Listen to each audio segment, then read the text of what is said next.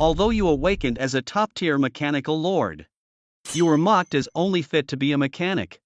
This is because it's a world where everyone can change their profession. Where everyone can level up by slaying monsters based on their profession. They gain powerful abilities to resist the invasion of demonic beasts. The profession you awaken mechanic is merely a support role. Although it can achieve respectable combat power through various mechanical weapons. But it's not enough when facing powerful demonic beasts. However, when you were utterly despondent, you unexpectedly discovered you possessed two top-tier skills. One is Mechanical Lord, where all the machines you've modified become your puppets, controllable from any distance.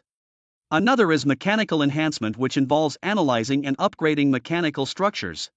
After the professional awakening, all students have 3 days to prepare, heading to a specially allocated area at school to engage in practical assessments against wild monsters. Suddenly, a skinny guy with dyed yellow hair approached, scoffing. Su-Jean, why did you only awaken as a mechanic? Want me to help you level up? Hearing this, I smirked coldly, not indulging him at all, and said directly, are you itching for a beating again? Lu Qianwu's face turned red and he glared at me, grinding his teeth. My profession is a boxer, a standard combat role. You, a mere support mechanic, dare to be so arrogant. Seeing this, I smiled and gestured to Lu Qianwu with a beckoning finger. Fury rose in Lu Qianwu's eyes, he clenched his fists, ready to step forward. You're asking for it. Just then, a graceful figure stepped between us, her voice clear and pleasant like a songbird. Lu Qianwu, if you want to fight, I'll accompany you. Doesn't it embarrass you, a boxer, to pick a fight with a support role? Lu Qianwu shrank his neck and said stubbornly, Zhuge Shuangyue, what does this have to do with you? Seeing this, I was somewhat surprised. I hadn't expected Zhuge Shuangyue to stand up for me. Just then, Teacher Li Yuan, who was leading the team, came over. Seeing this, Lu Qianwu glared fiercely at Su-Jean and turned away. Then Zhuge Shuangyue turned back to me and comforted, don't worry about him. As long as a mechanic is properly developed, they too can possess strong combat capabilities. Hearing this, I smiled and didn't take it to heart. Lu Qianwu really wasn't worth worrying about.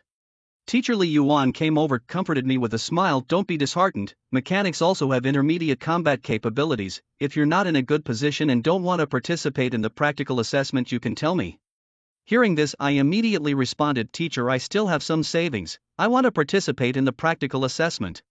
Li Yuan looked at me deeply, was silent for a moment, and then took out a golden card from his pocket. This card has 10,000 gold coins, take it for now. I did not refuse and took it directly since I really needed the money. Thank you, teacher. I will definitely repay you as soon as possible, I said without lingering, and then left immediately. Half an hour later, I stopped in front of a mechanical department store. As soon as I entered, a salesperson came over, a girl with a gentle smile on her face. Hello, my name is Xiangwen, how can I help you? Seeing her, I replied, I would like to see some first-tier combat robots. Xiangwen smiled slightly and led the way. After a few steps, she asked with a smile, are you a new junior? I am a sophomore at Southern University working here to earn and learn. I replied, hello senior, however I've just undergone the awakening ceremony and haven't yet participated in the practical assessment, so I can't be considered a student of Southern University yet. At this moment, a row of shelves appeared before me, each compartment displaying a small mechanical model with labels beside them briefly describing their used materials and price. Senior, I'll look around myself first. I wasn't in a hurry to choose because I have the skill of mechanical enhancement, allowing me to select machinery that would be more useful to me. Take your time. Xiangwen, lively and cheerful, stood by with a giggling smile, watching me in such a way that I felt a bit embarrassed. Then the prompt for mechanical enhancement came. Miniature self-destruct robot can be enhanced. Enhancement effects: explosion range increased by 100%, explosive power increased by 100%, movement speed increased by 100%. Hearing this, I spoke up. I'll take 20 of these miniature self-destruct robots. Seeing this, Xiangwen smiled sweetly and took note. Then I looked up at a compartment on the shelf and asked, what is this? This is a robotic car that typically maintains its car form, which can be used for transportation. It also has a combat form, transforming into mechanical armor that offers comprehensive protection and enhanced strength.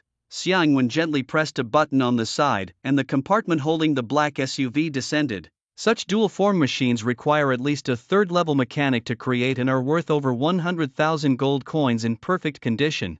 This particular unit, due to a damaged power system, moves somewhat slowly in its car form, only as fast as a running person, hence it's priced cheaply at 3,000 gold coins. Xiangwen handed the black SUV over to Su-Jean while explaining the basics of the machine. The Z300 dual-form all-terrain vehicle, upgraded effects, Car form: speed increased by 100%, power increased by 100%. All-terrain capability increased by 100%, mech form: strength increased by 100%, speed increased by 100%, can mount remote firepower weapons. As soon as Su Zhan took it, a prompt for mechanical improvement rang out again. "I'll take it." Without any hesitation, Su Zhan decided to buy it immediately. The mechanical improvement skill was too powerful. Originally, the vehicle's combat form could only attack with fists and couldn't be equipped with machine guns or cannons, but after mechanical improvement it could mount remote firepower weapons, which meant it could be equipped with guns and cannons. Once the improvements were complete, this vehicle would be drastically transformed. Although it has some flaws, its defensive capabilities are solid. It should help you in your upcoming assessments, Xiangwen said. "Senior sister, take me to see the guns and cannons." After securing the Z-300 dual-form all-terrain vehicle, Su Zhan's defense and mobility were sufficient. Next was offense. For mechanics who rely on mechanical combat, guns and cannons are essential weapons. Over here we have the Vulcan Gatling gun with a firing rate of 6,000 rounds per minute, the Reaper Gatling with 8,000 rounds per minute, the Barrett sniper rifle. Xiangwen continued as they walked.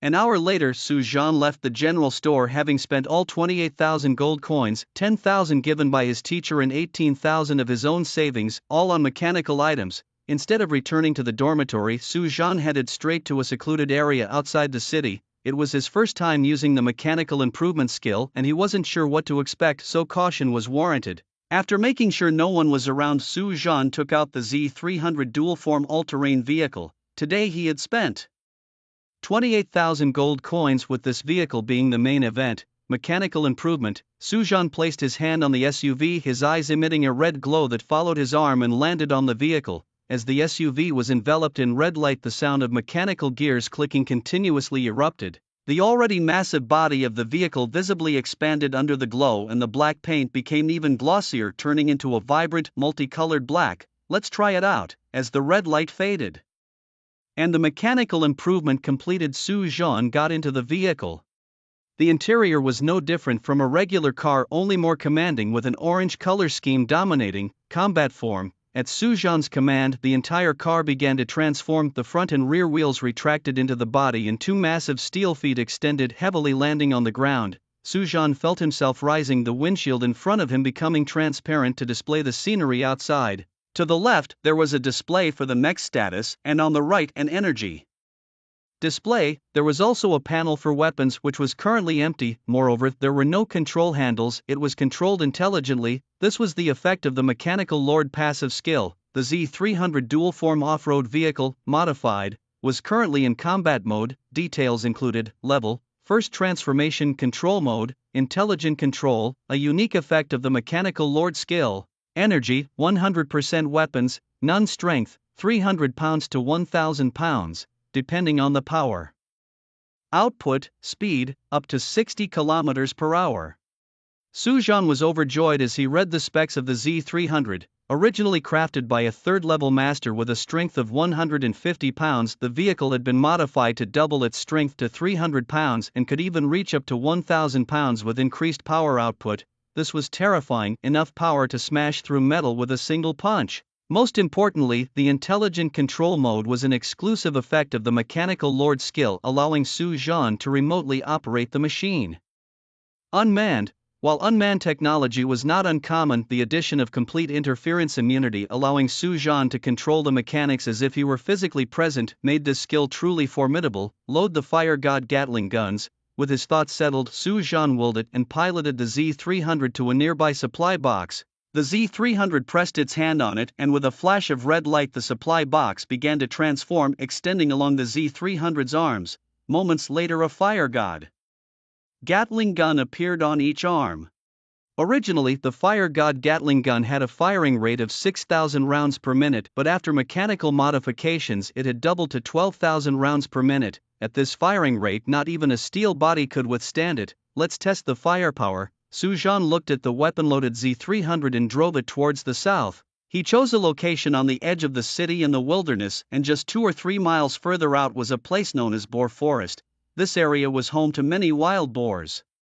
ranging from level 1 to level 90-inch with the boar's levels increasing deeper into the forest. Soon Su Zhan heard the sound of boar calls ahead. A surge in the lush underbrush revealed a 2-meter-tall wild boar, its body covered with black bristles as sharp as steel needles. Black boar, level 5. The moment the boar appeared, a red circular reticle locked onto the black boar on Su Zhan's screen. Fire. With a thought, Su Zhan's Z-300 arm-mounted fire god Gatling gun began spewing flames, bullets pouring out like rain. Rat-a-tat-tat. 3 seconds later the flames ceased, leaving only a puddle of mush on the ground. The level 5 black boar was instantly killed. Congratulations on killing the black boar, you have gained 300 experience points. As the black boar died, Su Zhan also received a notification. His level rose to level 1. I still have 60,000 bullets. Su Zhan calculated the number of bullets he carried and walked deeper into the boar forest. Indiana front of the Z-300, a level 5 black boar was as fragile as paper. Before he runs out of 60,000 bullets, Su Zhan would be invincible in the low-level area. Rat-a-tat-tat. The fire god Gatling gun once again started spewing flames, the dense bullets forming a vast net of death, turning all life in front of it into a pile of mush. Congratulations on killing the black boar, you have gained 200 experience points. Congratulations on killing the iron boar, you have gained 500 experience points. Congratulations on killing the unicorn boar. You have gained 400 experience points. The prompts kept sounding as Su Zhan's level continuously rose, reaching level 8 in just a few minutes. What's that sound? It sounds like machine gun fire. Is there an artillery master leveling up here? Such dense gunfire must be from a Gatling. The consumption of bullets must be huge. He must be a tycoon. On the other side of the boar forest, many people leveling up here were drawn by the dense gunfire moving towards Su Zhan's direction. By the time they reached deeper into the boar forest, Su Zhan's 60,000 bullets had already been spent. Level 32. Although the consumption was huge, Su Zhan was satisfied. In just an hour he had risen to level 32, a speed comparable to a rocket. Su Zhan transformed the Z-300 into its car form and drove back to the city directly. Having killed so many boars and with a good number of materials exploded, selling them could compensate for the bullet consumption. Wow, turned into mush? That's really fierce. That must be the firepower of the fire god Gatling. A real tycoon. Those attracted by the scene were shocked by the mush on the ground. This boar meat could also be sold for money, with the quantity at least a couple thousand, worth at least 5,000 or 6,000 gold coins. To just blast them into mush, such a waste. Meanwhile, Su Zhan returned to the general goods store. Junior, is there a problem with something? Xiangwen was puzzled. It had only been a few hours since Su Zhan had last purchased something. Why are you back so soon? Was there a problem with the robot earlier? Senior, I'm here to sell stuff this time. Su Zhan smiled and took out all the items he had picked up from his backpack. Take a look. How much can these items sell for? This mechanical general store was a one-stop shop for buying and selling items. So many. Did you rob an equipment store? Xiangwen's mouth dropped open, startled by the items. Most of the items dropped by the boars were low-level ordinary equipment like shoes, hats and armor. These items were not very useful, generally used for breaking down into various materials. Among them, the most valuable were the large quantities of boar skin, which could be used to make high-level equipment. Robbery is illegal, you know. How much is it worth? Su Zhan asked with a smile. Okay, just give me a moment, Xiangwen replied, demonstrating his strong work skills by quickly sorting the items and calculating their prices. There are a total of 2,384 pieces of equipment plus other materials like pig teeth and boar skins, amounting to 110,000 gold coins in total. Take a look, Xiangwen said as he handed the price report to Su Zhan. I trust you, senior. Please buy these items for me too and deduct the money from this amount. Su Zhan handed Xiangwen a list which was filled with the bullets he needed. All bullets? Didn't you just buy some? Xiangwen glanced at the list and frowned. The bullets I got earlier are too few, they're not enough, so I need to buy more. Su Zhan casually made up an excuse. An hour later, Su Zhan left the grocery store fully satisfied. 3 days flew by in a blink. On the morning of the 4th day, under the guidance of teacher Li Yuan, everyone headed to the gathering point at Southern University. I've been leveling up outside the city these past few days and have already reached level 8. I'm sure I'll pass this assessment, Su Zhan boasted. Wow, you reached level 8 in just 3 days? Hee. I'm a swordsman, you know. What about you? I also leveled up, but I only reached level 4. Along the way, the students chatted with each other, discussing their experiences over the past 3 days. Most of them had prepared and ventured outside the city to level up. After all, having awakened to their professions, everyone was eager to test the strength of their chosen careers and experience the sensation of controlling power. Level 8 is nothing to brag about. I'm already level 19, Lu Qianwu said arrogantly, his gaze drifting unconsciously towards Su Zhan. Level 19? That fast, impressive, that's amazing. The others showed shocked expressions upon hearing Lu Qianwu's boast. They had only just awakened to their professions and were mostly at level 1 inch, capable of handling low-level wild beasts but gaining little experience. To reach level 19, one would need to kill hundreds of monsters, and they would need to be at least level 10 or higher. As one's level increases, the experience gained from lower-level wild beasts decreases, necessitating the hunting of equal or higher-level monsters to gain substantial experience. Nonsense, Su Zhan couldn't be bothered with him, dismissing him as a fool full of himself. If they knew that he, a mechanic, had reached level 32 in just 2 hours, it would shock them to death. If not for the need to participate in the assessment while keeping it a secret, Su Zhan could have potentially reached level 99 from 2 days of continuous leveling, ready for his first-class advancement. Moments later, the square at Southern University was packed with people, combined the students from various high schools, numbered around 10 to 20,000. Hello everyone, I am Fong Su, the person in charge of this assessment. A middle-aged man in a suit announced from a high platform, his voice booming and echoing, buzzing in everyone's ears. Wow, that's Professor Fong Su from Southern University. He's a special profession pianist rumored to be able to kill with sound waves. Is there such a profession? Indeed, it said he's already at the 6th transformation. Someone recognized Fong Su's identity. Southern University was the top institution in Lingchuan City, a place teeming with hidden dragons and crouching tigers. Today marks the second phase of your entrance examination, the practical test. We will soon head to the outskirts to Wild Boar Forest, where everyone is free to hunt wild boars. You are required to collect a wild boar tooth as proof. The more boars you kill, the better your score and the richer the rewards upon admission. Although wild boars are dangerous, the path to becoming a powerhouse is always fraught with crises. So students, for your future, fight hard. Fong Su's words were simple yet compelling. He made it clear that to reap benefits, one must strive harder than others. In this era of universal professionals, only the strong deserve the best resources and status. The crowd below erupted into a thunderous cheer, pumped with excitement. Following Professor Fong Su's lead, everyone gradually boarded buses heading towards the assessment site outside the city. Sister Xiangwen? As Su Zhan boarded the bus, he realized that their accompanying teacher was Xiangwen, who he knew from working at the grocery store. Xiangwen also noticed Su Zhan and gave him a slight smile from afar, gesturing a fighting sign. Based on past experiences, the accompanying teachers were also their examiners and would ensure their safety. After all, it was not uncommon for injuries or even deaths to occur during practical assessments. Half an hour later, the group arrived at the outskirts of Wild Boar Forest. However, they were not at the same location Su Zhan had visited before, but a different area. The forest was vast, spanning 100 miles.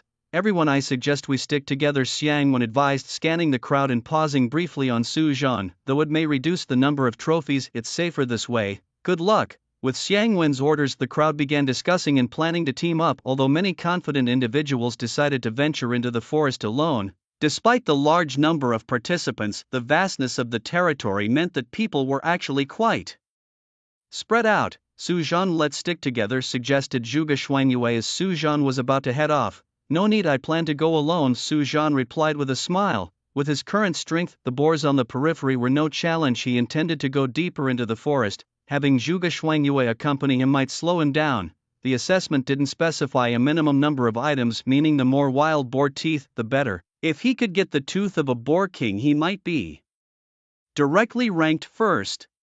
Then be careful, she replied. Zhuge Xuanyue was somewhat taken aback by Su Zhan's refusal. After all, in such a real combat environment, a mechanic without protection would undoubtedly perish if monsters got too close. However, Su Zhan had left anyway, claiming there was nothing she could do about it. From a distance, Xiangwen watched as Su Zhan entered the boar forest, alone, curiosity sparkling in her eyes. She decided to follow. The examiners needed to roam around to protect the students participating in the assessment. Once out of sight, Su Zhan activated the Z300's car mode and sped towards the depths of the boar forest. How could the Z300 be so fast? Had it been repaired? Note that couldn't be right. The reason why the Tier 3 mechanic had sold it was that the Z300 was beyond repair. Xiangwen, following close behind, was stunned by the speed of the Z300. Unless she had seen it with her own eyes, she would never have believed that this vehicle, which had been confirmed nearly scrapped, could move so swiftly.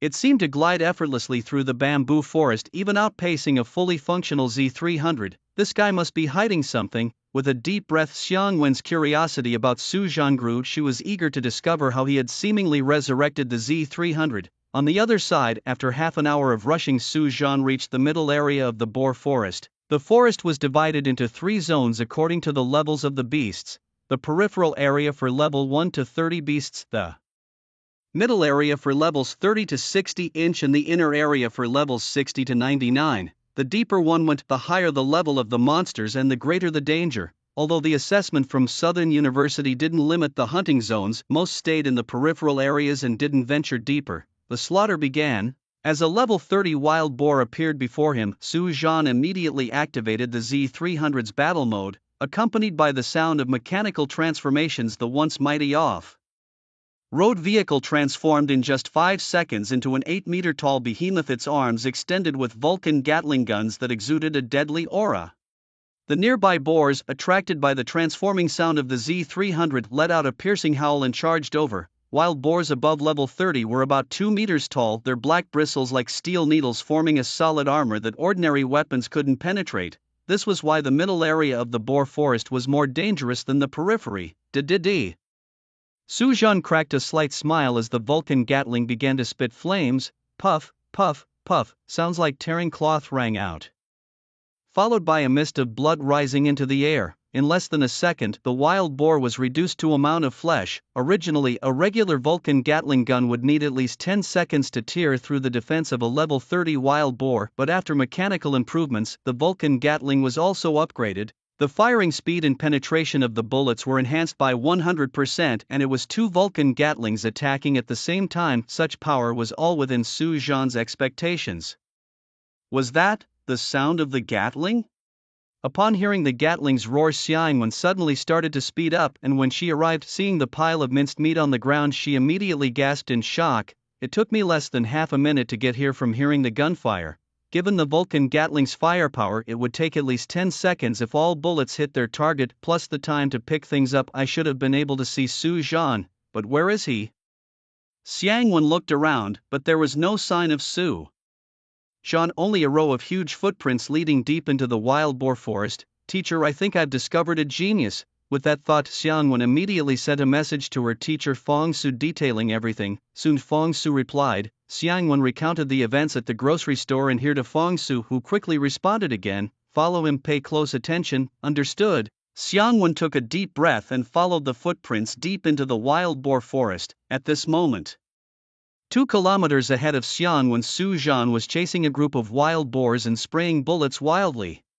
Little piggies don't run, try the mighty power of Brothers Gatling. Amidst the Z300, Su Zhan burst into wild laughter, his arms Vulcan Gatling spewing flames, and all the wild boars swept by the bullets had no chance to struggle, they just fell down. It was too thrilling to stop. Any visible wild boar, no matter their level, could not last more than 3 seconds. In just these few minutes, Su Zhan had already risen to level 40. What exactly did Su Zhan do? Behind him, the catching up Xiang, when seeing the trail of blood, only felt her scalp tingle. Just the number of wild boar corpses alone was already in the hundreds. Was Su Zhan planning to open a slaughterhouse just for pigs? She finally understood why Su Zhan bought bullets worth 100,000 gold coins. With this method of killing, buying any less would indeed not be enough. Teacher, I haven't found Su Zhan yet, but I think you should take a look at this. Xiangwen took a deep breath and initiated a video link to Fong Su.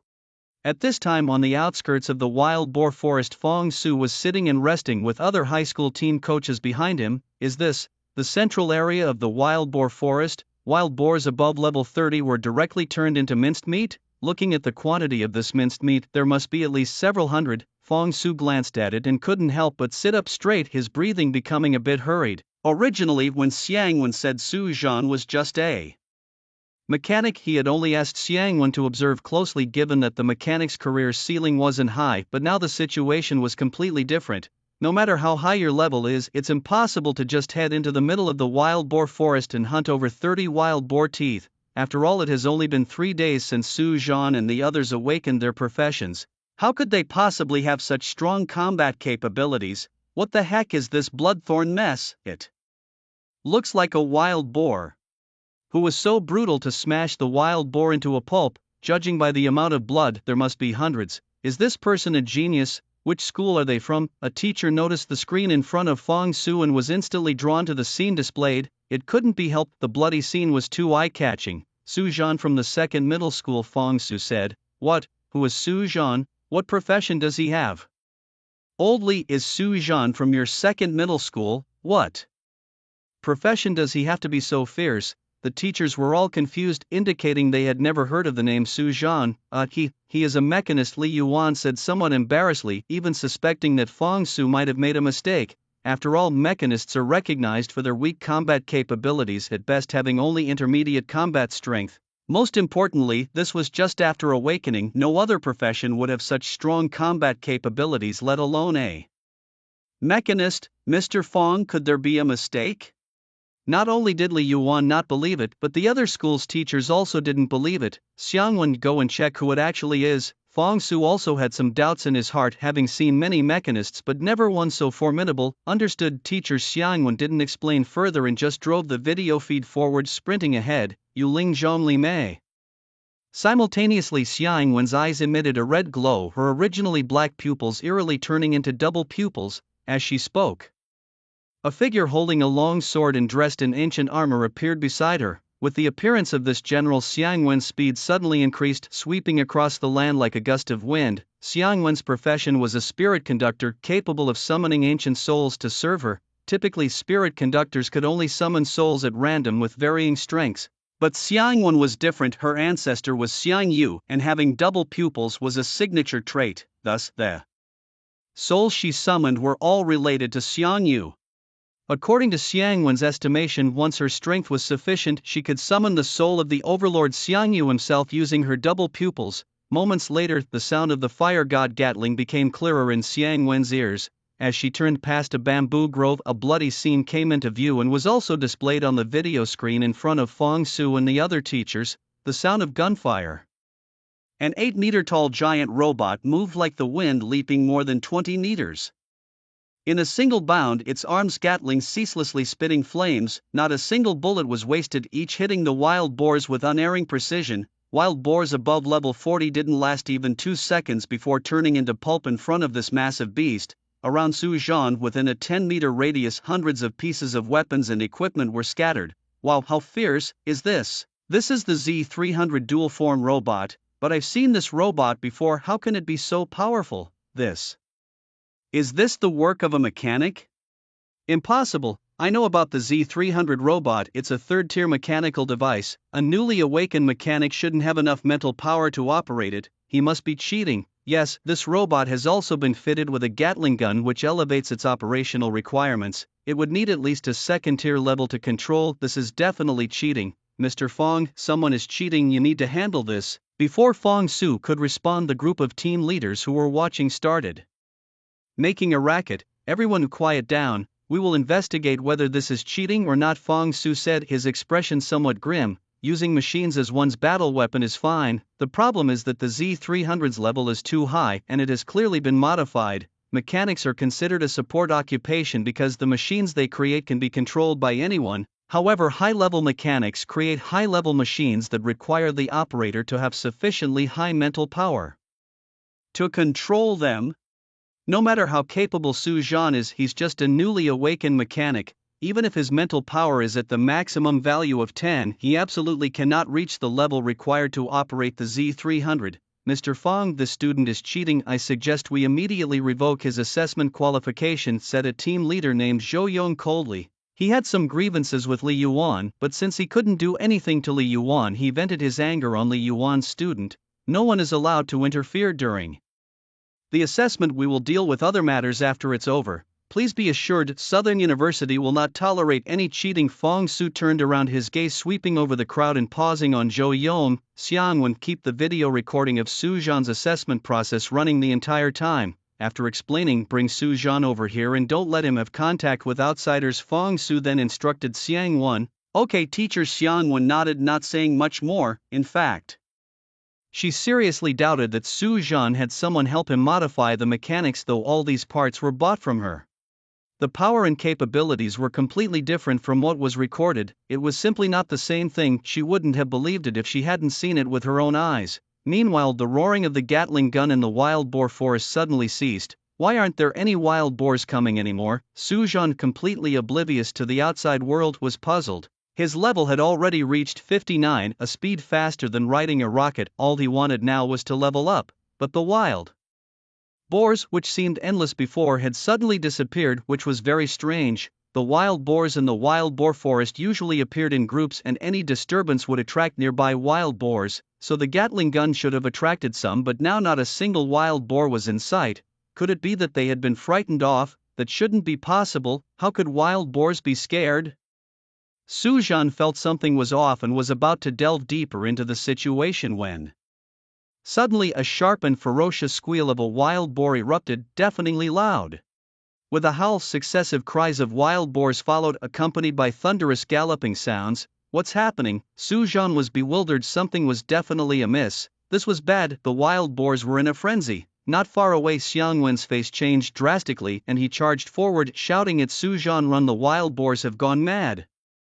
As his voice fell, the towering bamboo forest collapsed and a dark mass of wild boars surged toward them like a flood, crushing vegetation and splitting rocks in their path. "Let's go." Su Zhan immediately realized the gravity of the situation, raising her arms as her fire god Gatling gun began spewing flames. A wild boar frenzy is a rare but dangerous phenomenon in the boar forest, occurring when the forest's carrying capacity is exceeded, sending all the boars charging out in a destructive rampage. Just as Xiang Wen and Su Zhan were getting surrounded by countless wild boars, making it impossible to escape, Xiang Wen, covered in the soul of Zheng Li Mei, wielded his long sword, each swing emitting a sword-light 3 meters long, slicing 5 or 6 boars in half.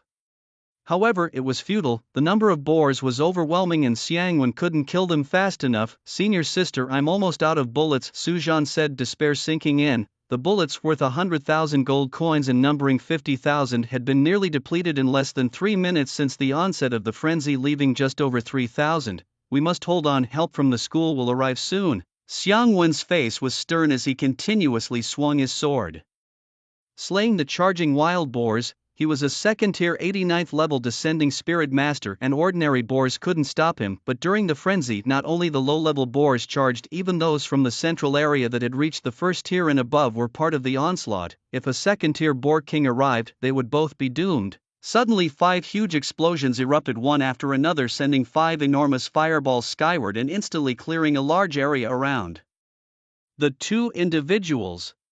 They hadn't bought enough. These were modified mini self-destruct robots. Due to cost issues, Su Zhan had purchased 20 of them, which would have been more than sufficient for a standard assessment. However, no one could have anticipated an outbreak of wild boars. "Senior sister, get on," he shouted. In the next moment, as the ammunition of the fire god Gatling ran out, turning it to scrap metal, Su Zhan quickly retreated to Xiang Wen's side and pulled her onto his shoulder. Clang! With the sound of metal grinding, 2 3-meter-long swords gleaming coldly sprung from the arms of the Z-300 robot. "You added melee weapons to it?" Xiang Wen was stupefied. The sight was overwhelmingly impressive. An 8-meter-tall steel robot, each arm wielding a 3-meter-long sword that flickered with a cold light. Xiang Wen could hardly believe her eyes. "Su Zhan," she reminded him, "you can buy and modify machinery, but you must do it yourself. Getting help from others counts as cheating and violates the examination rules." She regained her composure, though her expression was troubled. Installing the fire god Gatling, if guided by someone else but executed by Su Zhan, might have been permissible, but adding such swords to the Z-300 altered the machine's original design, a task only a third-level mechanic or higher could achieve. "Don't worry, senior sister, I wouldn't cheat. I did the modifications myself. I'll explain everything once we're safe," Su Zhan replied, not having time to elaborate as the Z-300 sword arms began to whirl like wheels, slicing each wild boar in two.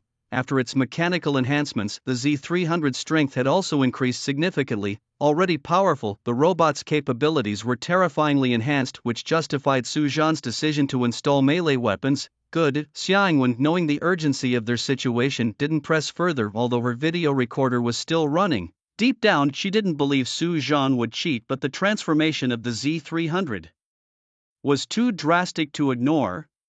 Poof, under the skill enhancement of the mechanical lord Su-Jian and the Z300 seemed to merge into one. Su-Jian felt as if he had become an 8-meter-tall giant, his blades like scythes of death, each swing claiming a porcine life. How can it be so agile? Xiangwen marveled, watching the Z300 move as fluidly as a living being. She knew its specs, it was supposed to be cumbersome and slow, not this swift. Could Su-Jian have switched machines? But no, its appearance was unmistakably that of the Z300. Thud! Suddenly a loud noise erupted and the ground exploded into a deep pit as the Z300 leapt 20 meters into the air, crashing down heavily and squashing 3 wild boars beneath its feet.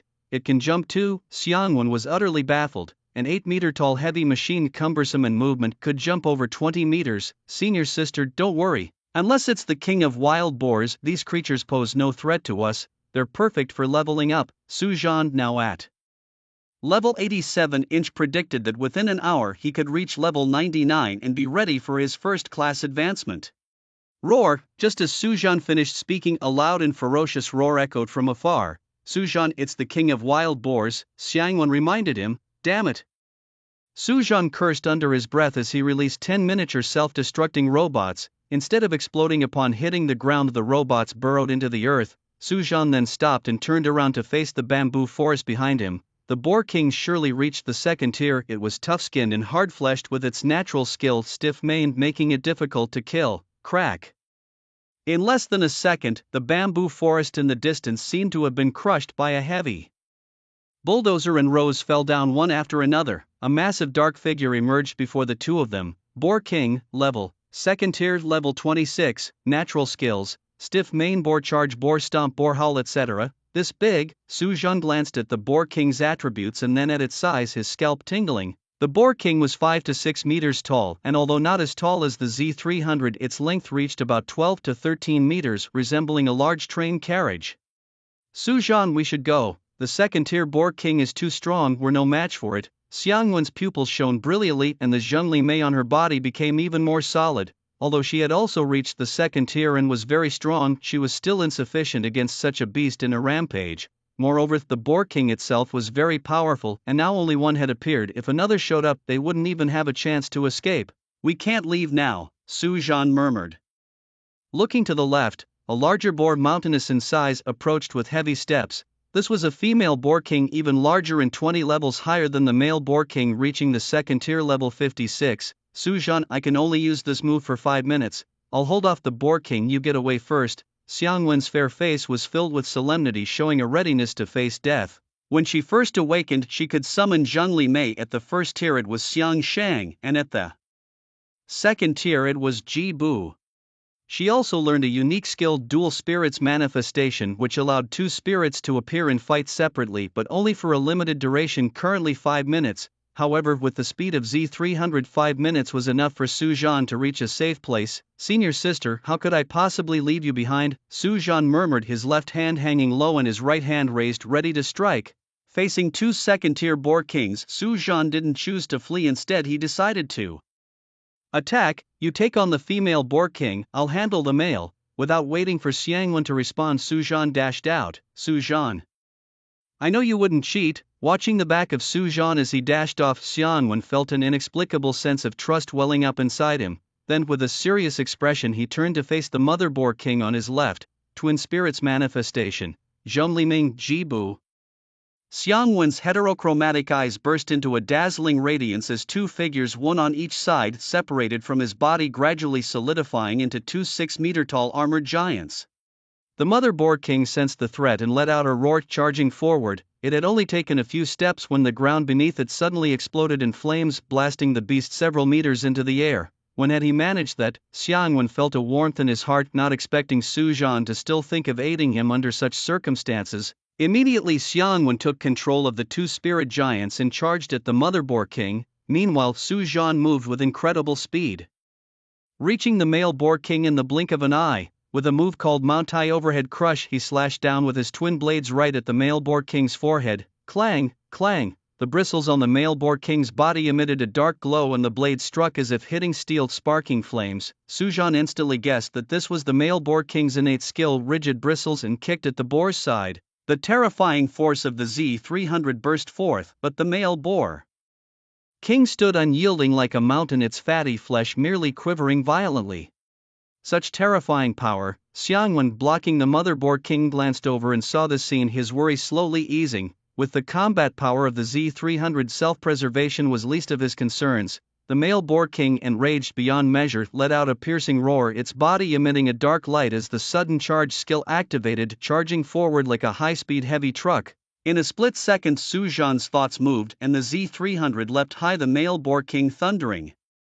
Underneath him, any other machine would have been unable to dodge. Larger mechanical bodies were universally recognized as slower. A robot standing 8 meters tall and weighing several tons would need tremendous leaping power, achievable only because the Z300 had been enhanced. The second-tier Boar King was formidable indeed, but if it couldn't hit him, its strength was useless. Su Zhan landed and immediately charged back at the male Boar King. With a swoosh, he was like a hurricane sweeping past the side of the boar the moment it stopped, leaving 2 white marks with his long blades. Really tough. After striking, Su Zhan quickly retreated, looking at the white marks on the body of the male boar king with a bit of a headache. Even without deploying rigid bristles for defense, the boar's skin was incredibly tough and thick. Su Zhan's attack, which seemed to only leave white marks, had actually cut 2 to 3 centimeters deep, yet not a drop of blood was spilled, nor was the outer skin broken. Thud, thud, thud, thud. The male boar king grew even more furious, turning around and charging again, but it was futile. The Z300 speed was too great. Su Zhan, slightly shifting his stance, let the male boar king run past him. In that instant, 5 miniature self-destruct robots flew out from Z300's arm, attaching themselves to the body of the wild boar king. As the boar king halted, a series of 5 massive explosions erupted in succession, engulfing the beast in terrifyingly hot flames. The boar king let out a piercing howl, accompanied by the sound of its fat sizzling and a scent of roasted meat wafting through the air.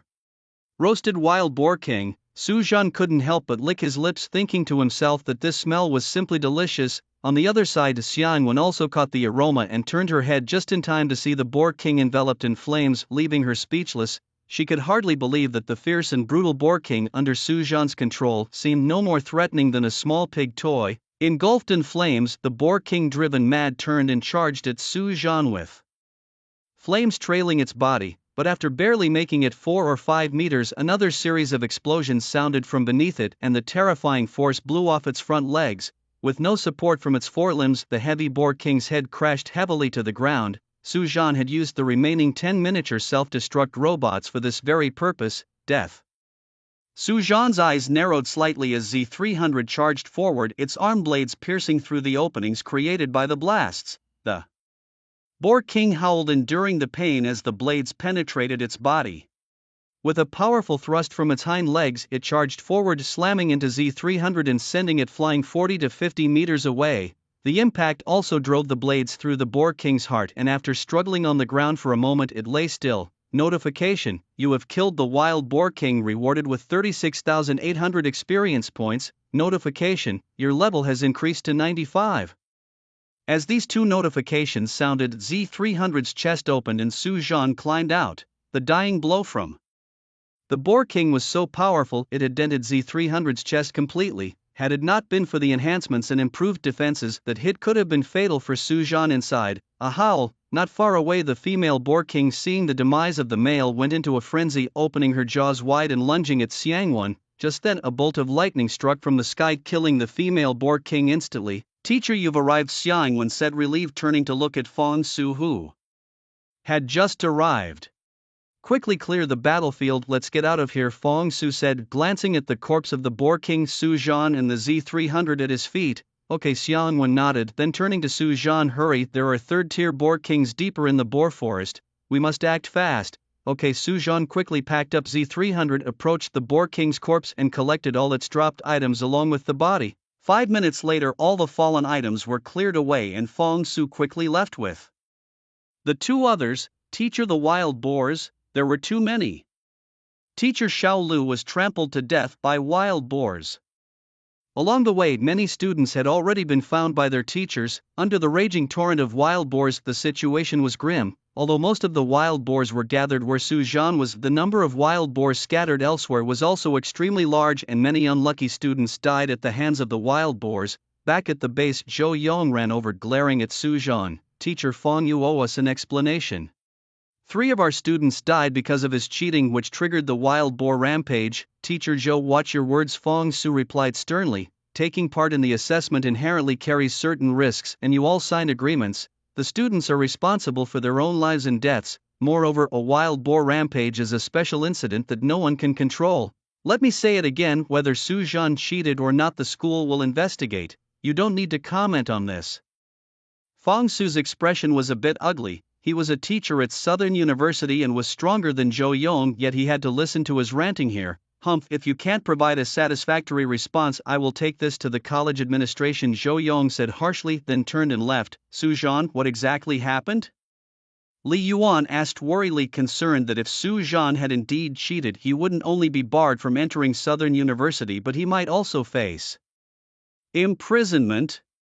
Teacher, don't worry, I didn't cheat, all this was achieved through my own abilities, Su Zhan said with a smile. Su Zhan, come back to the school with me, Fong Su instructed, asking the others to disperse and then turning back to Su Zhan. Whether you cheated or not, we'll discuss it back at the school. Okay, Su Zhan nodded. Afterward, Fong Su took Su Zhan and Xiangwen directly back to Southern University. Once at the school, Fong Su asked Xiangwen to take Su Zhan to the restroom while he himself went to the president's office to show the video footage of the incident to the president. This Z300-inch was it bought from store number 69, President Chen Ziyuan of Southern University remarked nostalgically, as the Z300 robot was made by a friend of his during his third term. At that time, his friend had invited him to visit and there was a mark of an eagle on it, hence he recognized it immediately. And the miscellaneous store where Su Zhan made his purchase was indeed number 69. President, do you think this kid cheated? Fong Su asked. Even a third-turn mechanic couldn't modify a Z300 like that. As for a fifth-turn mechanic, we don't have one here, Chen Ziyuan replied. So you mean he didn't cheat, but his profession is indeed a mechanic and he doesn't have a second profession? Fong Su felt puzzled. But what if it's a hidden profession? Chen Ziyuan suggested with a smile. Let's call Su Zhan over, he said. Fong Su nodded and left the room. In the restroom, Su Zhan. Do you have a hidden profession? Xiangwen asked, her large eyes sparkling as she stared at Su Zhan. Senior sister, I really don't. Su Zhan smiled and asked, how did you modify that Z300 robot like this? Xiangwen curled his lips, clearly not believing Su Zhan's words. I really don't have a hidden profession, just a hidden skill that allows me to improve machinery, which is how I was able to modify the Z300, Su Zhan explained. There's such a skill? That's amazing, Xiangwen exclaimed, his eyes shining with genuine excitement. This proved that Su Zhan wasn't cheating and now he could be admitted into Southern University. Moreover, if he could modify machinery like the Z300 with his hidden skills, he could surely enhance other machines to be even more powerful. Southern University really hit the jackpot this time by admitting such a genius. Su Zhan, Xiangwen, come with me to the principal's office. Fong Su's voice came from outside the door at that moment. The two exchanged a glance, quickly got up and followed Fong Su out. A short while later they arrived at the principal's office. Su Zhan, tell us about your situation, Principal Chen Ziyuan said, sizing him up. Well, Principal, I possess a hidden skill that allows me to upgrade and improve machinery. The Z300 is a product of that skill, Su Zhan explained calmly and confidently. I believe you, but you need to prove yourself. Xiangwen will record a video and within 3 days choose any machinery and modify it to the Z300 standard, and I will acknowledge your achievement. How does that sound? Principal Chen nodded. Southern University, after all, is a university not solely ruled by Chen Ziyuan's decisions. With so many people witnessing Su Zhan's case, they needed to give an explanation and also to protect the school's image. Principal, it doesn't need to take that long, I can do it now. Isn't there an automatic cannon here?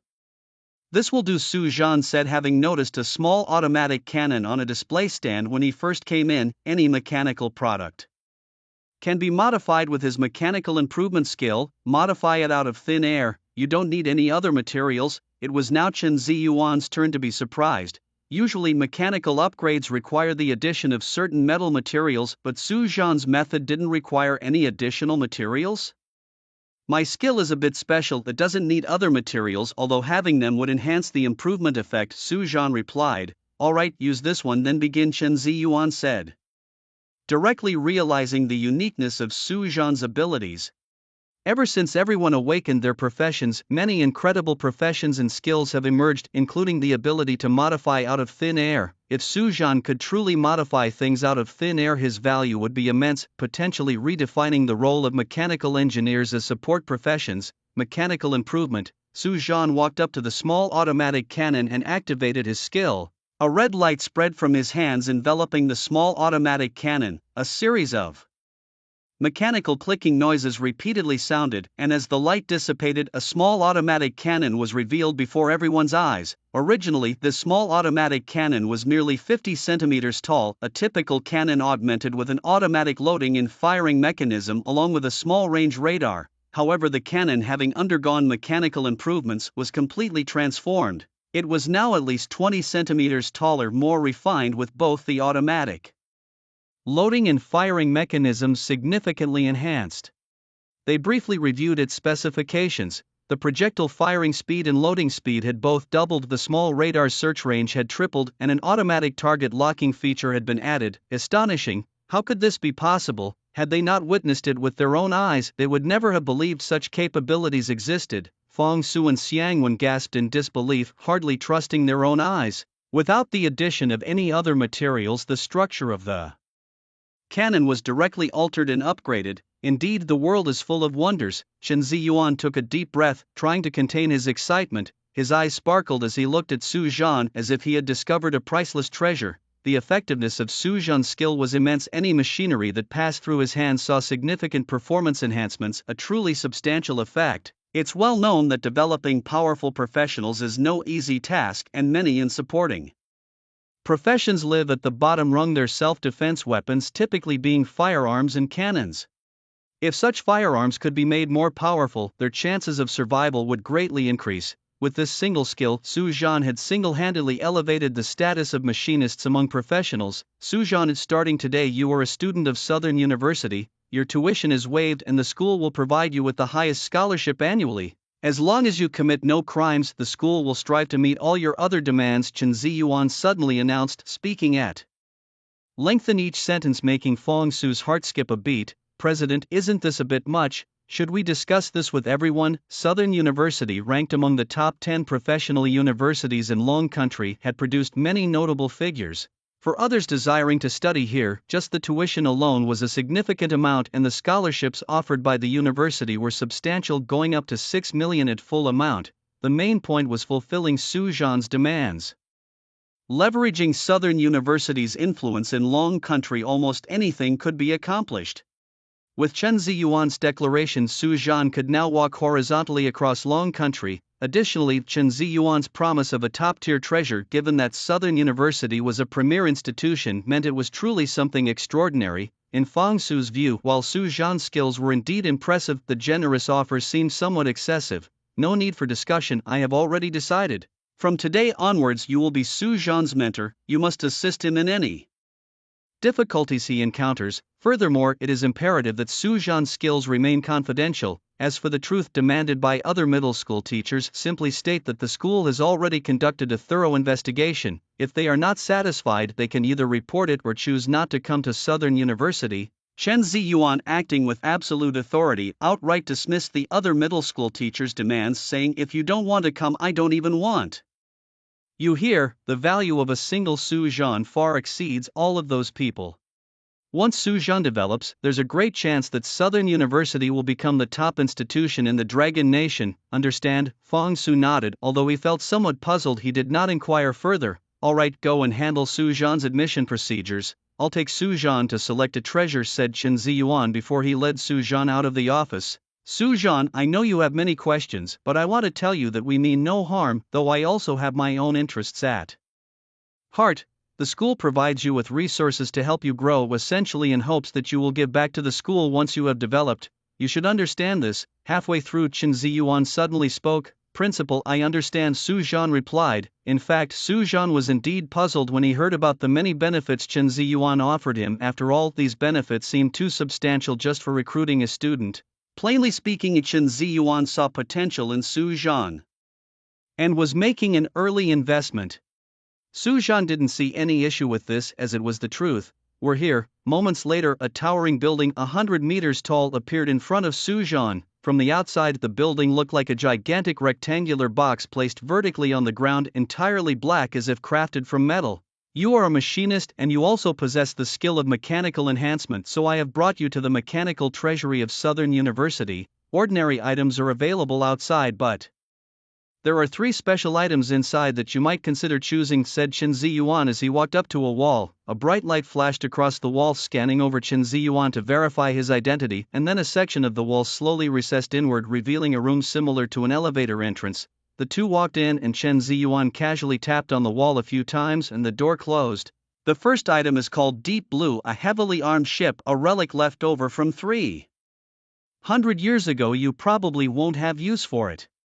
The second item is called Dangerous Wanderer, an 80-meter-tall humanoid combat mech equipped with a plasma cannon and chain sword. However, it lacks a suitable power core and cannot be activated. The last item is called Sky Shaker. I suggest you choose the last one as it has 3 forms: robot form, tank form, and flying tank form, Chen Ziyuan stated as the doors opened. Emerging from the elevator, the two entered a vast space where 3 enormous machines came into view. In the center was the 80-meter-tall Danger Wanderer combat mech that Chen Ziyuan had mentioned. Its deep blue armor exerted a formidable presence. A large hole in its chest housed its now dormant power reactor. If Su Zhan could modify this, its performance would be terrifyingly enhanced, likely overpowering most entities at the 6th or 7th tier with a single punch, he speculated. To the right stood the Deep Blue, a large ship with a white hull and 18 heavy cannons, essentially a mobile maritime fortress.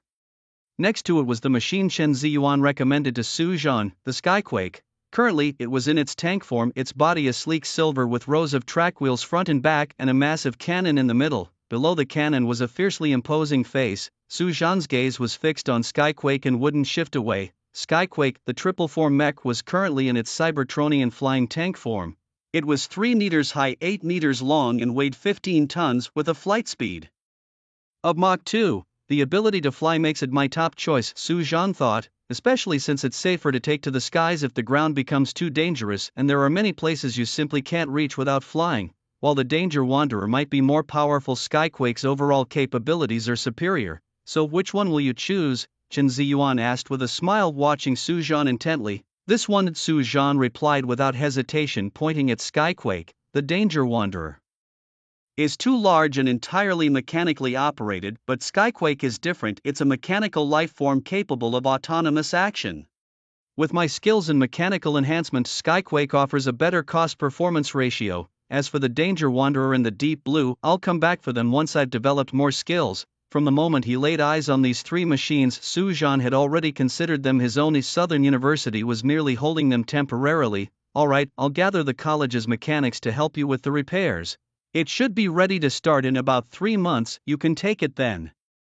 Chen Ziyuan nodded. Principal, there's no need, my mechanical enhancement skills can change their energy supply. Su Zhan shook his head and walked up to Skyquake. Standing close, he could feel the immense power embodied in the machine, an absolute pinnacle of mechanical perfection. You have such an effect with your skills? Chen Ziyuan was astonished. I originally thought that being able to upgrade machinery out of thin air was already astonishing enough, but even the energy supply system could be upgraded.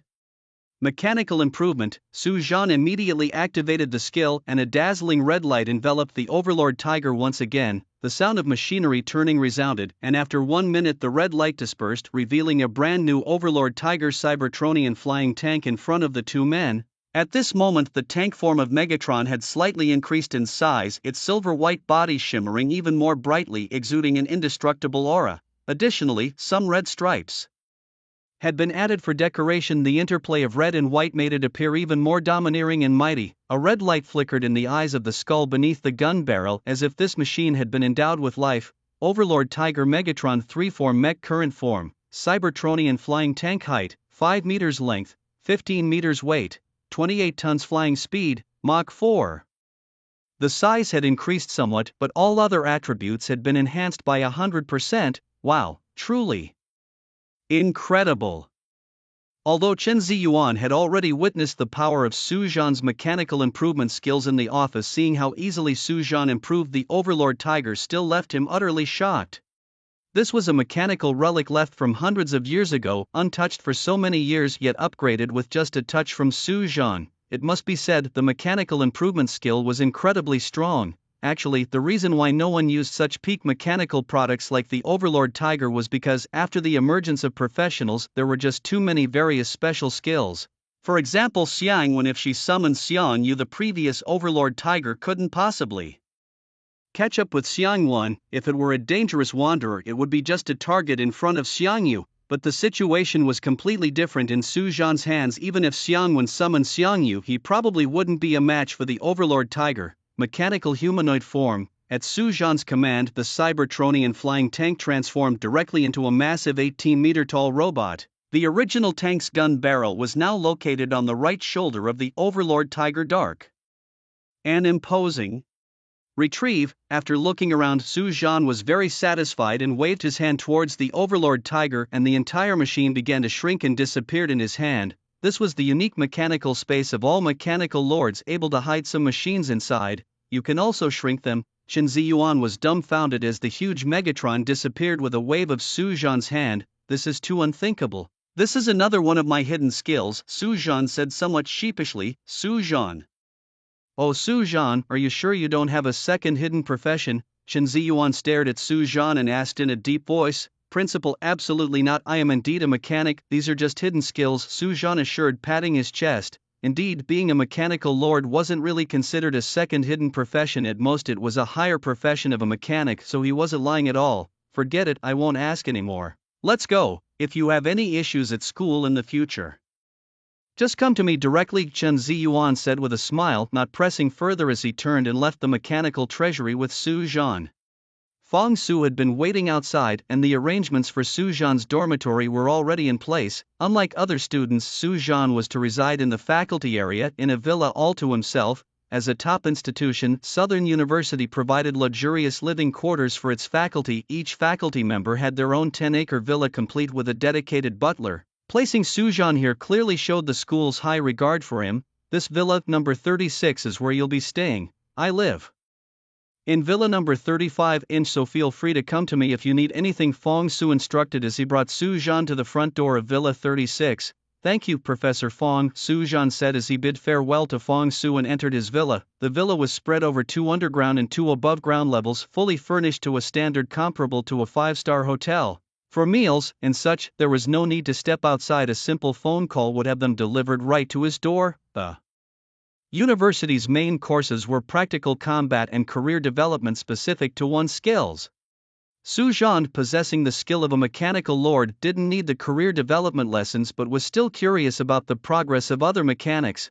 After looking around, he settled on the sofa to contemplate his future. With the power of Wizentian, monsters below level 6 posed no threat to him. For Su Zhan, the most important thing was to find out where he could level up the fastest. Meanwhile, Southern University had also released the results of this practical assessment. Due to an incident involving a rampaging wild boar, the university had decided to admit all surviving students. Su Zhan naturally came first. Could that guy really be that impressive? Impossible. Mechanics are known to be a support class, they can't have such strong combat capabilities, Zhou Yong muttered in disbelief as he slumped into a chair reading Southern University's announcement. Everyone knew that Southern University was extremely fair and just, unafraid of power, regardless of how deep your background was. Without talent or potential, you couldn't hope to thrive at Southern University. If such an announcement was made, there was only one possibility. Su Zhan genuinely had that strength, it just hadn't been made public. What on earth is going on? Zhou Yong scratched his head hard, unable to understand how Su Zhan had become so formidable. At the same time, Li Yuan and others also saw the announcement from Southern University stating that Su Zhan had not cheated. Everyone can see Southern University has made it clear Su Zhan did not cheat, Li Yuan told the students behind him. This guy Su Zhan scored first in this assessment by cheating. Lu Qianwu's eyes widened in anger. Lu Qianwu, don't talk nonsense, the university's announcement is very clear. Su Zhan did not cheat, Zhuge Xuanyue said calmly, giving him a sidelong glance, her voice soft. Moreover, with Su Zhan's performance, he's definitely going to be in the Southern University Student Council. It wouldn't be good if your words got out. Questioning this announcement was like doubting the fairness of Southern University, and they were all going to be students there. As members of Southern University, not upholding the school's interests would make it hard to get by. Humph.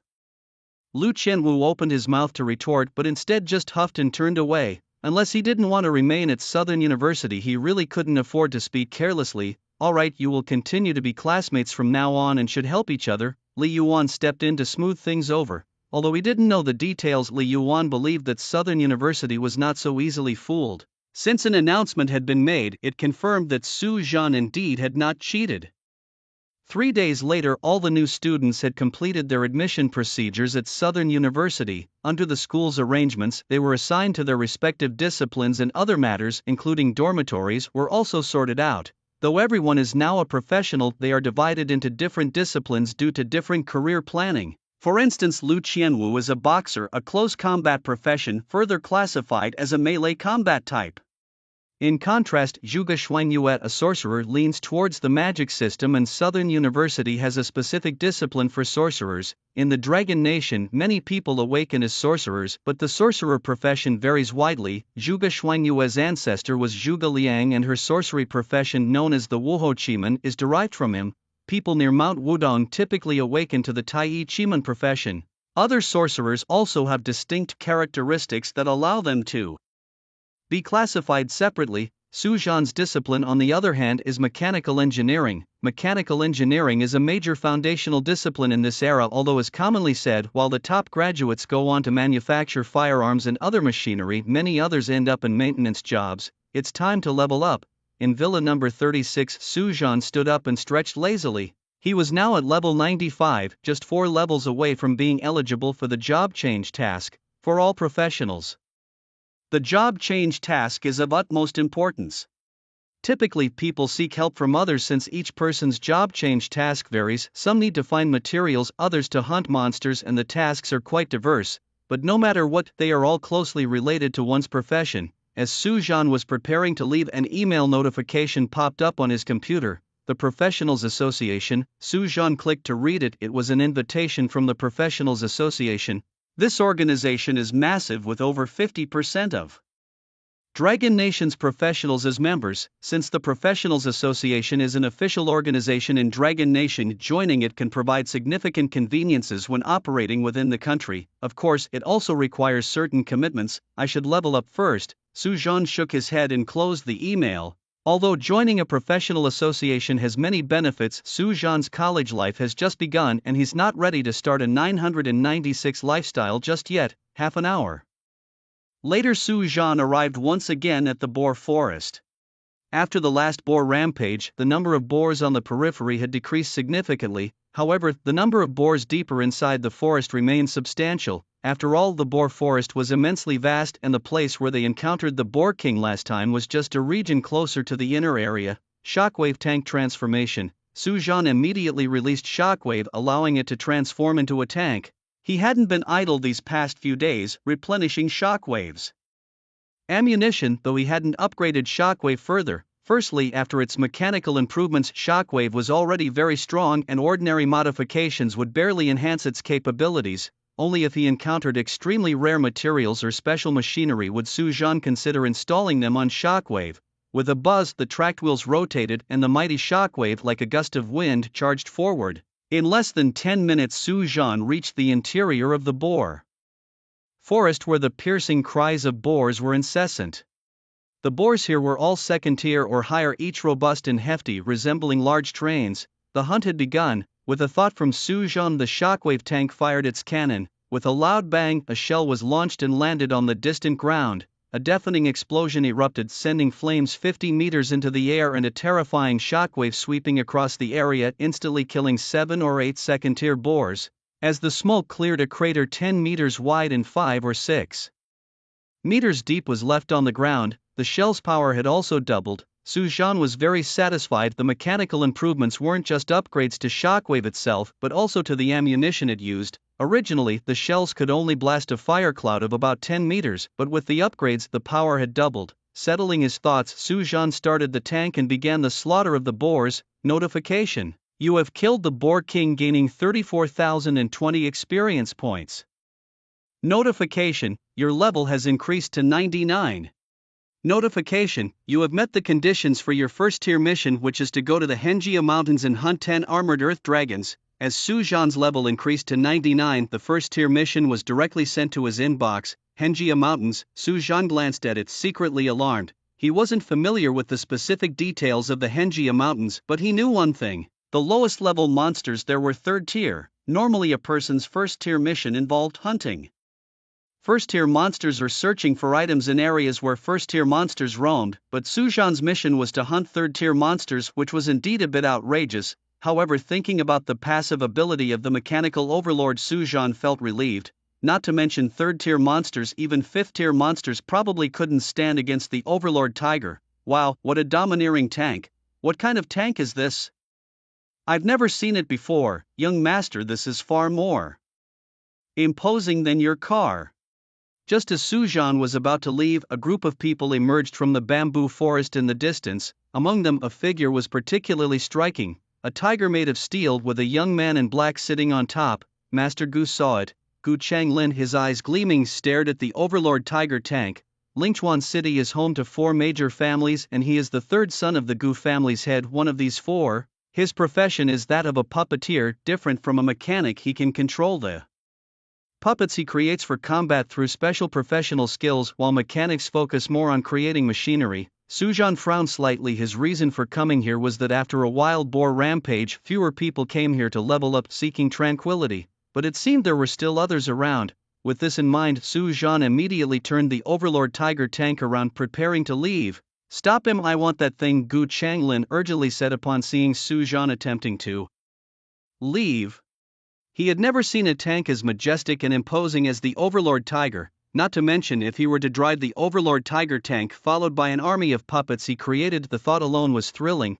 Don't worry, young master. Hey, you stop right there, chuckled a man by Gu Changlin's side as he rushed up to block Su Zhan's path. Kid, come out of there and name your price. My young master fancies your tank, said a man named Li Chang, patting the overlord tiger arrogantly. From a distance, Gu Changlin, seated atop the puppet tiger, slowly approached, not finding anything wrong with Li Chang's actions. In the whole of Lingchuan City, aside from the other 3 major families, no one dared to oppose the Gu family, and in Lingchuan City there was nothing the Gu family couldn't do. Have I come across one of those rich young masters? Su Zhan slightly frowned. In any city, there are always those with good family backgrounds who are exceedingly arrogant. He just didn't expect to encounter one himself. But thinking about it, it made sense. He used to be a poor student, unnoticed by them, but now it was different. Just the appearance of the overlord tiger tank would draw a crowd if driven into the city center. It was not surprising that these rich young masters were interested in the overlord tiger tank. Not for sale, move aside, Su Zhan stated directly. Whether it's for sale is not up to you, Li Chang said with a cold smirk. Brother, I'll offer 1 million for your tank, don't make me repeat myself. At this moment, Gu Changlin walked up, eyeing the overlord tiger tank with admiration. I've said it's not for sale now, scram. Su Zhan grew impatient. What are you talking about? You think just because you want to buy, I have to sell? You don't know what's good for you. Get him out of there. Gu Changlin's gaze turned frosty, a hint of murderous intent appearing. This was the wilderness, not the city center. A death or two was nothing unusual. Understood, as Gu Changlin gave the order. Li Chang and others chuckled and made their move without hesitation. They were seasoned in such matters. Flames, water jets, in an instant over a dozen attacks targeted the overlord tiger tank. Seeking death, muttered Su Zhan from inside the overlord tiger tank as his expression grew increasingly cold. He had only heard of banditry but never expected to encounter it himself. Boom! Without any hesitation, the overlord tiger tank swung its cannon around, aiming at Li Chang, and with a loud blast fired a shell. The explosion was thunderous, shaking the ground and engulfing everything within a 50-meter radius in flames. Li Chang and his companions didn't even have a chance to cry out before they were reduced to charred remains. As the flames dissipated, a scorched tiger puppet staggered towards the outside, overlord tiger robot form. With a thought, Su Zhan transformed into his robot form, leapt 10 meters and stomped on the fleeing tiger puppet. Don't kill me, don't kill me, I am from the Gu family. You won't survive if you kill me, pleaded Gu Changlin from inside the tiger puppet. His face was pale, marked by terror, and his body was drenched in cold sweat. Had it not been for his quick reflexes to hide inside the tiger puppet, he would have been charred just like Li Chang and the others. All the more reason I can't leave you alive. Su Zhan's eyes gleamed coldly as he exerted force on his legs, crushing the tiger puppet along with Gu Changlin inside it. Su Zhan was aware of the 4 major families of Lingchuan City. Although he had never met Gu Changlin personally, he was familiar with his notorious deeds. This man was nothing but a villain, indulging in murder, arson and looting, committing all manner of atrocities. Due to the Gu family's immense power, their victims could only suffer in silence. In this era, might makes right. Although the Dragon Nation supported justice on the surface, too many unsavory actions occurred behind the scenes. Su Jian had understood these realities since his childhood. Afterwards, Su Jian began cleaning up the battlefield, dragging a few second-tier wild boars to the area and then swiftly departing. This was the interior region of wild boar forest filled with second-tier wild boars. It wouldn't be long before the traces of the cannon fire were completely obscured by the wild boars. In the outside world, being killed by wild creatures was a common occurrence and considered trivial, and since Gu Changlin and his group only had second-tier power, dying from a wild boar attack was quite plausible. Meanwhile, at the top floor of the Shanghai building in Lingchuan City, Gu Feng was disturbed from his paperwork by an email. What trouble has this boy stirred up now? Gu Feng frowned as he saw the sender was Gu Changlin, his third son and the child of his current wife. He had two wives. His first wife was killed by wild creatures, after which he married his current one. Because of his wife, he was particularly indulgent towards Gu Changlin. Dad, save me, someone wants to kill me. Gu Feng opened the email, his pupils shrinking in shock. Who dares to kill my son? In all of Lingchuan City, not even members of the other three major families would dare claim they could kill his son. After all, he was a level 99 rank 6 berserker. If not for the challenging level 7 tasks, he would have reached the 7th rank by now. Old Wang, gather men and head to Wild Boar Forest. Someone is targeting Changlin. Gu Feng picked up the phone and dialed a number. The person on the other line was Wang Ning, the security chief of Shanghai Group. Although his title was that of a security chief, he actually served as the enforcer for Shanghai Group with the strength of a level 80 rank 4. Anyone with a rank of 3 or higher, follow me. Wang Ning hung up the phone and shouted towards the door. The people who had been idly lounging on the sofas all stood up and followed Wang Ning straight towards the boar forest. Meanwhile, Su Jian, who was in charge of handling the aftermath, returned to school. He went directly to the school library to look up information on the Hengjia Mountains. After searching for 10 minutes, Su Jian found a detailed book on the Hengjia Mountains and began to flip through it. The Hengjia Mountains were located 600 miles northwest of Lingchuan City, stretching over 1,000 miles. The area was filled with deep forests and high-level wild beasts roamed freely. It was said that in the depths of the Hengjia Mountains there were beasts above rank 8, though no one had seen them. However, there were sightings of a rank 7 flying tiger king. According to the description in the book, the flying tiger king was a tiger with wings on its back, similar to the mythical creature Qiangqi, though they were not the same species. Su Jian's target, the armored earth dragon, lived near Longxia Mountain in the central part of the Hengjia Mountains. The armored earth dragon resembled an awakened lizard equipped with sharp claws and a dragon horn on its head. Typically, an armored earth dragon of rank 3 or higher was called an armored earth dragon king once it reached rank 4. The stats for a regular armored earth dragon were as follows: Level 3. Rank 60-inch stamina, 4,200 strength, 3,900 spirit, 3,000 speed, 2,800. Its innate abilities included Earth Dragon Roll, Horn Lightning Strike and Rushing Dragon Claw. Su Jian frowned as he read. A stamina of 4,000 was a terrifying figure. The attribute measurements for wild beasts differed from humans. For wild beasts, each attribute generally increased to around 1,000 after reaching rank 1 based on the characteristics of the beasts. Humans, on the other hand, increased their attributes based on their base stats with each rank up. For instance, if a human's base attribute was 10-inch, they would gain 1 point per level before reaching rank 1. After reaching rank 2, they would gain 2 points per level, and after rank 3, 3 points per level, and so on. Thus, humans with higher base attributes became more powerful as they leveled up. However, no matter how much they increased, the maximum attribute for a human at rank 3 was only 604. Unlike wild beasts, humans could temporarily enhance certain attributes through skills. For example, a basic sorcerer skill called Awakening could increase their spirit by 10% for 10 minutes. A spirit of 604 increased by 10% would rise by 60 points. This was just a basic skill. More advanced skills could multiply attributes several times over, significantly enhancing the power of their abilities. In the realm of third-level monsters, the armored earth dragon is definitely among the strongest. Thankfully, with the Overlord Tiger at his side, the mission was feasible. Su Jian closed his book, a slight smile playing at the corners of his mouth. given the strength of the Overlord Tiger. Even a 5th-level armored Earth Dragon could be easily handled, so 10 of them posed no challenge to Su Zhan. He wondered what the 2nd-level mission would entail. The intensity of just the 1st-level mission was high. The 2nd level would likely require hunting 4th-level monsters. Following this pattern, by the time he reached 7th level he would need to hunt 9th-level beasts. It is known that, whether beast or human, reaching the 9th level marked a vast difference akin to becoming almost celestial.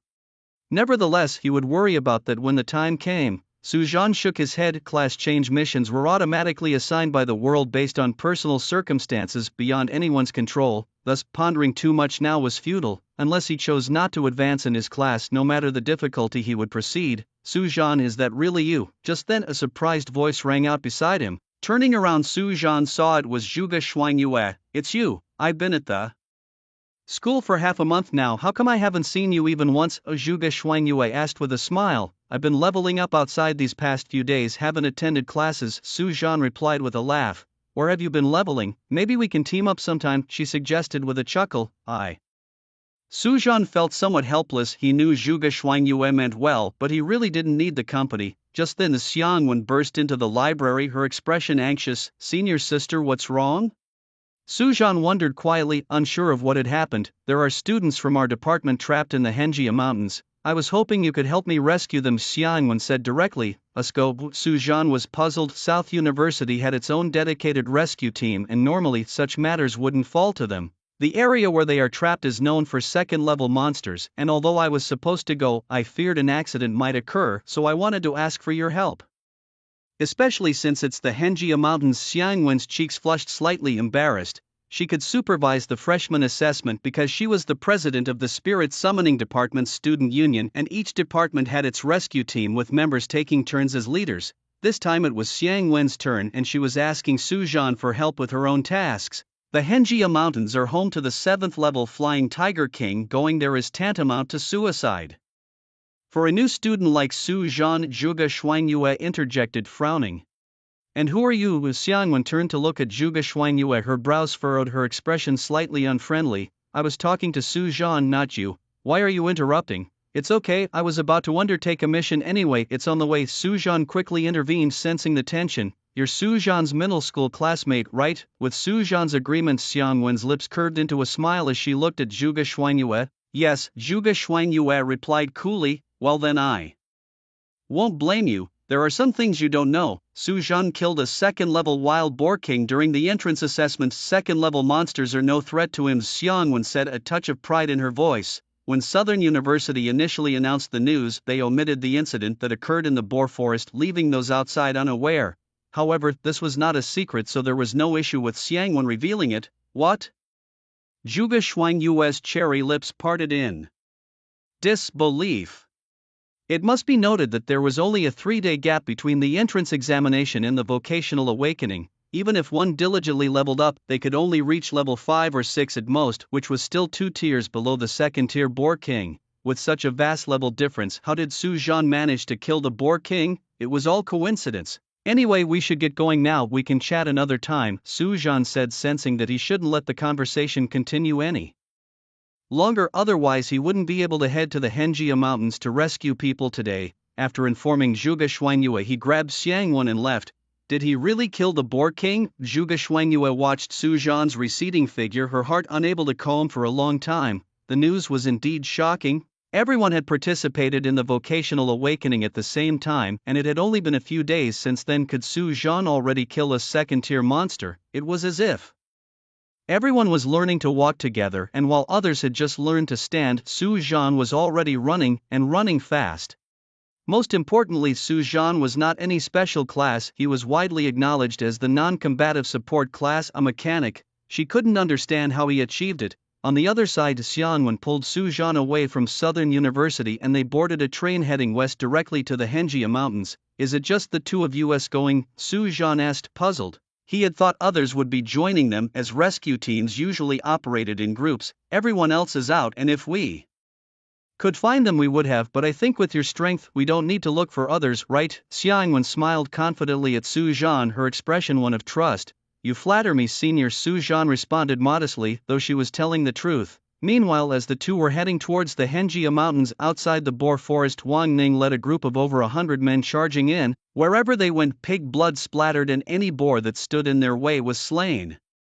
"Brother, we found the young master's puppet screaming in agony. It seems to have been overwhelmed by the boar herd," someone reported to Wang Ning after searching for a while. "Let's go check it out."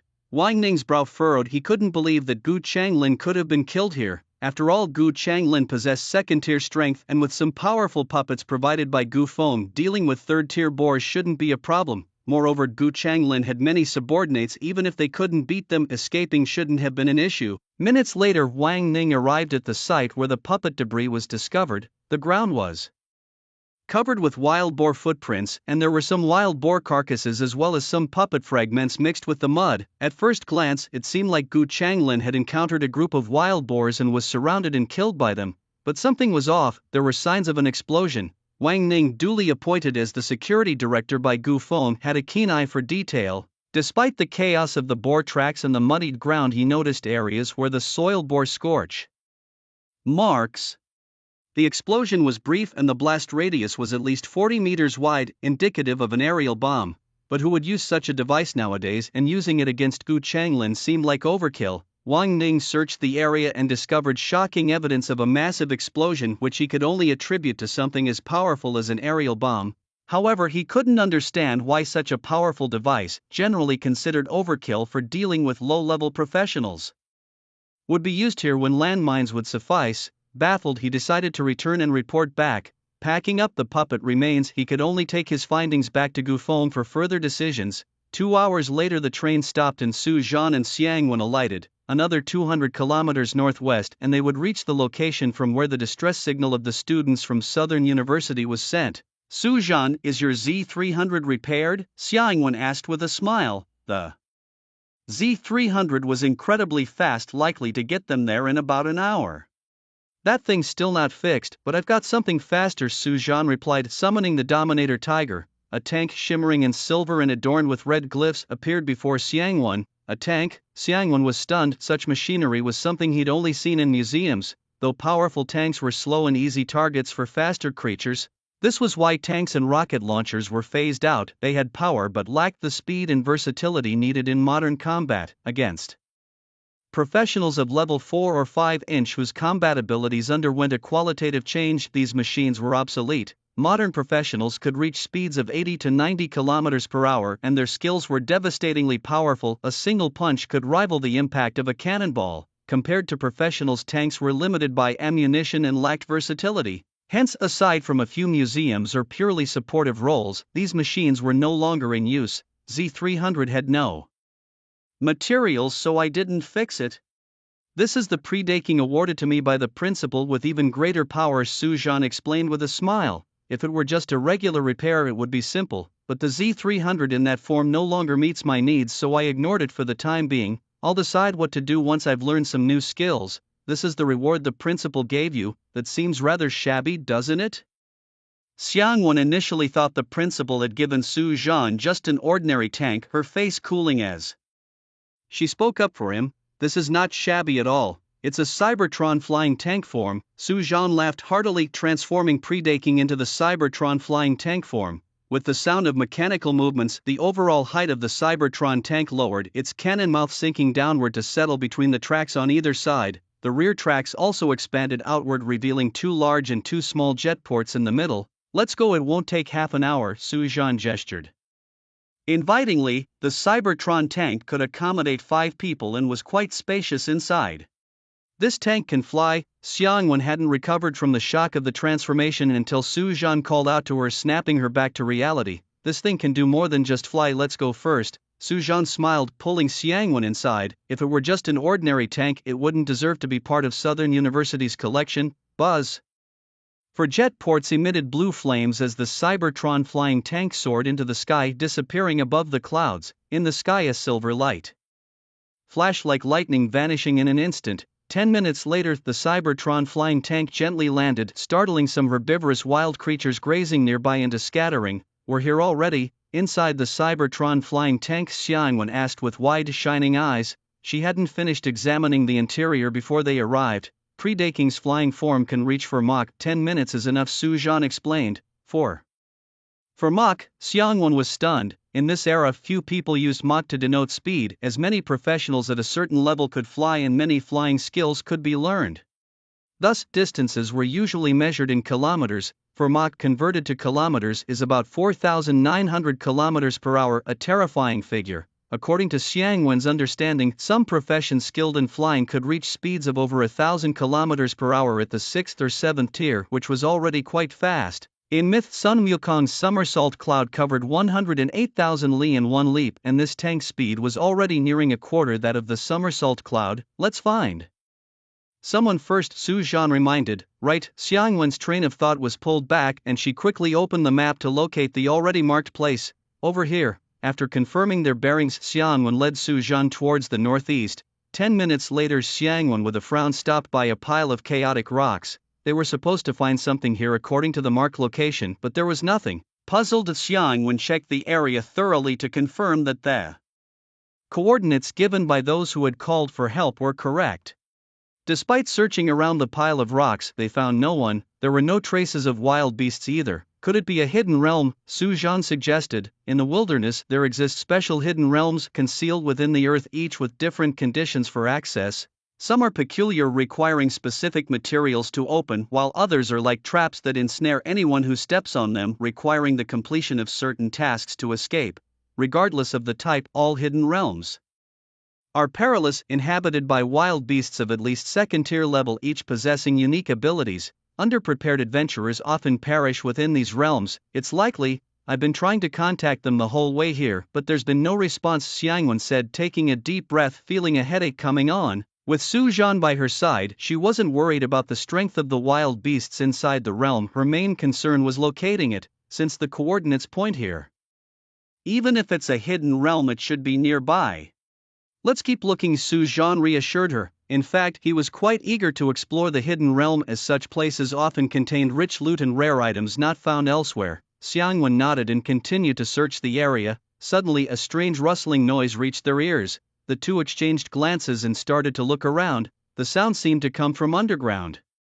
As Xiangwen looked down, speaking, dozens of pea-sized brown-yellow ants emerged from the rocky ground. Stone-eating marching ants, soldier ants, level, second tiers, level 89, abilities, stone-devouring, ant charge, biting, get on now. Su Zhan quickly assessed the ant's attributes and transformed Wei Zhentian into his robot form, grabbing Xiangwen and placing her on his shoulder. In just a few seconds, the ground around them was swarming with densely packed stone-eating marching ants. Numbering in the tens of thousands, ants, once turned into wild beasts, become terrifying creatures, not only possessing special skills but also forming extremely large colonies. The sight of so many ants made even Su Zhan's scalp tingle. Could those students have been eaten by these ants? Xiangwen's face turned pale. Thousands of second-tier stone-eating marching ants could overpower not just the second-tier students from Southern University but even third- or fourth-tier professionals, leaving nothing but bones. Su Zhan stomped his foot on the ground. Wei Zhentian's massive foot, carrying terrifying force, crashed down, instantly crushing hundreds of ants. You have killed stone-eating marching ants, gained 2,100 experience points. The experience notification kept sounding, but it was utterly useless. A few hundred ants meant nothing to such a massive colony. Su Zhan finally understood how such a vast area of gravel had come into being. It was all gnawed out by this group of ants. Senior sister, if those people encountered these ants, I'm afraid they didn't just fall into a secret realm, they're probably dead, Su Zhan said as he stepped back. Buzz, just at that moment, a teleportation channel suddenly appeared beneath Su Zhan's feet, and before he could react, he was sucked into it.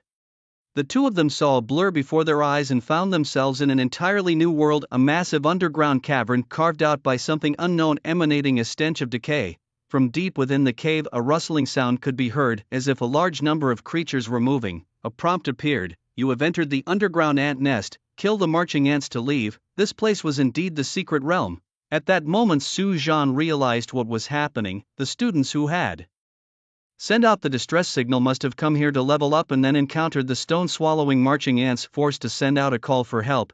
But just after sending the signal, they were sucked into the secret realm. Su Zhan, I've made contact with them. They're just 200 meters ahead of us, Xiangwen suddenly said. Then let's head over. Su Zhan nodded and Wei Zhentian started walking forward with large strides. The tunnel in the underground ant nest was vast, over 20 meters high, with plenty of space above Wei Tian's head.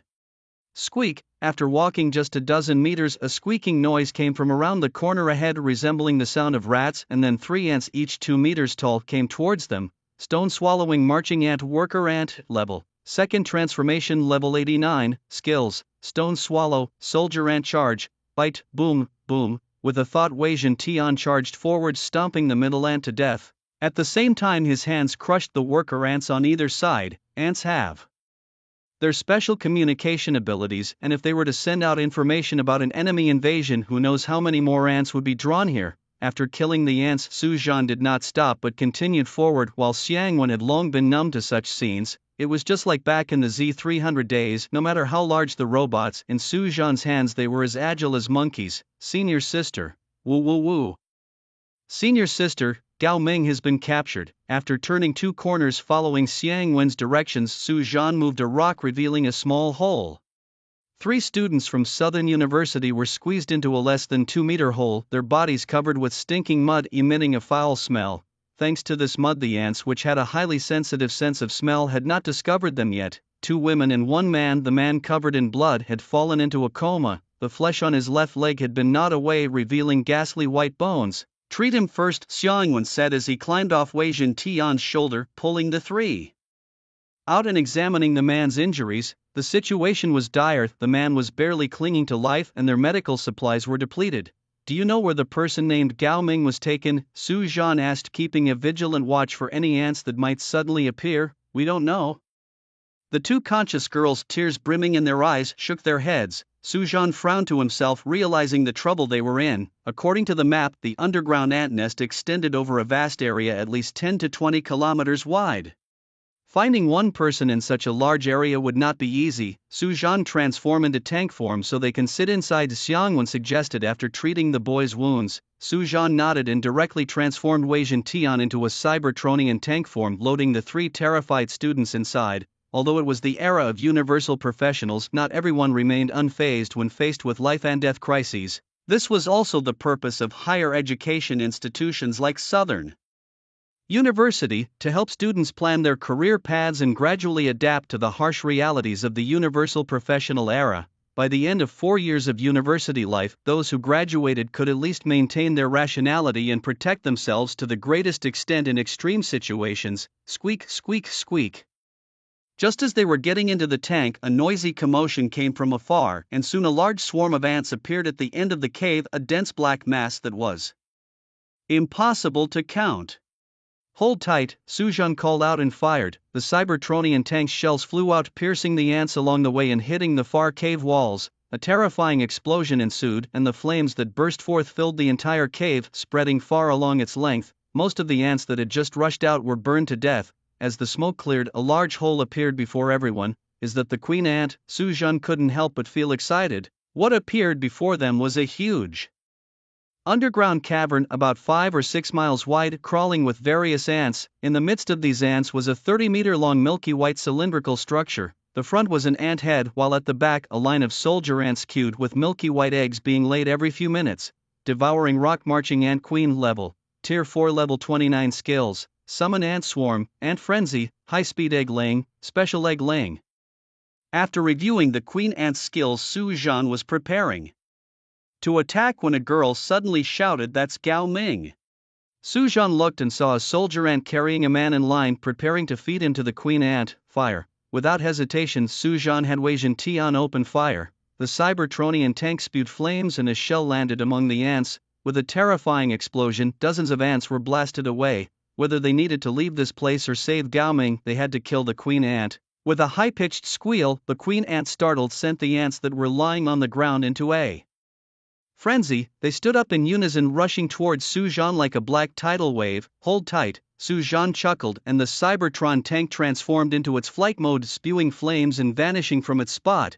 In less than a second, it flew over the ants and directly above the queen ant. The giant tank plummeted down, smashing heavily onto the queen ant. However, the queen's defenses were strong. Its massive body bounced back like a spring after being hit by the tank. Su Zhan, save him first. Xiangwen through the tank screen saw an ant throw Gao Ming to the ground and charge at Su Zhan with its large pincers raised urgently, reminding him. Gao Ming was unconscious and lying there. A single ant step could crush him into pulp. Don't worry, Su Zhan had already planned the rescue route. The moment the queen ant bounced the tank off, the flying tank soared up, knocking away an ant that tried to step on Gao Ming. The tank's hatch opened and Xiangwen grabbed Gao Ming by the legs and pulled him inside. Squeak, squeak, squeak. In just those few seconds, a large group of ants had swarmed up, pressing the Cybertron tank down. What do we do? Are we going to die? Senior sister, I don't have a boyfriend yet. I don't want to die. The two girls, seeing the screen suddenly go dark, were terrified and huddled together in a corner, shivering. Stop whining. With Su Zhan here, none of us will die. Xiangwen yelled impatiently at them, bending over to tend to Gao Ming's injuries. Gao Ming was severely injured and poisoned, seemingly by a special paralytic toxin from the ants, and without the right antidote available, all they could do was bandage his external wounds.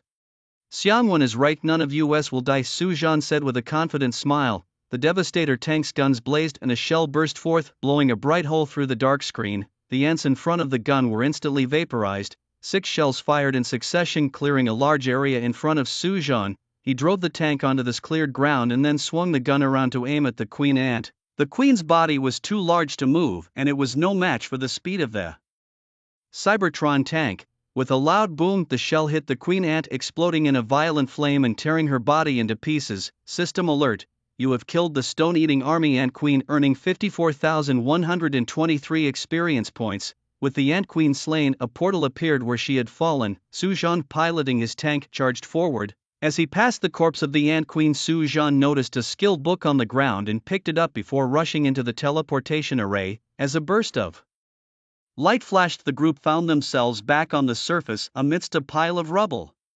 Are we really out? A girl asked incredulously, staring at the scene displayed on her screen. Facing the overwhelming horde of ants, they had managed to kill the queen and escape so easily. In reality, it was only because Su Zhan's Cybertron tank was incredibly powerful. If it had been anyone else, even a 5th-tier professional facing countless ants, they would have had no chance of survival. Another girl stared blankly, also unable to believe her eyes. Su Zhan, thank you. Xiangwen was relieved, grateful that she had asked Su Zhan for help. In a situation like the one they had just faced, only Su Zhan could have managed. If it had been anyone else against such a massive swarm of ants, they would have stood no chance. How are the injuries? Su Zhan asked. Gao Ming is still unconscious, but his injuries are not serious. It's just the ant toxin that has paralyzed him, Xiangwen explained. Tang Hong only has superficial wounds which have been dressed. Then you guys come with me to the depths of Henjia Mountains first. I need to hunt a few armored earth dragons to complete a first-tier job transfer mission, Su Zhan said, nodding. Since the injuries weren't serious, there was no rush to return. It took half a day to travel here from Lingchuan City. They could all go back together after completing the mission. Your first-tier mission is to hunt armored earth dragons? Xiangwen was shocked. She knew about armored earth dragons, they were 3rd-tier monsters. A first-tier job transfer mission involving hunting 3rd-tier monsters? This was unheard of. Usually, no matter the profession, job transfer missions involved hunting monsters of the same tier. There had never been a case of hunting higher-tier monsters because monsters of the same tier were generally stronger than individual professionals, and the power of monsters increased exponentially with each tier. For a first-tier professional to hunt a 3rd-tier monster was practically suicide. I don't know either, Su Zhan admitted, feeling helpless about this unconventional situation. However, thinking of his passive skill, he felt reassured. It must be related to your skill, Xiangwen concluded, attributing it to Su Zhan's mechanical modification skill. Then Su Zhan transformed Weijin Tian into its flying tank mode and headed deep into the Henjia Mountains. 2 minutes later, an armored earth dragon appeared on the tank screen. Don't worry, this will be quick, Su Zhan assured Xiangwen and the others. The cannon of Weijin Tian aimed at the armored earth dragon and fired. A cannonball flew out, striking the dragon with deadly precision. A terrifying explosion and a deafening roar echoed through the valley. As the flames dissipated, a large crater appeared on the ground along with the remains of the armored earth dragon. A single shot had killed a 3rd-tier monster. A senior, what profession are you? The 2 female students were left utterly dumbfounded. Although they had already witnessed Su Zhan's prowess back at the ant nest, the chaos of the moment had left them panicked and unable to pay close attention. Now, having settled down, they clearly saw Su Zhan obliterate a third-tier armored Earth Dragon with a single shot, leaving them profoundly shocked. They themselves were second-tier professionals, but facing such an armored Earth Dragon, they could only think to flee. It wasn't that they weren't strong, it was that the armored Earth Dragon was too formidable. With thick blood and high armor coupled with strong attack capabilities, even the four of them together might not manage to kill one. He is the top scorer of this new student assessment, Xiang Wen explained with a smile. They didn't know Su Zhan, but they were aware that a genius had emerged in this assessment. Are you the mechanic? Are you really a mechanic? They asked in astonishment. The incident of the beast tide during the new student assessment, along with a middle school teacher's complaint to the university management, had spread widely throughout Southern University. The news that the top new student was a mechanic had traveled fast, and many were skeptical, eager to meet Su Zhan.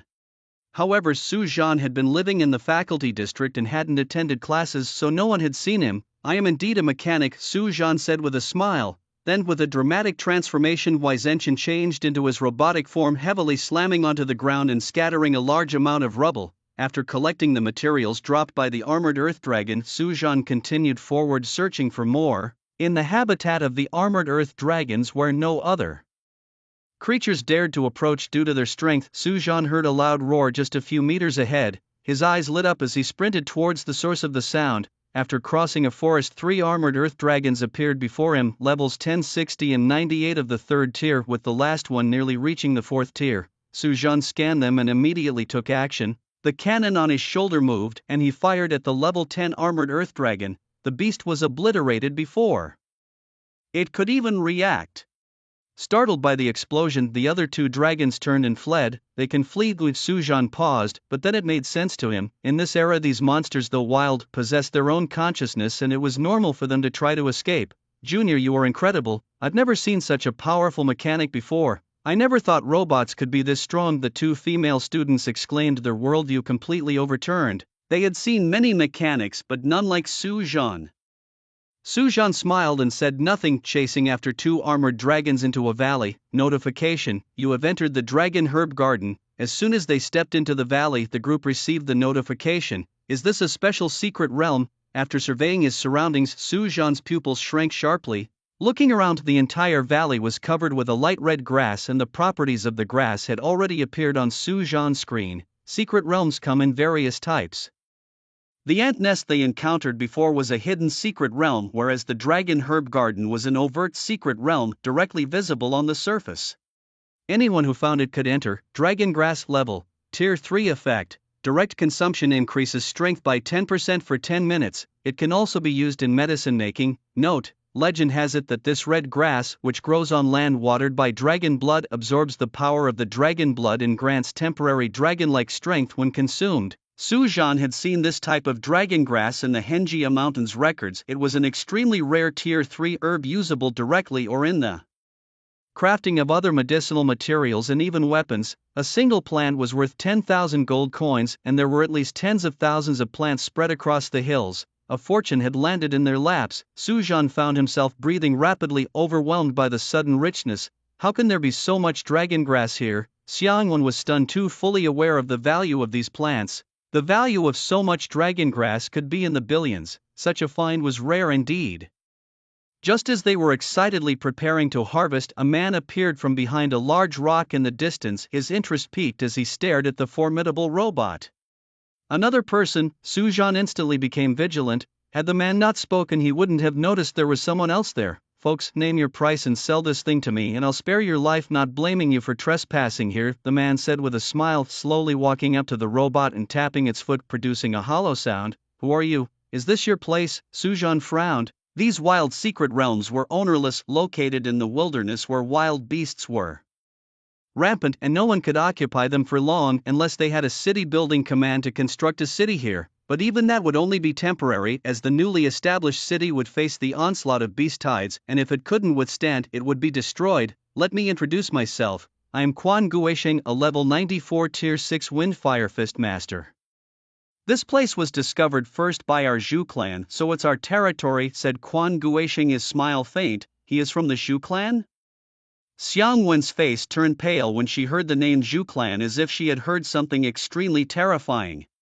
What is the Zhou clan? Su Zhan asked, puzzled. You know about the 100 schools of thought from the Qin dynasty? The Zhou clan is a legacy of the Yang Zhu school among the 100 schools. They inherited the philosophies of Yang Zhu founding the Zhou clan. This group values themselves highly, believing that everything in the world should be unbounded, considering themselves the freest beings under the heavens, acting as they please, explained Quan Guishan.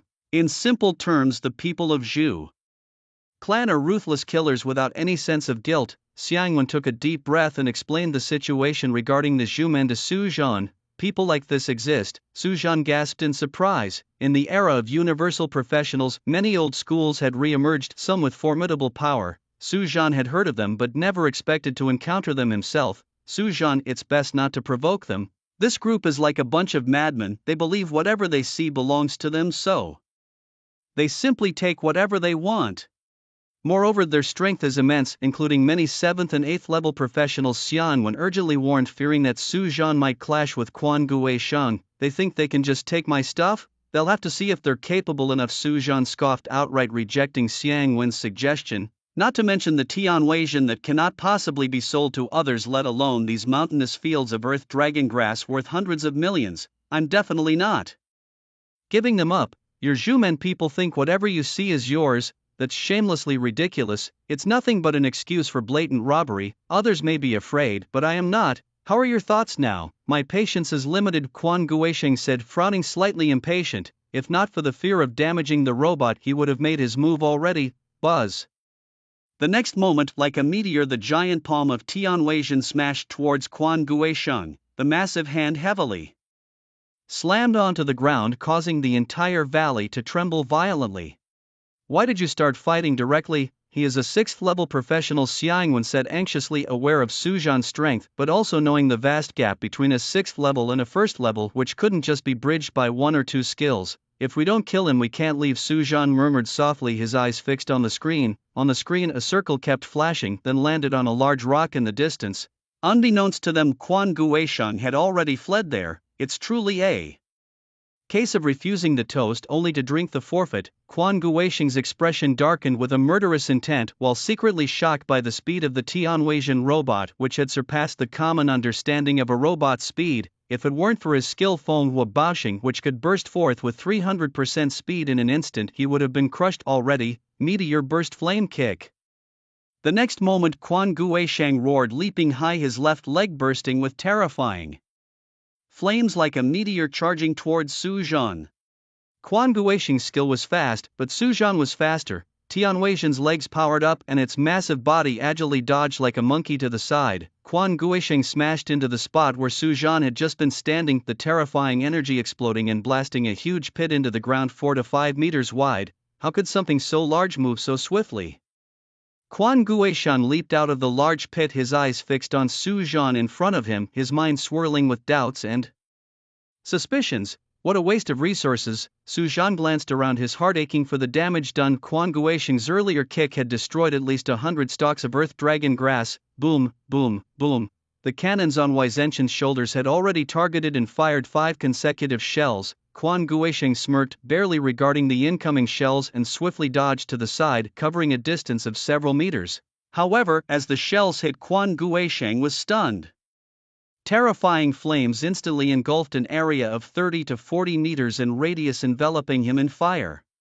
The tremendous blast wave swept across, blasting him away. Wind, fire, Vajra body. As the second shell was about to hit, Quan Guisheng roared, a frightening flame erupting from his body. His speed surged dramatically and he dashed 100 meters away, escaping the blast radius of the remaining shells. Truly a 6th tier professional, Su Zhan was not surprised. Those who reached the 6th tier had their unique strengths, particularly in their professional skills, which were formidable. What kind of robot is this? But Quan Guisheng stood at a distance, yelling at Su Zhan. The recent scare had really shaken him. Had he not run fast, he would have been blasted to death. For a dignified 6th tier professional to be nearly killed by a robot operated by a 1st tier novice, if word got out, he would become a laughingstock. It's just an ordinary robot, Su Zhan chuckled, steering Weizenchen towards Quan Guisheng. How can it be this strong? Is this really just a robot? Behind Su Zhan, Xiangwen and 2 other female students stood dumbfounded, unable to believe what they were witnessing. A first-tier professional, a first-tier mechanic was chasing and nearly killing a sixth-tier professional. It must be a hidden profession, Xiang Wen thought, staring at Su Zhan's back. Just a special skill couldn't possibly upgrade a robot to such an extent.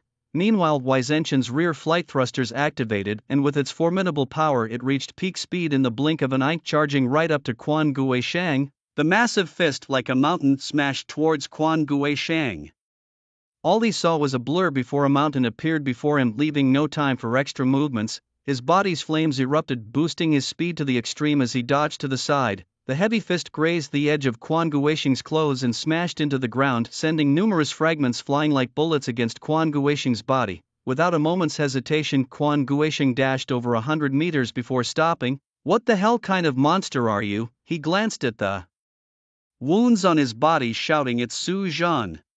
The scattered fragments, although not very powerful, had left dozens of bloody marks on his body, drenching half of his torso in crimson, making him look extremely ragged. "Not a monster, just a robot," Su Zhan sneered, mentally calculating his next move. Although Quan Guisheng couldn't withstand Wei Zhenqian's attacks, his speed was too great. His recent use of the flaming Vajra body had greatly enhanced his speed. Wei Zhenqian's robotic form was already fast enough, and with the addition of jet propulsion it had surpassed the speed of sound, yet Quan Guisheng was still barely able to dodge. This wasn't a viable strategy for long. "Kid, your robot is indeed strong, but I am after all a sixth order," Quan Guisheng, completely enraged, muttered ominously as the flames around him suddenly retracted into his body. Inverse Dragon Sky Punch.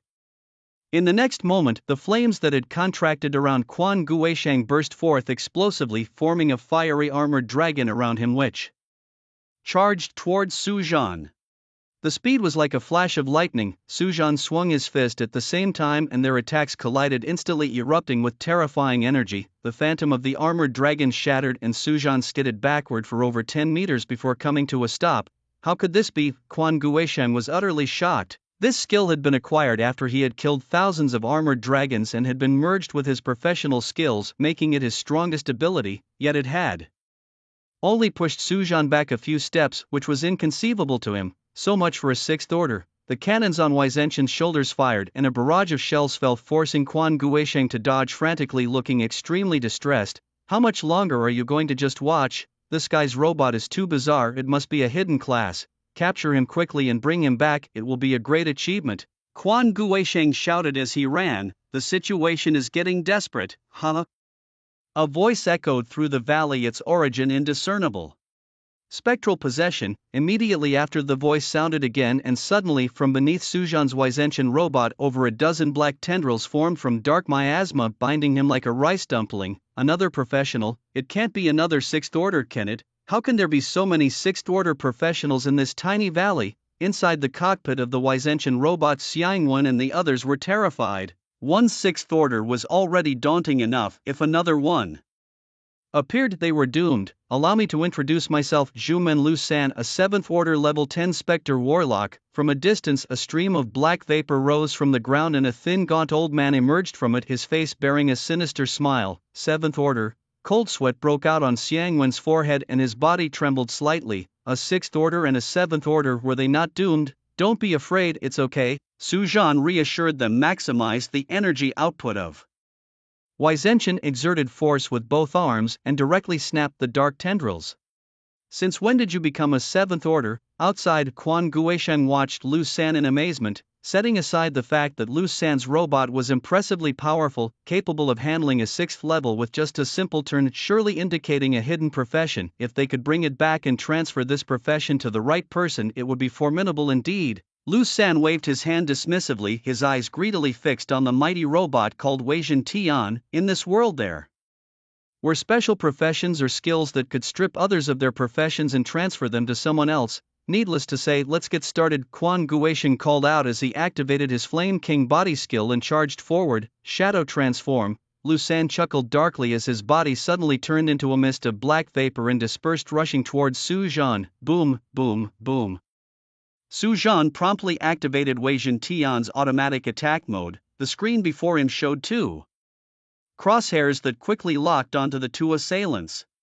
The shoulder-mounted cannons fired immediately. Amidst the loud explosions, Quan Guisheng was forced to retreat. However, Liu San's skill was peculiar. As he transformed into black vapor, he became immune to physical attacks. The cannonballs simply passed through him without causing any harm. Shadow corrosion. In the next moment, the black vapor that was Liu San engulfed the Weijin Tian robot, starting to corrode it like sulfuric acid, black patterns emerging on its originally silver-white surface. Could his skills even corrode a robot? Su Zhan was shocked. He had never imagined that a professional skills could corrode and take control of a robot. My shadow sorcerer is a hidden profession. Don't say you're a robot. Even if you were a stone, I could still corrode you. Liu San's smug voice emerged from within the black vapor. This skill, which he mastered after reaching the 7th level, was immensely powerful and nearly indefensible. Is that so? Su Zhan's face broke into a mocking smile. Lightning field. The next moment, a high-intensity voltage of 100,000 volts released from Weijin Tian's body. In an instant, the robot was enveloped in blue electrical arcs. The black vapor that had covered most of Weijin Tian rapidly contracted back to its original form, Liu San, and quickly moved away from Weijin Tian. You can discharge electricity? Liu San's face fell. He hadn't expected his nearly unsolvable skill to be countered so easily, if he hadn't dodged quickly.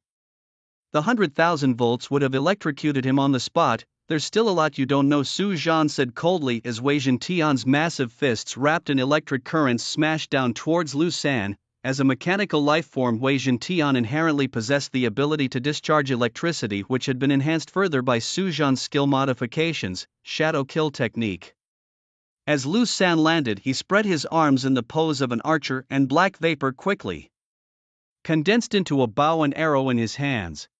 A black arrow shot out and instantly multiplied into thousands, turning into a rain of black arrows. Wind Fire Fist. Quan Guisheng struck at the same time, throwing punches from over 100 meters away towards Su Zhan, each punch creating an imprint. The dense attacks came from all directions, leaving Su Zhan no room to dodge, completely engulfing him in the onslaught. Su Zhan, are you alright? Should we retreat for now?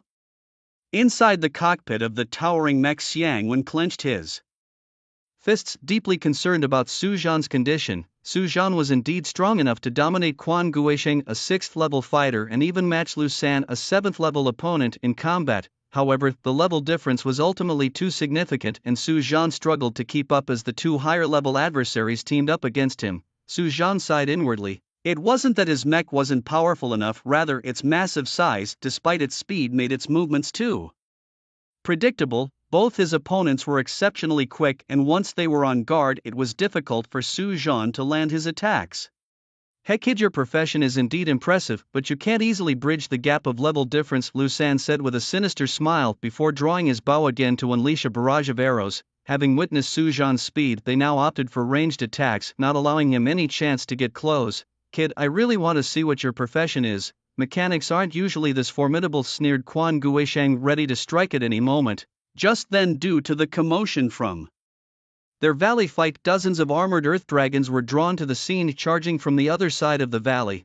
Focus on the mission. Su Zhan's eyes lit up as he quickly aimed the cannon on his shoulder at the approaching armored earth dragons. His job transition task required him to kill 10 armored earth dragons, and he had already slain 2 outside the valley. 8 remained. He fired 10 cannon shots in quick succession, striking the group of dragons like meteors, and with massive explosions, over a dozen were obliterated instantly. Has this kid lost his mind? Quan Guisheng scoffed. Those armored earth dragons were just scared. He could have just let them run off, but he still bothers to kill them. A system prompt announced. You have killed 10 armored earth dragons, completing your job transition task. Another prompt followed. Congratulations on reaching level 1 of your new tier, and you have learned the skill, Mechanical Life skill description. 3 modes of application. 1. Mechanical life form, grants lifelike properties to your mechanical creations. 2. Mechanical life armor form, mechanical creations endowed with life properties can transform into armor perfectly suited to the user, enhancing all attributes by 100%.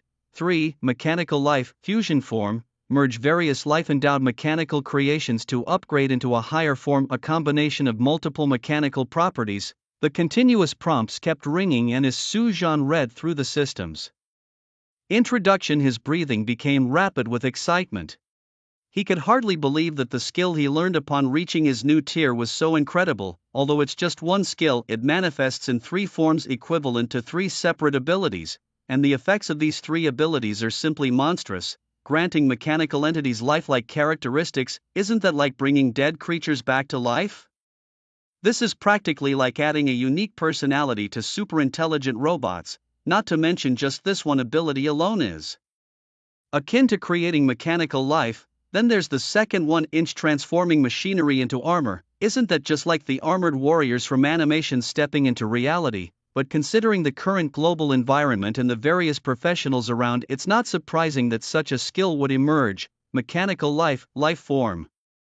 Su-Jan took a deep breath and directly applied the life form skill on Megatron, endowing him with lifelike characteristics. Megatron has seen his master. In the next moment, a deep and robust voice echoed in Su-Jan's mind. "Are you Megatron?" Su-Jan tentatively asked. "Yes, my master." Megatron's voice rang out again. "Good." Su-Jan couldn't help but exclaim in admiration. Megatron, who had long been dead and reduced to a pile of cold machinery, could move after being modified by Su-Jan, but was no different from a regular robot, albeit a bit more powerful. But now it was as if Su-Jan had given Megatron a second life, mechanical life armor form. With his thoughts settled, Su-Jan once again deployed the armor form. In the next moment, the entire Megatron burst open, transforming into countless parts scattering in the air. "Ah, Su-Jan, your robot exploded." Xiangwen stared at the exploded Megatron, utterly dumbfounded. "It was fine just a moment ago. How did it explode in the blink of an eye?" "Senior sister, save me. I don't want to die." "Woo, I don't want to die either. I haven't had children yet. I'm not even married." The other two girls were scared to tears, floating in the air, pulled by some force and not hitting the ground. "Don't worry, it didn't explode." Su-Jan's face broke into a confident smile. In the next moment, the scattered parts of Megatron emitted a dazzling light, then quickly contracted to envelop Su-Jan. As the light contracted, Xiangwen and the others landed on the ground. Xiangwen reacted quickly, summoning her own Zhongli to catch the others. "What is this?" Xiangwen looked up to see a completely new entity before her. 2 meters tall, covered in silver-red armor. "It's me." Su-Jan's voice came from within as the figure slowly turned around. "What is this?" Xiangwen asked, puzzled. "Senior sister, I've completed the first transformation task. You rest here for a bit, I'll go take care of those two guys," Su-Jan whispered. Pretending to be gods, Lu San and Quan Guisheng, watching from a distance as Su-Jan transformed again, were secretly shocked. Before they knew it, the several dozen meters tall Megatron robot had vanished, replaced by the now 2-meter tall Su-Jan. But none of that mattered. No matter how Su-Jan changed, the level difference was there. Deadly strike! In the next moment, Lu San bellowed loudly, and a surge of dark energy enveloped him, transforming his entire being into a shadow that charged towards Su-Jan. Bang! Su-Jan stood his ground, the corners of his mouth slightly upturned. As the black shadow drew near, he suddenly reached out and grabbed forward, accompanied by an explosive burst of terrifying energy. The dark energy around Lu San was dispersed. Su-Jan's right hand clamped around Lu San's neck like an iron vice, gripping it tightly. "How is this possible?" Lu San's face turned bright red, his eyes displaying an incredulous look mixed with fear and confusion. How could this form of Su-Jan be so strong? He had directly shattered his skills and even captured his true form. Lu San now felt as if his neck was being pressed down by a massive mountain, impossible to break free. "Nothing is impossible, you are just too weak." Su-Jan's expression remained indifferent as he slightly tightened his grip, snapping Lu San's neck. A system prompt appeared. "You have killed a 7th rank professional out of your league. Reward 70,000 experience." The world notification rang out simultaneously. Su-Jan was not surprised, everything was within his expectations. It could only be said that Su-Jan's first-rank skills were too powerful. By granting the life characteristics of a mighty being, he had essentially turned it into a living creature, and armoring it was even more terrifying. A massive creature towering at 42.50 meters was compressed into the size of a suit of clothes. Although it appeared smaller, the mass remained unchanged. Even a steel plate 2 to 3 meters thick, when compressed to 2 centimeters, would greatly enhance its defensive capabilities. Moreover, this state also doubled all its attributes again. You killed Lu San." Quan Guisheng from afar was utterly terrified by this scene, his words stuttering. "What the hell? A 7th rank professional was killed in a single encounter?" Swish! Suddenly, Quan Guisheng only saw a blur before his eyes as Su-Jan unexpectedly appeared before him. "You go down and accompany him too." Su-Jan's cold voice sounded like the call of the Grim Reaper. Quan Guisheng barely had time to speak before he felt a sharp pain in his chest pierced through by Su Zhan. In less than a minute, a 6th rank and a 7th rank, both were dead. Su Zhan? Xiang Wen nervously swallowed and tentatively called out.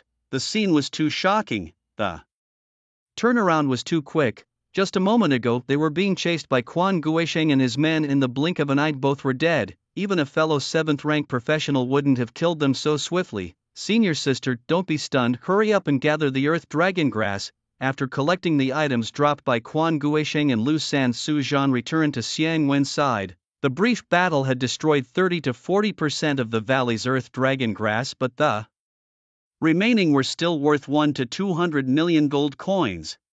As for the deaths of Quan Guisheng and Lu San to Xiang Wen, they were not worth mentioning. Many from the Zhu clan were notorious madmen, many of whom were wanted criminals. Killing them was also a service to the people. You two come along as well. Xiang Wen quickly regained her composure, didn't ask further questions, and immediately called the other 2 girls to start picking the D-long grass. The 4 worked together, and by midday, almost all of the remaining D-long grass had been picked. Only the mature D-long grass is valuable. Those that hadn't matured were left to be gathered another time. Whether they would be the ones to return was another question. After all, the specialists also knew about this place. Su Zhan, I just did a rough count, about 18,000 plants worth at least 180 million. Xiang Wen said, her cheeks flushing with excitement. She had never imagined discovering such a fortune in the wild. We'll split it equally when the time comes. Su Zhan was satisfied. With the amount even divided among 4 people, each would get over 40 million gold coins. Such a sum was a substantial fortune for any practitioner. No wonder the Zhu clan had sent a level 6 and a level 7 guardian here. No need. This is all you're doing. Xiang Wen shook her head. If it weren't for Su Zhan, she wouldn't have been able to complete her rescue mission, nor would they have discovered this location and wrested it from the hands of the Zhu clan. They had hardly contributed at all. Beep beep beep. Just as Xiang Wen finished speaking, her mailbox chimed. A regular mail sounds.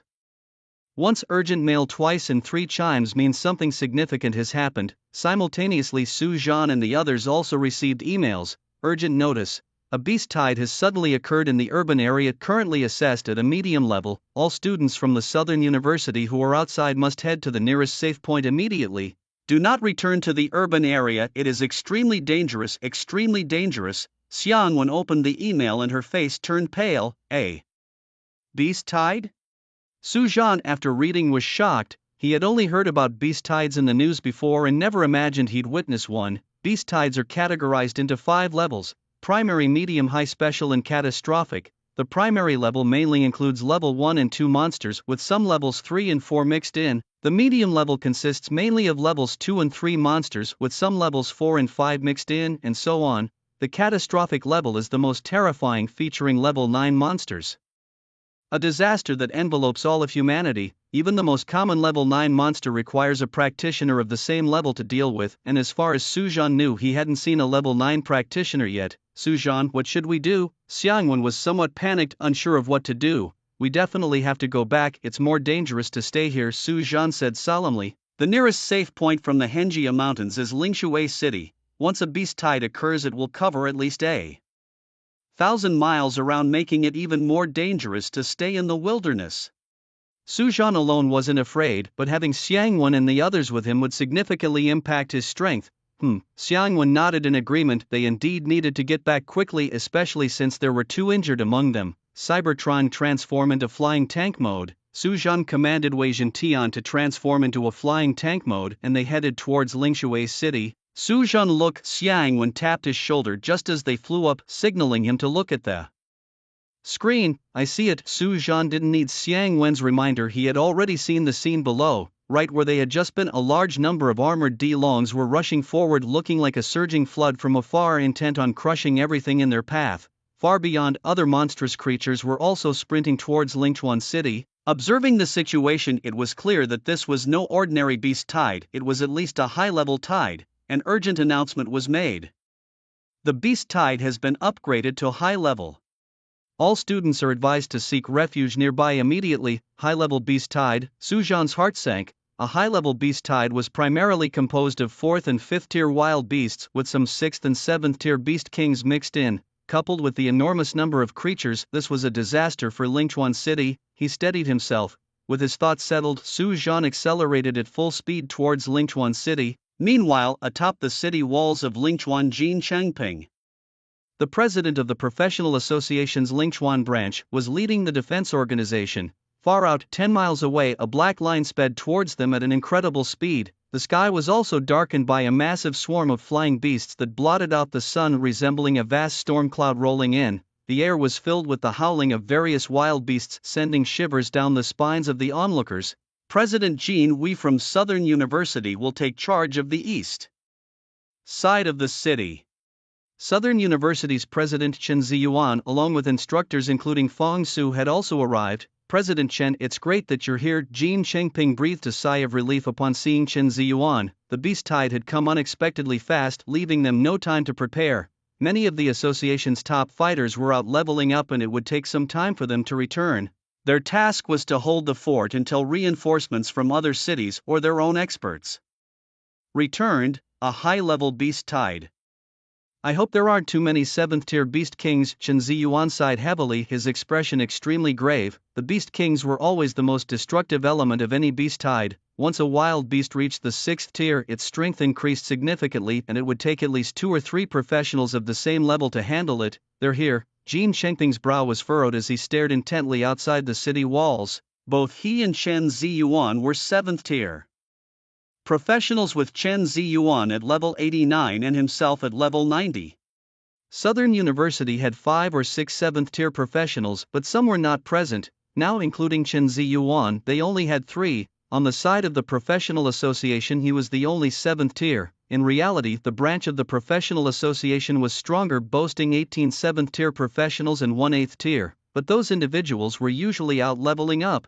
Although he had already sent for them to return quickly, until they did, their job was to ensure the city was not breached. The beast tide surged with incredible speed, and in the brief moment they conversed, it had already reached the base of the building. Leading the charge were the bronze-armored rhinoceroses ranging from 2nd to 4th level. Their scales shimmered a copper hue and were exceptionally tough. As they charged, they resembled unstoppable tanks, their speed astonishing. Open fire! Shouted a leader from the Professional Association from a distance, and the cannons mounted on the city walls were fired immediately. A barrage of cannonballs fell like rain upon the beast horde, blasting many of the creatures into the air. These cannons were the masterpieces of machinists. Although machinists were known for their relatively weaker individual combat abilities, when they collaborated in large numbers they could produce quite powerful artillery. These massive weapons were immobile but advantageous because they did not consume human energy and could be operated manually. Their power was comparable to that of 3rd or 4th level professionals, but even a 1st level professional could operate them. Hence, with sufficient numbers, they could be incredibly powerful. Typically, these were stationed on city walls to defend against such beast tides. After the first wave of cannon fire, airborne monsters arrived, accompanied by fierce screeches. Countless hawks and strange birds dove down. Some of these bizarre birds spat out large fireballs towards the city walls. Golden Light Shield. Chen Ziyuan raised his hand and drew a peachwood sword, slashing towards the incoming fireballs. A streak of golden light flew from the sword, forming a barrier that blocked the fireballs. Chen Ziyuan level 7th tier 89th level profession. Golden Light Taoist weapon. Golden Light Peachwood sword skills. Golden Light Flow, Golden Light Slash, Golden Rain Sword, Golden Light Shield, and more. I'll handle the sky, said Jin Changping, pondering for a moment before a white aura emerged around him and he leaped into the air. Jin Changping level 7th tier 90th level profession. Chi Master weapon. True Chi Spear skills. Spear towards Chi evasion technique, 100 Chi Dragon Strike, and more. Jin Changping soared into the sky, a long spear materializing in his hand as he swept it forward. Terrifying energy spread out in a semicircle, shredding a large group of strange birds. Without hesitation, Jin Changping plunged into the flock, his spear felling dozens of birds with each strike. Meanwhile, on the ground, Chen Ziyuan led the defense. Golden Sword Rain. Chen Ziyuan swung his golden light peachwood sword and countless sword lights fell like raindrops below the city wall, accompanied by a sky filled with blood and the splatter of numerous beasts being killed outright. Meanwhile, the deafening roar of cannon fire continued, with hundreds of cannons spewing flames that spelled death. However, despite the ferocity and rapidity of their attack, it was in vain. The scope of the beast tide was too vast, the number of creatures too great. The beasts they slew were but a drop in the ocean, insignificant. As these creatures fell, their places were quickly filled by others. The relentless tide of beasts showed no signs of diminishing. Roar. 5 minutes later, a loud and piercing roar filled with brutal ferocity reached everyone's ears as the terrifying beast tide finally reached the base of the city walls. Use the shield wall. At a distance, a mage wielding a staff commanded, and behind him 40 to 50 people simultaneously waved their staffs. White light shot from the staffs, converging and extending down the city wall to the ground. Amidst a swirl of white light, a massive light shield stretching 50 to 60 meters formed. This was the team of magicians from the Southern University. All magicians, though most were only at the second or third tier, limiting their individual strength. Due to their similar skills, when they gathered and attacked simultaneously, their combined power was significantly enhanced. Bang, bang, bang. The first rhinos charging at them slammed into the light shield, causing it to tremble violently. With more rhinos colliding into it, cracks began to appear on the light shield, which eventually shattered with a loud crash. Use the fireball spell. At the moment the light shield broke, another command was issued. Numerous magicians once again waved their staffs, hurling large fireballs towards the ground. The fireballs exploded upon impact, igniting many rhinos and turning the ground into a sea of fire. However, it was futile, as more wild beasts charged in. The roaring flames were swiftly extinguished. Just then, in the distant sky, a high-speed flying tank tore through the clouds and appeared overhead.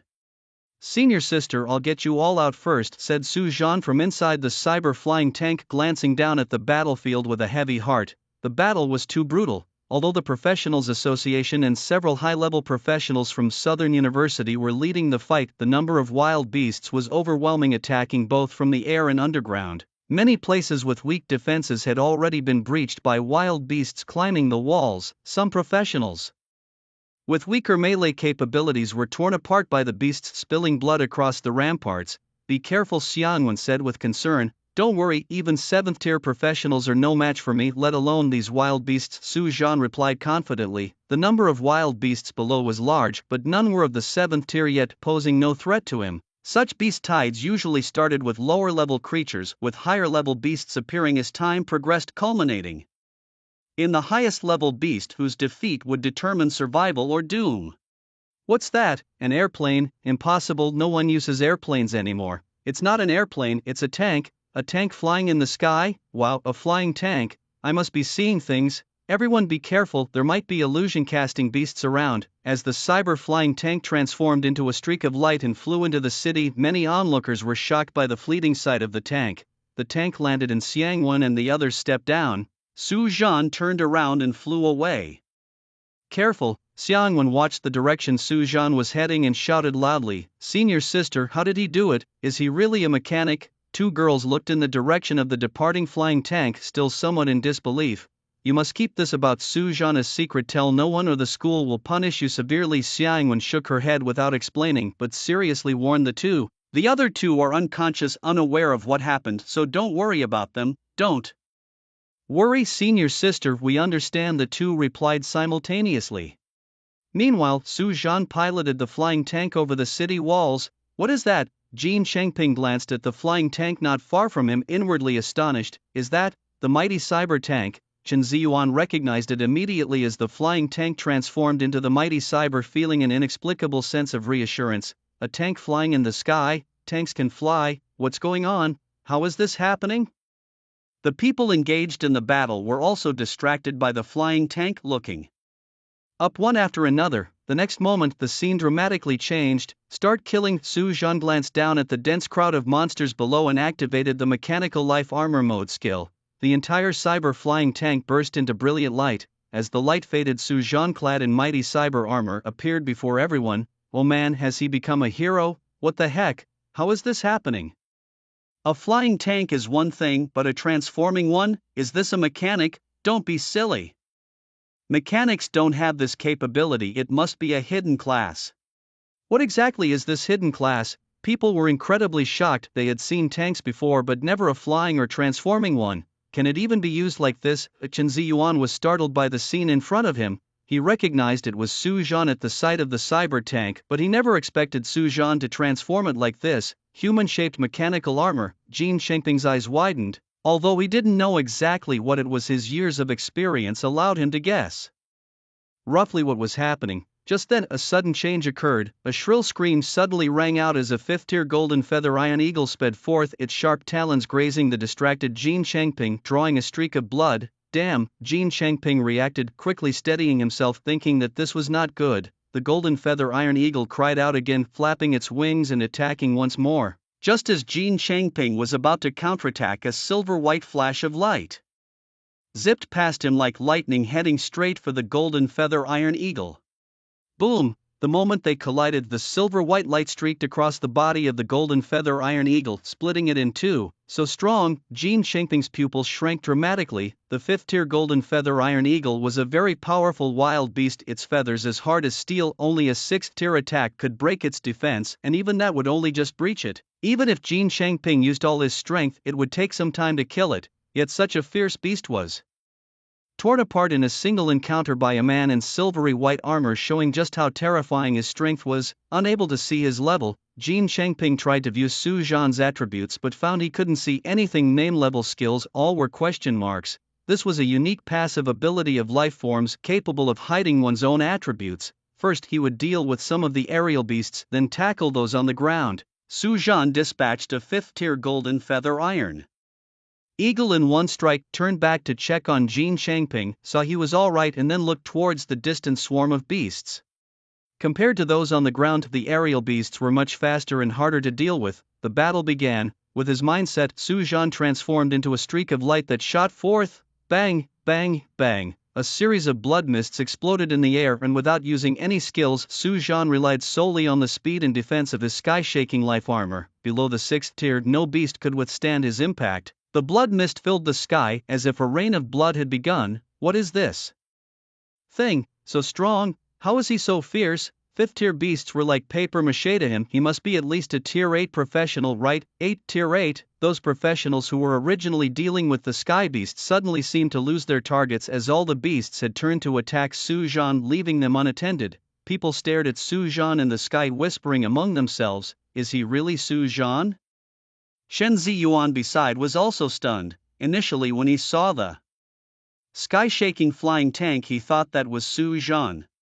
But after the transformation, the combat power displayed by the silvery white robot made him doubt it. After all, Su Zhan had only awakened a few days ago and should only be at the first tier now. How could he have the strength of a tier 8? Electric energy surged. In the sky, Su Zhan unleashed a skill gained from his armor state, swinging his fist forward. A terrifying current of electricity 4 to 5 meters in diameter swept out, extending over 100 meters. Wherever the electric current passed, all the beasts were charred and fell towards the ground. Notification: you have killed a golden feather iron eagle, earning 7,982 experience points. Notification: you have killed a fire fierce bird, earning 8,000 experience points. The kill notifications kept coming, and Su Zhan's level was rapidly increasing. In just this short time he had already risen to level 60. Beast tides, these rare events are a matter of life and death for those not strong enough, but for those with great power it is an efficient leveling ground. A continuous stream of beasts of varying levels kept coming, never ending. Just then an extremely harsh and ferocious howl came from ahead of Su Zhan. Soon after, a dazzling ball of fire rose from the distance like a small sun. Goldenite Fire Feather Beast, level 7th rank, 98th level. Skills: Fireclad Golden Feathers, Fire Breath Bullet, Blazing Fire Ring. Dropped items: Blazing Golden Eyes, Blazing Golden Feathers, Fierce Fire Claws. Su Zhan merely glanced at the attributes of the Goldenite Fire Feather Beast, smiled faintly and charged forward. Although a 7th rank wild beast is stronger than professionals of the same level, it's unlucky to meet me. Is that the 7th rank Goldenite Fire Feather Beast? This is the strongest flying type among the 7th rank wild beasts. Its body enveloped in fierce flames, harder than steel, and its flight speed extremely fast. Not even 3 to 5 7th rank professionals can match it. Can that armored professional defeat the Golden-eyed Fire Feather Beast? Is he really an 8th rank? It's all over. Just this one Goldenite Fire Feather Beast could turn the entire Lingchuan city into ashes. Unless that armored person is truly an 8th rank, otherwise he's no match for the Goldenite Fire Feather Beast. On the city walls, many professionals fighting wild beasts were distracted by the sudden appearance of a small sun in the sky. They all looked up and saw the true face of the Goldenite Fire Feather Beast, despair written all over their faces. Is But Chen Ziyuan furrowed his brows, glanced at the golden-eyed fire feather beast, and quickly looked in other directions. If it were just a single 7th rank wild beast, it might be bearable, but this was already the limit of a high-level beast tide. If a large number of 7th rank wild beasts appeared, it would be troublesome because a high-level beast tide only features a very small number of 7th rank beast leaders, but once a large number appears, 8th rank beasts are bound to emerge. At that time, the level of the beast tide would rise again. Once the level of the beast tide reaches a special rank, it's all over. A city like Lingchuan of this level basically has no chance of surviving under a special rank beast tide. He rushed over alone. In the sky, Jin Changping watched as Su Zhan charged straight towards the golden-eyed fire feather beast, secretly worried. Boom! In the sky, the golden-eyed fire feather beast, seeing Su Zhan charging towards it, opened its mouth and spat out a huge fireball with a diameter of 10 meters. Useless, Su Zhan coldly smirked, directly collided with the fireball, and with a loud bang the fireball exploded. Electric current acceleration. The moment he burst out of the fireball, blue currents surged around Su Zhan's body, instantly doubling his speed, turning him into a streak of light, and in an instant he was in front of the golden-eyed fire feather beast, kicking it in the head. Ack! The golden-eyed fire feather beast let out a miserable howl, rigidly plummeting downward. My goodness, that fierce? Jin Changping was dumbfounded, having been worried about Su Zhan just moments ago. Now it seemed his concerns were completely unnecessary. This Chen Ziyuan was utterly baffled. The 7th rank golden-eyed fire feather beast was taken down with one hit. This damn thing is at least 8th rank. Su Zhan, are you the man in the silver armor? At that moment, Chen Ziyuan finally snapped out of it, hurriedly sending a message to Su Zhan to confirm the identity of the man in silver armor. Principal, it's me. But I'd rather not reveal my identity, please help me keep it a secret. Less than a second later, Chen Ziyuan received Su Zhan's reply. It's really him. Chen Ziyuan's eyes widened, feeling his worldview being overturned. However, his reaction was swift, quickly replying to Su Zhan saying he would keep his secret. In the sky above, Su Zhan glanced at Chen Ziyuan's reply, a faint smile crossing his face before he plummeted down rapidly towards the golden-eyed fire feather beast. The eyes of this beast were extremely valuable treasures worth 1,000,000 gold coins each. With a loud crash, the golden-eyed fire feather beast struggled to its feet, raising its slender neck and emitting a fierce cry. Suddenly, a thin beam of fire shot out from the golden eye on its forehead. Su Zhan didn't even have time to react before the beam struck him. The intense burst of fire, accompanied by a piercing metallic slicing sound, made Su Zhan feel a tightness in his chest. Looking down, he saw a white mark etched into his armor by the fire. So sharp, Su Zhan was inwardly alarmed. It was indeed an elite among 7th-tier monsters, capable of damaging the exceptionally strong armor forged by Weijin Tian, which normally could not be penetrated by other creatures of the same tier. Now it was marked by this beast, truly showcasing the might of the golden-eyed fire feather beast. Thundering kick. As his thoughts settled, Su Zhan positioned himself for a flying kick, unleashing the thundering kick skill. Electricity surged around his right foot, enveloping him as if he were a meteor smashing onto the body of the golden-eyed fire feather beast. A terrifying boom resounded through the heavens and earth as flames exploded, sending a massive shockwave sweeping across 100 meters, instantly killing the surrounding wild beasts. As the smoke cleared, the golden-eyed fire feather beast was completely crushed into the ground by Su Zhan, dead beyond doubt. Notification: you have slain the golden-eyed fire feather beast, rewarded with 80,000 experience points. Notification: your level has increased to 99, as the golden-eyed fire feather beast perished. Continuous world notifications rang out. Notification: you have met the conditions for the 2nd tier. Your 2nd tier task is to collect 10 scorching golden eyes. Indeed, the tasks for advancing tiers became significantly more daunting. Su Zhan listened to the world notifications and glanced at his inventory, which now contained a scorching golden eye, the one just dropped by the slain beast. Compared to the 1st tier task, the difficulty of the 2nd tier professional task had increased substantially. The 1st tier involved hunting 3rd tier wild beasts, but the 2nd tier task required hunting 7th tier monsters, and at least 10 of them, as each golden-eyed fire feather beast only dropped one scorching golden eye. Such a pity, only one. Su Zhan looked at the corpse of the golden-eyed fire feather beast on the ground, shook his head with a smile, and prepared to deal with other wild beasts. Just then, an alarming change occurred. The previously dim sky suddenly burst into flames, as if it were entirely ablaze. What's happening? Why has the sky turned red? Could it be a flock of golden-eyed fire feather beasts? Countless, far too many to count. This this is a special beast tide, so many 7th tier wild beasts, definitely a special beast tide, it's over, completely over. Lingchuan City is doomed, unstoppable, absolutely unstoppable. As the fiery red hue appeared in the sky, faces painted with despair emerged among the crowd, the appearance of numerous 7th rank wild beasts signaled a further escalation in the beast tide's intensity. Among the multitude of golden-pupiled firefeather beasts, there were surely those of the 8th rank. Once wild beasts reached the 8th rank, even the most average among them would possess strength beyond what 1 or 2 professionals could handle. A single 8th rank beast could potentially annihilate Lingchuan City. Chairman Jin, come back, don't fight alone, Chen Ziyuan roared from the ground. After shouting, he sent a message to Su Zhan advising him to measure his strength carefully. How could this beast tide be so massive? Jin Chengping landed, his expression grim. Relying solely on their current forces, they stood no chance against the special grade beast tide unless reinforcements from the Professional Association's headquarters arrived. When will your headquarters send someone? Chen Ziyuan unleashed a sky filled with golden light, shredding a group of wild beasts. The 8th rank professionals will take at least an hour to arrive, Jin Chengping said gravely. He had already alerted the association's headquarters at the onset of the beast tide, initially thinking it was just a high-level tide. Each member of the association had their responsibilities, so initially only 6th and 7th rank individuals were dispatched. Jin Chengping had already updated the headquarters about the increased level of the beast tide. 8th rank professionals had now been dispatched but would take at least an hour to arrive. An hour. Chen Ziyuan's face turned grim. Considering the number of golden-pupiled firefeather beasts, they would be lucky to hold out for 10 minutes. It's not easy to mobilize 8th rank professionals even at headquarters. It's a significant matter. You should know, at that level they're beyond control. Jin Chengping looked helpless. Although he was the branch president of the Lingchuan City Professional Association, he could only manage the professionals in Lingchuan City. The strongest in the Lingchuan City Professional Association were only 7th rank, and he had already called for them to return. We must hold on. Chen Ziyuan's brows were tightly furrowed as he set his eyes on Su Zhan.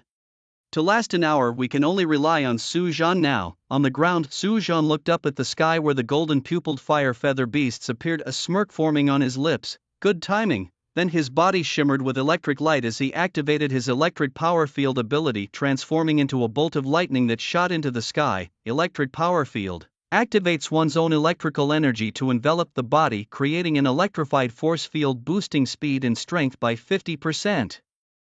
For 10 minutes, can he do it? Chen Ziyuan watched Su Zhan ascend, both worried and excited. Look, the armored professional is charging at the golden-pupiled firefeather beasts. He can do it. Yes, he's an 8th rank professional, he can definitely handle it. We haven't lost yet, there's still a chance, we can definitely hold on. Other professionals engaged in fierce battles were inspired as they watched Su Zhan rise, their despair vanishing, replaced by renewed vigor. Su Zhan, you must come back safely. In the city, Xiangwen watched as Su Zhan charged alone towards the swarm of wild beasts, his fists clenched tight. Senior, why didn't Su Zhan come back with you? Suddenly Zhuge Xuangyue approached, staring at Xiangwen. The group was composed of students from Southern University, including Zhuge Xuangyue, who had come to help defend against the beast tide at the city walls. He was helping outside. Xiang Wenping calmed his emotions and then looked at the others. Is everyone ready? Ready. A large group of students from Southern University replied in unison. Let's go. Xiangwen led the way, heading towards the city walls. Zhuge Xuangyue stayed behind. This batch of newly awakened professionals was too weak. Even if they went, they couldn't be of much help. Those who followed Xiangwen were 1st and 2nd tier professionals with some combat experience and strength, capable of handling some low-level wild beasts without any issues. Whoosh, in the sky Su Zhan moved incredibly fast, and in the blink of an eye he rushed in front of a golden-pupiled fire-feather beast. Amidst its piercing cries, he reached its front, grabbed its neck, and with a strong pull tore it into 2 halves. Buzz, deep buzz. Simultaneously, a large number of golden-pupiled fire-feather beasts launched an attack, spewing countless fireballs from their mouths, which merged into a sea of fire rushing towards Su Zhan. Accompanied by a huge explosion, Su Zhan was engulfed in flames. Su Zhan, if it's too much, don't push yourself. Chen Ziyuan was startled by the scene and quickly sent a few messages to Su Zhan urging him to prioritize his own safety. The next moment Chen Ziyuan's pupils shrank and he couldn't help but smile. The flames in the sky dispersed and Su Zhan was surrounded by blue electric currents, completely unharmed. The terrifying attack had not even left a scratch on his armor. Thunder kick. Su Jian released the thunder kick again, transforming into a bolt of lightning that dashed into the herd, instantly killing 3 7th-tier golden-pupiled fire feather beasts. Su Jian casually grabbed 3 blazing fire pupils in his hand, 5 more to go, including the 2 golden-pupiled fire feather beasts he had killed earlier. Su Jian now had 5 blazing fire pupils. Buzz! The next moment, dozens of blade-like firelights flew from all directions. This was the skill emitted by the golden-pupiled fire feather beasts, the scorching sky fire blade, which had previously left white marks on Su Jian's terrifying sky armor. Bang! Although Su Jian tried to dodge, he was still hit by several scorching sky fire blades, leaving a dozen white marks on his chest. I need to speed up. Su Jian's gaze turned cold as he charged again. Although the golden-pupiled fire feather beasts could not threaten Su Jian's armor, the combined attack of so many was not to be underestimated, and his terrifying sky armor might not withstand it. Crack! The electric energy surged and terrifying currents exploded from Su Jian's hands, instantly charring several golden-pupiled fire feather beasts. Su Jian, punching one after another, killed them all in just a few seconds. Notification: you have completed the 2nd tier job transfer mission, level up to 2nd capture level 1. Hint: you've learned a new skill, weapon load. Mechanize the mechanical weapons that have been endowed with life characteristics. As he heard his level rise, Su Jian also learned this new skill, weapon load. Su Jian was momentarily stunned. He was a bit confused when he first saw the skill, but after reading the skill description he realized its significance. This skill is another divine technique, mechanical life, weapon load. With this thought, Su Jian immediately took out the nearly scrapped Z300 dual-form off-road vehicle and the first skill endowed it with life characteristics. As he released the 2nd skill, the Z300 burst into a brilliant crimson light, linking with the Dominator armor on Su Jian's body. What was that? A burst of red light? It seemed like a skill from the armor profession. What exactly is this armor profession? Why does it seem so mystical? The crowd below was drawn to the sudden appearance of the red light in the sky, all looking up, but they could only see a dazzling red light in the sky, nothing else. 3 seconds later the red light dispersed and an armor entirely silver with red stripes appeared before everyone's eyes. At that moment, on the arms of Su Jian's Dominator life armor, a meter-long barrel-thick 12-barrel Gatling gun extended from each arm. Just as I thought. Su Jian glanced at the powerful Gatlings on his arms, secretly thrilled. The skill description for weapon load was too vague and not clear enough, but after experimenting, Su Jian understood what it was about. It's about weaponizing other mechanics that have been endowed with life characteristics, like the Z300. It was fitted with a potent Gatling by Su Jian, and while it did not inherently transform into a weapon, the weapon load skill enhanced and then mounted the enhanced Gatling onto the Dominator armor. If the Z300 had no weapon, after weapon load it would transform into melee weapons like large knives and spears. No matter what, it would turn other mechanics into weapons for Su Jian's use. Come on and try this super enhanced Gatling. A bloodthirsty smile appeared on Su Jian's lips as he looked up at the dense crowd of golden-eyed fire feather beasts and pulled the trigger. Rat-a-tat-tat. Blue flames burst forth from the front of the Gatling and a dense barrage of bullets instantly covered the sky, forming a vast net of death that enveloped everything ahead. The high-speed bullets instantly pierced through the golden-eyed fire feather beasts, bringing up a sky full of blood mist. Their feathers, as tough as steel, were like paper, instantly shredded. In an instant the sky, originally filled with orange flames, was soaked with fresh blood, turning the already reddened sky into a sea of blood red. The fire god Gatling mounted on the Z300 had already been enhanced, its properties doubled, and now mounted on the Dominator its properties were greatly increased, reaching a firing rate of 40,000 rounds per minute. And most importantly, the Gatling mounted on the Dominator didn't need ordinary ammunition, its current ammunition was the Dominator's energy currents. What the hell? A Gatling spewing blue flames? This armor profession has such skills. The bullets from this Gatling were denser than raindrops. This is a massive weapon, huh? The 7th level golden-eyed fire feather beasts couldn't even last a second? The people below, embroiled in fierce combat, were completely dumbfounded. They stopped fighting and stared blankly at the crimson sky. The change had come too swiftly. Just moments ago they were filled with fear, believing their lives were about to end, but in the blink of an eye the situation had drastically changed. The unbeatable wild beasts they faced were being slaughtered, yes, slaughtered, and it was a one-sided massacre. Facing the fiery blaze of a Gatling gun, the golden-eyed fire-feathered beasts had no ability to resist. Countless bird carcasses fell from the sky. Oh, Su Zhan, what secrets do you still hide? Chen Ziyuan was also terrified by the scene before him. He knew Su Zhan was formidable but had not expected him to be this powerful. He quickly came to his senses and shouted, "What are you spacing out for? Has the beast tide passed?" Yes, the beast tide, principal, we were wrong." With a shout from Chen Ziyuan, the others snapped to their senses, bowed their heads and resumed their attacks, but the spectacle in the sky was too captivating and they couldn't help but steal glances. Data. In the heavens, Su Zhan's arms wielded the Gatling, spewing blue flames and deadly bullets as one golden-eyed fire-feathered beast after another plummeted from the sky. Notification: you have killed a golden-eyed fire-feathered beast, gaining 7,000 experience points. Notification: your level has increased to Transcendent Stage Level 36. Continuous world notification sounds rang out and Su Zhan's level rapidly increased, soaring 36 levels in just a few minutes. The beast tide was indeed a way to gain massive amounts of experience and quickly increase one's level, provided one had the strength to quickly kill a large number of wild beasts. Clearly Su Zhan had that ability. Roar! 5 minutes later, the golden-eyed fire-feathered beasts were nearly exterminated. Before Su Zhan could catch his breath, a loud dragon's roar came from afar. A massive fire dragon 30 meters in length with a pair of huge wings and 4 flaming claws emitting a piercing cold light charged toward him from a distance. Fire dragon level 7th stage, level 99 skills. Fire dragon's breath, fire dragon's roar, fire dragon's claw, fire dragon's pounce. This was likely the highest level wild beast in this beast tide. Su Zhan glanced at the swiftly approaching fire dragon, knowing that if he could withstand this wave of the dragon's assault, the beast tide would be considered over. The presence of a 7th stage beast indicated that although this was a special grade beast tide, it was merely the simplest of its kind. With a thought, Su Zhan charged directly towards the fire dragon. Principal Chen, do you know who this person is? Jin Changping turned and stared at Chen Ziyuan. This armored professional had never appeared before, and now he suddenly emerged with such formidable strength. In the entire Lingchuan city, only Southern University had the capability to cultivate such a powerful figure. I knew I couldn't hide it from you, Chen Ziyuan said, managing a pained smile as his eyes shifted slightly. Who is this guy anyway?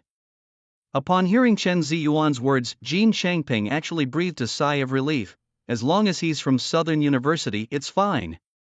Although the professional association is powerful, many strong professionals choose not to join, like Xu Men in Southern University. Although Southern University is an institution of learning, it also stands as an independent force, much like the professional association, both being official organizations of the Dragon Nation. This must be kept secret, please understand. Chen hesitated for a moment before laughing it off, wondering whether he should reveal his identity or consult Su Zhan. First, you. Jin Changping was momentarily at a loss for words, but after a moment he decided not to press further. After all, an 8th tier professional is a force to be reckoned with, a level where one becomes a superpower in their own right, uncontrollable by others. 8th tier professionals represent a pinnacle among professionals. Though professionals have existed for hundreds of years, 9th tier professionals are exceedingly rare, making 8th tiers the main force in the current world. Reaching this level is a step away from the 9th tier, but regardless of the era, it's incredibly difficult for professionals to advance to 9th tier. With each level gained, the complexity of the profession's advancement tasks increases, especially after the 5th tier. The tasks from 1st to 5th tier are relatively straightforward. With effort they can generally be completed. However, tasks from the 6th tier onwards become perilously difficult, with death a constant threat. This is why many 6th tier professionals can hold high positions within major forces.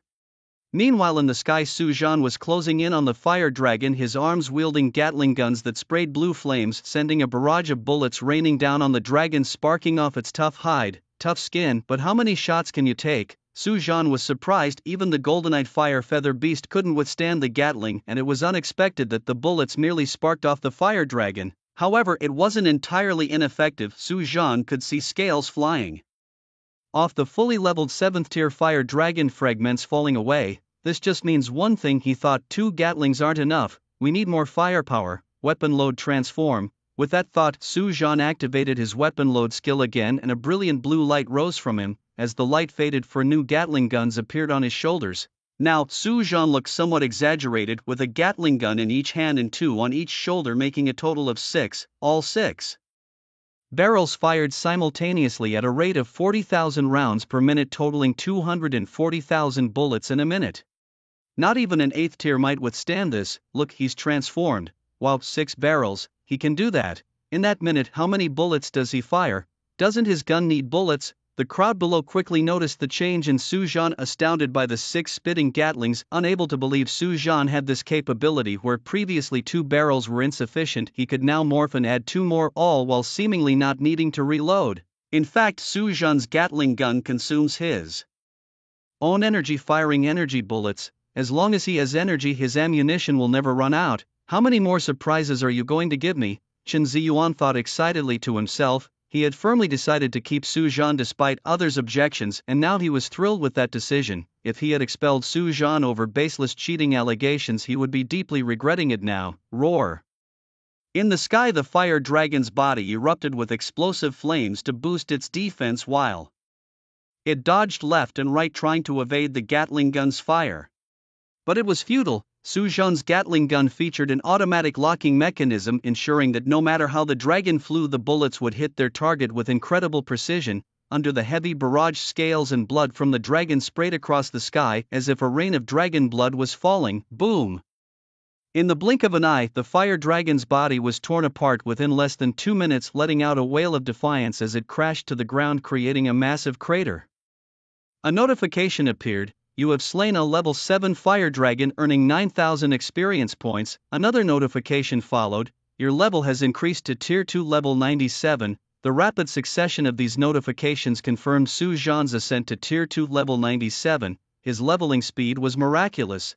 In just a few hours, he had risen from the lower levels of tier 1 to almost completing tier 2, with just 2 more levels needed to undertake the tier 3 job transfer quest. Having defeated the fire dragon, the remaining monsters would be easy to handle.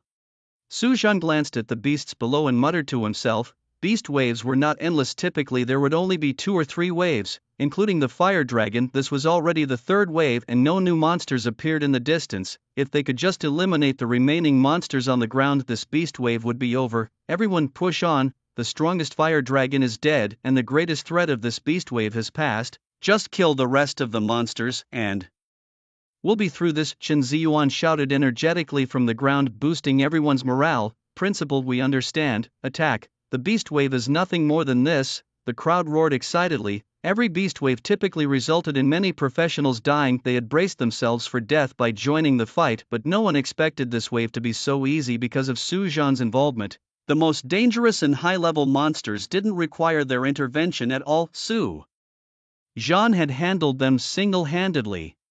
They just needed to join others in taking down the lower-level monsters. Su Jian.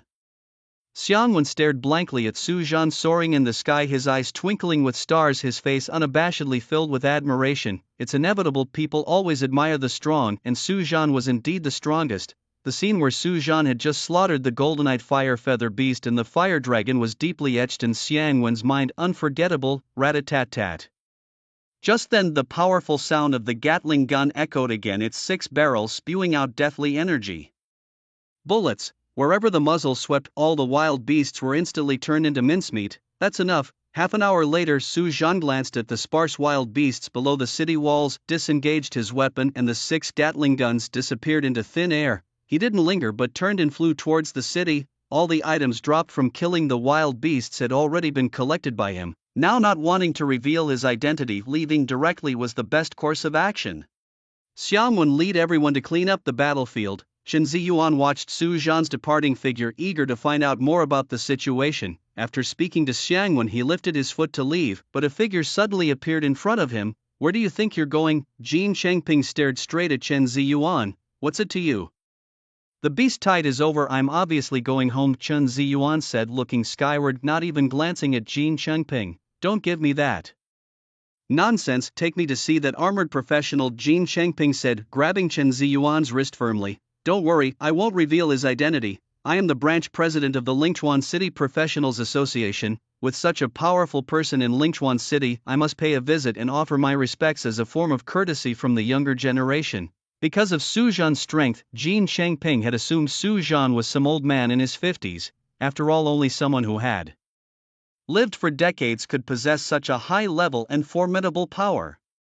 Junior, Chen Ziyuan looked puzzled. If Jin Changping knew that the so-called senior he was referring to was just a college freshman, who knows what he would think? I don't care if you don't let me see him today, don't think about going back either. Jin Changping thought Chen Ziyuan was reluctant to let him meet Su Zhan, so he kept a firm grip on Chen's wrist. Come on, I'll take you there, Chen Ziyuan said somewhat helplessly. He hadn't planned on preventing Jin Changping from seeing Su Zhan because it was impossible to hide it anyway. The Professionals Association was after all the largest gathering place for professionals in Dragon Country and also an official organization of the country. There was no avoiding it. Really, let's go, hurry. Jin Changping was very excited, eagerly pulling Chen Ziyuan towards Southern University. Meanwhile, inside Villa number 36 at Southern University, Su Zhan had quietly returned. The recent beast tide had allowed him to collect many valuable materials to sell later.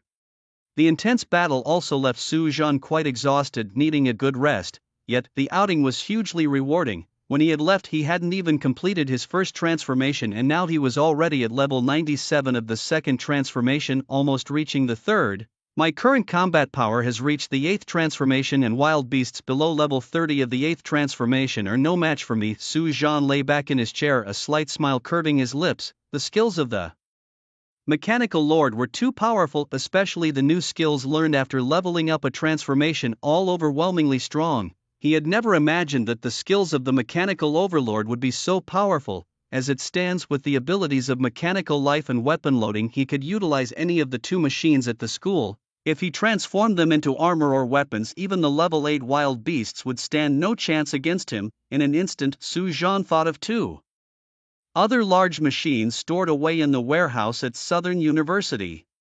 Since they were just gathering dust there, why not make full use of them? Ding dong, ding dong. Suddenly, the sound of the doorbell rang from outside. Principal Chen. Su Zhan looked up, and the monitor beside him displayed the scene outside. It was Chen Ziyuan and Jin Changping. Su Zhan got up and opened the door. Principal, what brings you here? I'm here to thank you, Chen Ziyuan said with a relieved smile, stepping inside. Old Chen, why did you bring me here? Weren't we supposed to meet some senior? But Jin Changping glanced around the room, noticed only the young Su Zhan, and seemed displeased. This is Jin Changping, the branch president of the Lingchuan Professional Association. Just call him President Jin. Chen Ziyuan introduced. Hello, President Jin. Su Zhan greeted politely. Hello. Jin Changping nodded casually, then immediately turned and glared at Chen Ziyuan, signaling him clearly with his eyes. Stop messing around and bring me to the person I need to meet. This is the person you're looking for, Chen Ziyuan chuckled.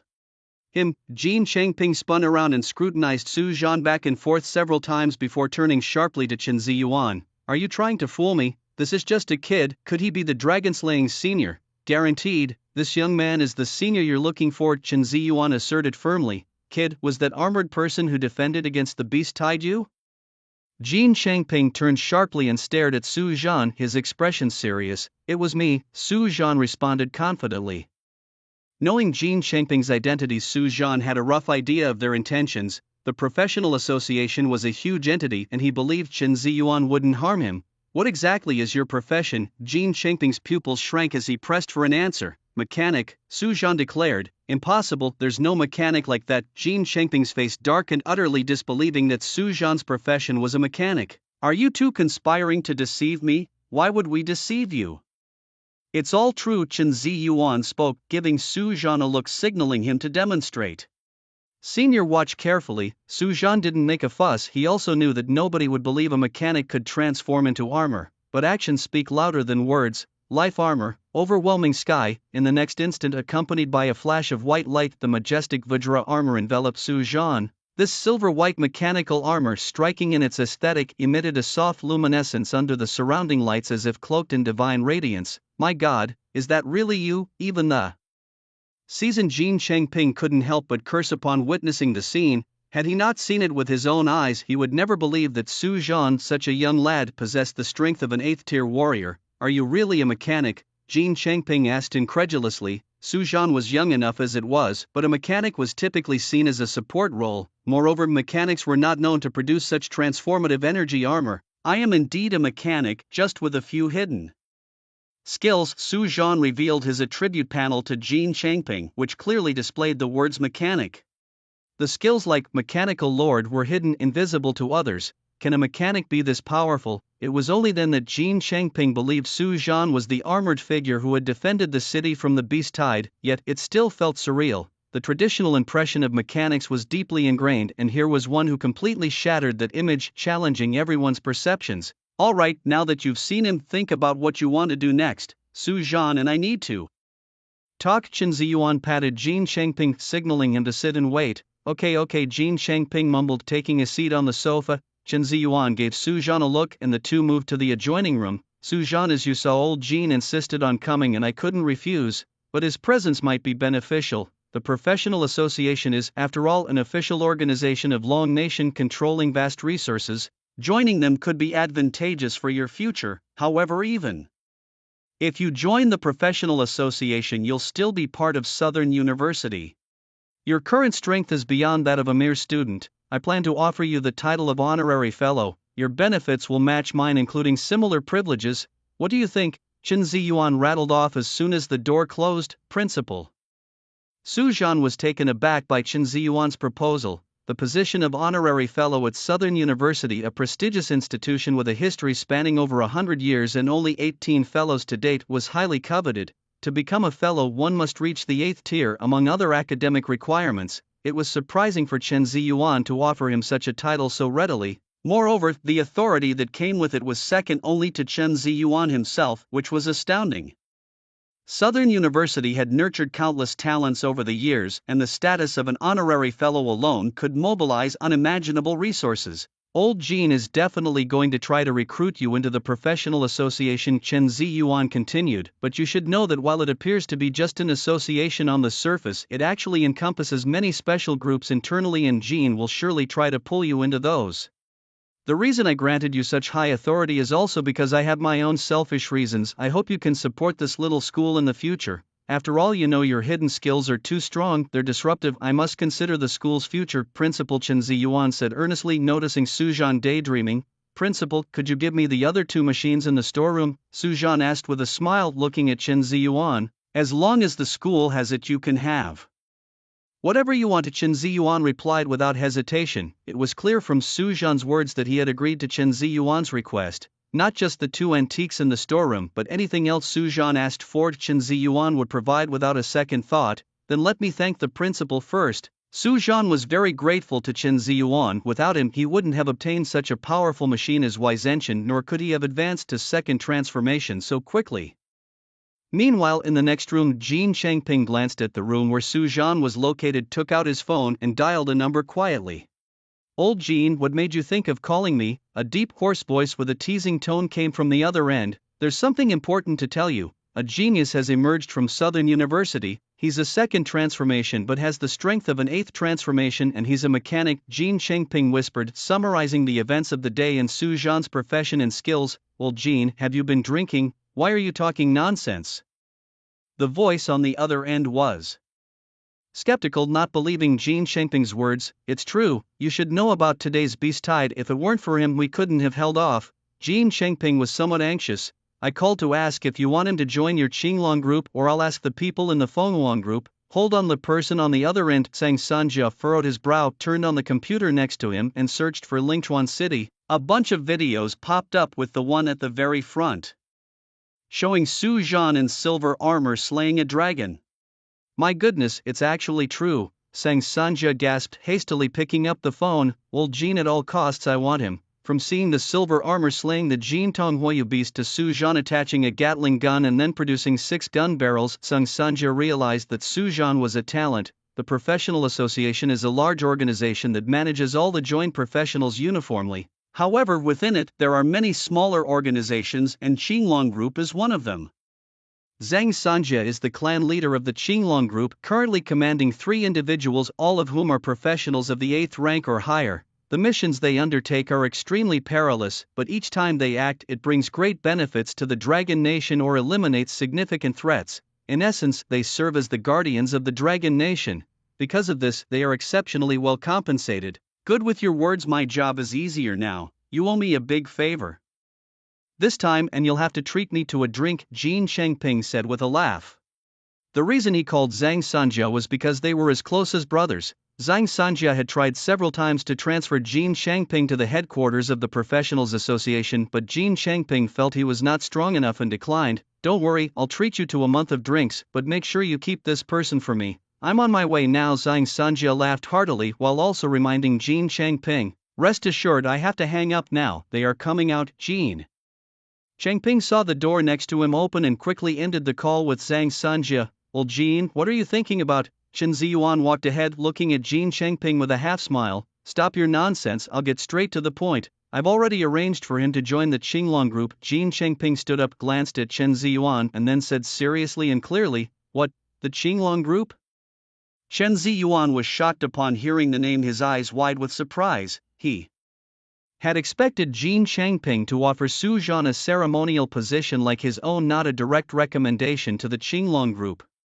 "Principal, what is the Qinglong group?" Su Zhan asked, puzzled. "Let me explain," Chen Ziyuan began, but Jin Changping interrupted him. "Su Zhan, you know I am the president of the Lingchuan City branch of the Professionals Association, the largest official organization in the Dragon Nation. But within the Professionals Association, there are several groups that are the gathering places for the strongest professionals in the Dragon Nation, and they are the true guardians of our country. These include the Qinglong Group, Phoenix Group, Xuanwu Ancestors, and White Tiger Ancestors. The group I am recommending you join is the Qinglong Group. Its members are all at least of the 8th rank, and their compensation is among the highest in the Dragon Nation." Jin Changping stared at Su Zhan, slowly revealing some little-known secrets. There are such distinctions. Su Zhan was surprised, having never heard of these groups before. He had previously wondered who handled some of the Dragon Nation's special incidents, and now he understood. "Su Zhan, this is real. Although I offered you the position of honorary scholar, it can't compare with the treatment you'll get in the Qinglong group, because that is the real core of the Dragon Nation," Chen Ziyuan added. "I am willing to join." Su Zhan took a deep breath and said, he understood that joining such an organization not only offered great benefits but also meant that he would have to take on corresponding responsibilities. For Su Zhan, this was all part of the deal. The more you take, the more you work. "Kid, you've made a wise choice. Trust me, once you join you'll see the benefits of the Qinglong group," Jin Changping said, patting Su Zhan's shoulder with a smile. "Come on, the leader of the Qinglong group will be here soon. Wait for me, I have some matters to take care of first." Su Zhan thought for a moment, figuring that the people from the True Dragon group wouldn't arrive so quickly, so he decided to go to the warehouse and take the remaining 2 pieces of machinery first. "Okay," Jin Changping nodded, agreeing directly. "Principal, I would like to take the other 2 machines from the warehouse." Su Zhan turned to look at Chen Ziyuan. "Okay." Chen Ziyuan agreed without hesitation. After all, Su Zhan's prospects were boundless since joining the True Dragon group. The trio left the dormitory and headed to the mechanical treasury of Southern University. Seeing the Deep Blue and the Dangerous Wanderer again, Su Zhan felt a pang of nostalgia. It had been months since his last visit here and back then. He had never thought he'd be able to take these 2 machines with him. It had only been a little over a month, and so much had changed. "How are you going to take these machines?" Jin Changping looked at the 2 massive behemoths in front of him, filled with doubt, wondering how Su Zhan planned to move them. "Just watch, today you'll see something incredible." Chen Ziyuan's mouth curved into a teasing smile. He had been shocked when he saw Su Zhan retrieve the mighty Wizenshin. No one had expected that kind of skill. "What do you plan to do?" Jin Changping asked, his face filled with anticipation as he looked at Su Zhan. "Mechanical life form." Su Zhan's lips slightly curved upwards as he walked in front of the Dangerous Wanderer and released his skill. A burst of red light emerged from his hands, spreading across the body of the Dangerous Wanderer. In just a few seconds, the entire Dangerous Wanderer was covered in red light. Buzz! The next moment, the Dangerous Wanderer, which had lost its energy core and lay dormant in the cold warehouse for untold years, slowly lifted its head, its mechanical eyes flickering with a gleam unique to carbon-based life forms. Is this thing alive?" Jin Changping gasped in shock, his scalp tingling as he involuntarily stepped back. He had guessed that Su Zhan's intervention would be surprising, but he had never imagined it would be like this. A cold machine touched by Su Zhan had come to life? Is this still the work of a mechanic? "Su Zhan, how did you do it?" Even Chen Ziyuan, who had planned to laugh at Jin Changping's reaction, was stunned. He had no idea Su Zhan possessed such a skill. If word got out, it would not only redefine the pinnacle of the mechanic profession but also alter everyone's worldview. Su Zhan could no longer be called a mere professional, he should be regarded as a creator god, for he had created mechanical life, armor form. Su Zhan spoke softly, and the dangerous wanderer, enveloped in red light, instantly transformed into countless beams of red light that scattered and then settled on Su Zhan's body. As the light faded, a brand new suit of armor appeared before them. The armor was predominantly blue with red stripes on the shoulders, a spiral emitting red light at the chest, and red stripes covering the arms, giving it a supremely commanding presence. Danger Wanderer, armored form, strength, 50 tons, speed, Mach 10, skills, L19 plasma cannon, GD6 chain sword, cryo spray cannon, rocket propulsion, 98 BD super torque driver, and more. All skills are retained, and after armoring, all have been converted to energy output, enhancing their power. Su Zhan glanced at the attributes of the Danger Wanderer in its armored form and was very satisfied. Just like the previous Mighty Sky, all original skills were retained and strengthened, and the mode of energy output was transformed into life, eliminating the need for outdated energy inputs like electricity or nuclear fusion. Once endowed with life, whether it be Danger Wanderer or Mighty Sky, they become like humans, able to absorb free energy from the environment or consume substances containing vast energy to replenish their own. Is this how you got your armor? Jin Changping and Chen Ziyuan couldn't help but curse in astonishment. They had seen Su Zhan's armor but had never imagined this was how it was acquired. A machine as massive as a mountain had been reduced to a set of armor-like clothing. Who could have thought of that? This is my hidden skill after transformation, Su Zhan explained as he reverted to his true form. However, he kept the explanation brief without going into details. According to the skill description of mechanical life, the third mode of deployment, which combines all life armors into one, is the strongest. Su Zhan couldn't even imagine how powerful it would be if Mighty Sky and Danger Wanderer were combined into one. This was Su Zhan's trump card, not to be used lightly unless absolutely necessary. Great. I'll send this video to the leader of the True Dragon team. It'll scare him to death, Jin Changping said enthusiastically, his face blooming with smiles as he sent the video. I'll also collect the Deep Blue, said Su Zhan as he walked over to the Deep Blue, giving it life characteristics just like he did with Danger Wanderer, and then collected it without turning it into armor. One demonstration was enough. Let's go, he'll be arriving at my place soon, Jin Changping said as he saw Su Zhan's actions. On the other side, as the leader of the True Dragon team, Zhang Sanja just stepped out of the base gate. He received Jin Changping's message. Upon viewing the video, even the seasoned Zhang Sanja gasped in shock. This is a blessing for our dragon nation. Zhang Sanja felt his whole body trembling, unable to help but shout out loud. Many passers-by glanced at Zhang Sanja, recognizing him as the leader of the True Dragon team, and whispered among themselves, "What's happening? Has the leader of the True Dragon team gone mad? Don't talk nonsense. How could an 8th level go mad? Maybe he has found a way into that special secret realm. If that's the case, then it really is a blessing for our dragon nation." Ignoring the whispers around him, Zhang Sanja seemed oblivious as he turned off the video. His gaze deepened and he emitted a terrifying energy, unleashing the formidable aura of an 8th-tier professional with no reservations, enveloping the entire headquarters base. Then Zhang Sanja soared into the sky, turning into a streak of light and flying towards Lingchuan City. Zhang Sanja profession, Buddha Barrier hidden profession. Level, 8th tier, level 90 skills, triple Buddha burial, and more. Meanwhile, at other parts of the Professional Association headquarters, many people looked up puzzled. The Phoenix Group, what's with this old man? Why is he suddenly releasing his aura at the base? In the luxurious office of the Phoenix Group area, a beautiful figure reclined on the sofa, her delicate eyebrows slightly furrowed and a hint of confusion in her beautiful eyes. Feng Rumung profession, 100 birds fire. Fairy, hidden profession, level, 8th tier, level 92 skills, Phoenix incarnation, Phoenix transformation, and more. Feng Rumung's figure was graceful, dressed in a fiery red gown embroidered with flame patterns as if bathed in flames. Group leader: has the method to enter the Coffin Mountain Fairy secret realm been found? A little girl next to her asked without hesitation. The headquarters of the Professional Association is where the strongest members gather. It can be said to be the safest and most central place in Dragon Country.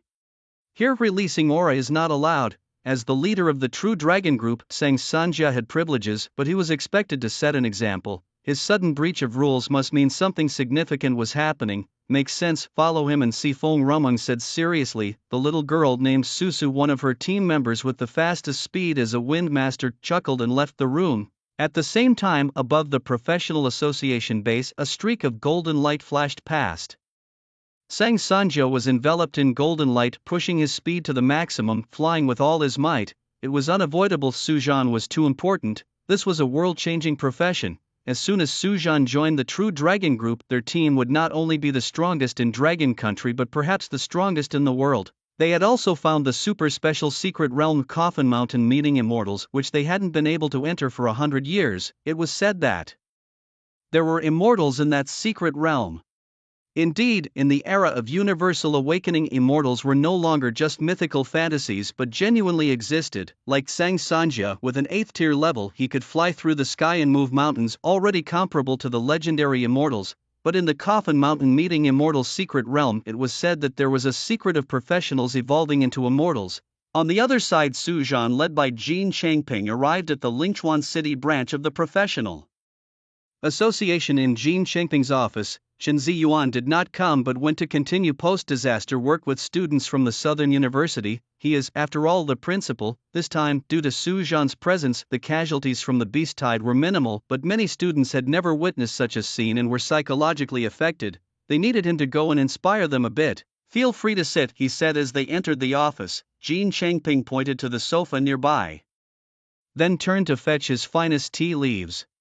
He brewed a cup for Su Zhan. "Thank you." Su Zhan smiled. "Hey, no need to be so formal. After you join the True Dragon Group, we'll be colleagues and your clearance is higher than mine. Technically, you'll be my boss." Jin Changping hurriedly waved his hand, his enthusiasm making it seem as though they had known each other for decades. "Are you so sure that I'll definitely be able to join the True Dragon Group?" Su Zhan asked, puzzled. He knew his hidden skills were strong and his combat abilities high, but his level was still too low, just having reached the 2nd tier, 2 levels shy of the 3rd. Lad, do you really not realize how special your skills are? Let me put it this way, once your skill effects are made public, the role of a mechanic will be rewritten entirely. Every major organization in the world will try to get you." Jin Changping chuckled and explained. "Money, beauty, power, status, you can have whatever you want." "That's indeed possible." Su Zhan nodded, fully believing what Jin Changping said. After all, the ability to endow machinery with life was too powerful. However, relatively speaking, you will also become the target everyone else wants to kill, because no one wants to watch their rival get stronger. Jin Changping added, "Another thing I must remind you of is never to be arrogant. Just as you have hidden skills, so can others. There are countless professions in the world, many of which have the ability to kill from a distance, so right now the most important thing is to protect yourself. Understand?" Su Zhan's expression became serious and he nodded. "I understand. Just look at those people from Zhu Clan's professions. If it weren't for Su Zhan reaching the 1st tier and awakening a new skill, he would have been killed by Lu San and the others." Buzz! Just then a dull whooshing sound entered their ears, followed by a gust of wind, and their vision was soon covered in golden light. "Stop showing off!" Jin Changping spoke loudly, his voice filled with disbelief. As the golden light dissipated, Zhang Sanjia appeared before Su Zhan, an old man in his 70s or 80s with simple clothes and graying hair, but with a sharp gaze. "So you're the mechanic?" Zhang Sanjia looked at Su Zhan and asked in a deep voice. "Yes, that's me," Su Zhan replied, neither humbly nor arrogantly. "Good lad, it was worth my trip here. You have a commendable temperament." Zhang Sanjia smiled, the golden light around him slowly fading. He had shown his might to test Su Zhan's temperament. A strong professional is not just about having special skills but also requires a strong heart to support it, because no matter who it is, everyone needs to fight, and if one's temperament isn't strong enough and they get agitated easily, such a person, despite having powerful skills, cannot bear too much responsibility. "Could the person I introduced have any problems?" Jin Changping said proudly. "This time I owe you a big favor. On behalf of the entire Dragon Nation, I thank you." Zhang Sanjia finally turned his gaze towards Jin Changping. "What nonsense are you spouting? Representing the Dragon Nation, who do you think you are?" Jin Changping smirked and retorted, "You still can't fix that foul mouth of yours, can you?" Zhang Sanjia wasn't offended, he simply sat down on the sofa looking over at Su Zhan. "This guy must have told you about me. What do you think? Want to join the True Dragon Group?" "I'm willing," Su Zhan replied without hesitation. Jin Changping was right, Su Zhan thought. There were too many professionals in the world and many possessed unique skills. Although his own abilities were strong, they weren't invincible. A powerful backing was exactly what Su Zhan needed at this moment. "Good, from now on you are a member of the True Dragon Group. I'll take you to the headquarters of the professionals right now," said Zhang Sanjia as he stood up ready to leave with Su Zhan. "Why the rush?" Jin Changping looked puzzled. You just arrived, talked for a bit, and now you're leaving already, so soon?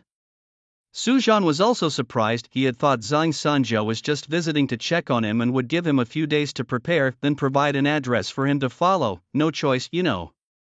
The place, it's been inaccessible for 100 years, and he is the hope, Zhang Sanjia said gravely, staring at Jin Changping.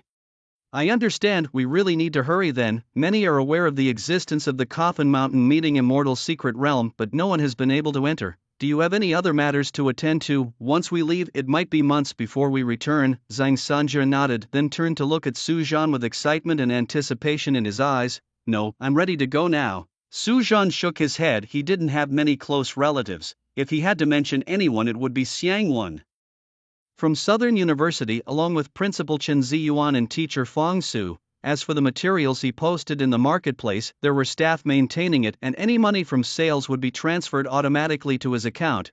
Alright, I saw in the video that your armor is very fast. How about we race and see who's faster? Zhang Sanjia said, his lips curling into a slight smile. Aren't you just bullying the young? Jin Changping commented, slightly displeased. Although Su Zhan had the strength of an 8th level professional, Zhang Sanjia was a true 8th level powerhouse.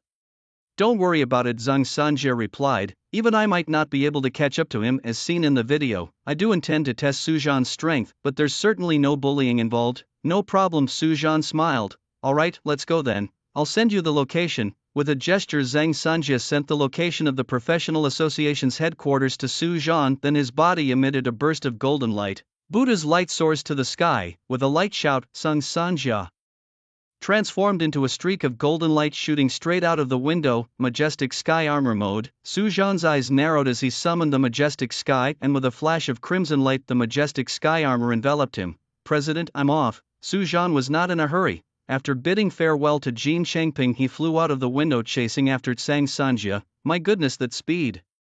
Old man, you're going to lose this time. Jin Changping watched as Su Zhan disappeared into the sky, letting out a sigh of admiration knowing that Zhang Sanjia was bound to lose.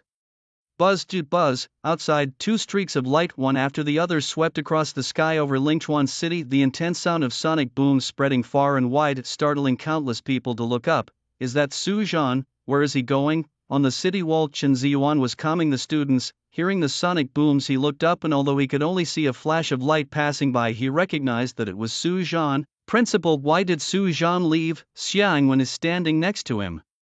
Showed a hint of disappointment on her face upon hearing Chen Ziyuan's words. She had planned to ask Su Zhan about his armor after dealing with the aftermath of the beast tide, but now Chen Ziyuan said that Su Zhan had left. Don't worry, he will come back. Chen Ziyuan noticed Xiang Wen's disappointment and showed a caring expression typical of an elder, his mind also filled with reminiscence. Back in his youth, there had been a girl who was deeply concerned about him, just like Xiang Wen. Will he come back? Xiang Wen looked in the direction where Su Zhan had disappeared, her eyes slightly misty, but soon they hardened with determination. She needed to train harder and improve her strength so that she could stand side by side with Su Zhan in battle. Senior sister, wanna team up? Just then Zhuge Xuanyue spoke up, a light smile on her face as she quietly watched Xiang Wen. Teaming up is fine, but you have to keep up. Xiang Wen turned around, her gaze intense as she stared at Zhuge Xuanyue. Don't worry, senior sister, Zhuge Xuanyue replied confidently. Meanwhile, 500 miles above Lingchuan City, Zhang Sanjia sped along only to feel a gust of wind sweep past him, and then he saw Su Zhan flying right in front of him. Damn, so fast. Watching the distance between him and Su Zhan widen, Zhang Sanjia was utterly shocked. He knew Su Zhan was fast, but not this fast. At that moment he really wanted to say to Su Zhan, man, you really shouldn't be so fast, but he didn't believe. It's Zhang Sanjia steadied his mind and activated an auxiliary skill, boosting his speed once again. But it was useless. Su Zhan was like a cloud, a gust of wind, always ahead of him. No matter how he chased, there was a vast distance between them and he could never catch up. An hour later, a huge mountain thousands of meters tall appeared in front of Su Zhan, who then turned and descended to the ground. 5 minutes after Su Zhan landed, Zhang Sanjia finally arrived, panting slightly. Men should never rush, Zhang Sanjia said gravely as he stared at Su Zhan, his voice deep and his expression solemn. Su Zhan was expecting some philosophical insight, only to receive such a remark, which made him almost laugh and cry at the same time. Considering Zhang Sanjia's age, well into his 70s or 80s, Su Zhan seriously doubted his capabilities. Let's go. Seeing the astonished look on Su Zhan's face brought Zhang Sanjia immense satisfaction, instantly clearing away the frustration of being outdone by Su Zhan earlier. He turned and walked towards the mountain ahead. Buzz, what appeared to be a sheer cliff face began to ripple like water as Zhang Sanjia approached and his figure vanished into the cliffside. Su Zhan strode forward and, upon nearing the cliff, felt as though he touched a layer of water. In a blur he found himself transported to a completely new world. Before him lay a vast basin stretching over at least 50 miles. The basin was filled with rivers, trees and vegetation. Along the riverbank stood buildings of various heights. To the left, ancient structures with pavilions and multi-story buildings were neatly arranged. To the right, modern architectures dominated with steel skyscrapers towering majestically. How about it? Impressive, isn't it? This place houses over 90% of the masters in the Dragon Nation and is the core of the country. And I, Zhang Sanjia, as the leader of the True Dragon Group and one of the top figures in Dragon Nation, Zhang Sanjia declared, a smug expression on his face. Impressive indeed, Su Zhan praised automatically. Leader, who is this? Just then a small figure jumped out. She wore a sky blue puffy dress and had her hair in twin ponytails. Her large eyes shone like black gems, blinking curiously at Su Zhan. It was Su from the Phoenix Group. What are you doing here, child? Off you go. Zhang Sanjia's mood darkened instantly as he waved Su away, pulling Su Zhan deeper into the area. The other three leaders of the professional headquarters 4 groups held the same status as him, and if they knew he had brought such a talent, they would stop at nothing to recruit Su Zhan, especially the leader of the Phoenix Group, who might even offer herself in marriage to Su Zhan. Big brother, what's your name? Su asked sweetly, her face beaming with innocence that made her quite likable, which is why she got along well with Zhang Sanjia and others and paid no heed to Zhang Sanjia's rebuke. This was precisely why Feng Rumong had sent Su, knowing that if it had been anyone else, they might have been slapped away by Zhang Sanjia for disobeying his orders. Hey, what are you doing?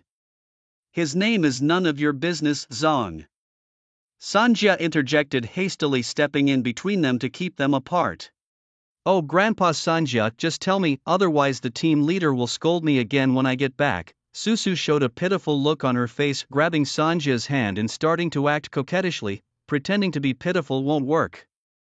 Although Sanjia said this, his face still showed a helpless expression. Su Zhan, who was standing next to them, watched with great interest. Normally, someone of Sanjia's status wouldn't be treated like this by just anybody. Could there be a special relationship between the two? But then again, thinking about what Su had said, it seemed she wasn't really from the True Dragon Group. If they really had a relationship, they would surely be in the same group. All right, his name is Su Zhan.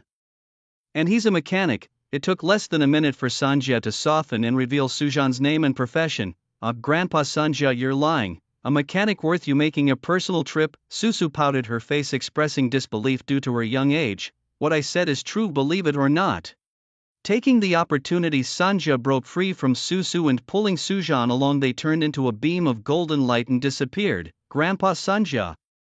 Su watched the two departing figures, stamping her foot in frustration, but there was nothing she could do. Privately, she dared to act coquettishly with Sanjia, but she wouldn't dare to do so openly. On the other side, Sanjia led Su Zhan to the front of the tallest building in the ancient-style architectural complex on the left side of the basin. The building had 6 floors, and hanging below was a plaque that read True Dragon Pavilion. This is the core of the True Dragon Group. I work in the top floor office, Sanjia explained with a smile. Boss, who is this? Just then a young man in his 20s walked out of the True Dragon Pavilion. He was about 18 meters tall with a robust build resembling a bull. Let me introduce Ji Kuangfei, level 60 of 7th rank, profession Thunder Fire Fist. He specializes in close-range, strong offensive attacks.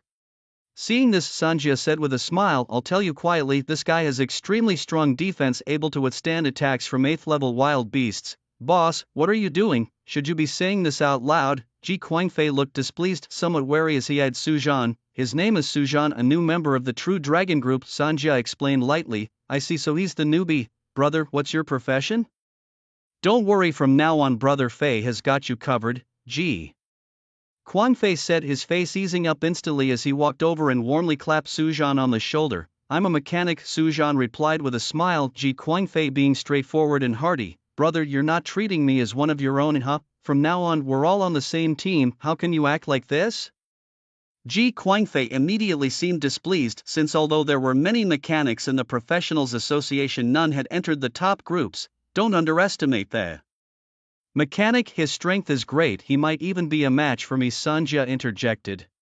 Brother, you're that strong, come on, let's spar. I've never seen such a formidable mechanic before. Hearing this, Ji Guangfei's eyes lit up. He immediately stepped back, getting into position, and directly used the skill of Vajra Wind Thunder Body, a faint flame rising from his feet, enveloping him completely with streaks of lightning flashing through the flames. Sujan, please indulge him.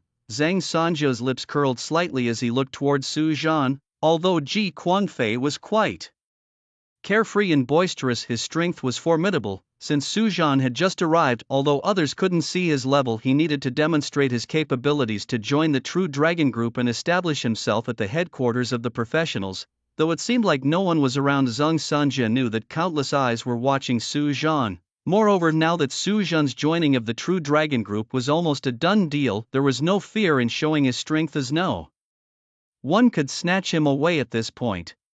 Alright, let's spar with one move and just to the point of contact. Sujan quickly understood Zhang Sanjia's intent and said to Ji Guangfei, it'll definitely be just to the point of contact. Then Ji Guangfei let out an excited and slightly mad laugh, charging towards Sujan. Armor form, Sky Shaker. Sujan hadn't expected Ji Guangfei to make a move so suddenly and quickly activated his skill. Accompanied by a burst of dazzling light, the Sky Shaker armor was instantly equipped. In the moment the armor enveloped him, a pair of fists wrapped in fire and thunder tore through the space, heavily smashing towards Sujan's chest. Boom! As the fist fell, Sujan raised his hand and his palm, filled with immense power, caught the fist, emitting a huge roaring sound as the terrifying shockwave swept across the area. Dude, what the hell is this, armor? Ji Guangfei missed his strike and flipped backward, distancing himself from Sujan and getting a clear view of the armor on Sujan, which he had never seen before. Big brother Cohen, here I come, Sujan spoke softly, then his figure flickered, with all the thrusters on his back firing up, speeding up to the maximum, bursting out like a bolt of lightning. What, Cohen? Just as Ji Guangfei was about to ask why Sujan called him Big Brother Cohen, he felt as though he was hit by a high-speed fighter jet, sending him flying horizontally for 100 meters, breaking several large trees along the way until he crashed into a steel wall and came to a halt. Meanwhile, in the office of the leader of the Phoenix Group, Feng Rumeng was staring at her screen, which displayed the scene of Sujan equipped with the Sky Shaker armor punching Ji Guangfei into the air. The entire professional base headquarters was equipped with surveillance, and the leaders of the four major groups had the authorization to watch. How is this possible? Feng Rumeng stood up from the sofa, her beautiful eyes wide open, her chest heaving rapidly, her hands trembling, and her breathing becoming somewhat hurried.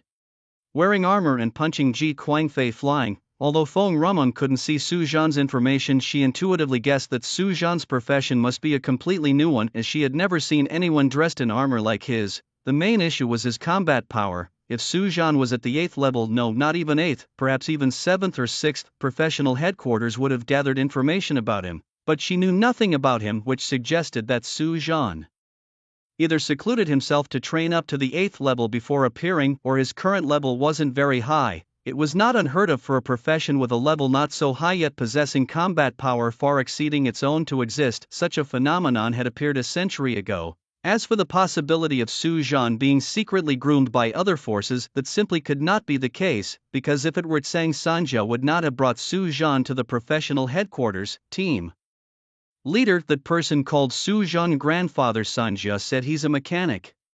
Just at this moment, Susu slowly walked in. I see Feng Rumeng turned to look at Susu, a slight smile curling at the corner of her mouth. I have a new mission for you. You're still single, right? What do you think about this, Sujan? Huh? What do you mean? Team leader, you're not suggesting I seduce him, are you? I'm still just a kid. Susu was stunned for a moment, then quickly lowered her head, her cheeks tinting pink. This is a mission. It concerns the future of the Phoenix Group.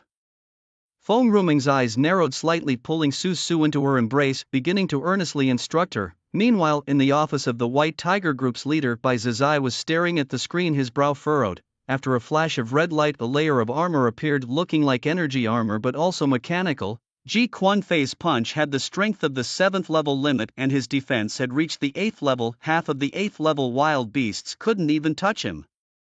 Yet he was sent flying by this guy's punch.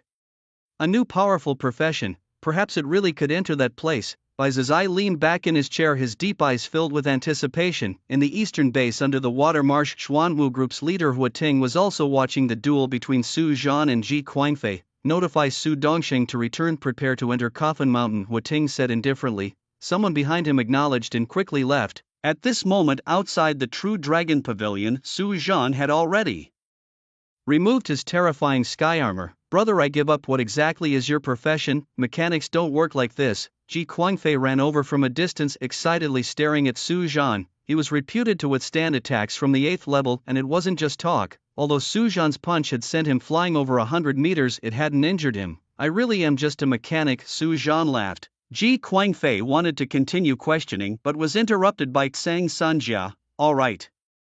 There will be plenty of time for you to chat later. Go notify the other group leaders to meet in the conference room. Su Zhan, come with me. After speaking, Zhang Sanjia turned and entered the True Dragon Pavilion. Su Zhan nodded at Ji Guangfei and followed. Moments later, at the top floor of the True Dragon Pavilion, Zhang Sanjia and Su Zhan sat facing each other. The situation is urgent and I won't waste words. Your information has been entered into the system and from now on you are a member of the True Dragon Group.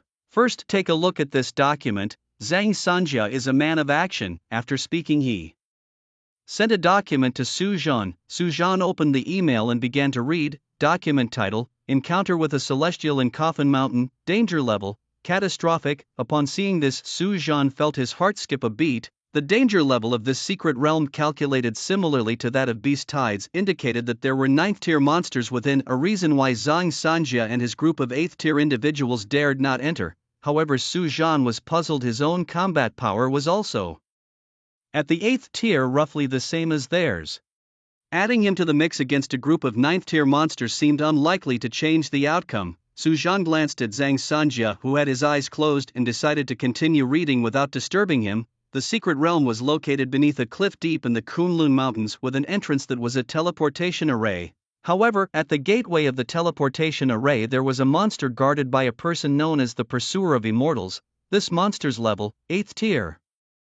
Abilities: Blizzard Maze Array, False Celestial Body. With only these two abilities, it was tremendously powerful, blocking many 8th tier professionals from the headquarters. The Blizzard Maze Array was a formation that caused anyone who entered the Pursuer's vicinity to lose their sense of direction, affecting even those at the 8th tier. Even if one fortunately encountered the Pursuer upon using the false celestial body, the Pursuer's power was terrifying, far beyond a match for a single 8th tier individual, requiring at least 3 at the 8th tier to besiege him.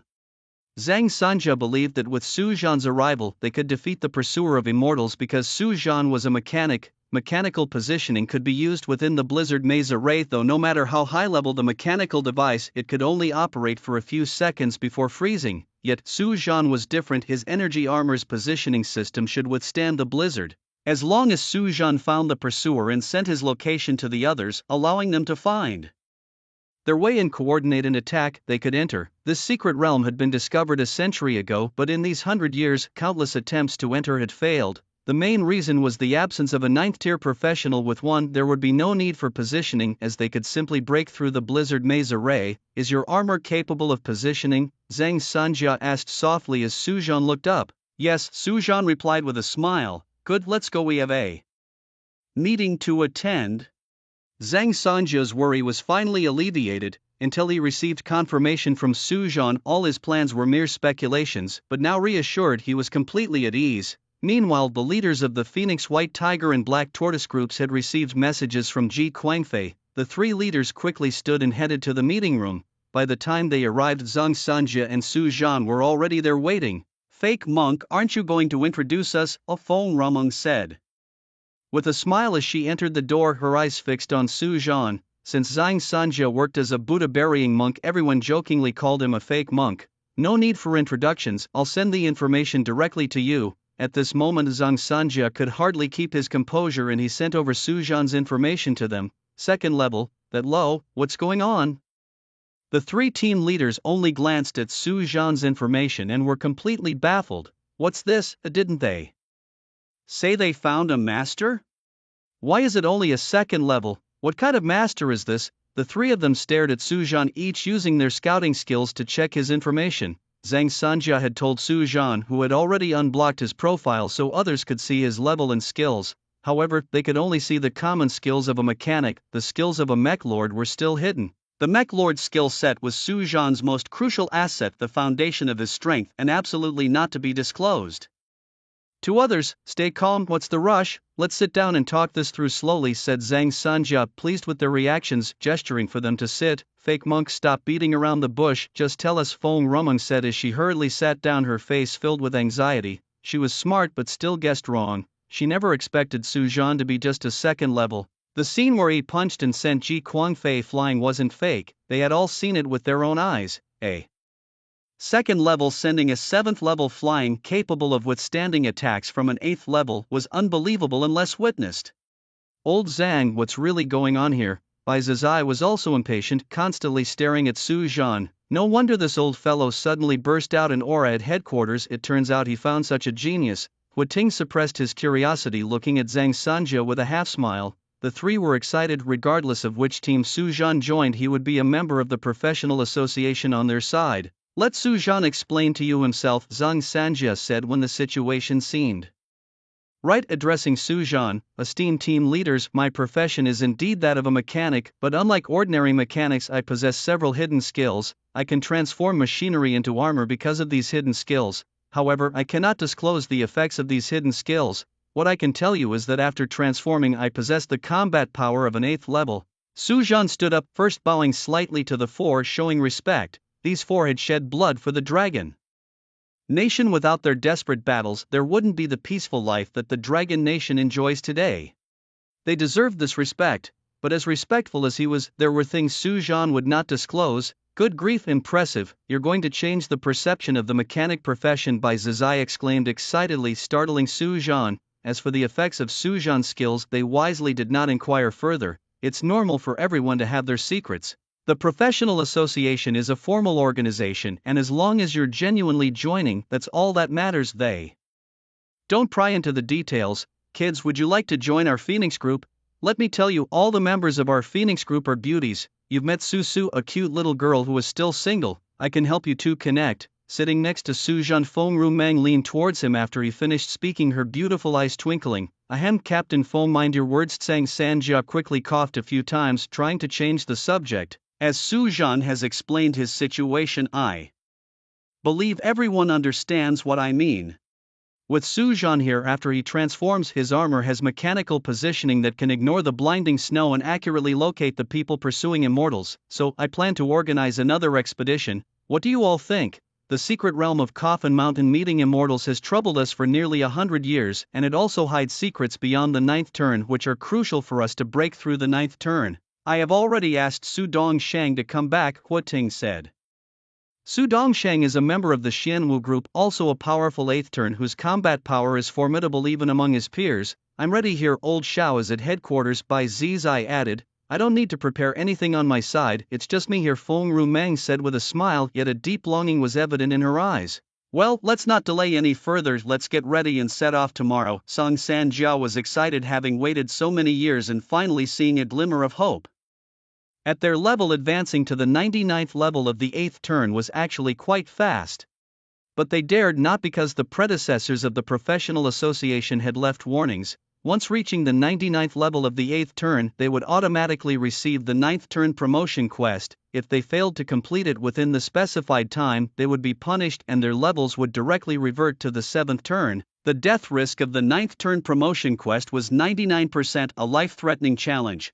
This was why they were eager to unravel the secrets of the Coffin Mountain meeting immortals. The night passed without words, and early the next morning Su Zhan received a departure message from Zhang Sanjia. After packing up, Su Zhan entered the small conference room of the True Dragon Pavilion. By the time Su Zhan arrived, the four group leaders were all present, along with a few unfamiliar faces. Behind Hua Ting on the sofa sat a young man in his late 20s with striking white long hair, wearing a white shirt and carrying an ancient sword on his back. And leaning against the wall behind Bai Zizai was a man in his 40s, dressed in a white shirt and black trousers, his shiny black shoes, gold-rimmed glasses, and a slicked-back hairstyle giving him the gentle demeanor of the friendly man next door. In the center of the conference room, an elderly lady sat cross-legged within a formation diagram, meditating with her eyes closed. Since everyone is here, let's set off, said Zhang Sanjia, nodding at Su Zhan to come over. How are we going, Su Zhan asked, puzzled. Shouldn't we be leaving this place to set off? Why is everyone gathering together? This is Grandma Feng, she is a teleportation master. We will teleport directly, explained Zhang Sanjia. Teleportation master. Su Zhan was taken aback, just about to ask further when he saw Grandma Feng gently tap the ground. The formation diagram that filled the room emitted a white light and suddenly a sensation of weightlessness engulfed them. Su Zhan felt as if he was free falling through the air. After about 10 seconds, a solid sensation under his feet returned along with the dispersal of the white light, and Su Zhan gradually made out his surroundings. What came into view was a vast expanse of snowy mountains. The howling cold wind carried snowflakes that swept across the sky like blades. Life armor. Wizentian. Feeling an extreme chill, Su Zhan immediately summoned the Wizentian armor. After he transformed and looked back, he realized that the others were also radiating faint glows. Clearly, they had activated their skills to withstand the severe cold. This is Mount Kunlun. Walk 10 miles forward and we will reach the location of the Coffin Mountain encounter with Immortal Secret Realm. Zhang Sanjia explained to Su Zhan. Did we just teleport thousands of miles? Su Zhan was shocked. The Professionals Association really is impressive having such capable people. Although the teleportation covers a long distance, it has limitations. The coordinates of the teleportation point must be set in advance, so there are some drawbacks, Zhang Sanjia said. That's still quite amazing. Su Zhan now understood why, despite the many professional organizations in the Dragon Kingdom, the Professionals Association could still firmly outpace them. There are just too many capable people. In Lingchuan City, we also have a formation set up. We were about to teleport there last time, but the beast tide ended too quickly, so it wasn't used, Zhang Sanjia said with a laugh. He had received news of the beast tide in Lingchuan City at that time and had already found Grandma Feng ready to start teleporting when the news that the beast tide had ended came through. Grandma Feng had complained at the time, saying that at her age such back and forth was wearing her out. I didn't expect that either, Su Zhan admitted, a bit embarrassed since he hadn't been aware of these details. Most importantly, Su Zhan himself hadn't expected to possess such strong combat capabilities after his second transformation. Well, let's go, but we need to be careful now. The range of the snowstorm confusion array covers 10 miles. Once we get within 1 mile of the pursuers, he will activate his skills and teleport us to a random location within 10 miles. That's why the teleportation point is set here. From here on, it's up to you, Zhang Sanjia said as they walked, also setting up a chat room and adding everyone present. After Su Zhan confirmed the location, they proceeded in the direction he had provided. Su Zhan nodded in understanding. Half an hour later, the group reached a small snowy slope, and a snow cliff about 20 to 30 meters high appeared before them. The cliff was ordinary, just a normal layer of ice, except for a 2-meter-tall crack in the middle. There was nothing special about it. In front of that crack, a figure cloaked in a black straw mat sat cross-legged. The snow had already covered most of his body, making him resemble a snow sculpture. Descending the snowy slope meant entering his range of formation. Are you ready? Zhang Sanjia turned his head to look at Su Zhan with a serious expression. The others felt the same. Although this operation had the shortest preparation time, it had the highest chance of success thanks to Su Zhan. Su Zhan nodded firmly. As everyone stepped down the slope, the next moment the ice-like figure suddenly raised his head, staring at them. It was only when he looked up that Su Zhan could see his face clearly. Half of it was not flesh but withered wood. The other half, although flesh, was a deathly blue-black, completely unrelated to the word immortal. With the rise of the chaser's head, a gust of wind and snow appeared out of nowhere, sweeping in all directions, instantly enveloping Su Zhan and the others. Team leader Song. Su Zhan could only see a blur before him, no longer able to see Zhang Sanjia and the others, and his view seemed to be covered by a thick fog, limiting his visibility to just over a meter. Scan. With a thought, Su Zhan activated the scanning function of his vibration sky armor. A map centered on Su Zhan appeared on the screen in front of him. As the light emitted, several points of light appeared on the map, each displaying a name, indeed those of Zhang Sanjia and his team. They were now randomly scattered within a 10-mile radius, with Feng Rumeng being the furthest, nearly back at their original teleportation point. Su Zhan too had been teleported away from his original location, now 3 miles away from where the immortal chaser was. After determining his bearings, Su Zhan walked forward, although the surrounding wind howled. Mixed with icy snowflakes sharp as blades, it had no effect on Su Zhan. 5 minutes later, when Su Zhan was about 100 meters away from the immortal chaser, the weather suddenly cleared and the wind and snow completely disappeared. There was no wind or snow within 100 meters of him. Su Jian was stunned for a moment. He had thought that the area around the immortal chaser would also be covered in wind and snow, but surprisingly, there was none here. Looking back, the fierce wind and heavy snow had formed a wall-like barrier isolating this area.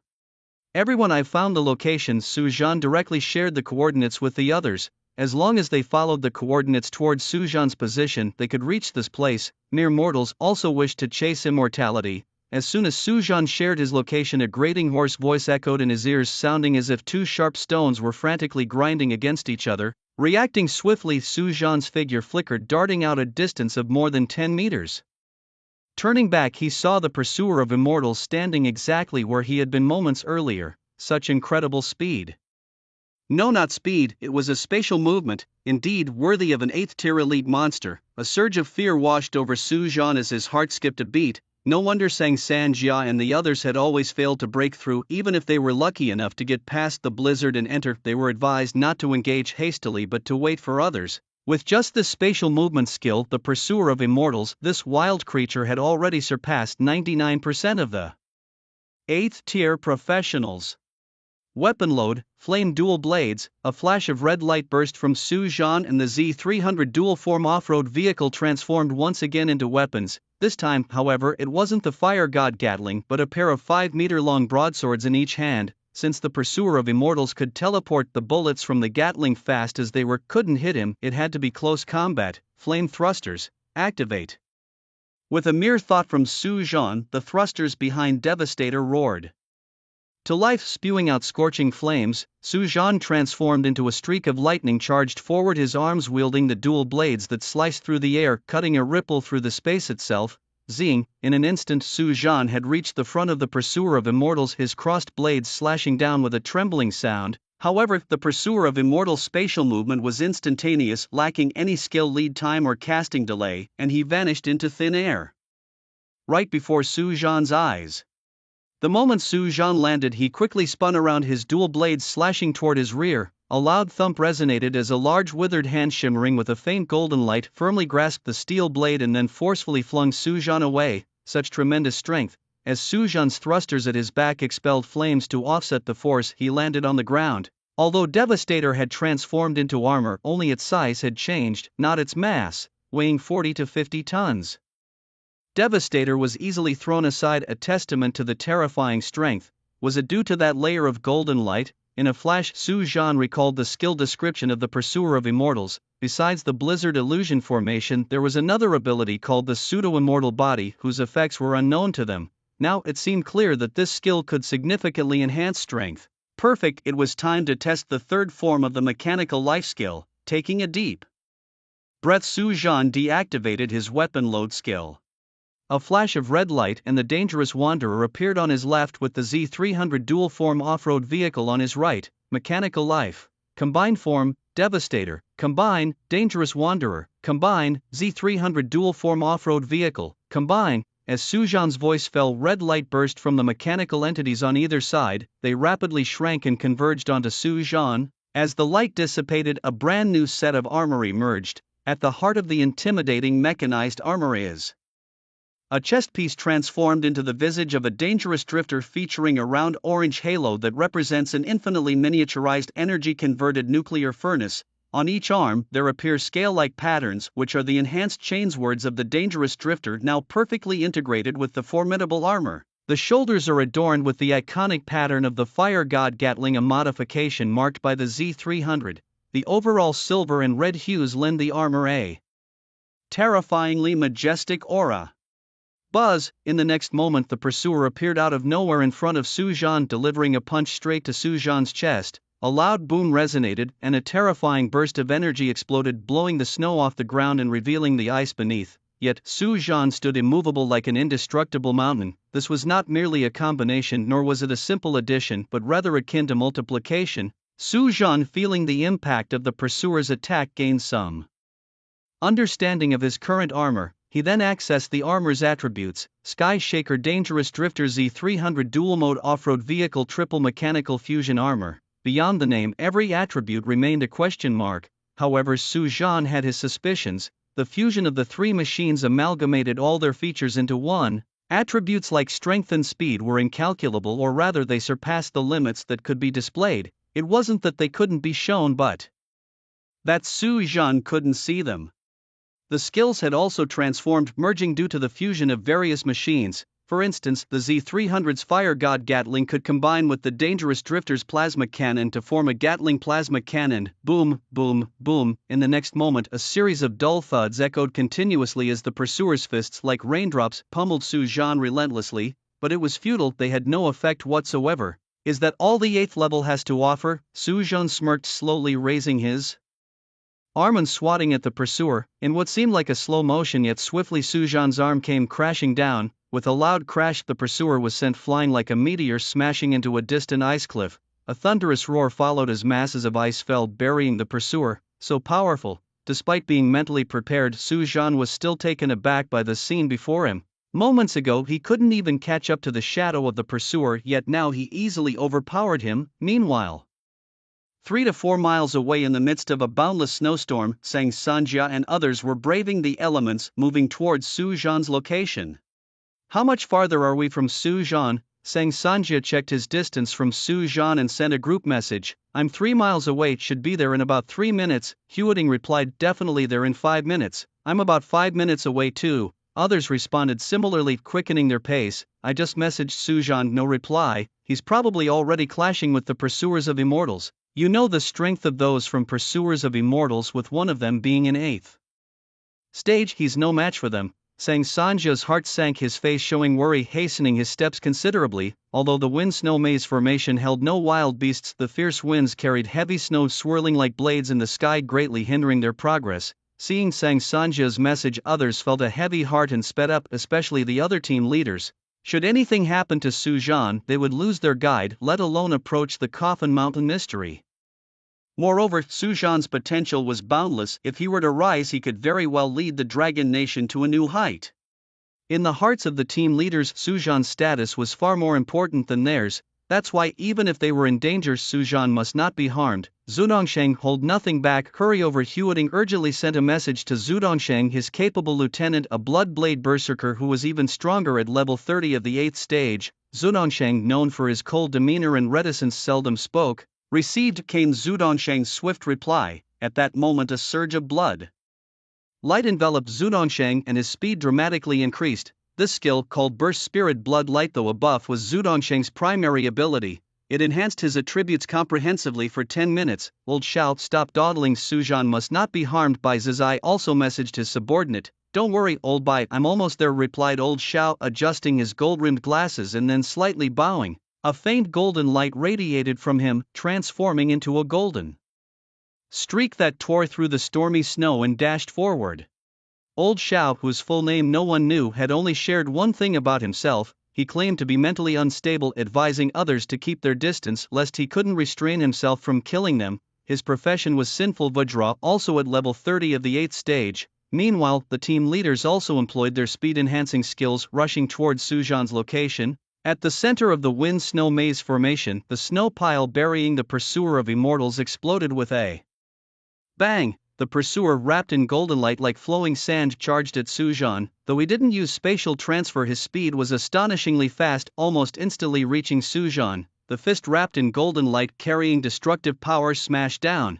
But it was useless, Su Zhan was faster. A punch to his chest, the pursuer's golden light trembled violently and was directly dispersed, sending him flying again. So this is the false immortal body, Su Zhan said, surprised. According to the combined armor's power, that punch should have killed the pursuer outright. The golden aura that enveloped him was now dispersed, indicating a significant enhancement in the defenses of those pursuing immortality. No wonder Zhang Sanjia mentioned that it would take at least 3 level 8 cultivators to deal with them. According to Su Zhan's estimation, not to mention 3, even 5 level 8 cultivators might not be able to handle someone who had activated the pseudo-celestial body. However, there is always a higher mountain, and ultimately you are not up to the mark. With a slight smile curling his lips, Su Zhan took a step forward, his figure suddenly appearing in front of the immortal pursuer. Plasma cannon. At the thought, the skill of the dangerous wanderer was activated. His raised left hand, clad in armor, burst into a dazzling blue electric light. The electric light rapidly expanded, covering an area of several meters, before quickly contracting to form a thin layer over his fist. In the next moment his fist fell smashing into the chest of the immortal pursuer. The terrifying thunder light instantly erupted, engulfing a 100-meter radius, smashing the pursuer deep into the ground.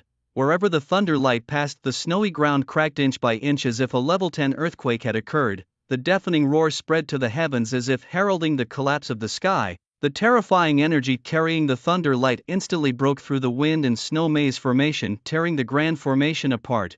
The fierce wind stopped abruptly, and the swirling snow suddenly paused, driven far away by the shockwave of the terrifying energy. In just a few breaths, the surrounding area within a 5-mile radius was cleared, leaving no snow behind. At this time Zhang Sanjia and others also became visible. The closest Su Dongsheng was surrounded by a surge of bloodlight. Originally 100 meters from the central area, he was now pushed back 100 meters by the powerful shockwave, his feet dragging deep furrows into the ground. How could there be such strong energy fluctuations?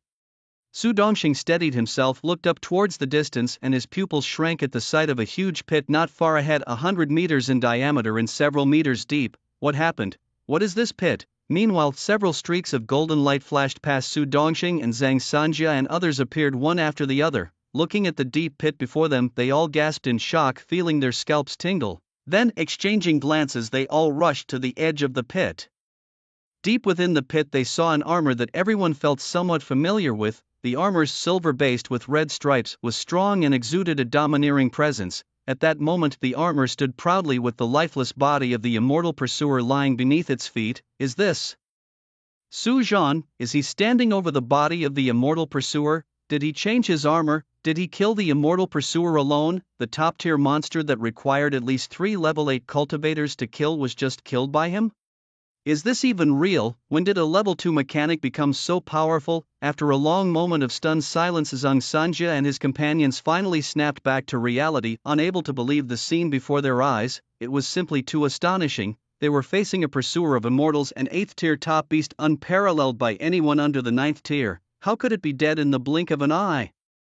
They had summoned Su Zhan for positioning, hadn't they? How did he end up killing the beast? They knew Su Zhan was fierce and strong, but this was beyond monstrous. The professional association had countless experts who hadn't broken through this predicament in a century, yet he solved it in less than 10 minutes. At this moment Su Zhan was completely oblivious to their reactions or what they were thinking. Following the death of the pursuer, Su Zhan received world notifications. Notification: you have killed the pursuer of immortals, reward 100,000 experience points. Notification: your level has risen to Tier 2 level 99. Notification: you have picked up the skill book, Pseudo-Immortal Body, Skill Effect. Freely stack other attributes onto one attribute, breaking through limits. Note: true immortals are hard to find, only pseudo-immortals remain in the world. Notification: you have picked up the skill book, Step Turn, Skill Effect. Instantly appear behind a marked enemy, can be used once per minute. Note: who can trace the steps of an immortal? Only by turning can the great Tao be preserved. Notification: you have picked up a fragment of the Immortal's Path. Immortal's Path. Use records part of the route to the Immortal's Foot. Note: the place where immortals tread is known as the Immortal's Foot. Finding it reveals the true face of an immortal. No wonder it was a super elite monster. Su Zhan, excited by the items dropped by the pursuer, realized the immense value of these skills and the even more precious Immortal's Path fragment, which purportedly could lead to a true immortal. In the hundreds of years since the game and the world merged, legends of immortals had persisted, yet no one had ever seen one. The potential benefits of finding one were unknown. Have you all arrived? His thoughts settled, Su Zhan finally looked around and noticed Zhang Sanjia and others staring at him from the edge of the crater. Ahem. Did you kill him all by yourself? Zhang Sanjia, regaining composure, feigned a cough to ease the awkwardness. The others also came to their senses, quickly turning their heads to look in other directions. They were worldly people after all. It wouldn't do their reputations any good if word got out that they were so shocked by the sight of a beast being killed. This guy isn't anything special, he just relied on a great formation. His pseudo-immortal body is powerful, but with enough people, defeating him is just a matter of time, one of them remarked as Su Zhan smiled, appearing utterly at ease. Team leader, am I dreaming? One of them said. His Voice strong and steady, not even out of breath, as if killing the pursuer had been effortless.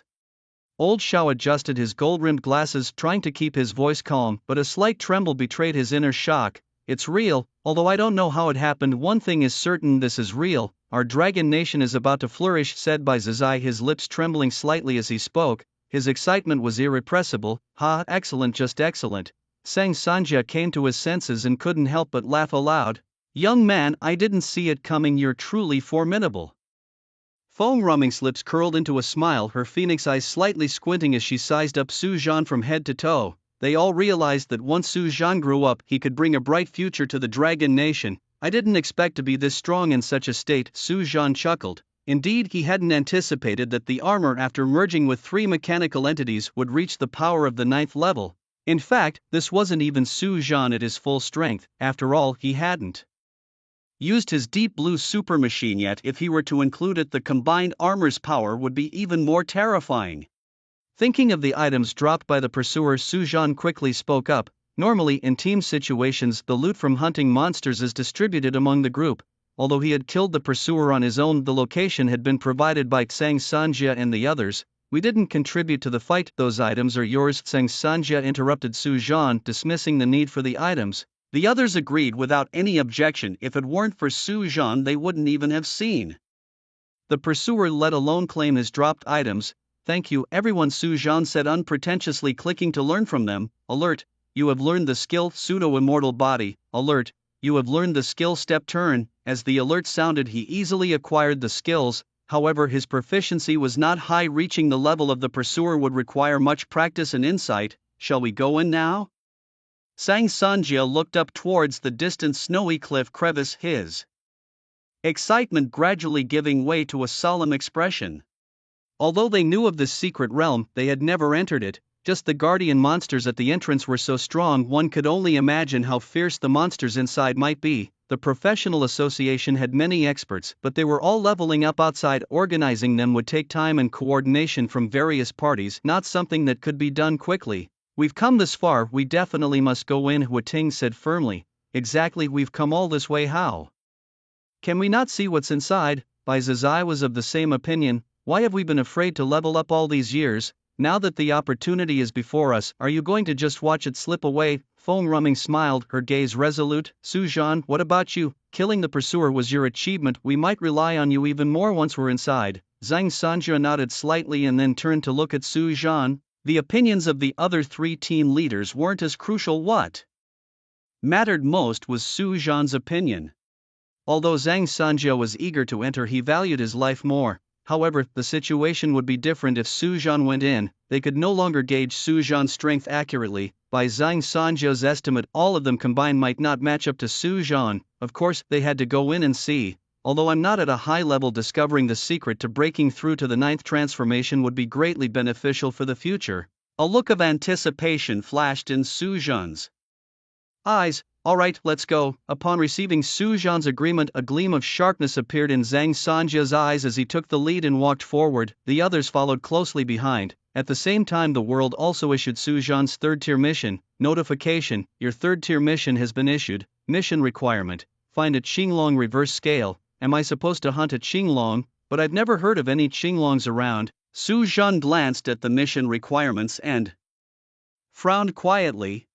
The Qinglong is a mythical beast from the legends of Dragon Country, and in the era of full professionals, it wasn't strange for things from myths to appear in reality. But the game and the real world had been merged for hundreds of years, and there had never been any sightings of such mythical creatures as Qinglongs. At most, there had been an 8-tier Jiaolong discovered, and hunting it had cost a great deal. 5 8-tier individuals had been killed by the Jiaolong before it was finally slain. Everyone be extra cautious once we enter and prioritize your safety, Zhang Sanjia cautioned finally. Understood, don't worry. Everyone nodded, their expressions solemn but also filled with excitement. Then Zhang Sanjia was the first to step into the rift, and with a flash of water-like ripples his figure instantly vanished. My turn.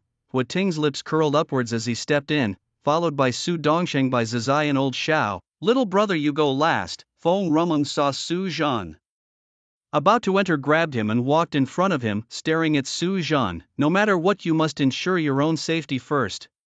I understand, and you be careful too. Su Zhan immediately grasped Feng Ruming's intention. This was a strange secret realm and no one knew what exactly was inside. They were going ahead to scout, which was why they insisted Su Zhan should go last, and this final admonition was also a sign of their care for him. They could afford mishaps, but Su Zhan could not. Watching Feng Ruming disappear into the rift, Su Zhan also stepped in. Su Zhan only felt a blur before him, a sensation of weightlessness hit him and his armor's thrusters instantly activated, clarifying the scene before him. Is this paradise? Su Zhan couldn't help but inhale sharply and murmured softly. What lay before Su Zhan's eyes was a world of stunning beauty. Looking around, lush green grass and colorful flowers dotted the landscape, swaying in the breeze. Countless colorful butterflies flutter among the flowers, gathering nectar, while black and yellow bees buzz their wings and shuttle around. A bit further away, numerous ancient trees stand tall, with countless birds adorned in vibrant feathers frolicking through the woods.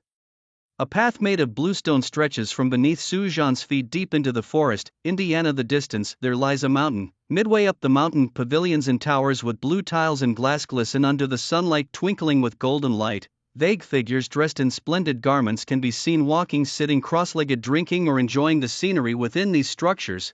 At the mountain's peak, amidst the dazzling light, a palace stands majestic, exuding a grand aura. Something seems amiss. This scene closely resembles the legendary celestial mountains and palaces. Su Zhan quickly senses that something is off. The secret realm is called Coffin Mountain. Encounter with the immortal. Although it contains the word immortal, it also has coffin. Scan. Su Zhan activates the scanning feature of his integrated armor. Giant Bee, mythical beast, fake, level, 8th turn, 60 skills. B, assault, stinger. D, dance, swarm of mythical bees, false immortal body, fiery. Thunder, butterfly, mythical beast, fake.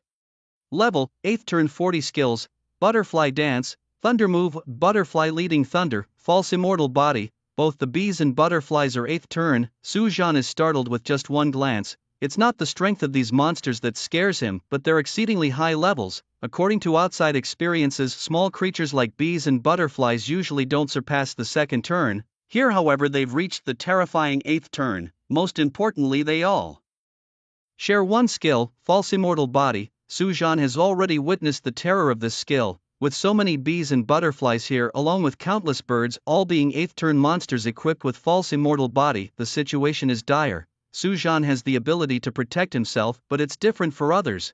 Given the sheer number of these creatures, when numerous bees and butterflies attack at once, probably only a 9th turn professional could survive here. Beep beep, danger. Danger. As Su Zhan ponders, the shrill warning from his armor suddenly blares. Su Zhan swiftly dodges to the side just as a giant bee zips past where he just stood like a swift sword. Su Zhan thought the bee would turn around to attack him, but it merely wobbled onto a chrysanthemum and buried its head to gather nectar. Su Zhan frowned, secretly grabbing the bee in his hand and slightly squeezing it, crushing it. Notification: you've killed an 8th turn giant bee, awarded 70 experience points. A world notification also sounds, isn't this just a normal bee is seeing? The experience he gained. Su Zhan's confusion deepens. Though this little bee was 8th turn, it didn't possess the strength of one, and the experience gained from killing it was equivalent to that of a normal bee. As his thoughts settled, Su Zhan walked into the bushes, crushing a few more butterflies with results identical to before. Despite their high levels, they were all ordinary butterflies. Deciding to head halfway up the mountain, he then lifted his gaze towards the distant golden peak and strode forward. Half an hour later, he found himself before a gigantic jade archway towering 100 meters tall. Engraved in the middle of the archway were the characters "Encounter Immortal Mountain." Beyond the archway lay a seemingly endless flight of stone steps. Each step was intricately carved with exquisite patterns of clouds and thunder, glowing faintly and exuding an extraordinary aura. Without hesitation, Su Zhan began ascending the steps. However, upon setting foot on the first step, his vision blurred, and he found himself back where he started. What was happening? He looked around, confirming that he had indeed attempted the ascent. After several more tries with the same result, no matter how fast he moved, he always ended up back at the base of the archway, unable to proceed. Turning around, Su Zhan noticed a peculiarly dressed young boy in a blue Taoist robe swinging a grass stalk while sitting on the base of one of the archway's pillars, legs swinging leisurely. Is there really an immortal on this mountain? Su Zhan asked, outwardly calm but inwardly surprised. Human-shaped monsters were rare. The one at the entrance could only be half considered one, but this boy was the first true human-shaped monster he had encountered. Of course, the boy chuckled, hopping down from his perch, but meeting an immortal isn't something just anyone can do. Coming closer, the boy proposed, "Help me with one thing and I'll tell you how to ascend the mountain." "How about it? What do you need help with?" the Su Zhan inquired. "I haven't eaten crabs in a long time. There's a crab gully 100 li to the northeast. Fetch me a big crab from there and I'll grant you a token to meet the immortal," the boy said, licking his lips with evident longing. Task prompt: slay a king crab and deliver its leg to the gatekeeper boy. Accept. It was indeed a quest. Without hesitation, Su Zhan accepted. Delighted, the boy danced with joy, urging Su Zhan to hurry. Following the directions given, Su Zhan flew towards the designated location. 10 minutes later, he arrived at so-called Crab Gully. Is this really just a gully? He wondered in awe at the sight of the vast chasm stretching hundreds of meters wide and seemingly endless. The secret realm of Immortal Encounter Mountain exaggerated everything from monsters to landscapes. The previous bees were 8th rank, and now this gully seemed as vast as major rivers. Could the crabs here also be enormous? Su Zhan pondered with a frown. Flying down, after descending nearly 100 meters, he barely made out the gully's bottom. This big, just before landing, a giant crab 10 meters tall and over 20 meters long appeared before him. Its appearance was no different from ordinary river crabs except for its size, hundreds of times larger, looking incredibly formidable. With a casual wave of its massive pincers, the King Kong crab could summon a fierce wind that made it hard for one to stand firm. The creature was a true spirit beast of the 8th rank, with abilities such as bulldozing rush, King Kong pincers, mighty crab claws, wave flipping, and mud rolling. Unlike other 8th rank wild beasts, this one bore the mark of truth in its name. Su Zhan caught a glimpse of the crab's attributes and instantly became cautious. With a whoosh, as soon as Su Zhan landed, he entered the territory of the King Kong crab, immediately drawing its ire. The crab swung its pincers, as large as a truck, slicing through the air like twin blades towards Su Zhan. Thump!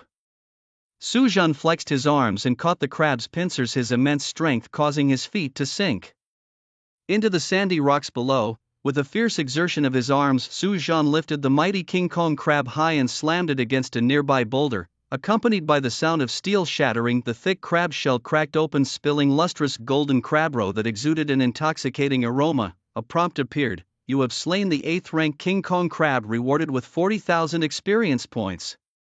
This was typical for an 8th rank wild beast, which made Su Zhan frown in suspicion. Something was amiss. Other creatures like giant wasps and butterflies, though also of the 8th rank, bore the suffix pseudo and did not possess the strength or rewards of an actual 8th rank beast. However, the King Kong crab with its mark of truth had the prowess and rewards consistent with a true 8th rank beast. Su Zhan shook his head, unable to figure out the anomaly, and proceeded to disassemble the King Kong crab. Prompt: you have collected King Kong crab roe.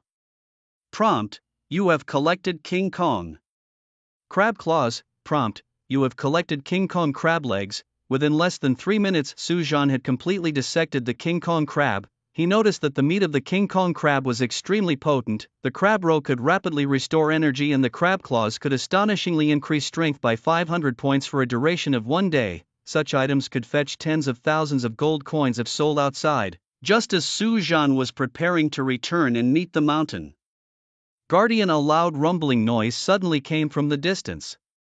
Without hesitation, Su Zhan's eyes sharpened and he flew towards the source of the sound. This secret realm was unvisited by others. The sounds of battle surely meant that it was Zhang Sanjia and his group. Regardless of who it was, since he had encountered them, Su Zhan was determined to lend his aid. After advancing along a deep trench for 500 meters, a blazing glow of intense heat appeared before Su Zhan's eyes.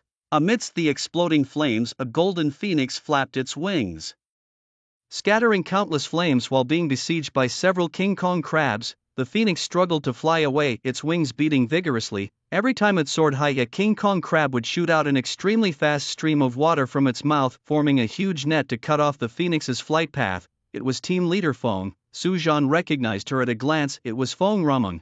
Among those who had arrived, Zhang Sanjia had sent Su Zhan the professional information of the others, and the profession capable of transforming into a phoenix was exactly Feng Rumeng's 100 Birds Fire Immortal.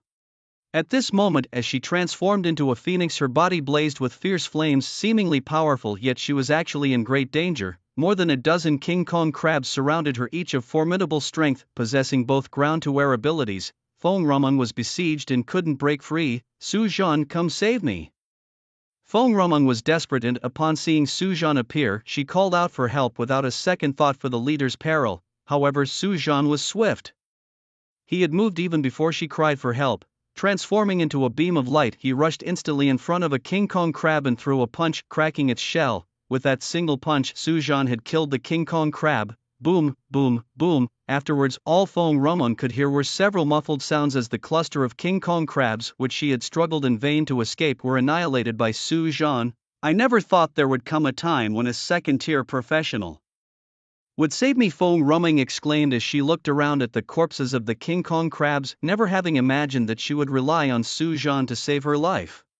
When Su Zhan had first arrived at the headquarters of the professionals, she had thought of drawing him over to her side and nurturing him. Now looking back, she realized how naive she had been. Team leader Feng, how did you end up here? Su Zhan asked, picking up the items dropped by the King Kong crabs, coming to Feng Rumeng's side, who had now reverted to her human form. I don't know, I just found myself here after coming in. I was trying to go out to find you all, but I was stopped by a King Kong crab.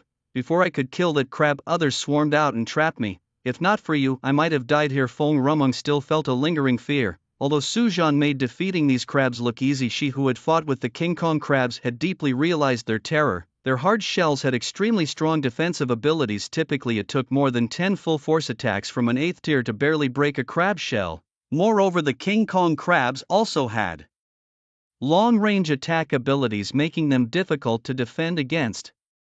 I came here on a mission, Su Zhan explained, then shared the details of his task and the scenes he had observed outside with Feng Rumeng. This place is really so bizarre. While Feng Rumeng looked serious, she had just arrived and was caught in this deep trench, unaware of the outside situation. Now hearing Su Zhan's account, she realized they had been too reckless. A secret realm that had trapped them for nearly a century at the entrance could not be simple inside. Feng Rumeng even felt that if not for Su Zhan, none of the few who had entered would have made it back. Let's head up first. This area is too vast, making it impossible to locate others. We should ascend the mountains, suggested Su Zhan. That sounds good. Feng Rumeng nodded in agreement, affirming Su Zhan's proposal.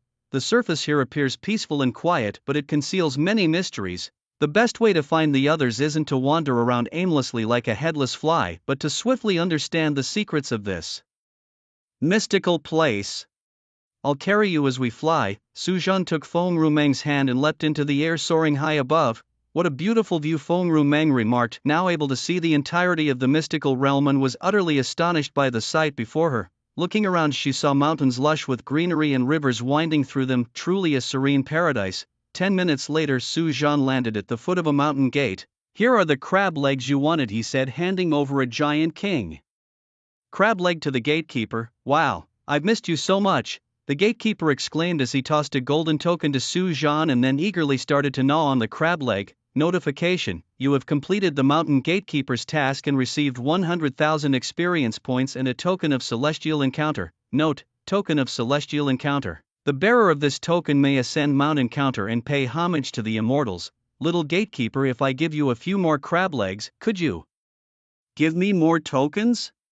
Su Zhan asked, examining the token in his hand. No, each person can only have one token. The gatekeeper shook his head without hesitation. How about some crab roe? Would you like some? Su Zhan pondered for a moment before taking out the king crab's roe. Wow, real crab roe. The gatekeeper's eyes lit up, staring intensely at the crab roe in Su Zhan's hand, clearly desiring it. One token for a portion of crab roe, Su Zhan suggested with a smile, shaking the crab roe in his hand. Here you go. The gatekeeper quickly pulled out another token of celestial encounter from his robe and threw it to Su Zhan, snatching the crab roe and starting to savor it. That actually worked. Su Zhan hadn't expected it to be so easy to obtain the second token. He had just been testing the waters, but it was a success. However, thinking about it, it made sense. In the actual game, this character is an NPC programmed to perform specific dialogues and tasks. But now, with the game merging with the real world, these wilderness NPCs, although still bound by their duties, have gained some human traits and are not as rigid. Whether other types of wilderness creatures also possess human characteristics, Su Zhan didn't know. However, it is said that creatures of the 9th turn and above possess humanity's self-awareness and can communicate like humans, similar to the legendary spirits cultivated from monsters. But so far no one had encountered a 9th turn wilderness creature. I didn't expect to encounter a humanoid wilderness creature here. Feng Rumeng expressed her astonishment, just as amazed as Su Zhan, having never seen a humanoid wilderness creature before. This is also my first encounter. Let's head up now, Su Zhan said with a smile, handing a token of celestial encounter to Feng Rumeng. Let's go and see what secrets this immortal mountain holds, Feng Rumeng said, taking a deep breath to calm herself. Together with Su Zhan, they stepped onto the staircase. As soon as they set foot on it, the immortal token in their hands emitted a faint golden light that enveloped each of them. This golden light counteracted the teleportation power of the steps, allowing them to remain there.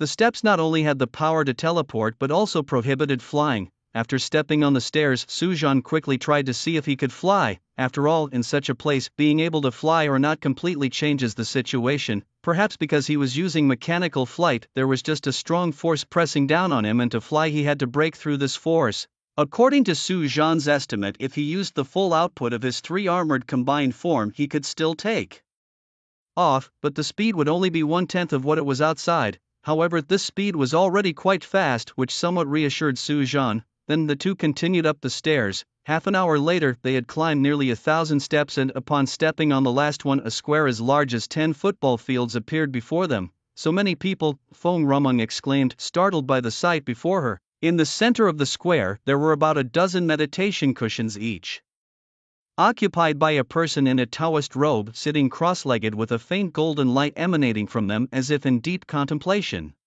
In front of these people, there was a large round cauldron with firewood burning underneath it, and from afar, they could hear the boiling water inside. The air was filled with the scent of meat, as if some unknown meat was being stewed in the cauldron. Immortal Seer Legion level, 8th turn, level 30 skills, Azure Dragon Sword technique, 1st, 2nd and 3rd forms, false immortal body. Note: a person from outside the mountain seeking to ask about the Tao. Immortal Seer Chang Air level 8th turn, level 30 skills, Bagua Flowing Heart Fist, false immortal body. Note: a person from outside the mountain seeking to ask about the Tao. From typical gaming experience, these immortal seers should be like us, coming from the outside world and then becoming the local monsters here. Su Zhan was on guard. From their names and notes, it was evident that they, like Su Zhan, were people from the outside, but for some reason, they had now become NPCs here, the local monsters of this place. This was very dangerous. It meant that if they were not careful, they could end up like these people, becoming monsters of this place. Now that reality and the game were merging, there was no online game mechanism where death meant you could simply respawn. If they died, they were truly dead. Unless there was a legendary item that could resurrect them, death was real. What should we do now? Feng Rumeng couldn't help but look at Su Zhan. Having gone through the ordeal at Crab Gorge, she had unconsciously started to rely on him. Let's go over and take a look, Su Zhan said after scanning the surroundings. Although the square was vast, to get across, they had to pass by the immortal seers. It was definitely not possible to just walk by, they had to go over and see. Ah, I saw immortals, I did, Lord Taoist Master, I've succeeded, I become an immortal. How all things in heaven and earth are within my grasp. Today I have ascended to immortality, and henceforth my life shall be as enduring as the heavens. To learn the Tao in the morning and die in the evening would now be enough. As the two approached, a cacophony of murmurs reached their ears, sometimes frenzied, sometimes mad, sometimes delighted. Following the voices, they came upon the immortals and realized that not only were their words bizarre, but their facial expressions were indescribable. Some faces twisted fiercely, showing sinister grins, others had crooked mouths and dribbling saliva, some were flushed with joy, smiles beaming. Had they gone mad? Feng Rumeng, no stranger to battle, was startled by their expressions. The contrast was too stark. From behind, these people seemed serene and peaceful, like wise hermits, but up close, their nonsensical chatter and bizarre expressions were unsettling. It was as if from afar one saw a great beauty, only to find a ghastly demon upon closer inspection. Team leader, Su Zhan, frowned, deeply disturbed by the scene. When he reached a large cauldron and peered inside, he was stunned. The water in the cauldron was boiling vigorously, and Zhang Sanjia was trussed up like a dumpling, only his head poking out. His face was beet red, his forehead slick with sweat. If not for the faint golden light emanating from his body, he might have been cooked through. What's the matter? Feng Rumeng thought Su Zhan was calling her and instinctively responded, but then realized he was staring at the cauldron. A fake monk? Approaching the cauldron, seeing Zhang Sanjia about to be cooked, Feng Rumeng gasped and began to retch. Besides Zhang Sanjia, the cauldron contained some unidentifiable meat, the source of the enticing aroma. It was likely that the meat wasn't from any ordinary livestock. Captain Feng, stay alert, I'll rescue the team leader, said Su Zhan. His expression grave as he reached for Zhang Sanjia in the cauldron. He now understood why this mystic realm was termed a destructive grade, because it was entirely filled with mechanical beasts. This meant that while the creatures here might appear weak without discovering their vulnerabilities, they were virtually indestructible. Just like the people chasing immortality at the entrance, if not for Su Zhan and Zhang Sanjia's special tracking methods, they might never have gained entry, such as the terrifying nature of these mechanical beasts. With a splash, Zhang Sanjia was lifted from the cauldron. A skeleton of some unknown creature still clinging to him also pulled out. Captain, Captain. Su Zhan called out a few times, but Zhang Sanjia did not respond, as if he had fallen into a deep coma. Scan, alert. Zhang Sanjia has been poisoned by corpse poison and is in a severe coma. Corpse poison in the soup. Su Zhan raised an eyebrow and took another look at the large cauldron. The intense fire had turned the cauldron bright red, and it didn't seem likely that it contained any corpse poison. Put down the offering.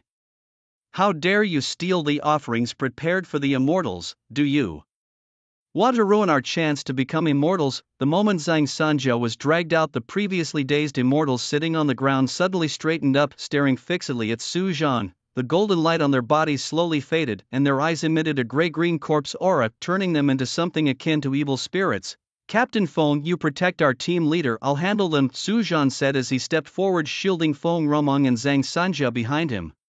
Be careful, Feng Rumong cautioned wisely, choosing not to join the fight. After the incident at Crab Gully, she knew that her combat skills were far inferior to Su Zhan's. The immortal in front of them was clearly an 8th-tier elite monster. Her involvement would only hinder him. It's okay, Su Zhan gave Feng Rumong a reassuring look. Hiss.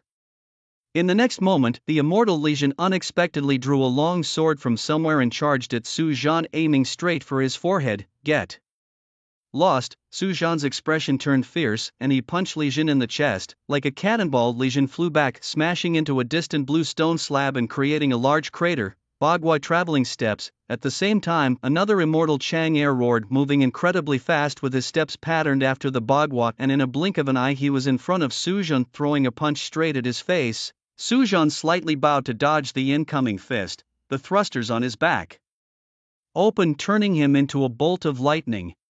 He instantly appeared behind Chang Air, grabbed his clothes and flung him away. Cackle, cackle. Meanwhile, the remaining dozens of immortals let out a series of eerie, chilling laughs as they stood up. Su Zhan, be careful, Feng Rumong couldn't help but remind him again, feeling secretly relieved that Su Zhan was with them, otherwise they might have been wiped out without even understanding what was going on here. Previously at Crab Gully, she was attacked by over a dozen giant crabs, and Zhang Sanjia was even more unlucky, being thrown into the cauldron as a sacrifice. If they had arrived any later, Zhang Sanjia might have ended up as a pot of soup. Thunderbolt technique, torrential rain swordplay, furious dragon slash, earth fire technique. The remaining immortals appeared, unleashing their skills. A storm mixed with the light of blades and sword energy like a vast ocean smashed towards Su Zhan. Su Zhan, be careful. Feng Rumong couldn't help but gasp loudly, cautioning Su Zhan to be careful.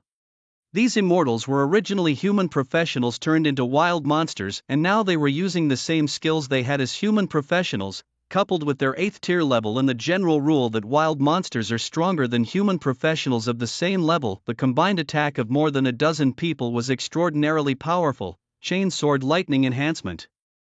Su Zhan remained composed, his left arm swinging forward fiercely as a chain extended rapidly, reaching a length of 5 meters. At the moment the chain reached its full extension, it straightened and the iron ring at the top clasped tightly, morphing into a long sword. A surge of lightning traveled up Su Zhan's arm, completely enveloping the sword. With a sharp sizzle in the next instant, Su Zhan swung his arm and the sword sliced through the air. The massive electric light detached from the sword, forming an arc that raced forward. The electrical sword energy collided with the immortal-like skills of the enemy, splitting the intangible energy cleanly in two. Ah!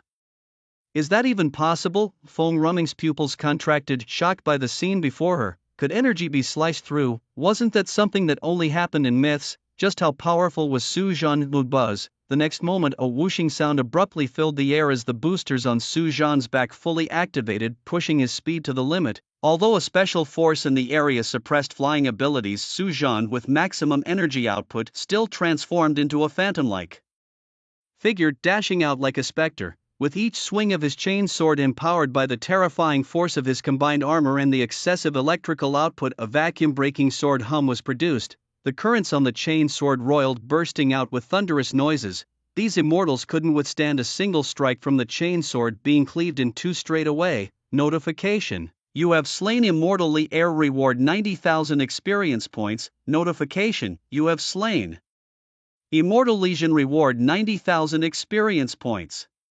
Notification: you have picked up an Immortal Order. Notification: you have picked up Swift Steps. Notification: you have picked up Dragon Scale Claw. Notification: you have picked up 100,000 gold coins. With a single stroke, Su Zhan had killed two immortals and casually picked up the items they dropped. Dragon Scales. He raised an eyebrow as he looked at the dragon scales in his backpack, thinking about his third-tier quest. If there were dragon scales, could there be a reverse scale of the Azure Dragon? If he could advance to the third tier right here, that would be perfect. Die. With that thought, Su Zhan turned and pounced on the other immortals. In less than 3 minutes he had slaughtered a dozen immortals. Their strength was comparable to those who pursued immortality at the entrance, and even with their pseudo-celestial body skills they were no match for Su Zhan. He casually collected all the items they dropped. Notification: you have picked up the 100 poison pill. This notification caught Su Zhan's attention. 100 poison pill effect, cures all poisons. Note: crafted from over 100 precious herbs brewed over 49 days, this detoxifying sacred medicine can cure all poisons. Zhang Sanjia is currently unconscious due to corpse poison. This is just what is needed to cure him. Team leader Feng, I have found the 100 poison pill, Su Zhan said, walking over to Feng, rumming with the pill in hand. Then quickly use it to detoxify the false monk. Phoenix Dream suddenly snapped back to reality. Feeling her cheeks heat up involuntarily, she quickly lowered her head and helped Zhang Sanjia to his feet. Just moments ago she had been completely captivated by Su Zhan's physique, watching him so intently that she hadn't even noticed the battle had ended. It couldn't be helped. To Su Zhan, an 8th level monster was as flimsy as paper, and although Phoenix Dream was battle-hardened, she had never seen anyone dispatch 8th level monsters with the ease of cutting grass, a sight so overwhelmingly impressive that she couldn't help but pay attention. Su Zhan, unbothered, simply smiled and stuffed 100 poisons pill into Zhang Sanjia's mouth. The pill was highly effective. Within seconds Zhang Sanjia's fingers twitched and he slowly came to, exclaiming deliriously, haha, I've reached the 9th level, I've ascended to the 9th level. To think professional advancement required transcending such a tribulation, huh? As Zhang Sanjia, freshly awakened, began to spout nonsense as if mad, Su Zhan and Phoenix Dream quickly stood up and watched. Quietly, Zhang Sanjia wasn't mad. This was a side effect of the poison. Those afflicted with corpse poison fall into hallucinations, and though the poison had been neutralized, it was clear that Zhang Sanjia had not yet fully emerged from his delusions. Group leader Feng, what are you doing? Su Zhan asked as he watched Phoenix Dream activate the video recording feature, somewhat speechless. The usually solemn and pretentious fake monk who took pride in leading 4 groups was showing a side of himself he probably never intended to be seen.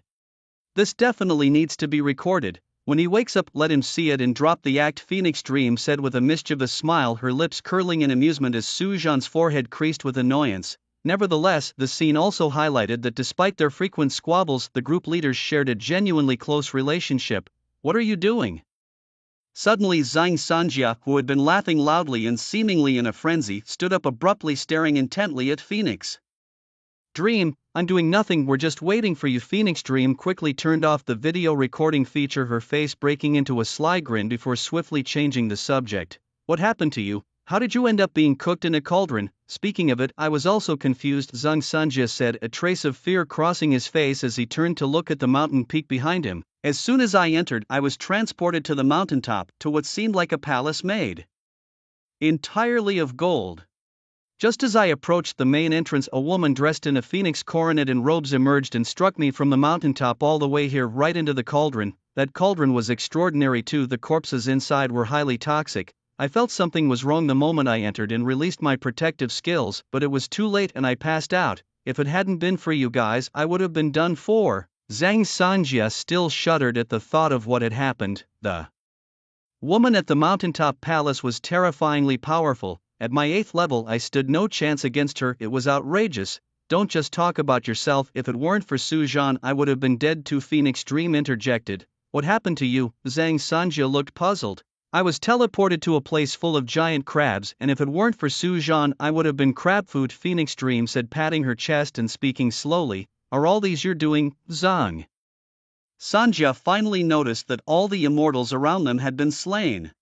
Just something I did along the way, Su Zhan replied modestly. My goodness, how strong are you exactly? Zhang Sanjia's eyes widened with excitement as he sized up Su Zhan, barely containing his thrill. They had truly stumbled upon a treasure this time. Having witnessed Su Zhan's strength when he killed the Immortality Seekers, Zhang was already impressed. Back then, there was only one level 8 monster, but here, there were over a dozen all elite, and Su Zhan had slain them all. It was hard to imagine the extent of Su Zhan's power. I really don't know. Su Zhan shook his head, speaking nothing but the truth. The hidden abilities of the mechanical overlord were too powerful. The skill of mechanical fusion had no limit to the number of components, and each piece added to the fusion amplified the properties. This meant that as long as there were powerful enough mechanics to integrate with Su Zhan, he could grow infinitely stronger without any restrictions. Lucky for us you were here, or we would have been wiped out, Zhang. Sanjia nodded, grateful for Su Zhan's intervention, knowing they would have been doomed otherwise. He also realized that this was the moment for the rise of the Dragon Nation. Anyone who made an enemy of Su Zhan was simply out of luck. Let's head up and see, Su Zhan suggested with a smile. Now that Zhang Sanjia was awake, and since they did not know the whereabouts of the others, they had no choice but to head to the mountain peak to see what was going on. Okay, I'll follow your lead, Zhang Sanjia agreed immediately, and Feng Rumeng felt the same. Both felt no unease trusting in Su Zhan's strength to survive in this place. After all, they were all from the professional association, and it didn't matter who took the lead. The trio passed a large cauldron and walked towards the stairs on the opposite side of the plaza. Unlike the stairs below, these were much wider, each step being at least 20 meters long and 2 to 3 meters wide. On either side of each step, there were statues of soldiers in armor wielding long spears. Su Zhan estimated about 100 steps to the summit.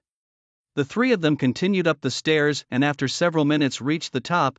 A splendid palace gleamed before them, just as Zhang Sanjia had described, its entirety shimmering like gold. The main doors were tightly shut, with a plaque hanging above inscribed with the words Palace of Immortal Encounter in large characters. At the entrance of the palace stood not soldiers but beast-shaped sculptures. Are these the tomb guarding beasts?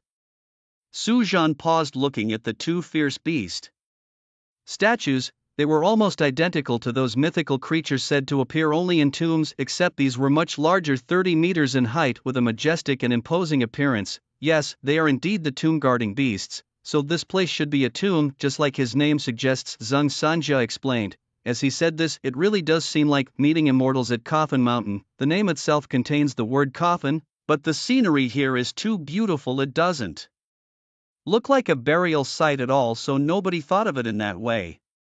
However, the appearance of the tomb-guarding beasts completely unveiled the mysterious veil of this secret realm. Su Zhan, shall we go in? If it's really not possible, we can always come back another time. Zhang Sanjia turned to Su Zhan, seeking his opinion. Among their group, only Su Zhan had the opportunity to enter. Others would probably be like him, barely reaching the entrance before being flung away by that woman dressed in phoenix robes and cloud-patterned ribbons. Of course, we have to check it out, Su Zhan declared directly. Having come all this way, it would be a waste not to enter. Besides, I strongly suspect that the Azure Dragon's reverse scale is inside this grand hall. This is my third stage task. If I leave here, I wouldn't know where else to look for this item. Leader, you two stay back and let me handle this, Su Zhan then said to the two. I never thought the day would come when we'd become a burden, Feng Rumeng joked with a smile. Times change and new talents emerge. I'm old now, it's time for me to retire, Zhang Sanjia said with a smile, his eyes filled with affectionate admiration for the younger generation as he watched Su Zhan. Once the two moved aside, Su Zhan walked toward the gates of the meeting immortal hall. As he walked between the two tomb-guarding beasts, a clear, melodious, and ethereal voice, like mountain spring droplets, suddenly rang out. Those who meet the immortal kneel kowtow 1,000 times to show sincerity. With the voices emergence, the stone sculptures of the tomb-guarding beasts began to emit a blue glow, shedding stone chips from their bodies, turning into living creatures as they turned their heads to stare at Su Zhan. At the same time, the stone skin also fell off the stone soldier statues on both sides of the stairs they had just ascended, turning all the stone soldier statues into living beings. Scan. Su Zhan quickly activated his scanning ability, assessing their attributes. Tomb-guarding beast Feng Xiang, level, 8th turn 90th level skills, pseudo-immortal body. Thunderclap, Frenzied Thunderform, Thunderstorm Blossoms, a Thunderclaw, Tomb Guarding Beast Tianlu, level, 8th turn 90th level skills, Pseudo-Immortal Body, Divine Mechanism, Stone Command, Evil Banishing, Myriad Transformations, Soul Capture, 8th turn 90th level. Just a glance at the attributes of the two Tomb Guarding Beasts shocked Su Zhan. The level of these Tomb Guarding Beasts was too high, only 9 levels away from the 9th turn. This is extraordinary. You can't apply common sense here. If it were other 8th turners, probably 20 or 30 of them would merely be sending themselves to their doom. Su Zhan, the wind is strong, shout for cover. Zhang Sanja, who also saw the attributes of the Tomb Guarding Beasts, felt a storm surge in his heart. Thinking about the strength of the people chasing immortals at the entrance, one could guess how strong these two Tomb Guarding Beasts were. Moreover, aside from the Tomb Guarding Beasts, there were also 200 Tomb Guarding soldiers. He truly feared for Su Zhan's safety. No worries, just watch. Su Zhan waved at them with a smile. These Tomb Guarding Beasts are indeed formidable, but not enough to scare him off. Roar! The two Tomb Guarding Beasts seemed to be focusing on Su Zhan, watching whether he would kneel. Seeing that Su Zhan did not kneel for a long time, they simultaneously let out a low growl and raised their claws, lunging at Su Zhan. Chain Sword, Thunder Enhancement.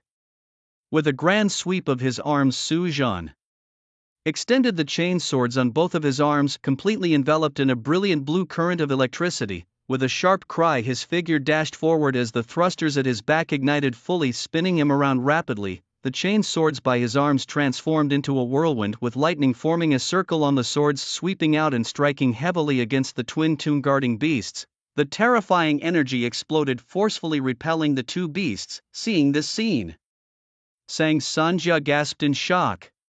These were Tomb Guarding Beasts, level 90 super elite monsters of the 8th rank with attributes nearly reaching the 9th rank. Calling them quasi-9th rank was no exaggeration. Such powerful creatures were actually repelled by a single strike from Su Zhan. If they were to make a move, not to mention repelling them, it would be difficult even to make the beasts budge. Fake monk, stop staring, they are coming at us now. Feng Rumeng slapped Zhang Sanjia's shoulder, pulling him back to reality. At this moment, on the steps they had just ascended, the gun-wielding soldiers, having broken free from their petrified states, were slowly advancing towards them. Buddha's Eye, at Zhang Sanja instantly used his scouting skill, his eyes emitting golden light swirling with the swastika symbol. Feng Shuo, Guard Commander, Golden Armor, level, 8th rank, level 90, skills, Pseudo-Celestial Body, Marching Formations, Army Formations, Straight Line Snake, Wild Goose Formation 1 Yuan, Ascending Dragon and so on.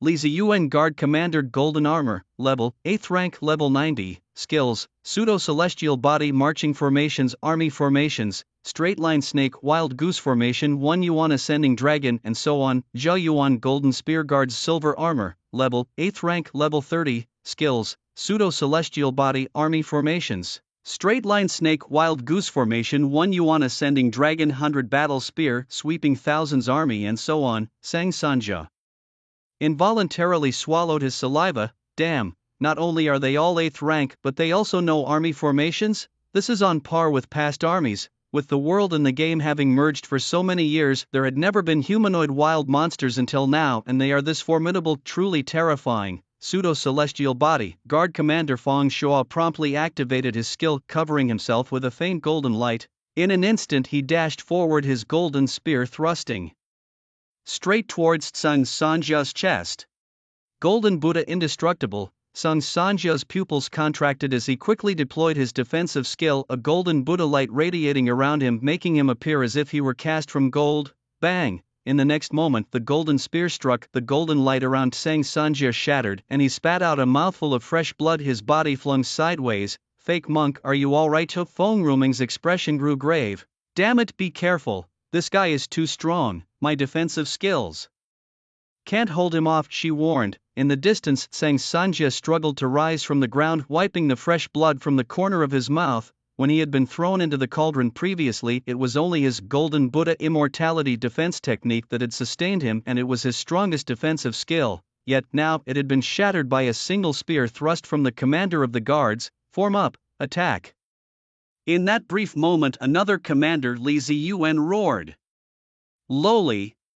Behind him, 200 silver-armored guards swiftly lined up in 2 rows, standing resolutely behind him. A formidable aura of iron and blood emanated from them, instilling a sense of awe. both of you stay back. Su Zhan glanced at the soldiers and shouted to Zhang Sanjia and his companion. The gap in strength was too vast. Zhang Sanjia and his friend facing these guards was tantamount to serving themselves up on a platter. Su Zhan, don't overdo it, if it's not working we retreat, Walt Song.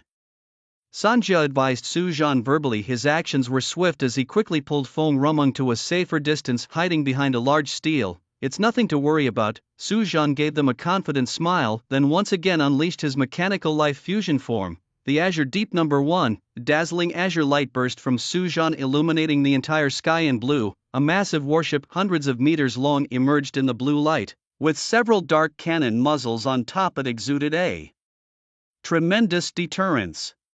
What is this? Zhang Sanjia and Feng Rumeng stared dumbfounded at the Azure Deep #1 spacecraft in the sky, faces full of questions. They knew Su Zhan's strength came from the armor he wore, but how he acquired such armor was beyond their knowledge. Fusion. The next moment, at Su Zhan's soft command, the Azure Deep #1 dissolved into a sky full of blue light, pouring down into Su Zhan's body. Instantly, Su Zhan was enveloped in a mix of red and blue lights intertwining continuously. Was this a transformation of machinery into light, then fusing to form the armor? Zhang Sanjia, ever knowledgeable, had roughly guessed the basic principle behind Su Zhan's armor fusion. The metal armor was transformed into light, then reassembled to form new armor. Do mechanics have this skill? Feng Rumeng muttered softly as she stared at the glowing sphere in front. This must be his real hidden skill. Taking a deep breath, Zhang Sanjia tried to calm his excitement, regardless of what Su Zhan's profession was. Having the ability to transform machinery into light meant his profession had changed.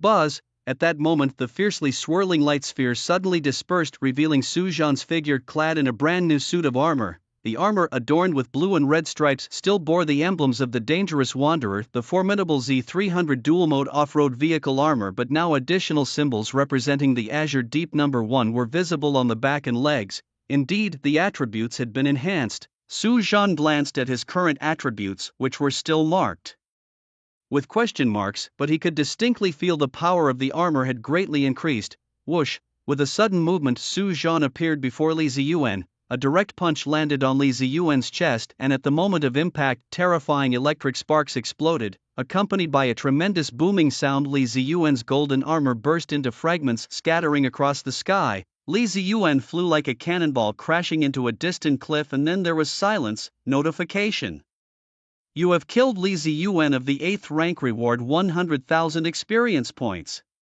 Notification: you have picked up the military formation, straight snake skill book. Notification: you have picked up the pseudo-immortal elixir. Su Zhan effortlessly grabbed the items dropped by Li Ziyuan, gave them a quick glance, and nodded to himself in approval. The military formation, straight snake skill book was a first of its kind he had encountered. This skill, once mastered by an individual, could incorporate between 5 to 100 people into the formation, amalgamating their strength into a formidable force. 100 professionals of the 1st rank joining this military formation could stand against a 4th rank professional, killed with one punch. Zhang Sanjia and Feng Rumeng were utterly astonished. Had they not witnessed it themselves, they would never have believed it was true. The formidable creature that they themselves could not withstand a single hit from was blown apart by a single punch from Su Zhan. That meant Su Zhan could explode them with a punch.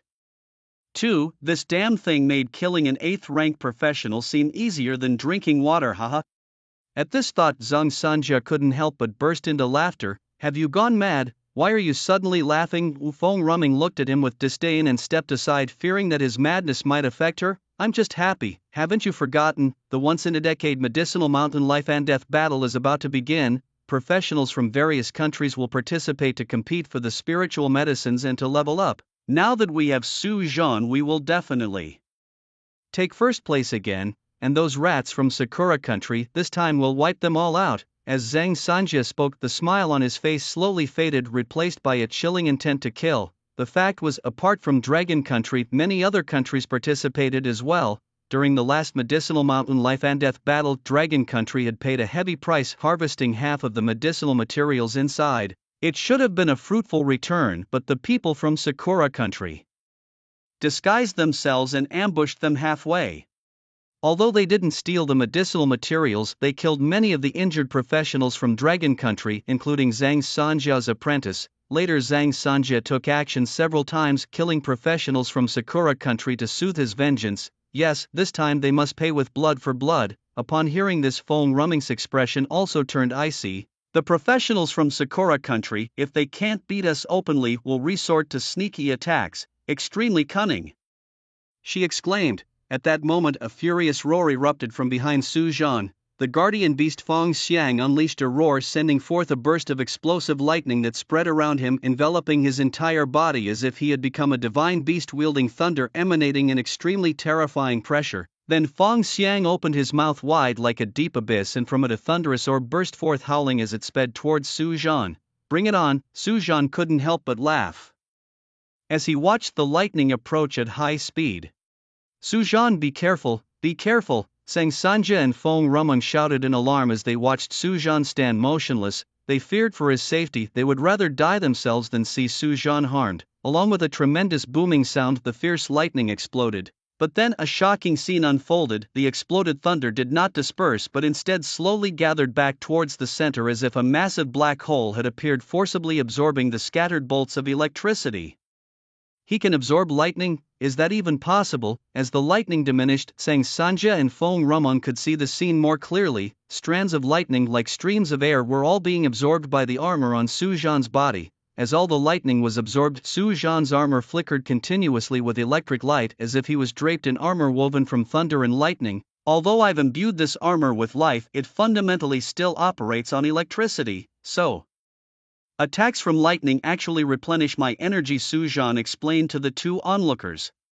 Is that even possible? That's just insane. Sang Sanja and Feng Ruming were dumbfounded, realizing that their worries had been unnecessary. They could never have imagined that Su Zhan's armor was so powerful, not only stacking attributes but also absorbing lightning itself.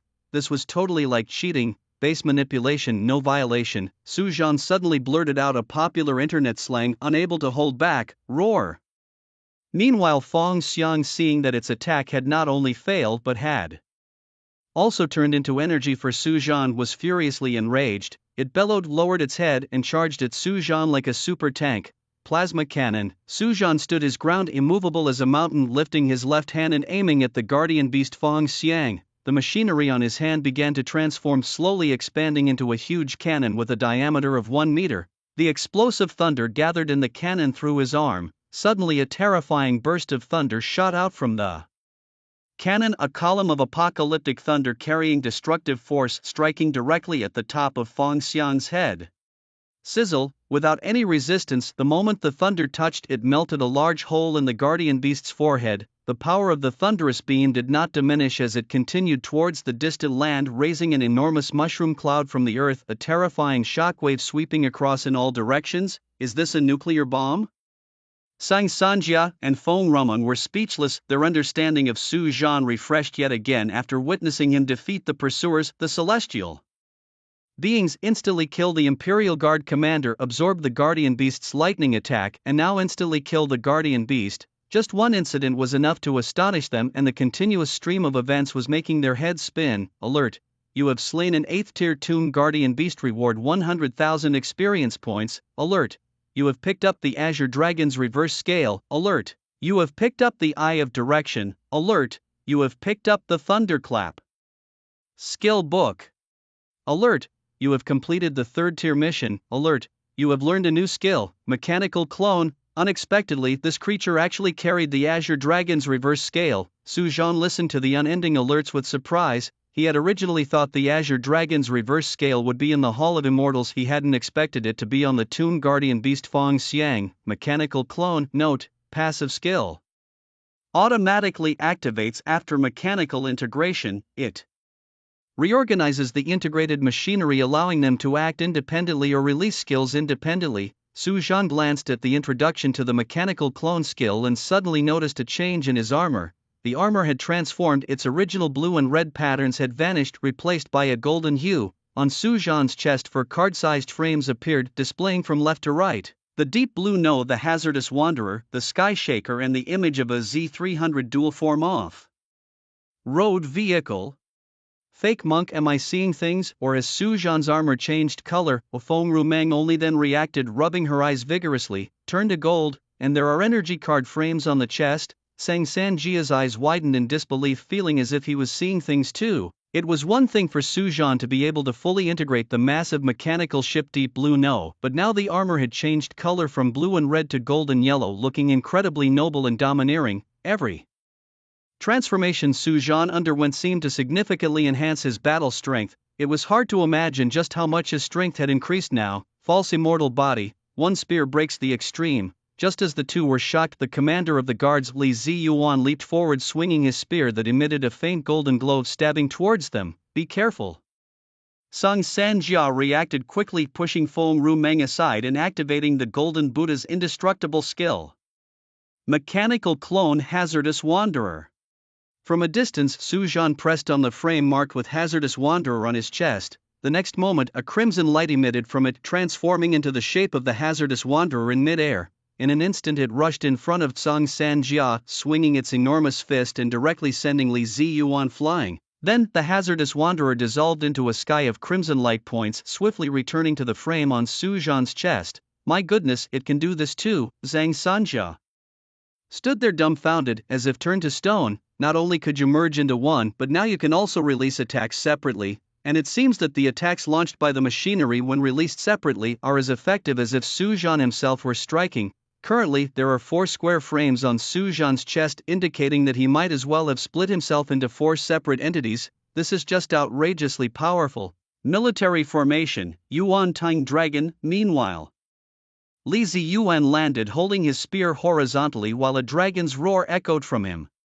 200 spear-wielding guards quickly positioned themselves behind him, forming 2 rows. A faint golden light emanated from Li Ziyuan, enveloping everyone. Then a loud dragon's roar sounded, and a golden dragon's phantom rose from the light, hovering above their heads. Military formation, Yuan Tang Dragon.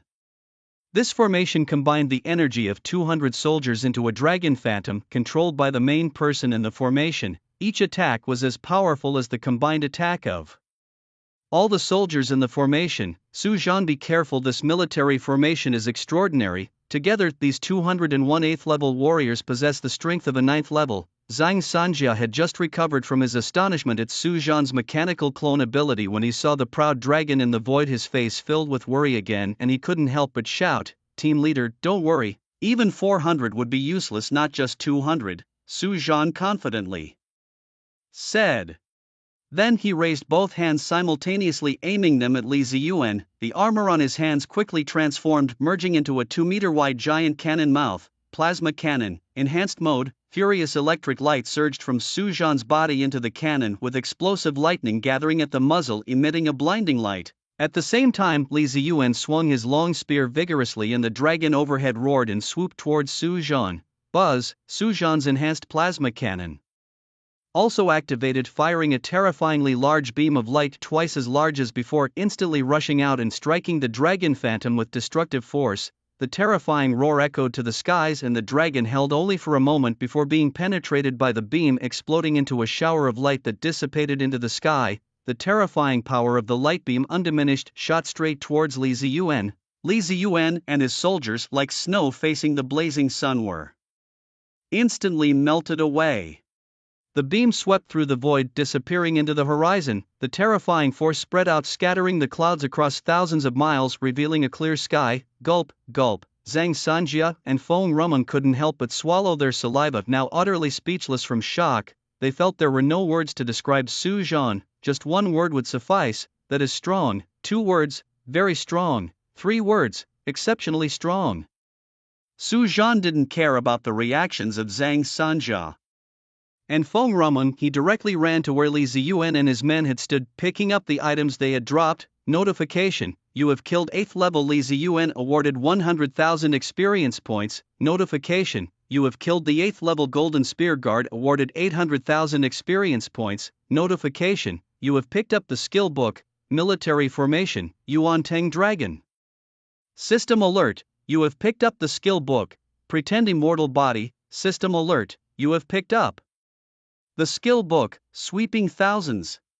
System alert: you have acquired the weapon, Gold Pattern Splitting Spear. System alert: you have acquired the armor, Gold Threaded Protective Armor. System alert: you have acquired the medicinal pill, Mysterious Young Chi Pill. System alert: you have acquired the map of Greengrass Mountain. A series of world alerts kept sounding in Su Zhan's level soared as if he were on a plane. System alert. Your level has increased to Tier 3 level 10. System alert. Your level has increased to Tier 3. Level 60. System alert. Your level has increased to Tier 3 level 80. System alert. Your level has increased to Tier 3 level 99. Is this the maximum level for Tier 3? Su Zhan himself was startled by this speed, but it made sense. 201 8th tier monsters all defeated by himself, and his current low level meant that the XP required to level up wasn't high. Coupled with the XP accumulated from the monsters he had previously defeated, it was natural to reach the max level immediately after advancing to Tier 3. System alert. You have reached the level required to accept Tier 4 quests. System alert. Your Tier 4 class transfer task is, find a piece of merit copper. Note, legend has it that thousands of years ago when the human race was in peril, the Yellow Emperor took copper from Shoshan Mountain to forge the Shenyuan sword to slaying demons and protecting the human race. This copper from Shoshan Mountain containing merit came to be known as merit copper. Shoshan Mountain. Su Zhan glanced over the introduction of his Tier 4 class transfer task, and the joy of reaching Tier 3 max level slowly dissipated. He knew his class transfer task was difficult, but he hadn't anticipated it being this bizarre. The legend of the Yellow Emperor wasn't only known to him, every person in the Dragon Nation knew it, but Shoshan Mountain only existed in legends, and even if there were vague records before, they were gone now that reality and the game had merged. Where was he supposed to find the copper? From Shoshan Mountain? Roar! Suddenly another guardian beast, Tianlu, let out a loud roar. Su Zhan thought it would charge straight at him, but to his surprise the beast turned and ran towards the Immortal Encountering Palace. The tightly closed doors of the Immortal Encountering Palace burst open and Tianlu ran straight in. They know how to flee. Su Zhan looked up stunned. Outside, no matter how high the level of the wild beasts, they faced death unflinchingly, yet here they seemed to understand the concept of retreat. At the same time, the inside of the Immortal Encountering Palace was revealed to Su Zhan. A world within a world. Su Zhan swept a glance and was immediately shocked. He had thought the hall was just a hall, but it was not at all. From the outside, the Immortal Encountering Palace, though majestic, seemed to span only about 30 to 40 meters in diameter, but from the doorway looking inside, the space was as large as 2 or 3 football fields. It was a huge square surrounded by towering cliffs. The overall color was bronze, as if it was entirely made out of bronze. In the center of the square, 3 formations were neatly arranged. To the left stood an army of bronze soldiers, similar to the Golden Spear Guards on the outskirts, numbering around 3,000. To the right, the formation consisted of figures dressed as maids, some holding pots, others holding gourds, and some carrying altars and bronze livestock.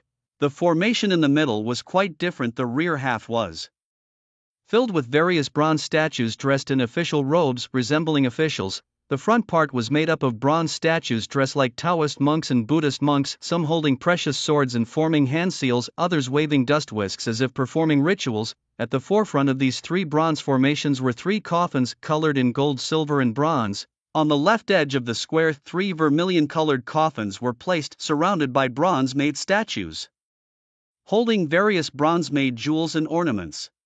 It was indeed a tomb. Su Zhan, upon seeing this scene, immediately understood what was happening. The name of this secret realm, Coffin Mountain meets Immortal, suggested it was the burial site of a noble who wished to ascend to immortality after death, merged with the reality of a game into this mystical realm. Such an abundance of bronze statues. This was no ordinary noble. Hey, where's the person we fought before?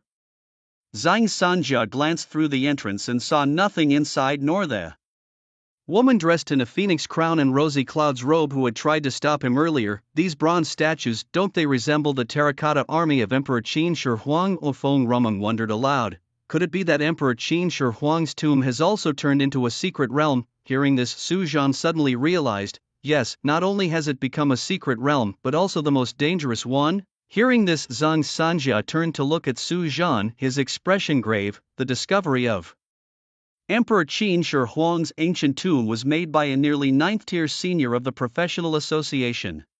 His 9th-tier task was to venture into Emperor Qin's tomb to retrieve the Emperor Qin's sword. According to records, he was poisoned to death just by entering the vicinity of the tomb. Zhang Sanjia hadn't experienced this himself. He had read it in the records of the Professional Association and had visited the place from afar without getting close. From a distance, the area was a picturesque mountain range showing no signs of danger, but Zhang Sanjia knew the records of the professional association were not to be doubted, even though the incident had happened 300 years ago. Really, have other emperors' tombs also turned into secret realms? Su Zhan was startled. According to this, wouldn't all the tombs of the former emperors of the Dragon Nation have turned into super secret realms? No, so far only Emperor Qin Shi Huang's tomb has been discovered by the professional association. The others seem to have disappeared without a trace. Zhang Sanjia chuckled. We should visit Emperor Qin's tomb when we get a chance, Su Zhan suggested. Right, and speaking of which, you have a natural advantage in entering Emperor Qin's tomb. Your armor is immune to poison, Zhang Sanjia remarked, his eyes lighting up. Indeed, if there was anything the people of the Dragon Nation were eager to see, it would undoubtedly be Emperor Qin and Emperor Han Wu, the Eternal Emperor, where carts follow the same track and books use the same script. That's true indeed, Su Zhan nodded, his armor being insulated inside and out and its metallic nature rendering it immune to poison. Look over there, it's Hu Ting and the others. Suddenly Feng Rumeng patted Su Zhan on the shoulder, pointing towards the interior of the Xiansan Hall. Su Zhan looked up and saw, not knowing since when, Hu Ting, Bai Zizai, Su Dongsheng and Old Shao standing stiffly in front of 3 coffins made of gold, silver and bronze. A golden talisman was stuck on their foreheads, making them seem controlled. Moreover, their skin color was eerily unnatural, not the hue of normal human flesh but tinged with a bronze color, as if they were about to turn into bronze statues. Hu Ting, Bai Zizai. Zhang Sanjia looked anxious, shouting towards the entrance, but it was futile. There was no response from them. You all stay here, I'm going in. As Su Zhan waved his hand and rushed inside. Be careful, watch out for safety, Zhang Sanjia and Feng Rumeng chorused, knowing well that they would only be a burden if they went in. Better to keep watch from outside. As Su Zhan entered, the grand doors rippled like water waves and Su Zhan appeared at the top of the square. Suddenly, the previously listless group of Hu Ting lifted their heads, their eyes showing a crazed look as they emitted strange noises. Then all 4 of them used their skills simultaneously. Explosive Spirit Bloodlight. Su Dongsheng, whose profession was Blood Blade Berserker, unleashed his most powerful skill, Fierce King Kong Body. A golden light enveloped Old Shao, whose profession was Sinful King Kong, White Tiger True Body Transformation. Bai Zizai roared, his body bursting with violent energy, transforming into a 3-meter-tall humanoid tiger. His profession was the Tiger Follower. Water, come forth. Hu Ting waved his hands, and with the sound of rushing water, the moisture in the air condensed into a massive amount of water swirling around him. His profession was Water Elementalist. Hu Ting stood on the ground, manipulating the streams of water into countless water arrows shooting towards Su Zhan. The other 3 simultaneously soared into the sky, charging towards Su Zhan. Su Zhan, show mercy, these are all key members of the Professional Association, Zhang Sanjia shouted from the entrance. With Su Zhan's strength, Hu Ting and the others were hardly a challenge. Don't worry, Su Zhan called back without turning his head. Then, with a light tap on the frame at his chest, the Z300 dual-form all-terrain vehicle thundered into existence. The roaring engine echoed all around, charging directly at Su Dongsheng at the forefront. With a loud crash, the fierce and ferocious Su Dongsheng was flung like a ragdoll, landing far across the square, motionless.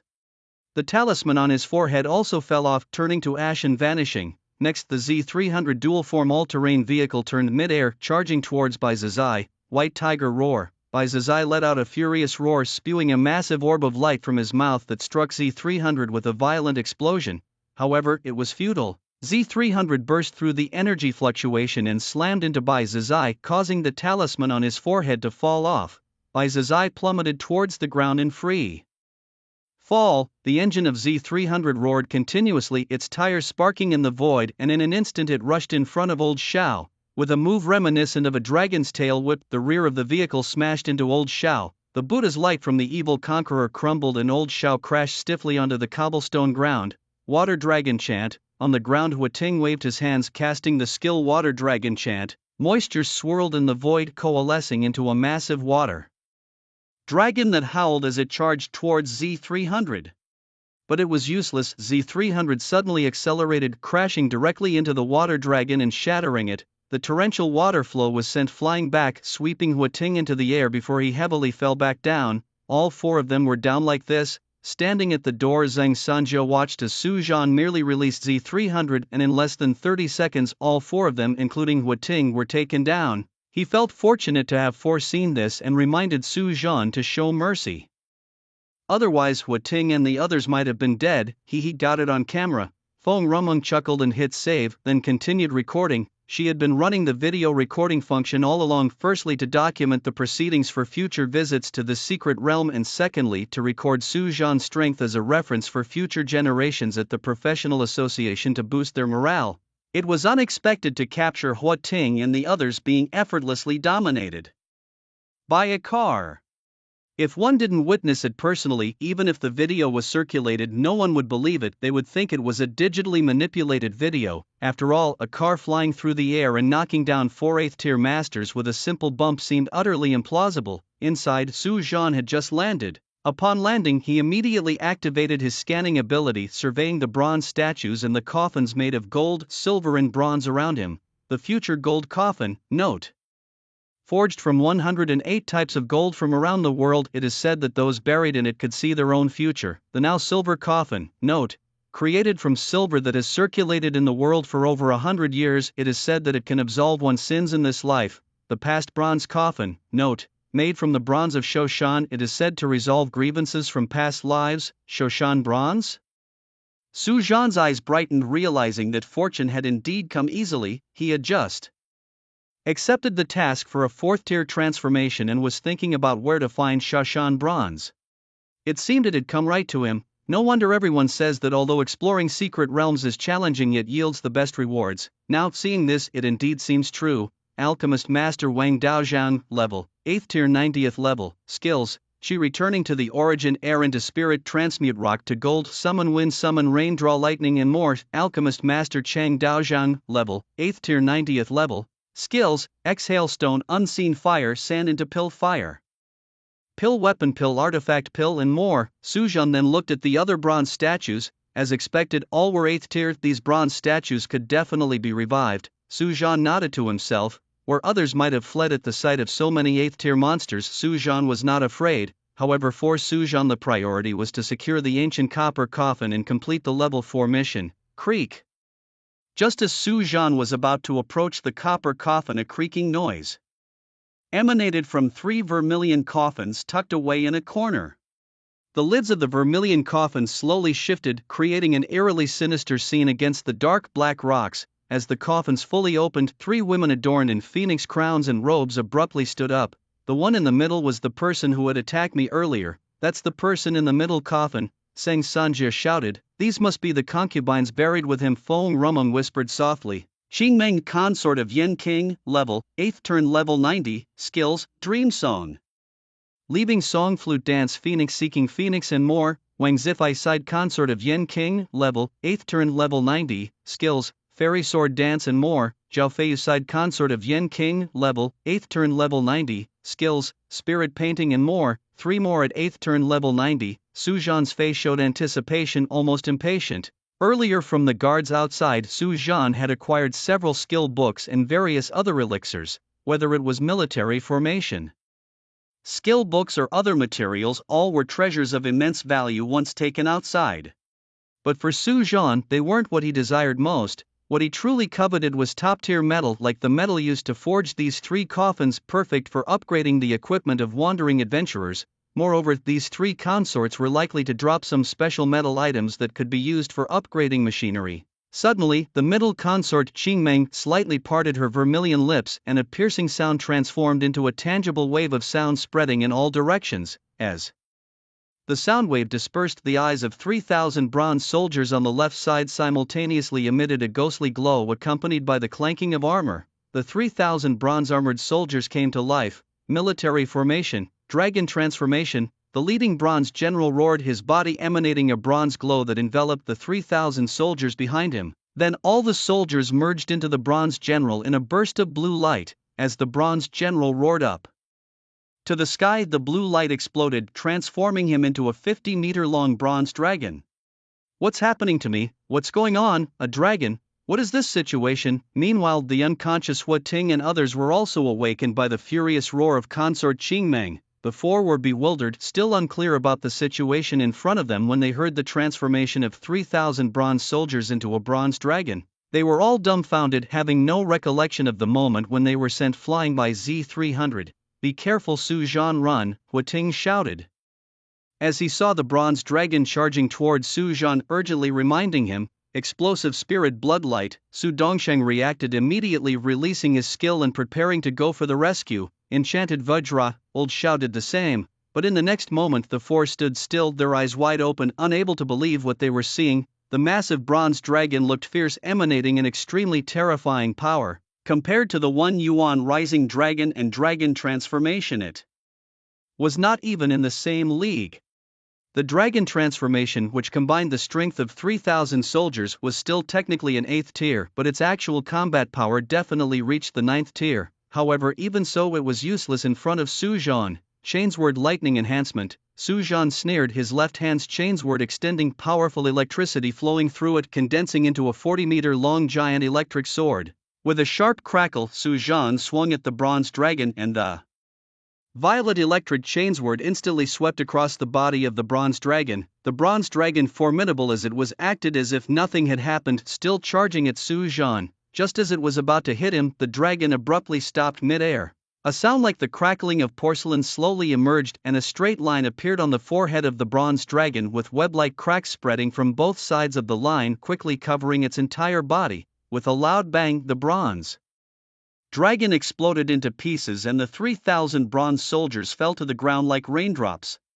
"Is this Su Zhan? Killed the dragon with one sword? How is he so powerful?" Huating and the others were dumbfounded, their speech stuttering. Just like Zhang Sanjia, they knew Su Zhan was strong, but they hadn't imagined he'd be this strong. A bronze dragon formed from 3,000 8th tier soldiers. What kind of strength was that? It was definitely 9th tier. And yet you, merely a 2nd tier, killed a 9th tier with one sword? They all felt like they were dreaming after all. This was too unreal. "Don't be a burden there, come out quickly." At the door, Zhang Sanjia yelled at Huating and the others, "Old Song, are we dreaming? You guys better come down and help." It was only then that Huating and Bai Zizai looked up to see the two, unable to help shouting at them. Although Su Zhan's move was powerful enough, there were still many bronze statues in their eyes. If those bronze soldiers were to awake, even if Su Zhan was strong, he would still be outnumbered. Staying here, they could at least help distract some pressure off Su Zhan. "Stop talking nonsense. With your strength, still want to help? Not adding trouble to Su Zhan would already be helping," Zhang Sanjia retorted disdainfully. "If I could really help, wouldn't I have gone down already? Talking about helping Su Zhan is simply humiliating ourselves. Stop dawdling. Su Zhan's strength is far beyond your imagination. We couldn't handle a single one of these bronze soldiers." But to Su Zhan, they were nothing. Feng Romeng saw that Huating and the others were still in a dazed, their faces filled with doubt and disbelief at what Zhang Sanjia had said, and she couldn't help but curse in frustration. "What should we do?" Huating looked at Bai Zizai, hesitant. They were all 8th rank, the core strength of the professional association. To be called a burden now, only Zhang Sanjia and Feng Romeng could say something like that. If it were someone else, they would have shown them whether they were a burden or not. "Let's go up," Bai Zizai nodded. The four displayed their skills, soared into the sky, and left the Xian Temple. "What's going on with you guys? How did you end up here?" As soon as they emerged, Feng Romeng couldn't help but ask. "Don't ask, I have no idea what happened. As soon as I entered, I was thrown into a small box, and when I crawled out, I found it was a coffin. I hadn't even gotten a clear look at my surroundings before I passed out, and when I woke up, it was just now," Bai Zizai said with a speechless expression. They had all appeared in the same location, and after entering, they were transported to a place resembling a burial pit, with hundreds of coffins laid out, each of them lying in one. Yuck! Feng Romeng made a face of disgust but felt secretly fortunate inside. It seemed she was the luckiest among the 6. These 4 were directly thrown into coffins, and Zhang Sanjia had it even worse, almost turned into stewed meat. Although she had almost been killed by a giant crab, she was still luckier than these guys. "Disturbers of the king's slumber, die." At that moment, Queen Qingmeng spoke. Her 2 concubines on either side of her received the command and charged at Su Zhan. At this time, Su Zhan wasn't looking at them or the items dropped by the bronze soldiers on the ground. He walked straight to the ancient bronze coffin and quickly shut the coffin lid. System prompt. You have obtained meritorious brass 4th rank, job change quest completed. System prompt. You have learned the skill, metal absorption. Note, metal absorption can directly absorb and purify all metals to enhance oneself. A simple introduction, yet it explains the enhancement this skill provides. Previously, Su Zhan's mechanical modifications involved upgrading machinery which allowed different mechanical modifications to be integrated, but it couldn't directly fuse metals. New metals needed simple modifications, turning them into basic machinery for integration and improvement, like when Su Zhan first got the Z300 and mounted a large blade on it, but now it was completely different. With this skill activated, he could directly absorb metals to strengthen his machinery. For a mechanic, this is an absolute divine skill. No, it seems every skill Su Zhan acquires is divine. Metal absorption. Without any hesitation, Su Zhan absorbed the Marit brass he had just acquired. As a flash of light passed, a thick yellow hue was added to his originally golden armor, making it look exceedingly noble. Bang, bang. Simultaneously, two concubines arrived behind Su Zhan. Both stretched out their hands with their fingers clasped like claws, grabbing onto Su Zhan's back. Amidst the piercing screeching sounds and sparks flying, they failed to shake Su Zhan in the slightest. With a fierce grunt, Su Zhan abruptly raised his right hand and the chain sword on his arm appeared, slashing backward. A deep blue sword light swept across the necks of the two concubines and the world notifications rang out. Notification: you have slain Prince Fei of the 8th turn, gaining 160,000 experience. Notification: you have slain Zhao Feiyu of the 8th turn, gaining 160000 experience. Notification: your level has increased to 4th turn level 30. How is he so fierce? What's happening? What exactly is going on? At the entrance of the Xian Hall, Hua Ting and the others were dumbfounded. They had felt somewhat resentful about being called a burden by Feng Rumeng and others. Now they understood that those words were not wrong at all. Don't act like you've never seen the world, just watch, Feng Rumeng said proudly. Meanwhile, inside the Xian Hall, Su Zhan casually picked up the items dropped by the two concubines, not yet having the chance to examine them closely. Suddenly, a surge of black air erupted from the past copper coffin, from which a burly man dressed in a python robe and wearing a beaded crown stood up straight. You ruined my chance of becoming immortal, you deserve to die. The man in the python robe, surrounded by black air, sat on the copper coffin, frowning and staring at Su Zhan. This guy looks alive? Su Zhan, on high alert, activated his scanner. Li Yu, Prince of Yen.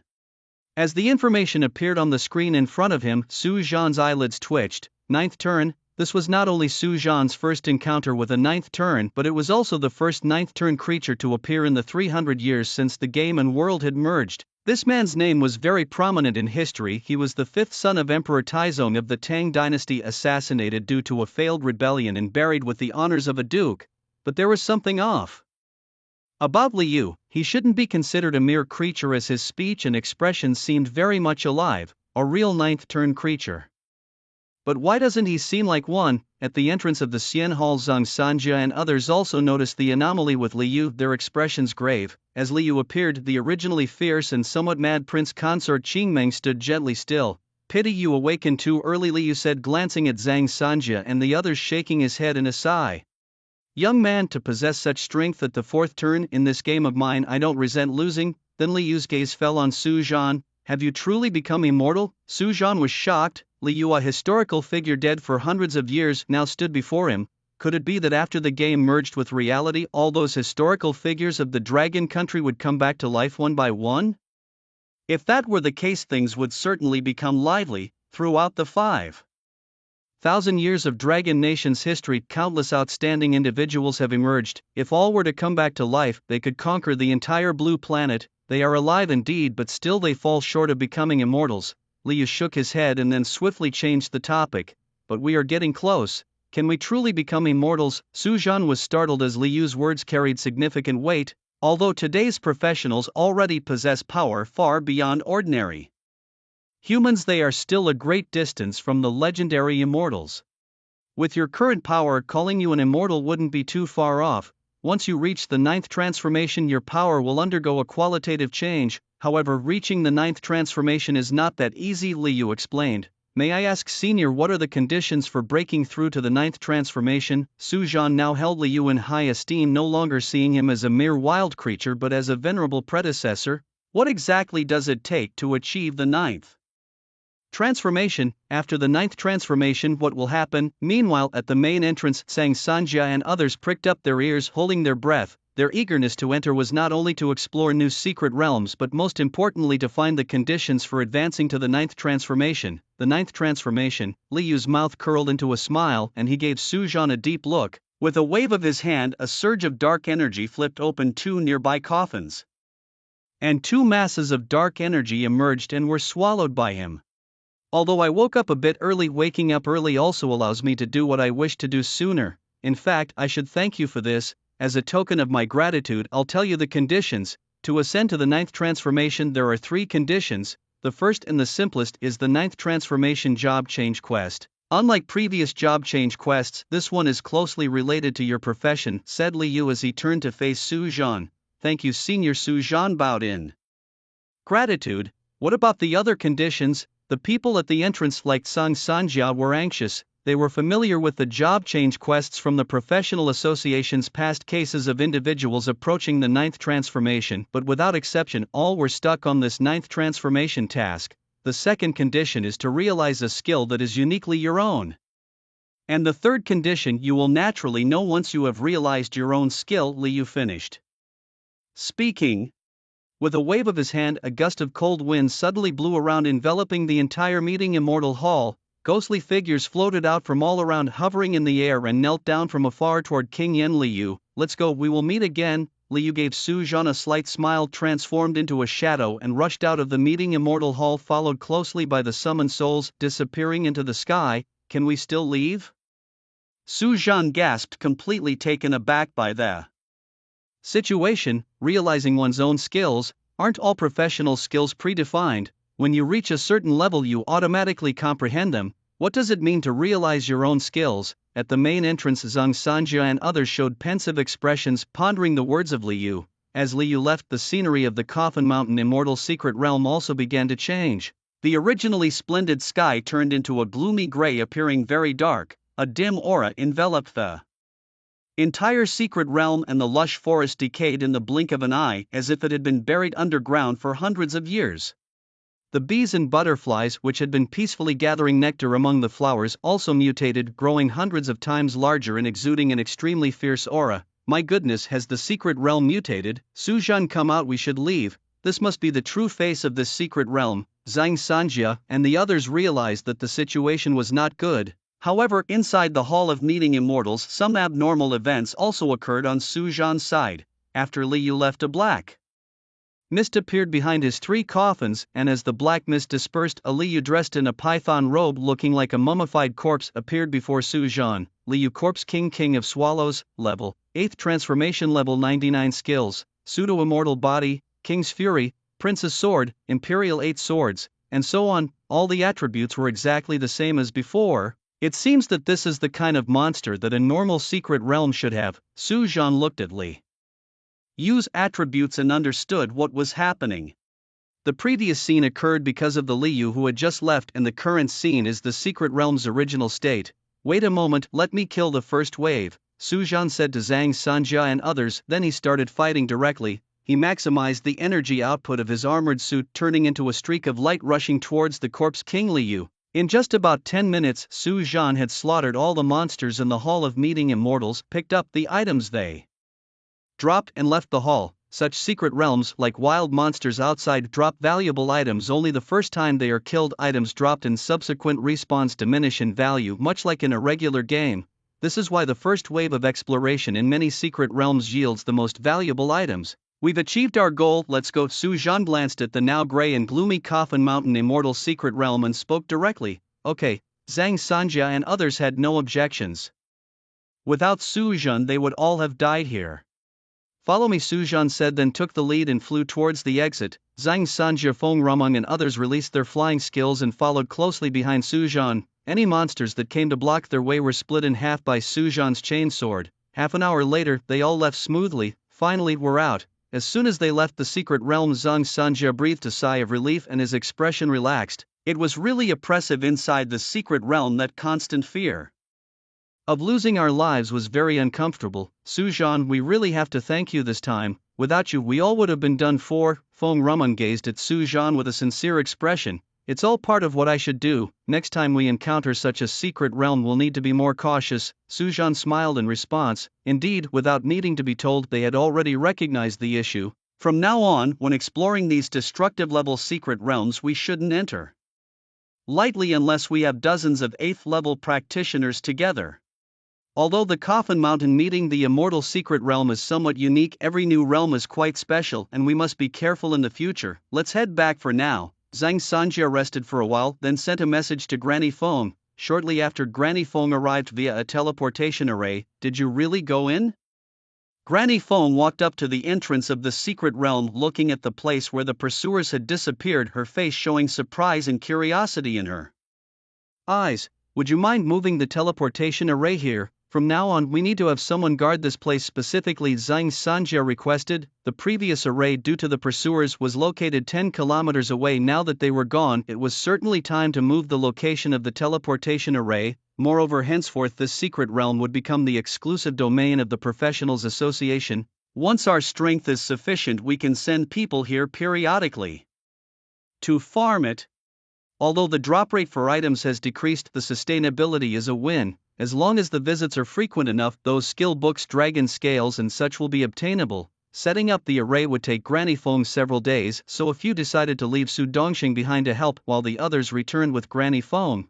Upon reaching the headquarters of the professionals, Zhang Sanjia and the others each returned to their offices to document the details. The incident of the secret realm needed to be recorded and archived, particularly concerning the 3 conditions for advancing to 9th level, which were of utmost importance and had to be kept in the highest secrecy. Everyone present was sworn to secrecy, strictly forbidden from sharing any information outside. Of course, this gag order didn't apply to Su Zhan, as Zhang Sanjia and the others knew well that no one had the authority to control Su Zhan, given that Su Zhan was young and had just joined the Professionals Association. In another couple of years, he was sure to become a high-ranking member of the association.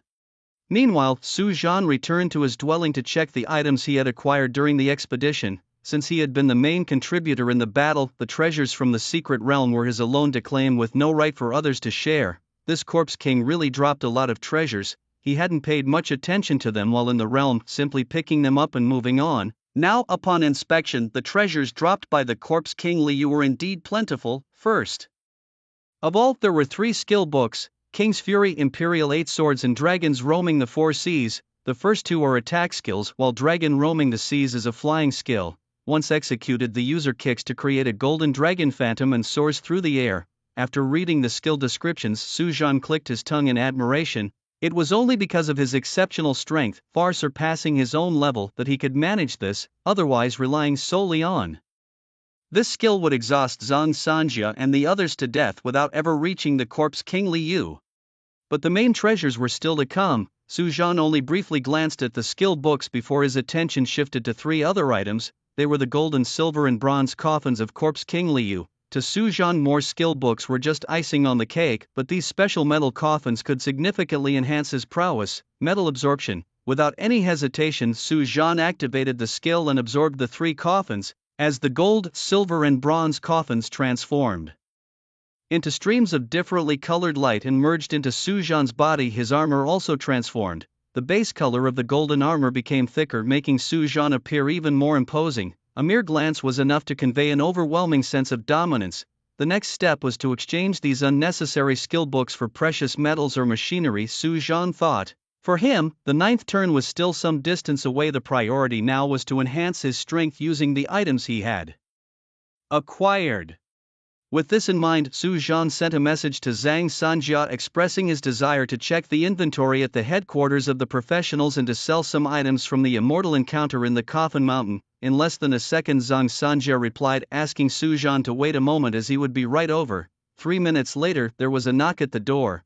Opening it, Su Zhan saw Zhang Sanjia standing there. "What do you have to sell?" Zhang Sanjia asked with a grin, knowing well that Su Zhan had obtained many valuable items in the secret realm and had been eager to see them, though he hadn't dared to ask until now. "Just some skill books and materials I don't need." Su Zhan handed over the list of items. Skill books like military formation, ascending dragon, false immortal body sweeping thousands of armies, and weapons like the azure gold sword, Jielong scales and dragon pattern golden spear were of no use to Su Zhan. However, these items were highly coveted treasures among other professionals. Weapons and armor are graded just like the levels of professionals. You use weapons that match your level, but top quality weapons are rare and hard to come by. For instance, the dragon pattern golden spear, which had dropped from a bronze general in the Immortal Hall, not only had the highest attributes but also came with a skill, Startle the Dragon. Any weapon that comes with a skill is considered top quality, and this was an 8th turn level weapon. Some 8th turn professionals were still using 5th or 6th turn weapons simply because those weapons came with skills suited to them. My goodness, just the skill books alone are so many. Zhang Sanjia glanced at the list and felt almost out of breath. He arrived at this location, and to say he was well traveled would be an understatement, but even he had never seen so many skill books. Most importantly, all of them were top-notch skill books dropped by 8th level wild monsters. Not to mention others, just the skills like Pseudo-Immortal Body in Military Array, Ascending Dragon, which he had seen with his own eyes, were extraordinarily powerful. Besides these, there were also some very precious materials like dragon scales, green steel wood, and fire spirit stones. These items were top grade, and using them to forge weapons could greatly enhance the properties of the weapons. Oh, might weapons with attached skills, and so many of them? Su Zhan only got one dragon pattern golden spear this time, but there were also others like the green gold shocking god spear, adding up to 100 or 200 in total. Skills accounted for more than half of them. There were also over 300 pieces of armor, most of which came with defensive skills. Such items, even one piece alone, was incredibly valuable, and if released they would definitely be frantically sought after by others. Now, to have so many of them, Su Zhan, I'm finding it hard to appraise these items right now. Let me have someone from the Professionals Association responsible for purchasing come over and give you a price. Rest assured you won't be at a loss. Just let the people from our Professionals Association choose first. After saying this, Zhang Sanjia took a deep breath, looked at Su Zhan, and tentatively spoke. The Professionals Association is a core organization in Dragon Country and very wealthy, but these items are too precious, and once the news leaks, it would inevitably attract some malicious people from other countries who might conspire with local organizations to cause trouble. I dare to hand over these items to you because I trust you. Su Zhan smiled. Alright, I'll handle it right now, Zhang Sanjia. Somewhat impatient, took the items from Su Zhan and hurriedly prepared to leave. Chairman, there seems to be nothing urgent recently. I plan to go back to Southern University. After all, I am still a student there. Seeing this, Su Zhan stopped Zhang Sanjia. That's up to you, but there's something important that I need your help with when the time comes, and I hope you won't refuse because it relates to the dignity of our Dragon Country. Upon hearing this, Zhang Sanjia spoke directly. As for Su Zhan saying he wanted to return, he dared not refuse, as Su Zhan could now be considered the top expert of the Professionals Association, even of Dragon Country. Zhang Sanjia was also shrewd. Su Zhan was polite, but he couldn't treat Su Zhan like a subordinate anymore. What matter? Su Zhan frowned. Any matter related to the dignity of Dragon Country he could not shirk. It's too complex to explain in a few words. I'll send you the information and you can understand it faster by reading it yourself. I'll go handle these items first. After saying this, Zhang Sanjia sent Su Zhan a document titled Battle of Life and Death at Medicine Mountain, then quickly left. Su Zhan then opened the document to start reviewing the details about Medicine Mountain, an island overseas known as 100 Medicine Island. As the game merged with reality, Baiao Island underwent a mutation. The wildflowers, weeds and animals all mutated, gaining spiritual essence. Among them were some special herbs that could directly increase one's experience upon consumption. Some possessed powerful healing effects, even being hailed as divine remedies for injuries. The most famous of these was the rebirth herb, rumored to regenerate severed limbs. The small animals were even more miraculous. One such creature, the quadhorn loach, could permanently increase one's strength by a point if its flesh was consumed. Another creature, the cyclopean thunder beast, could have its eye preserved after death. This eye possessed the power to unleash thunderbolts. A ninja from the Cherry Blossom Country once obtained an eye of the cyclopean thunder beast, replaced his own eye with it, and thus gained a thunder eye which was immensely powerful. With this thunder eye, the ninja rose to prominence in Cherry Blossom Country, even establishing a significant force. After acquiring the thunder eye, he renamed himself Kirigakure Reizo and founded Mount Kirigakure. Yet, these were just the superficial aspects of Medicine Mountain. It was said that even some rocks and trees within had mutated and possessed magical effects. However, there was a special rule within Medicine Mountain. Those who entered could only stay for 7 days, after which they would be teleported out. The so-called Medicine Mountain life and death battle involved professionals from various countries entering to gather herbs and hunt spirit beasts. During this gathering, if they encountered each other, they would fight for the herbs, with the victor taking all herbs from the defeated. This process came to be known as the Medicine Mountain Life and Death Battle. When Medicine Mountain was first discovered, a fierce and unprecedented battle broke out among the nations to seize control of it. The battle lasted over 3 months, with heavy casualties on all sides. Ultimately realizing that continuing the fight was futile, especially since Medicine Mountain only opened for 7 days every 10 years, the nations sat down to negotiate. They decided that each time the mountain opened, each country would send a group of people inside. Once inside, they could compete for herbs, but killing was forbidden. The amount of herbs one could obtain depended on individual skill. Initially, the rules were generally respected and actions were measured. The first casualties occurred when someone injured was killed by the native beasts. Since then, casualties increased. The common explanation was that those severely injured were killed by the native beasts, but everyone knew that even injured professionals seldom fell to beasts. Most were victims of foul play, though without evidence, nothing could be done. During the last Medicine Mountain Life and Death battle, the Dragon Country suffered greatly. After the battle ended, a ninja from Cherry Blossom Country ambushed and killed an apprentice of Zhang Sanjia from the Dragon Country's professional troupe. Because of this incident, Zhang Sanjia had been seeking strong professionals for the past 10 years to prepare for the next Medicine Mountain Life and Death battle, Cherry Blossom Country. After reviewing the documents on the last Medicine Mountain Life and Death battle, Su Zhan's eyes flickered with a hint of killing intent. Even before the game merged with reality, Dragon Country and Cherry Blossom Country were arch-enemies. After the emergence of professionals, frictions between the two parties escalated. Su Zhan had made up his mind that on this trip to Medicine Mountain he would surely leave no stone unturned in his quest to eliminate his enemies completely, wanting the whole world to know that those who dare to mess with the Dragon Nation must consider if they can bear the consequences.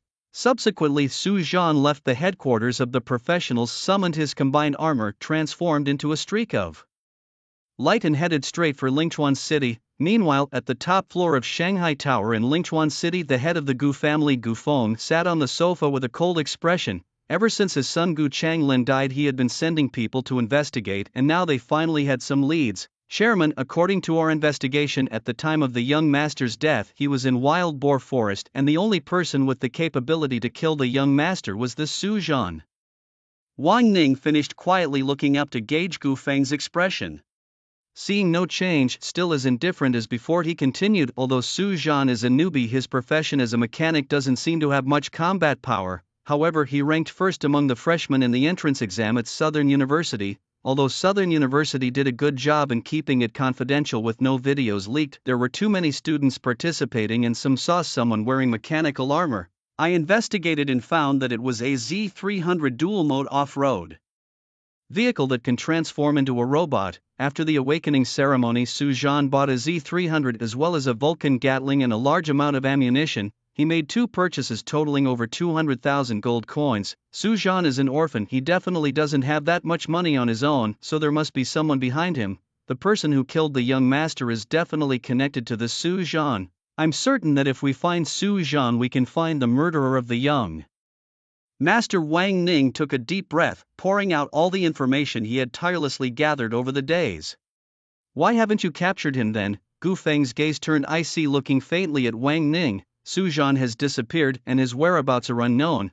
However, I've captured one of his friends, Zhuge Xuanyuet, who's currently locked in the basement.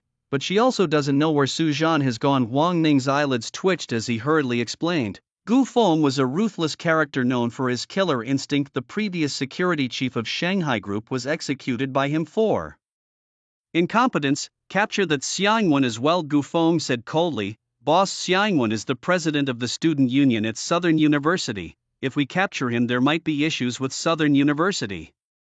Wang Ning sighed inwardly, having already found out during his investigation that Xiangwen was with Su Zhan throughout the Wild Boar Forest assessment and knew Su Zhan's capabilities best. Although Xiangwen, like Zhuge Xuanyue, was a student at Southern University, she also held the position of the student union president, effectively making her a formal member of the university staff. The difference between apprehending a student and a formal member was significant. Humph, if we can't find the murderer who killed my son, even if Chen Ziyuan himself shows up, I won't show any respect, Gu Feng said fiercely, slamming his hand on the table. He had 3 sons, his eldest was dead, the second had left for the Dragon Nation, and only his youngest remained by his side. This was not only about avenging his son but also about maintaining the Gu family's standing in Lingchuan City. Among the four great families of Lingchuan, the Gu family's rank was not achieved by endurance but through force. If he couldn't find his son's murderer, the Gu family might as well quit trying to hold any sway in Lingchuan city. Understood, boss, replied Wang Ning, quickly departing. Meanwhile, at the Southern University Student Union, haven't you found Zhuge Shuangyue yet? Xiang Wen frowned, scrutinizing the few student union members before her. Zhuge Shuangyue had been missing from class for a day, and after someone noticed, they had searched her dormitory. It was rumored that she hadn't returned since leaving 2 days ago. Such disappearances were unprecedented at Southern University. As the president of the student union, Xiang Wen had immediately organized a search party, yet a day had passed with no news. President, there's news. Someone saw Zhuge Shuangyue heading towards the wild boar forest. Gao Ming burst through the door, panting heavily. Since the time Su Zhan and Xiang Wen had rescued him and 4 others from the ant cave, he had joined the student union and become one of Xiang Wen's followers. Let's go check it out, Xiang Wen said, her brow furrowing as she followed Gao Ming out of the school, heading straight for the wild boar forest. Who told you Zhuge Shuangyue went to the wild boar forest? She asked along the way. It was someone from Shanghai Group.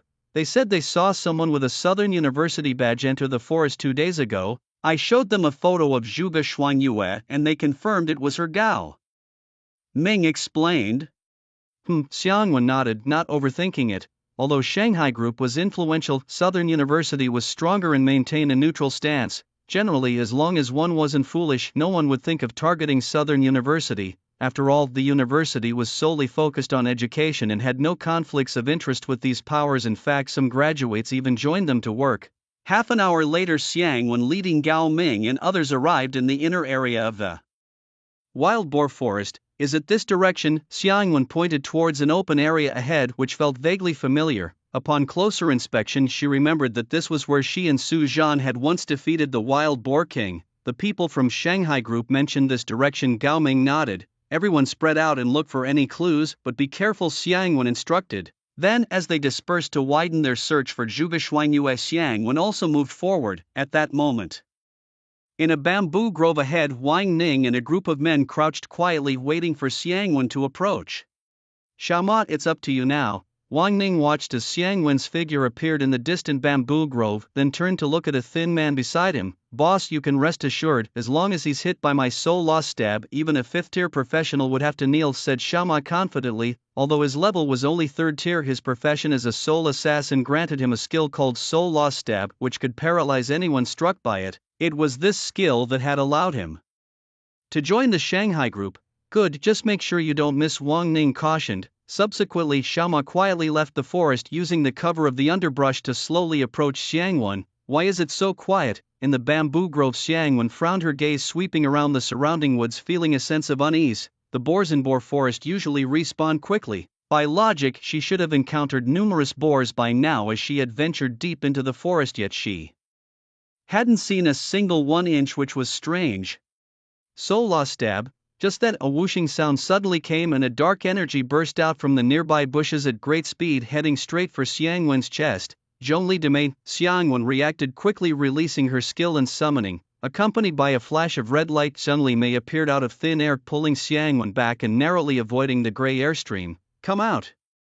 After landing, Zhongli Mei raised her hand and sent a sword light flying towards Xiaoma's hiding spot. The bamboo in that area was instantly cut in half and Xiaoma rolled on the ground, emerging from the bamboo in a very awkward state. Who dares to ambush a student of Southern University? Xiang Wen coldly stared at Xiaoma and questioned him. The recent ordeal had given her quite a scare. She was already strong from joining the student council, and her strength had increased further after enduring the recent beast tide. Otherwise she wouldn't have been able to dodge that gray airstream. How did I miss?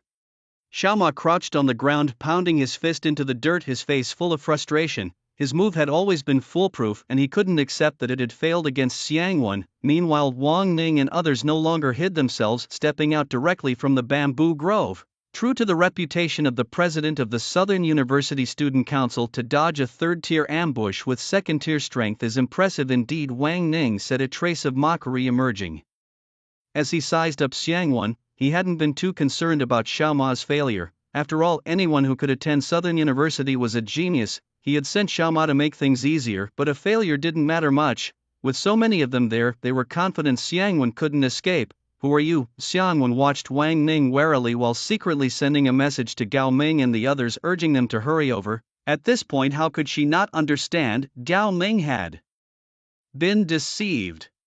Zhuge Shuangyue had never come here, this was a trap set for her, and with Wang Ning's appearance she also had a clue about the disappearance of Zhuge Shuangyue. Surely Wang Ning's doing. Several miles away, Gao Ming and his group who were searching received Xiangwen's message, their faces clouded with anger. Who dares mess with senior sister Xiangwen? Yao Ming turned and sprinted towards Xiangwen's location and his companions did the same.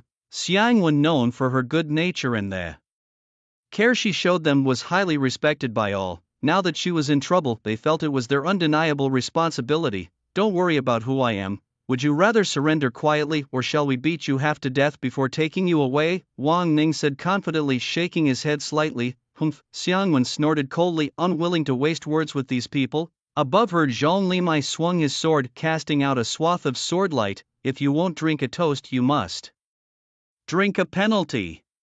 Wang Ning with a sneer materialized a 9-ring broadsword out of thin air, sweeping it through the air and creating a gust that shattered the incoming sword light. Summon spirits, Jibu, twin spirits manifest. Although Xiangwen was young, she was rich in combat experience. Wang Ning had over a dozen people with him, the lowest among them at the 3rd tier.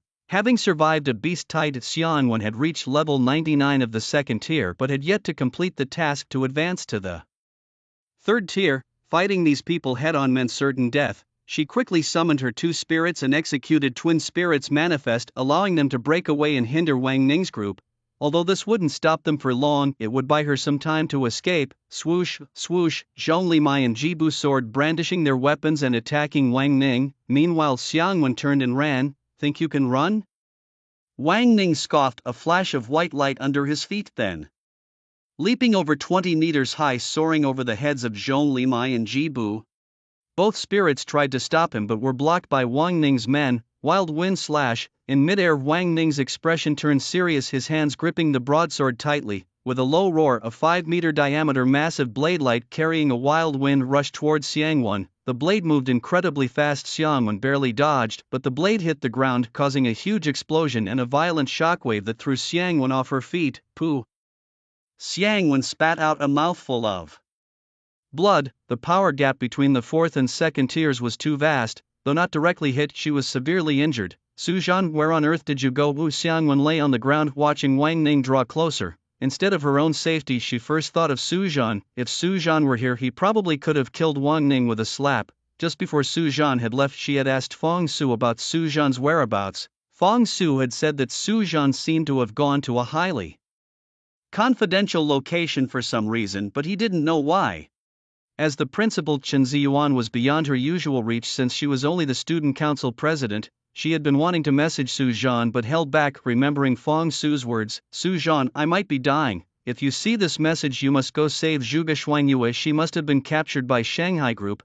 With that thought, Xiangwen no longer cared about hesitation and sent a message to Su Zhan. You think being the student council president of Southern University makes you great? No matter what, a 2nd tier is still a 2nd tier. Even if you were a teacher at Southern University, you're no match for me. Wang Ning looked down on Xiangwen, ridiculing her. Get lost. Just then Gao Ming and others charged from a distance, confronting Wang Ning directly. A bunch of trash. Kill them all, take them down. Wang Ning's eyes were cold as he waved his hand, sending his men towards Gao Ming's group. At the same time, above the northern skies of Lingchuan City, a streak of light suddenly stopped hovering in the air. It was Su Zhan returning. Shanghai Group laid hands on Xiangwen, and seeing the message from Xiangwen, Su Zhan's eyes instantly turned frosty. Seeing the words Shanghai Group, he realized the incident involving the murder of Gu Changlin had been exposed. Unexpectedly, since the Gu family couldn't find him, they had attacked Xiangwen and the others. Damn it, scanned maximum power. Thinking this, Su Zhan quickly activated the scanning function of his combined armor to its fullest. The scanning capabilities of the mechanical armor could not only check the levels and skills of wild beasts but also the locations and attributes of professionals. As he had fused 4 mechanical pieces, including 3 super mechanical items, these scanning systems together extended Su Zhan's scanning range to 30 kilometers. Lingchuan City spanned over 300 kilometers, 10 times larger than Su Zhan's scanning range, but his speed was so fast that it would take less than a minute to scan the entire city. A streak of light quickly swept over the city from above unnoticed by others, collecting their information swiftly. Not in the city, then it must be in the wilderness. Let's circle the city first. With that thought, Su Zhan increased his speed to the maximum, swiftly flying around Lingchuan City. Unfortunately, since Xiang Wen hadn't sent her location and hadn't replied to his message asking for it, he had to resort to this brute method. Fortunately, his speed was so fast that circling the city took only a few seconds. Beep beep. Xiang Wen located. As Su Zhan swept over the wild boar forest, the scanning system sent an alert with Xiang Wen's precise location. Su Zhan quickly changed direction, flying towards where Xiang Wen was, at that moment, in the wild boar forest. Gao Ming was covered in blood, standing protectively in front of Xiang Wen with 5 or 6 students from the Southern University lying beside him, all severely injured. They were all second level, no match for Wang Ning's group comprising third and fourth level experts. Wang Ning, I know you, you're the head of security at Shanghai Group. You dare to touch us, Southern University won't let you off, and neither will Shanghai Group protect you. Gao Ming glared at Wang Ning, roaring in anger. Xiang Wen, preoccupied with school affairs, knew of Shanghai Group but not Wang Ning. Gao Ming, however, often ventured out and was well acquainted with the 4 major families of Lingchuan City, including Wang Ning. Knowing me won't help you. You won't have a chance to speak out. Wang Ning's eyes glinted with a murderous intent. He actually did not wish to offend Southern University, but he had to follow Gu Feng's orders. Initially, they planned to capture only Xiang when unexpectedly others arrived swiftly. Now that you're here, we cannot let you go. These people must die. Make it look like a wild boar attack, Wang Ning commanded in a deep voice. Leave it to me, Xiao Ma chuckled darkly, his expression fierce. Murder was a task he was all too familiar with. Suddenly, a gust of wind surged and an angry voice filled their ears. Who are you planning to kill? As the wind dissipated, Wang Ning and the others opened their eyes, gasping in shock. A 2-meter-tall golden armor stood before them. It was Su Zhan, who had arrived just in time. Shanghai Group is handling this, please do not interfere, Wang Ning said gravely, invoking the name of Shanghai Group. Though he had never seen Su Zhan's armor, the oppressive force of the golden armor was immensely formidable. You are Su Zhan? Meanwhile, Xiang Wen's voice inquired. It's me. Su Zhan did not bother with Wang Ning, instead turning to face Xiang Wen. The helmet of his armor emitted a golden light, gradually fading to reveal Su Zhan's face. Senior, is that really you? Gao Ming's eyes lit up, overwhelmed with excitement. After Su Zhan and Xiang Wen had rescued him from an ant nest, he had acknowledged Su Zhan as his senior. Given Su Zhan was much more powerful, he had always wanted to thank Su Zhan in person but never had the chance. Although it was their first meeting, he had seen Su Zhan's photos and recognized him immediately. Hello, take these pills, they can help you recover, Su Zhan said with a gentle smile, pulling out several bright red Ling pills from his backpack. These were dropped by wild beasts in the Coffin Mountain Immortal Realm. Regardless of level, after consumption they continuously restore vitality within 5 minutes. Thank you, Senior. Gao Ming unpretentiously took one of the Ling pills and passed the rest to the others. Su Zhan then walked over to Xiang Wen, handing him a Wan Ling pill. The Wan Ling pill had the same effects as the Ling pill but was more potent, restored faster, and had no level restrictions. Even at 8th level, as long as one wasn't dead or severely maimed, a single Wan Ling pill could restore one to peak condition in just 10 seconds, replenishing vitality and energy completely. At this moment, Xiang Wen was like a little girl, obediently nodding her head and swallowing the Wan Ling Dan. The moment the medicinal pill entered her mouth, a red glow emanated from her body and her injuries visibly healed. What kind of medicine is this? It's so effective. Xiang Wen was stunned. She had thought it was just an ordinary medicinal pill, at most capable of alleviating the pain in her body, but the effects of the Wan Ling Dan far exceeded her expectations. She had been seriously injured before, several of her bones broken, yet after swallowing just one Wan Ling Dan, those broken bones incredibly healed in just a few seconds. It was truly unbelievable. These are just ordinary healing pills. I'll give you a few to keep for future use, Su Zhan said as he pulled out 30 to 40 Wan Ling Dan and stuffed them into Xiang Wen's arms. He had over 300 Wan Ling Dan in total, and even more Bai Ling Dan, over 1,000. He didn't let Zhang Sanjia sell these healing pills, instead he kept them himself, as Wan Ling Dan could be life-saving at critical moments. Senior, your medicine is incredible. I feel like my injuries have recovered by 80 to 90%, Gao Ming said excitedly nearby. Although the effects of the Bai Ling Dan were not as strong as the Wan Ling Dan, they were still top-notch healing medicines. With their injuries, a few seconds after taking Bai Ling Dan, their wounds would heal significantly. It's good that you're all right, Su Zhan said with a smile, while Wang Ning and his group behind him seemed non-existent to him. In fact, that was pretty much the case. The gap in strength was too large. These few people were like ants in front of Su Zhan who could crush them with a single finger. Impossible, it must be fake. They were so severely injured, how could a pill heal them so quickly? They must be acting, Wang Ning muttered from a distance, his eyes glued to Su Zhan. He had witnessed Xiang Wen's condition, a single pill had brought her back from the brink of death. He simply couldn't believe it. Kid, I don't care who you are, if you want to live longer mind your own business and scram.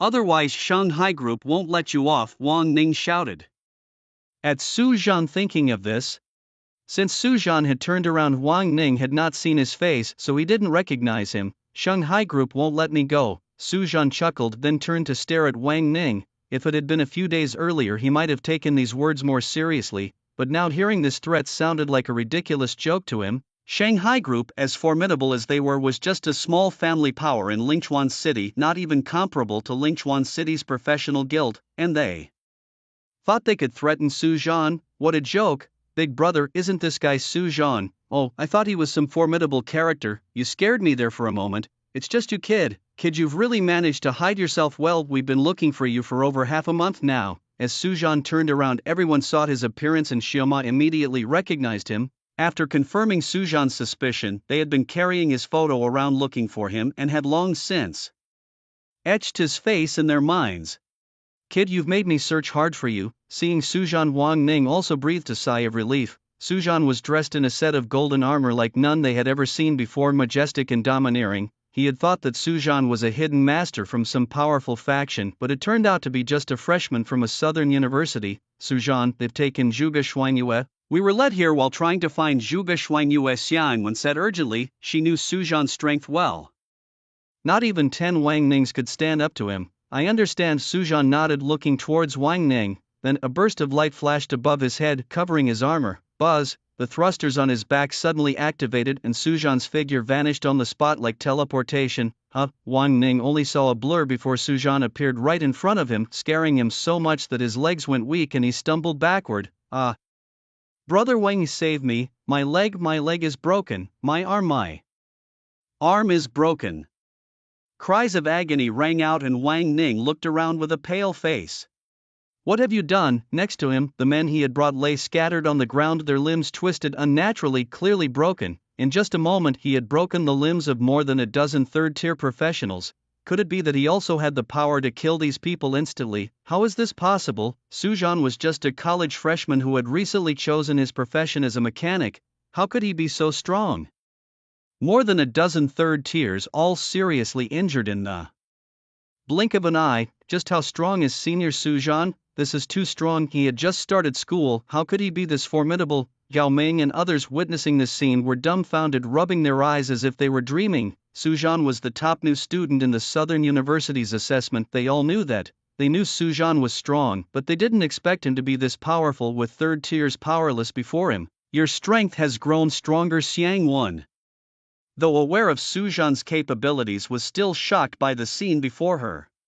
Su Zhan's power was clearly much greater than when he had resisted the beast tide a few days ago. It had only been a few days, and it was hard to imagine how Su Zhan had achieved this. You have 3 seconds to answer my question. Where is Zhuge Xuanyue? Su Zhan stared quietly at Wang Ning, his voice cold. Initially, when he killed Gu Changlin, Su Zhan had guessed that things might be exposed, but he didn't expect it to be exposed this quickly, nor did he expect these people to be so unprincipled, daring to lay hands on Zhuge Xuanyue, a student who had just started university. Wang Ning felt a chill down his spine, his scalp tingling and his clothes soaked with cold sweat. Su Zhan's presence was overwhelming. At this moment, in his eyes, Su Zhan seemed to transform into a primal beast, its ferocious mouth wide open, showing its sharp fangs, ready to shred into pieces if he misspoke even a single word.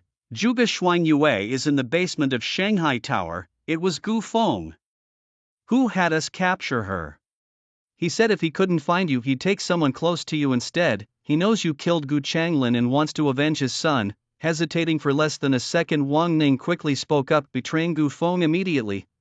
In the next instant, Su Zhan moved close to Wang Ning as if teleporting, lightly tapping his chest. Wang Ning felt as if he had been struck by a mountain, his chest bones breaking instantly, vomiting a mouthful of fresh blood. Don't kill me, it was all Gu Feng's doing. Wang Ning lay on the ground pleading loudly in terror. Killing you would dirty my hands, Su Zhan sneered coldly. Wang Ning, having worked under Gu Feng, had blood on his hands from countless people. Death was too easy for him. The Association of Professionals had ways to make them regret being born into this world. Gao Ming, keep an eye on them here. Soon someone from the Association of Professionals will come to take them away. Su Zhan turned to Gao Ming and instructed, Yes, senior. Gao Ming managed to stammer out a response, still in shock. Let's go to Shanghai Tower. Su Zhan nodded towards Xiangwan. Just the two of us. Xiangwan hesitated. Although Su Zhan was powerful, Shanghai Tower was after all the Gu family's stronghold. The Gu family, being one of the four major families in Linchuan City, had a profound foundation with several sixth-level professionals. Not knowing Su Zhan's true strength, Xiangwan felt Su Zhan was indeed strong, but facing several sixth-level professionals at the same time could be very dangerous. Don't worry, I'll protect you, Su Zhan said with a warm smile, wrapping his arm around Xiangwan's waist. Hold tight. Before Xiangwan could speak, the thrusters on his back fired up and the two soared into the sky toward Shanghai Tower. Su Zhan's speed was so fast that it startled Xiangwan, who screamed and hurriedly clung to Su Zhan, watching the ground shrink rapidly beneath her feet, feeling secretly happy for Su Zhan's power. However, after the happiness, Xiangwan felt a bit of loss. Su Zhan's strength was increasing too quickly, changing day by day, and the gap between her and Su Zhan was growing wider. Su Zhan didn't mind these things. Instead, he sent a message to Jin Changping, the head of the Linchuan City Association of Professionals branch, briefly explaining the situation and asking him to send someone to take Wang Ning and the others away. This time, Shanghai Group had kicked an iron plate. After reading the message from Su Zhan, Jin Changping felt somewhat wistful. The Shanghai Group has been entrenched in Linchuan City for decades. While they've engaged in some shady activities, they've always been cautious, never leaving any handle for others to grab. This time, however, they've had the misfortune of crossing paths with Su Zhan. Although unaware of what occurred during Su Zhan's time at the headquarters of the Professionals Association, just his joining the True Dragon Group alone is more than the Shanghai Group can handle. Thinking of this, Jin Changping made a call to the head of the security team, instructing them to go to Wild Boar Forest to find the students from the Southern University and bring a few back.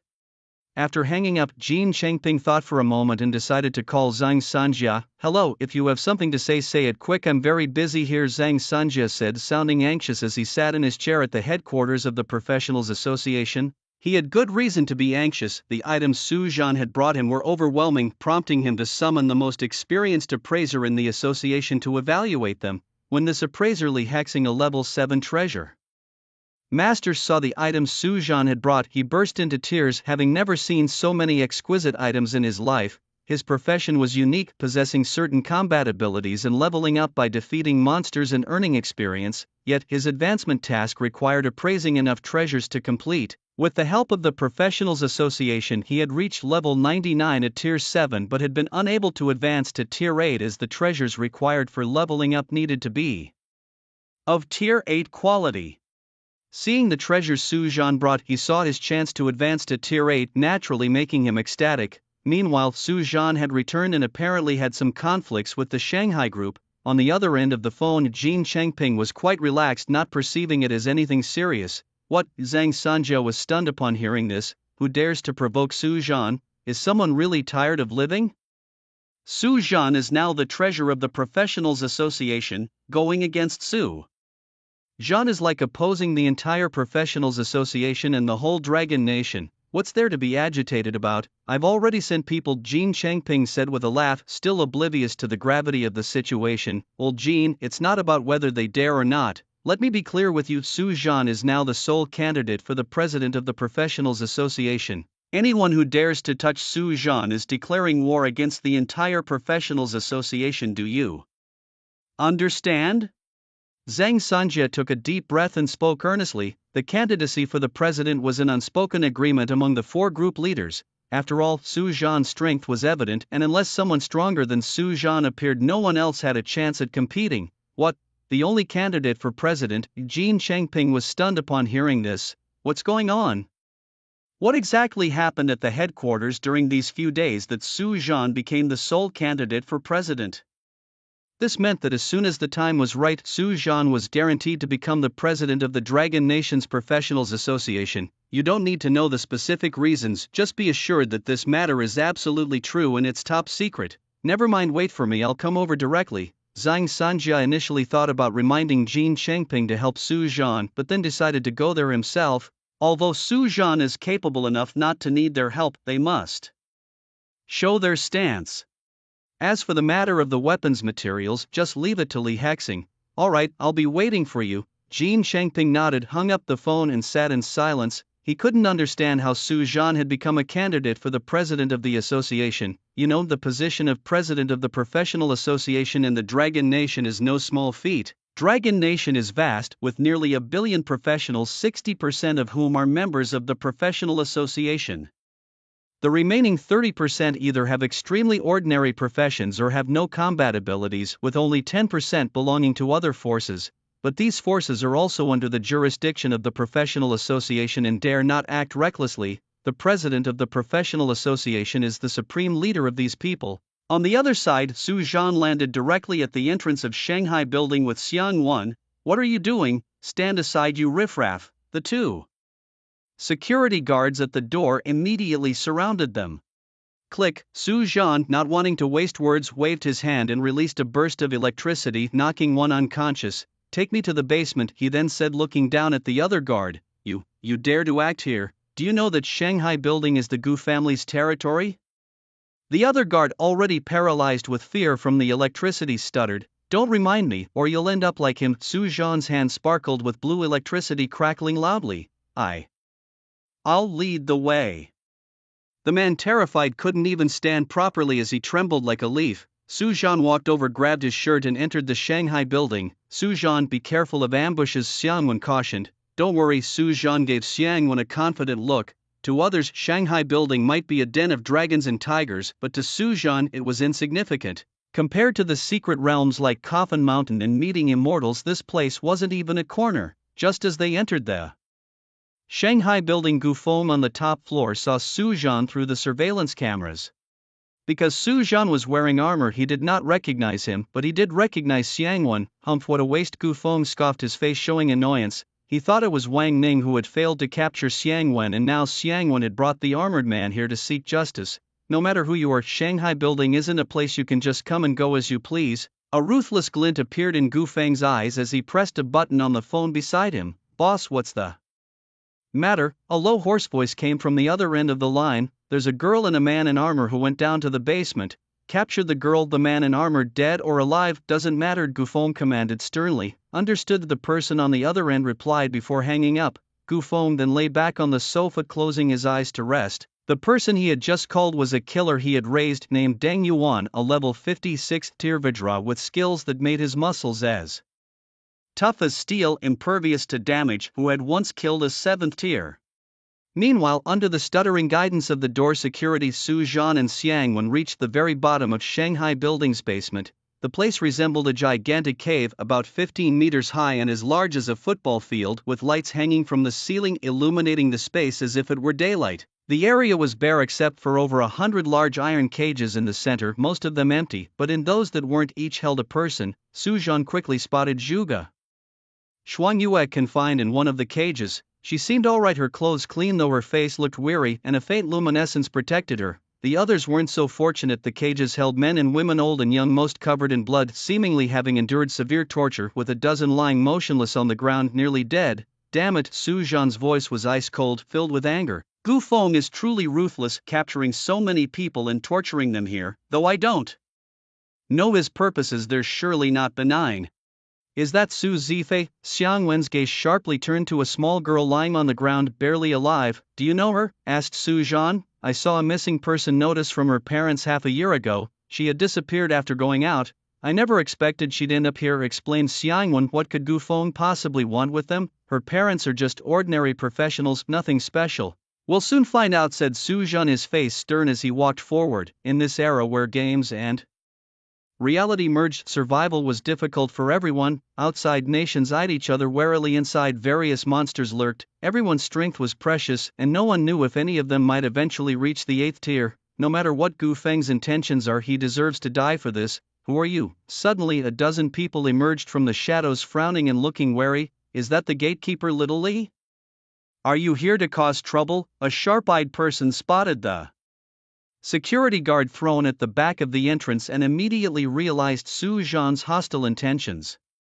Electric surge. Without uttering a word, Su Zhan stomped on the ground forcefully. Invisible currents of electricity surged along the surface, instantly engulfing them, accompanied by the crackling sounds of electricity. About a dozen guards didn't even have time to groan before black smoke billowed from their bodies and they fell to the ground, motionless. The electric current that could be unleashed by the combined mechanical armor was extremely powerful. The burst Su Zhan had just released reached 10,000 volts. The group of people at their highest were only at the 4th level and they simply couldn't withstand this current, ultimately succumbing to it. Is that Xiangwen is here too, wearing armor? Could it be Su Zhan? The stirring sound of electricity also awakened the person in the iron cage. Zhuge Xuanyue, puzzled, looked at Su Zhan, unable to recognize him at first. It was not until she saw Xiangwen that she guessed the person in the golden armor must be Su Zhan.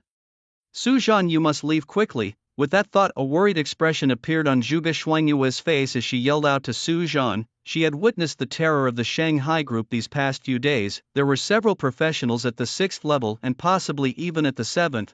No matter how strong Su Zhan was, he couldn't possibly stand against so many. Clap, clap, clap.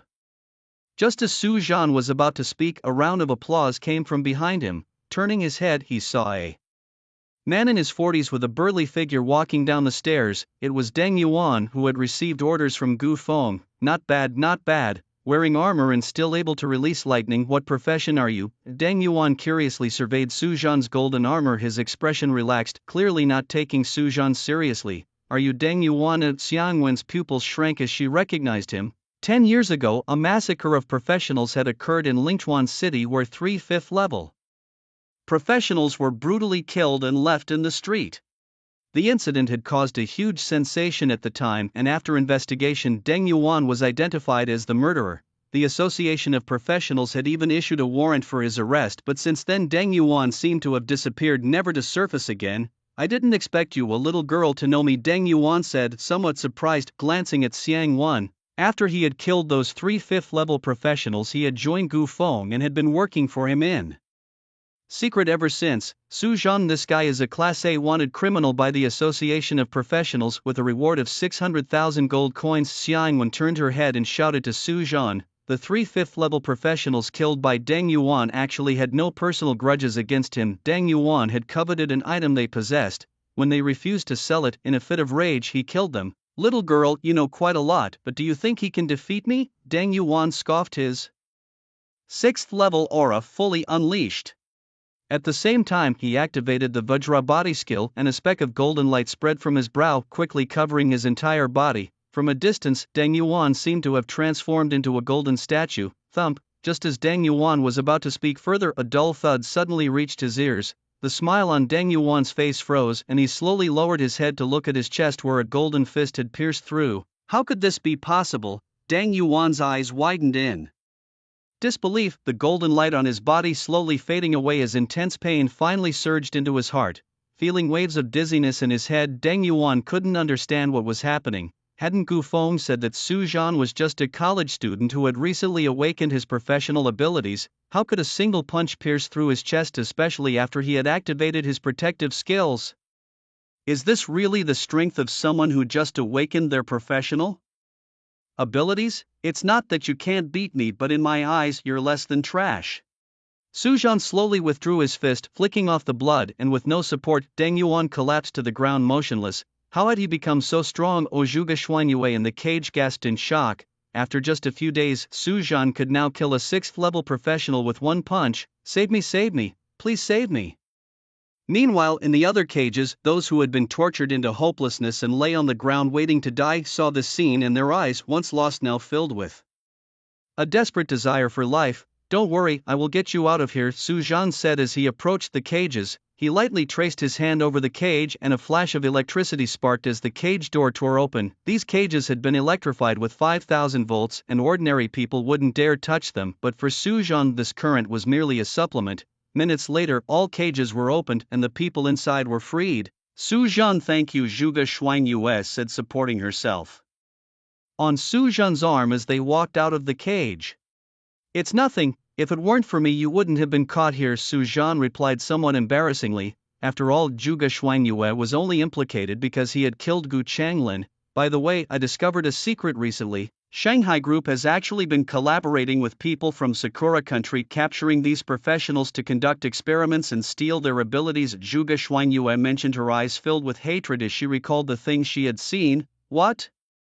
That's happening too? Xiang Wen exclaimed in shock, unable to believe that Shanghai would dare to collaborate with Sakura country in such treacherous acts. It was known that when the games merged with reality, professionals from Long country and Sakura country had fought a battle that lasted nearly 60 years, with countless ancestors dying in that conflict. You guys stay here, I'm going to find Gu Feng, Su Zhan said, a chilling coldness emanating from him seeming to lower the surrounding temperature. Killing Gu Changlin was indeed no mistake. There's not a single good person in the Gu family. Be careful, Xiang Wen advised. Su Zhan nodded, and with a forceful push he burst through the ceiling and flew upwards. Just how strong was Su Zhan now? Zhuge Xuangyue's eyes revealed a look of envy. After Gu Feng captured her, he planned to beat her, but she possessed a protective charm given by her family called the Taiching Protective Charm. Once activated, it could form a shield lasting 3 days, capable of withstanding attacks from 4th-tier professionals. Most importantly, this charm represented the Zhuge family, and Gu Feng did not want to offend them, so he refrained from forcibly breaking through the shield. Otherwise, Zhuge Xuangyue would not have been spared from torment. However, Su Zhan was different. She had just witnessed him kill a 6th-tier professional with a single punch. Xiang Wen chuckled bitterly and shook his head. Even 7th-tier professionals couldn't manage such a feat, thus Su Zhan's strength must have reached at least the 8th tier. An 8th-tier professional, that was a level of legend. Even the president of the Southern University was only a 6th tier. No matter how hard she racked her brain, she couldn't fathom how Su Zhan possessed such formidable power. Meanwhile, noises of the roof being penetrated echoed above them. Su Zhan, demonstrating overwhelming strength, burst through the ceiling and flew to the top floor straight into Gu Feng's office. At that moment, Gu Feng was lying on the sofa with his eyes closed, resting, waiting for Deng Yuan to bring Su Zhan before him so he could torment him and avenge his son, while also sending a message that the Gu family was not to be trifled with. However, the next moment a dull thud sounded and the floor in front of Gu Feng exploded, creating a large hole through which a figure in golden armor appeared. Su Zhan. Gu Feng abruptly opened his eyes, his face twisted in rage as he stared at Su Zhan, his hatred nearly spilling out. Gu Feng, you dare cooperate with the people of Sakura country, trafficking our Dragon country's professionals? You truly deserve death. Su Zhan's voice was filled with a chilling intent to kill. Pa, what are you to talk to me like this? Gu Feng scoffed coldly, a black aura emerging around him, filled with the heavy presence of ghosts, as if countless tortured souls were howling. Ghosts. The next moment, Gu Feng roared lowly and released his skill, a horrifying ghostly specter shrieking as it lunged from the black aura towards Su Zhan.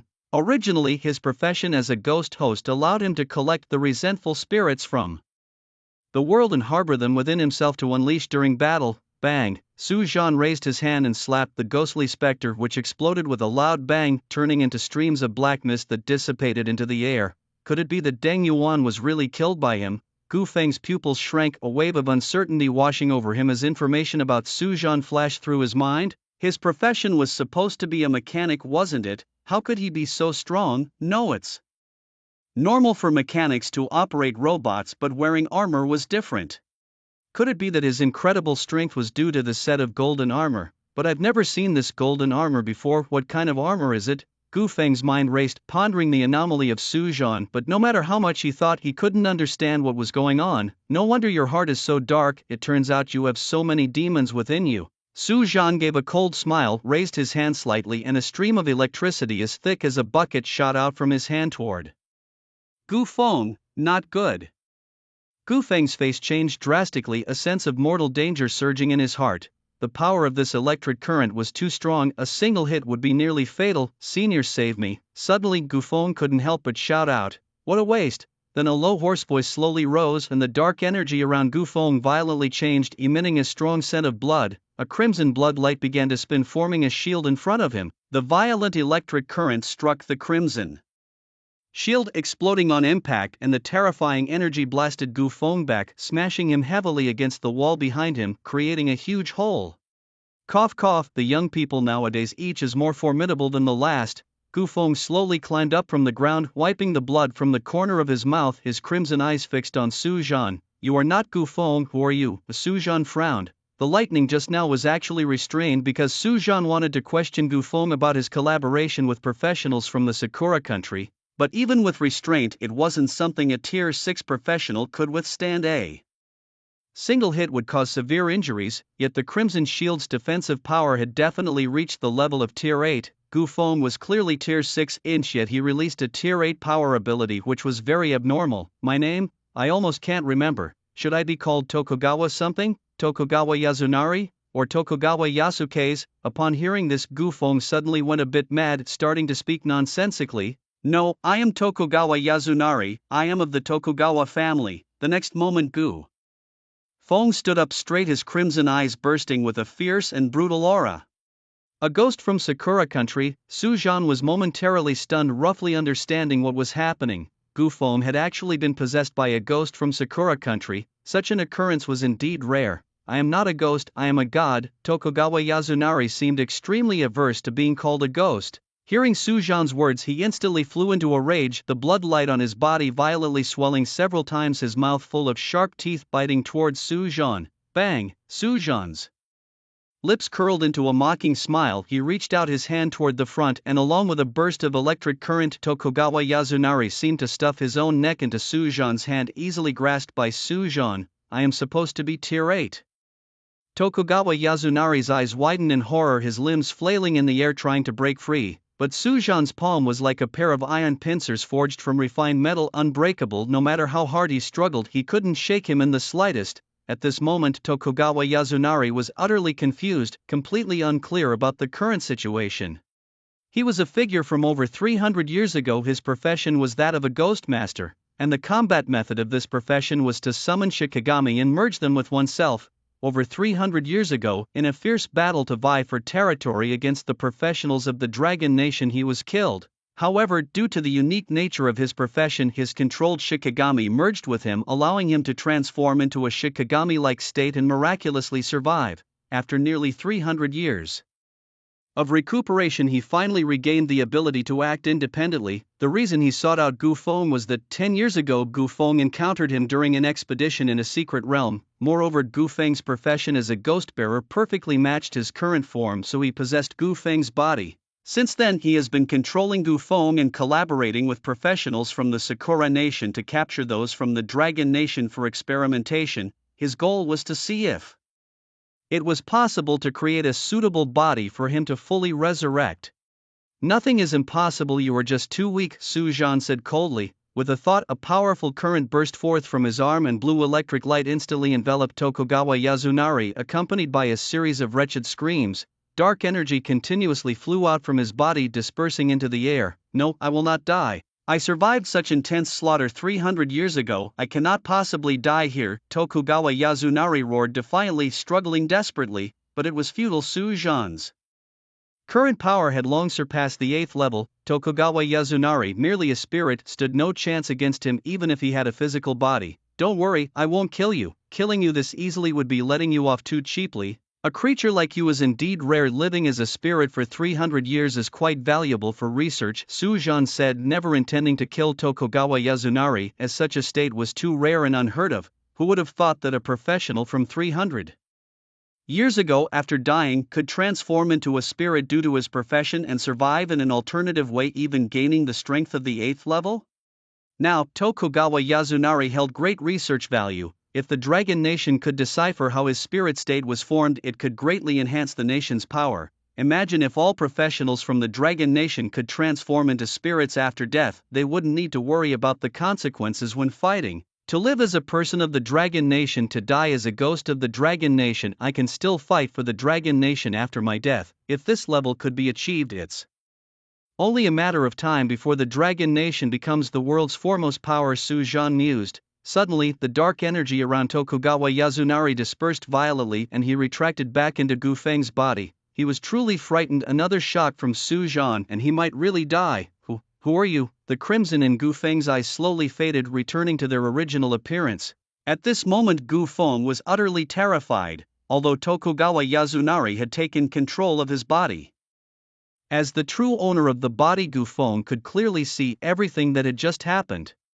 Such a powerful figure as Tokugawa Yazunari was easily subdued by Suzhan with just one hand. he couldn't believe that the person in front of him was Su Zhan. After all, Su Zhan was just a college student who had recently undergone an awakening ceremony and whose profession was a mechanic. "I am the Su Zhan you were looking for." As a burst of light flashed, the armor on Su Zhan's face disappeared, revealing his true face. "Impossible, this cannot be." Gu Feng's pupils shrank, his face filled with disbelief. The situation before him completely overturned his understanding of professionals. Just then the door to Gu Feng's office was burst open by a group of people. 5 6th-rank professionals rushed in from outside. "Let go of President Gu. No matter who you are, let go of him. President Gu is an external instructor for our great beauty nation's Magic Association. Release him or I will lodge a complaint against you with the Dragon Nation." Professional Association, President Gu is the external chairman of our Misty Mountain. Let him go even if he has made a mistake. You can't treat him like this. The group that burst in were all men, including 2 foreigners with blonde hair and blue eyes. The one who said President Gu was from Misty Mountain was wrapped in black cloth, almost identical to a ninja. Even if Heaven's ruler himself came today, he couldn't save him. Su Zhan snorted coldly, and the electricity surging on his arms suddenly intensified, enveloping Gu Feng with a current of up to 100,000 volts. With a crackling sound, it took less than 3 seconds for Gu Feng to turn into charred carbon. A breeze swept through and Gu Feng turned to ash, dispersing with the wind. After Gu Feng's dispersion, a dark stream of energy was pinched in Su Zhan's hand. Tokugawa Yazunari had the strength of an 8th rank and his form as a spirit body was quite special. 100,000 volts could severely injure him but couldn't destroy him quickly. This was also a result of Su Zhan holding back, otherwise with full force Tokugawa Yazunari, no matter how cunning, would not survive. "You did. You really kill him? How dare you? This matter must be explained to our Magicians Association. No matter who you are, your Dragon Nation Professional Association must clarify what exactly happened, or else we from Misty Mountain will go to war with you." The people at the door were stunned for a moment, then their expressions turned furious as they glared at Su Zhan threateningly. They hadn't expected that even after they had brought out their own backing, Su Zhan would still kill Gu Feng without hesitation. "What explanation? Who are you to demand an explanation from me?" Su Zhan responded arrogantly. "You." They were shocked by his words. No one had expected Su Zhan to be so domineering, not fearing their backing at all. Just at this moment, a streak of golden light rushed from afar, breaking through the window and appearing in front of Su Zhan. It was Zhang Sanjia and Jin Chengping who had rushed over from the headquarters of the Dragon Nation professionals. "Zhang Sanjia, is this how you Dragon Nation professionals treat your friends?"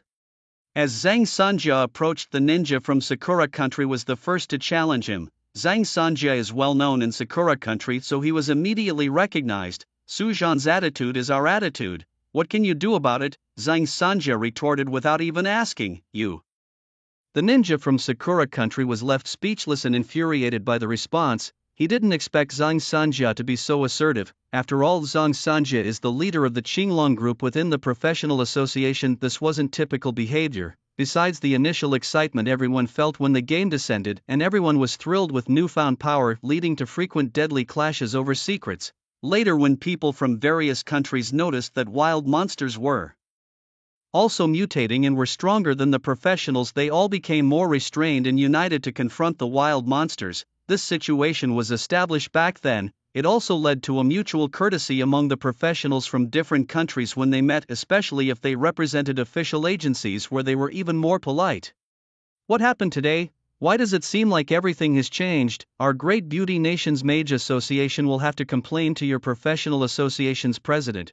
"You must give us an explanation," said a blue-haired foreigner in fluent Mandarin, looking at Zhang Sanjia. "Explain what?" "He is an enforcement officer at our professional association headquarters. If Gu Feng resisted arrest for trafficking professionals, he deserved to be killed. Also, what are you doing here? Were you involved in Gu Feng's trafficking?" Zhang Sanjia asked coldly, staring at them. In the past, he might have given them some face due to future considerations, since Dragon Nation's professionals still need to operate abroad and might seek help in these people's territories, but these issues are trivial compared to Su Zhan. This was also Zhang Sanjia's way of showing his stance to Su Zhan. "You. Let's go. This matter won't end here today," said the group, their faces turning pale and guilty. Relying on Gu Feng alone, many things couldn't be accomplished. They had provided a lot of support in secret.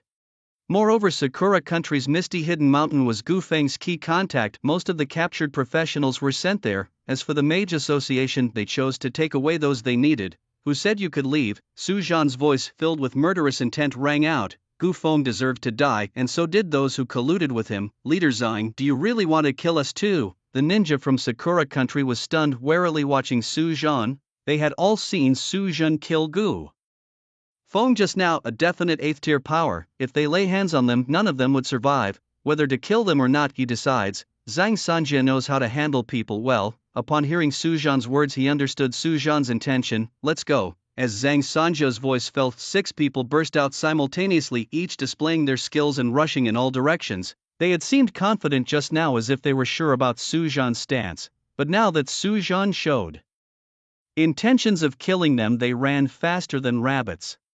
Trying to leave, Zhang Sanjia's face darkened, a golden light emerged from his body, ready to make a move. However, Su Zhan was even faster. Before the golden light could spread over Zhang Sanjia's entire body, 6 muffled sounds followed one another in quick succession. Zhang Sanjia focused his eyes and saw the 6 people who had rushed out were now a charred heap together, all knocked out. Leader, I'll leave the investigation and evidence collection to you, Su Zhan said, dusting off his hands lightly. Don't worry, leave these matters to me, none of them will survive. Zhang Sanjia nodded in response. And this thing too, Su Zhan said, opening his palm to reveal a black mist which was transformed from Tokugawa Yazunari, and then recounted the recent events to Zhang Sanjia. Such things too. Zhang Sanjia's eyes lit up eagerly, staring at the mist transformed from Tokugawa Yazunari. A living person becoming a spirit after death is essentially turning into a ghost, but ghosts have always been legends. After the merging of games and reality, humans have never encountered such beings. Instead, many spirit-like monsters were born in the wild. It's unexpected that now someone has managed to survive as a ghost and with such strong power. This is big news, definitely worth researching. Su Zhan, you truly are a blessing for the Dragon Nation. Every appearance brings unexpected benefits. Zhang Sanjia's face was filled with smiles, generously offering his praises. Then I'll leave this thing to you. Leader, I need to check on my friends. Su Zhan smiled, handing over Tokugawa Yazunari to Zhang Sanjia. You handle your business, I'll take care of the rest, Zhang Sanjia assured, patting his chest. Su Zhan nodded towards Jin Changping on the side, then vanished into thin air. Old monk, is that really Su Zhan? Jin Changping, who had been silent all this time, finally spoke. Who else? Zhang Sanjia answered nonchalantly, still focused on the mist in his hand. How has he become so strong? From what I saw just now, it seems like Su Zhan is even stronger than you? Jin Changping tried to calm his emotions. Don't ask me, I don't know either. But speaking of strength, 10 of me wouldn't match up to Su Zhan, Zhang Sanjia replied seriously. What? Jin Changping could no longer suppress his shock, his pupils constricted in amazement. Why else do you think I said Su Zhan is a candidate for the general chairman? Zhang Sanjia laughed, then patted Jin Changping's shoulder. This matter needs to be kept a secret. All right, have your people come quickly, we need to wipe out this Gu family first. They dare to capture a professional from the Dragon Nation. This Gu family is really bold. Speaking of which, you didn't notice anything at all. When it came to the Gu family, Zhang Sanjia's face turned cold, filled with a killing intent. Gu Feng betrayed his country for sanctuary. His death is well deserved. This is my negligence, I accept the punishment. Jin Changping slightly lowered his head, his eyes flickering with a glint of murderous intent. With the help of a rank 8 inch, it's indeed difficult for you to be discovered.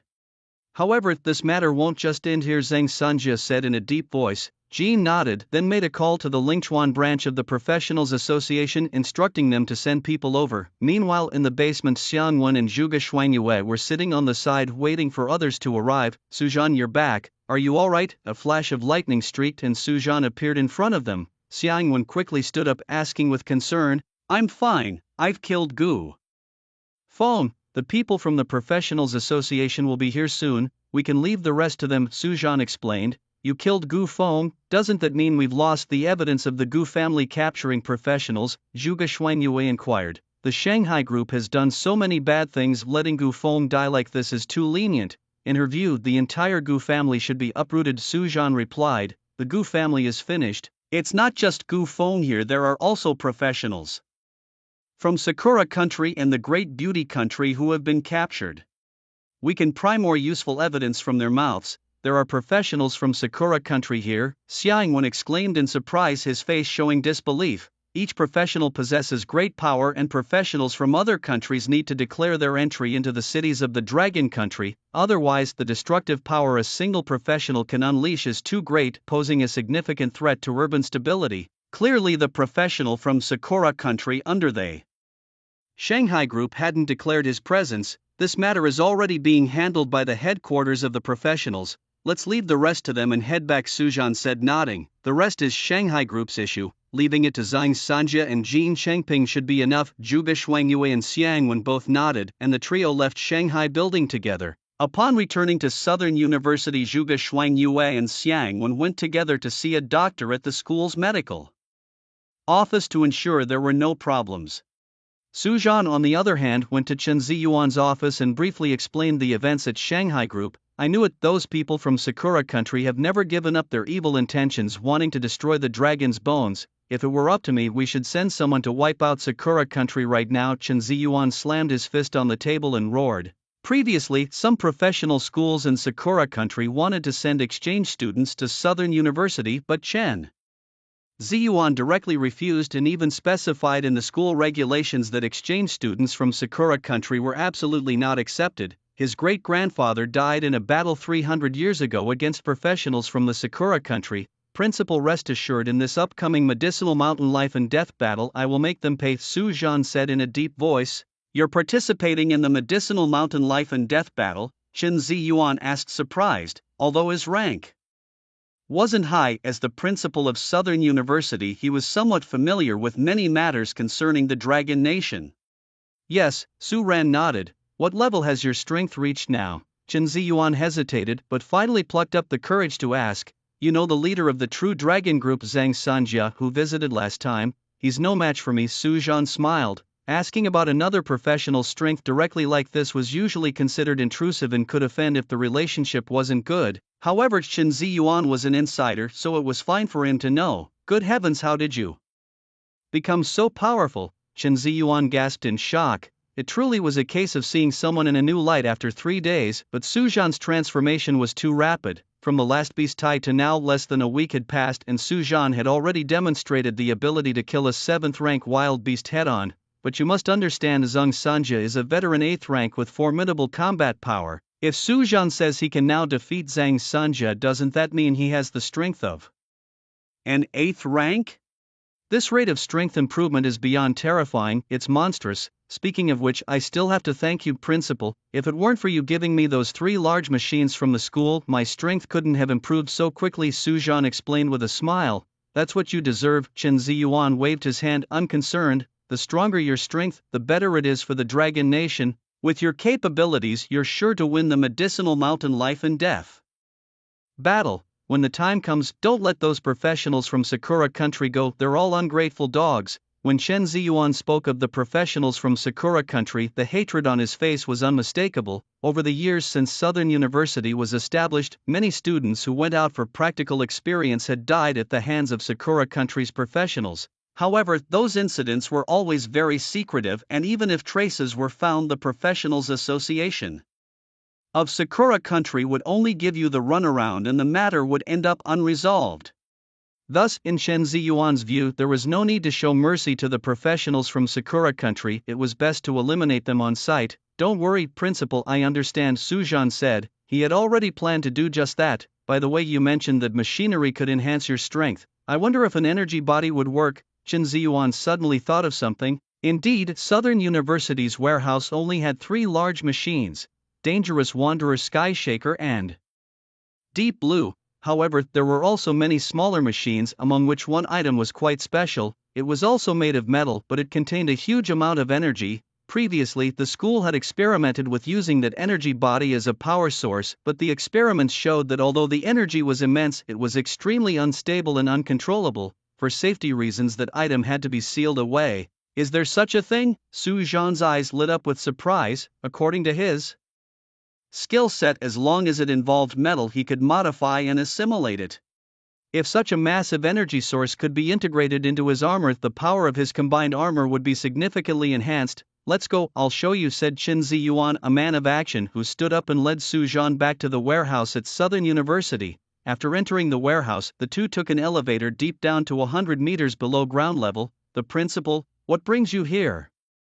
As the elevator doors opened, an elderly man in his 60s or 70s, who seemed to be guarding the door, was startled by Chen Ziyuan's arrival and quickly stood up. This is Professor Wang Zichuan, who was in charge of the previous research, Chen introduced. This is Su Zhan, the honorary vice-chancellor of the university. Su Zhan greeted him with a smile. Vice-chancellor, him. Wang Zichuan rubbed his eyes, looking Su Zhan up and down in disbelief. So young and already the vice-chancellor of Southern University? Even if it's just an honorary position without real power, it's still quite impressive. After all, Su Zhan looks to be under 20. Don't underestimate Su Zhan. Chen Ziyuan chuckled. He could defeat you with just one hand. Old Chen, I've been doing research underground all this time, but I'm still a level 99, rank 7 professional. How powerful could a little kid be? Defeat me with one hand? Wang Zichuan scoffed, clearly annoyed. How about you two have a match? Chen suggested. Principal, that doesn't seem appropriate. Su Zhan was a bit puzzled by Chen Ziyuan's suggestion. Knowing his own strength, not to mention a level 7 like Wang Zichuan, even a level 8 wouldn't be his match. He's a bit stubborn. Chen Ziyuan sighed helplessly. The energy metal is in his hands. He was the one who discovered it initially. To take it from him, you'll need to prove yourself. Su Zhan hadn't expected this to be the reason he had to fight Wang Zichuan. It seemed unfair, but thinking about it, it made sense. After all, Chen Ziyuan was only a level 6 and this professor was a level 7, soon to be level 8 professional with his own pride.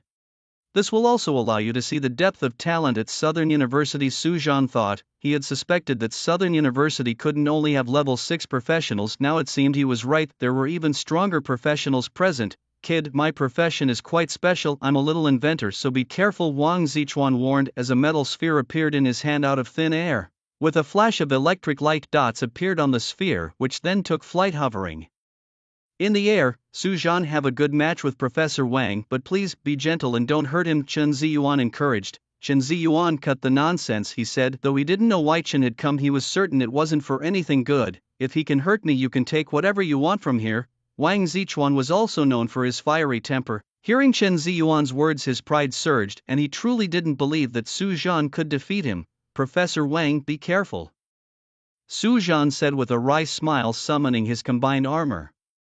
Accompanied by a flash of golden light, the quad armor appeared out of nowhere. It was thick and golden, almost divine in appearance. You kid, summoning armor? That's a whole new profession, Wang Zichuan scoffed, still confident. A hovering iron sphere shot towards Su Zhan with a whoosh, and streams of electricity burst from points on the sphere, weaving into a net that enveloped the area. This iron sphere, known as the Thunder Beast, was Wang Zichuan's proud creation. It could not only fly, but also release currents up to 5,000 volts. Ordinary professionals could be incapacitated by just a touch of this current. Suddenly, a whooshing sound broke the silence, and Su Zhan's figure vanished, reappearing instantly in front of Wang Zichuan with one hand on his neck. You.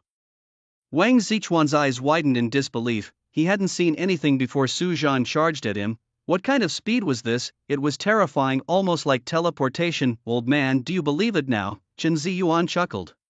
Did you freaking set me up on purpose? Wang Zichuan glared at Chen Ziyuan, feeling tricked. Chen definitely knew about Su Zhan's strength. Wang had been so tough, yet Chen didn't advise him at all, instead encouraging a fight with Su Zhan. Wasn't this just making him lose face? Stop, I did warn you, but you were the one who wanted to fight, Chen Ziyuan quickly interjected. Alright, enough talk, I admit defeat. Say, what do you want?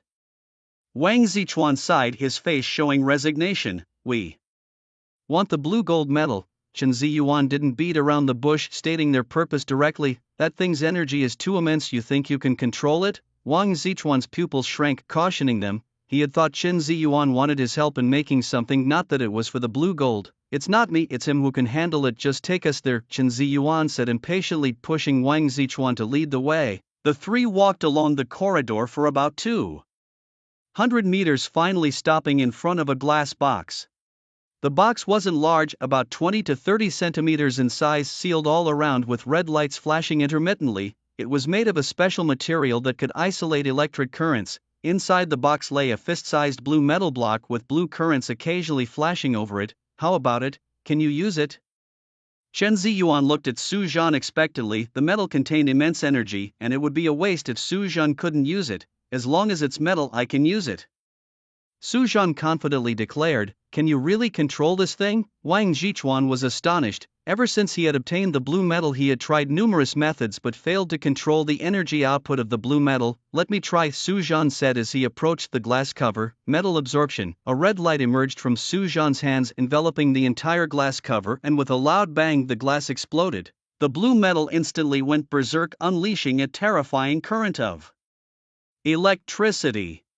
However, the red light was faster, capturing the electricity the moment it began to spread. The wild current came to an abrupt halt, and in an instant the red light had covered the blue metal. The next moment the blue metal transformed into a beam of blue light and merged into the armor Su Zhan was wearing. The blue light continuously flowed over Su Zhan's body, and gradually blue light spots appeared on his originally golden armor. Can you really do that? Wang Zhichuan staggered back several steps before finally sitting down hard on the ground. He had thought of many ways just now, but never did he consider that Su Zhan would use this method to take away the blue metal, directly turning the metal into light and then absorbing it into his armor. What the hell is this? Is there even such a skill? Old Chen, what kind of profession is this? What exactly is this profession? Wang Zhichuan asked, pulling on Chen Ziyuan for answers. Su Zhan's profession is just a regular mechanic, but his skills are quite special, Chen Ziyuan said with a smile. You're kidding me, no matter how special a mechanic's skills are, they can't turn metal into light, Wang Zhichuan retorted, thinking that Chen Ziyuan was fooling him. He cursed out loud. He had seen many mechanics, and strictly speaking his own profession as a little inventor was an advanced profession related to mechanics, but he had never seen any mechanic whose skills could turn metal into light. At that moment the light on Su Zhan's body dissipated. His golden armor now had many blue patterns, especially across the chest where large patches of armor had turned blue. This blue metal contains too much energy. Su Zhan felt the changes in himself and was overjoyed. Originally his armor, formed by the combination of 4 mechanical parts, already had an impressive energy reserve. To give an analogy, before the armor's limit was to release 1,000,000 volts of electricity. Now, that limitation was nearly non-existent. Although he hadn't tested it yet, Su Zhan felt he could probably release more than 100 million volts of electricity continuously if he wished.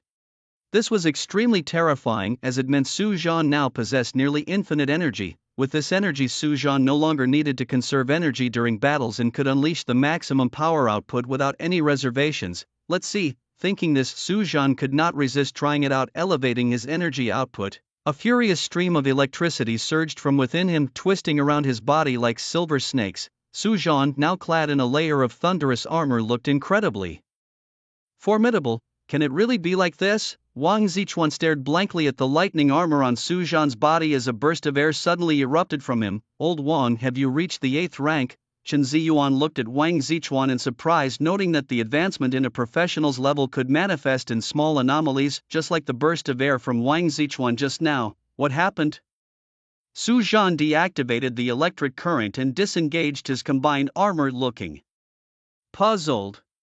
He really wasn't familiar with these phenomena. Old Wang, due to the peculiar nature of your profession, the task for changing professions is quite strange. It requires the conception of something new to complete the task. You've been thinking for 8 years and haven't come up with anything that meets the task requirements. Who would have thought that seeing you absorb blue gold would spark an idea? You really are our lucky star. Chen Ziyuan's joy was hard to contain, and his fondness for Su Zhan grew stronger. Wang Zhichuan's breakthrough to the 8th rank meant that Southern University had gained another high-ranking expert, significantly boosting the university's strength. Moreover, Wang Zhichuan's profession as a junior inventor, capable of creating various powerful weapons, greatly aided the school's capabilities. Now that Wang Zhichuan had advanced to the 8th rank, he could create even more items. Su Zhan, please take me as your disciple. Suddenly Wang Zhichuan snapped back to reality and rushed over, grabbing Su Zhan's hand. Hut, Su Zhan was utterly baffled. What's going on? You want me to be your master? You're decades older than me. It doesn't seem appropriate, does it? Old Wang, have you lost your mind? Chen Ziyuan was stunned for a moment before pushing Wang Zhichuan aside. You're a professor in your 60s wanting to take a young man in his 20s as your master. If word of this gets out, people will laugh themselves to death. Don't stop me, old Chen.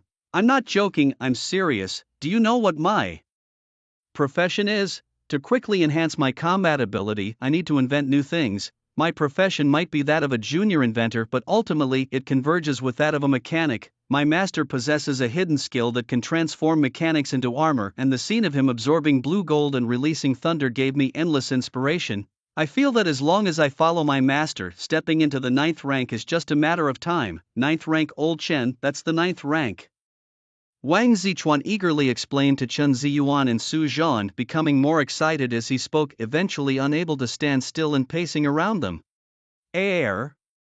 What do you think? Although Chen Ziyuan was speechless, he knew Wang Zichuan was sincere and looked up at Su Zhan to hear his opinion. If Professor Wang doesn't mind, I have no objections, Su Zhan said with a smile. Although he didn't know Wang Zichuan very well from the metal sphere capable of releasing lightning that Wang had unleashed, he knew that he could manufacture some metal mechanics. This would be greatly beneficial for Su Zhan, as he could have Wang Zichuan manufacture mechanisms first, which he could then upgrade, significantly enhancing the performance of these machines. Master, please accept your disciple's bow. It seemed as though Wang Zichuan was afraid that Su Zhan might change his mind. Upon hearing Su Zhan's words, he immediately knelt down with a thud and fervently kowtowed 3 times. Come on, old wine, that's enough, Chen Ziyuan said, his face splitting into a grin, though he felt a twinge of pain in his teeth, knowing that Wang Zichuan was straightforward. He thought this display was a bit much.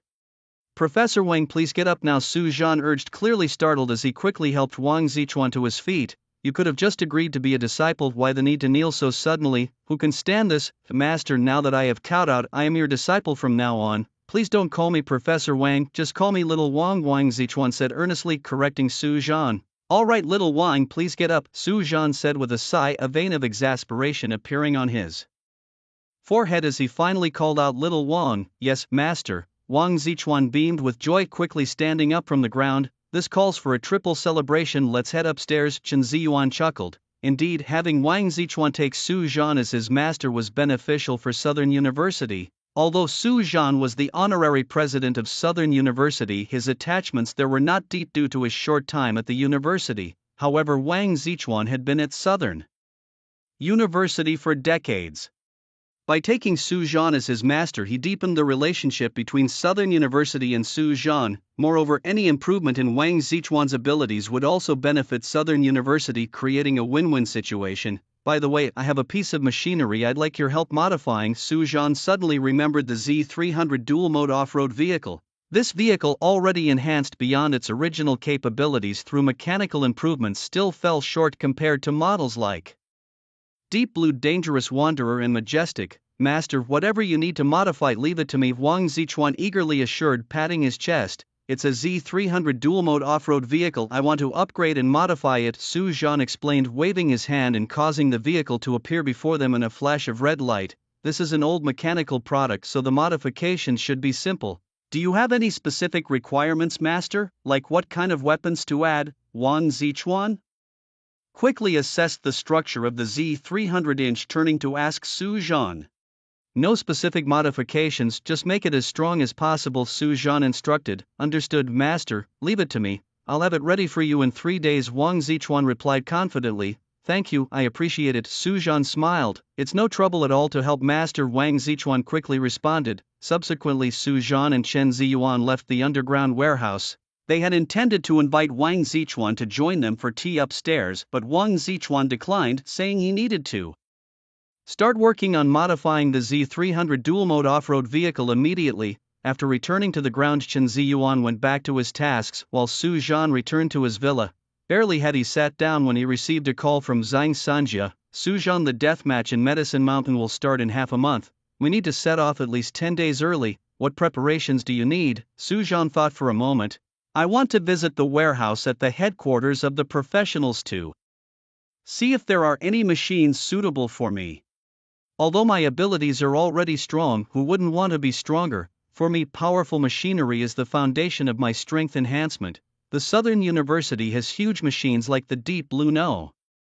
Dangerous Wanderer, and there must be even more powerful and ancient machinery at the headquarters. Even if they are defective products that cannot be started, it doesn't matter, I can bring them back to life. I've already handled this for you. You'll head back to headquarters in 3 days. By then, the top machinery from various branches will be transported to the headquarters and you can freely choose, Zhang Sanjia said over the phone. Thank you, team leader, Su Zhan replied, his eyes lighting up. Zhang Sanjia truly spared no effort in assisting him. This was like gathering the most top-tier machines of the Long Country all for Su Zhan to choose from. This was a rare opportunity that Su Zhan couldn't miss. Don't mention it, we're all family here. Now you get busy and remember to return to headquarters in 3 days.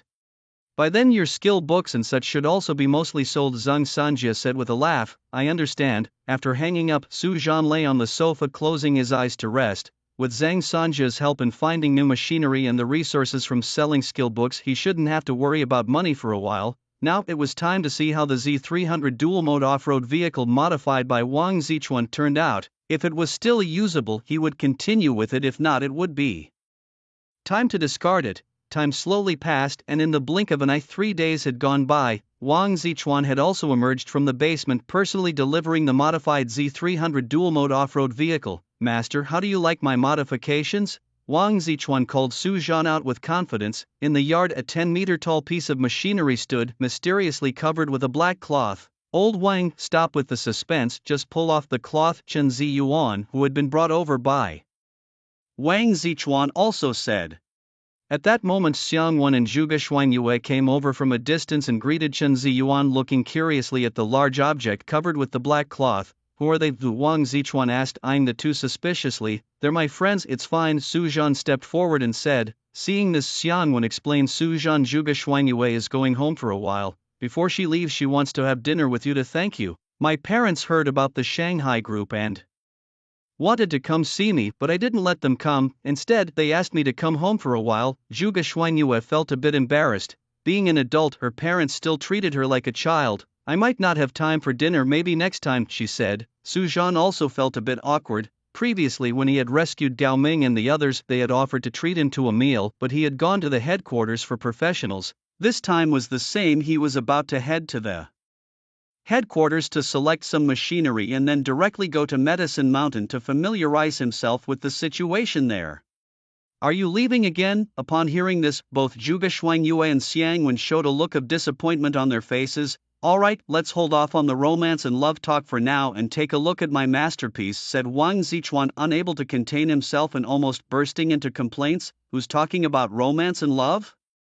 We just want to thank Su Zhan for his help, Zhuge Xuanyue and Xiang Wen said, their faces turning red with a bit of shyness. Okay, I know you're just showing gratitude. This time you've really caught up, please look, Wang Zichuan said, and with a swift movement he pulled off the black cloth, revealing a brand new Z300 dual-form off-road vehicle in front of everyone. Or rather, this vehicle could no longer be called a Z300 dual-form off-road vehicle, but a heavy-duty truck. It was 10 meters high and 50 meters long, truly a behemoth. The front of the truck was just an enlarged version of the heavy-duty truck's front, with a 30-meter-long giant carriage attached at the back.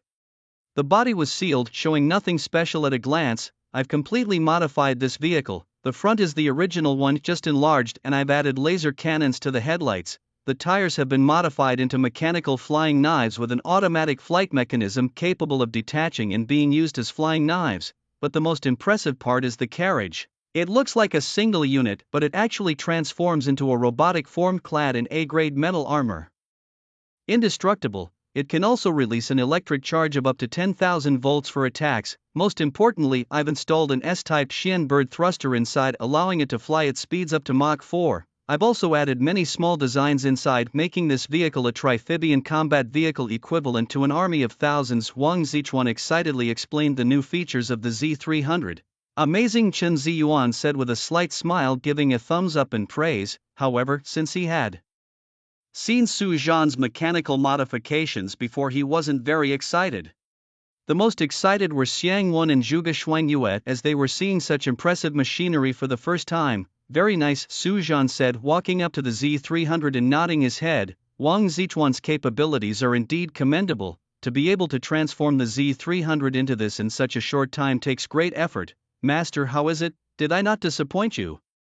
Wang Zichuan moved closer to Su Zhan, almost as if seeking approval. You've worked hard. Su Zhan smiled and then said, I'll upgrade it a bit more. Upgrade? Wang Zichuan was momentarily stunned, not quite grasping what Su Zhan meant. After Wang's extensive modifications, the vehicle had reached near perfection. How could it be further modified? In the next instant, Su Zhan acted. He reached out, pressing his hand on the car, and activated his mechanical enhancement skill. a burst of crimson light instantly spread, enveloping the entire vehicle. What is this? Wang Zichuan's eyes widened in disbelief. Old Wang, just watch carefully. Your modifications are impressive, but they're not the best. The real master here is your teacher, Chen Ziyuan said with a chuckle. While Xiang Wen and Zhuge Shuangyue stood by, unable to interject, they could only watch in shock. Moments later, the crimson light faded and a brand new Z300 dual-form off-road vehicle appeared before everyone. On the basis of Wang Zichuan's modifications, the vehicle had undergone further transformations, its size had increased and it now felt more substantial. With more pronounced lines, the headlights transformed into laser cannons had expanded with visible electricity flickering, clearly indicating enhanced power. The tires had changed similarly, with the hubs resembling energy cores. Could it really do this? Wang Zichuan was dumbfounded. He had imagined many ways Su Zhan's skills might alter machinery, but he had never expected such a magical transformation. A wave of red light flashed and the entire machine was upgraded and strengthened. This was not just a cosmetic change but a transformation in the machine's performance. Simply put, the machinery he modified was just that, machinery, at best a bit more powerful, but after Su Zhan's modifications it had become a work of art. The two weren't even on the same level. How did he do it? Oh, Zhuge Shuangyue's eyes sparkled with admiration as she looked at Su Zhan witnessing his mechanical transformation for the first time. Could even such large machinery be modified? While Xiang Wen had seen Su Zhan modify a small device in Chen Ziyuan's office, he hadn't expected Su Zhan to be able to modify such gigantic machinery. See, didn't I tell you? Chen Ziyuan laughed. Among those present, only he had witnessed Su Zhan modify the perilous wanderer in the deep blue. Wang Zichuan's modifications to the Z300 dual-form off-road vehicle were impressive enough, but compared to the wanderer in the deep blue it still fell a bit short. Collect. Su Zhan glanced at the modified Z300, waved his hand and stowed it away. That Wang Zichuan had managed to modify it to this extent was beyond his imagination. Although it still fell short of the three super machines like the Wanderer, the gap was closing. Master, you're incredible. How did you do it? Wang Zichuan snapped back to reality and quickly rushed to Su Zhan, his face full of admiration. This is my hidden skill. You can't learn it, Su Zhan said helplessly, somewhat overwhelmed by Wang Zichuan's enthusiasm. I understand. I won't learn it, I just want to keep watching and stay by your side, Wang Zichuan said excitedly, rubbing his hands together like a child. I'm afraid I can't make it during this period, I have to go. Su Zhan shook his head. After obtaining the Z300, he was set to head to the professionals' headquarters to select the machinery prepared for him by Tsang Sanjia. Once those arrangements were complete, he would depart for Medicine Mountain. He was unsure how long the life and death battle at Medicine Mountain would last. Are you leaving again? Xiang Wen and Zhuge Shuangyue spoke simultaneously, their eyes filled with disappointment. This matter is quite urgent. Next time I return, I'll treat you to a meal, Su Zhan said, somewhat embarrassed. Xiang Wen and Zhuge Shuangyue were the beauties of Southern University, and Su Zhan was somewhat aware of their feelings towards him. However, for him now was not the time for love and romance. First, I need to wipe out those professionals from the Sakura Nation. That's the priority. It's okay, we'll wait for your return, Xiang Wen said with a smile. Be careful, Chen Ziyuan added, his gaze deep, watching Su Zhan. He knew what Su Zhan was about to undertake, but such matters were secretive and not easily spoken of. Well, everyone, I must go now. We'll meet again next time, Su Zhan said, waving at everyone before summoning his combined armor. The golden armor filled with blue patterns looked majestic and powerful, a true visual spectacle. Boom. The next moment the thrusters behind Su Zhan activated and he soared into the sky, disappearing in the blink of an eye. So beautiful, so inspiring. This is indeed the direction for future development, Wang Zichuan exclaimed, utterly mesmerized as he watched Su Zhan leave. The other three stood there dazed, each lost in their thoughts. 10 minutes later, Su Zhan had already arrived at the professionals' headquarters. Come on, I'll take you to the warehouse. Tsang Sanjia, knowing Su Zhan's arrival time, had been waiting at the door early. Seeing Su Zhan land, he pulled him toward the warehouse. Due to the urgency, I only had them send over the large machinery first, the smaller ones are still on their way. Check these out first, use what you need and send back what you don't, Tsang Sanjia explained as they walked. Thanks, Chief. Just deduct the costs from the money I made selling those skill books, Su Zhan replied. What are you talking about? You're one of us at the professionals' headquarters. Providing you with resources to enhance your strength is what we should do. How could we take your money? Tsang Sanjia immediately waved off the idea of taking money from Su Zhan. This battle at Medicine Mountain, as long as you can achieve victory, will be worth more than any amount of money, Zhang Sanjia added, sternly looking at Su Zhan. Don't worry, not a single one of those professionals from Sakura Nation will get away, Su Zhan assured, not needing Zhang Sanjia's reminder. He already had his own plan for the life and death battle at Medicine Mountain. Alright, I've thoroughly investigated the situation with Shanghai Group and I'll explain it to you now. The issue with the Gu family trading professional talents from Long Nation to Sakura Nation began 10 years ago, shortly after Tokugawa Yasunari possessed Gu Feng. Over these 10 years, they have captured at least 1,000 professionals with considerable talents. Most of these individuals were secretly sent to Sakura Nation, a small portion were taken by the Great Beauty Nation, and some were purchased by professionals from other countries. This was a failure on our part. All members of the Gu family have been arrested, with the main participants executed and the rest imprisoned according to the degree of their involvement. As for negotiations with Sakura Nation and Great Beauty Nation, they refused to admit to these actions. The last 2 individuals we captured are also detained. They will never leave Long Nation in their lifetimes. We are currently discussing a new plan to execute retaliatory actions against these 2 nations, to let them know that capturing our people comes with a bloody price. However, this plan is not yet finalized and we might still need your participation with the involvement of Yuzan Mitsuhide. The Shanghai Group matter was resolved swiftly within just 2 or 3 days. This incident also caused outrage within the professional association and the president personally ordered retaliation against the 2 nations. I must be involved in this matter, without needing Yuzan Mitsuhide to say it, since Su Zhan knows he must be involved. I'll thank you on their behalf for now. Yuzan Mitsuhide suddenly stood up straight and bowed deeply to Su Zhan. No matter how meticulous the plan, once they attack the professionals from Sakura Nation and Great Beauty Nation, casualties will occur. There are strong professionals on both sides. A casualty-free operation is impossible, but the situation would be completely different with Su Zhan's involvement. With his unparalleled strength, if Su Zhan joins the operation, it would be an absolute massacre. You are too polite, leader, Su Zhan said seriously, quickly helping Yuzan Mitsuhide to stand. Not to mention, Yuzan Mitsuhide's demeanor is truly impressive. If it were someone else, even if they needed Su Zhan's help, they probably couldn't achieve what Yuzan Mitsuhide has. That being said, Yuzan Mitsuhide didn't fuss and stood up. At the same time, the 2 arrived at an underground warehouse entrance at the headquarters of the professionals. Although the headquarters is large, it's quite crowded and materials are stored underground. As the warehouse door slowly opened, the 2 followed the elevator down to 800 meters below ground. Su Zhan, you're finally back, greeted Feng Ruming with a smile as soon as the elevator door opened. She knew Su Zhan was returning and had been waiting here. Hello, Captain Feng, Su Zhan greeted with a smile. Come and see what you need. Hearing Su Zhan's greeting, Feng Ruming's smile deepened and she led the way. After walking about 20 or 30 meters, a vast space appeared before Su Zhan. The underground space, as large as 20 or 30 football fields and 100 meters high, was filled with various types of machinery. Here's the list, take a look. Zhang Sanjia took a document from a staff member nearby and handed it to Su Zhan. Su ran with his vast experience, couldn't help but gasp when he saw the list. The list included formidable machines such as the Autobot leader Optimus Prime, the Storm Red Mech, the Furious Obsidian Mech, remnants of Gundam Mechs, the Alpha aircraft carrier, and the Xian Bird spacefighter prototype. There were about 20 to 30 pieces of machinery like the Dangerous Wanderer and the Deep Blue, all crafted by various countries before the fusion of games and reality.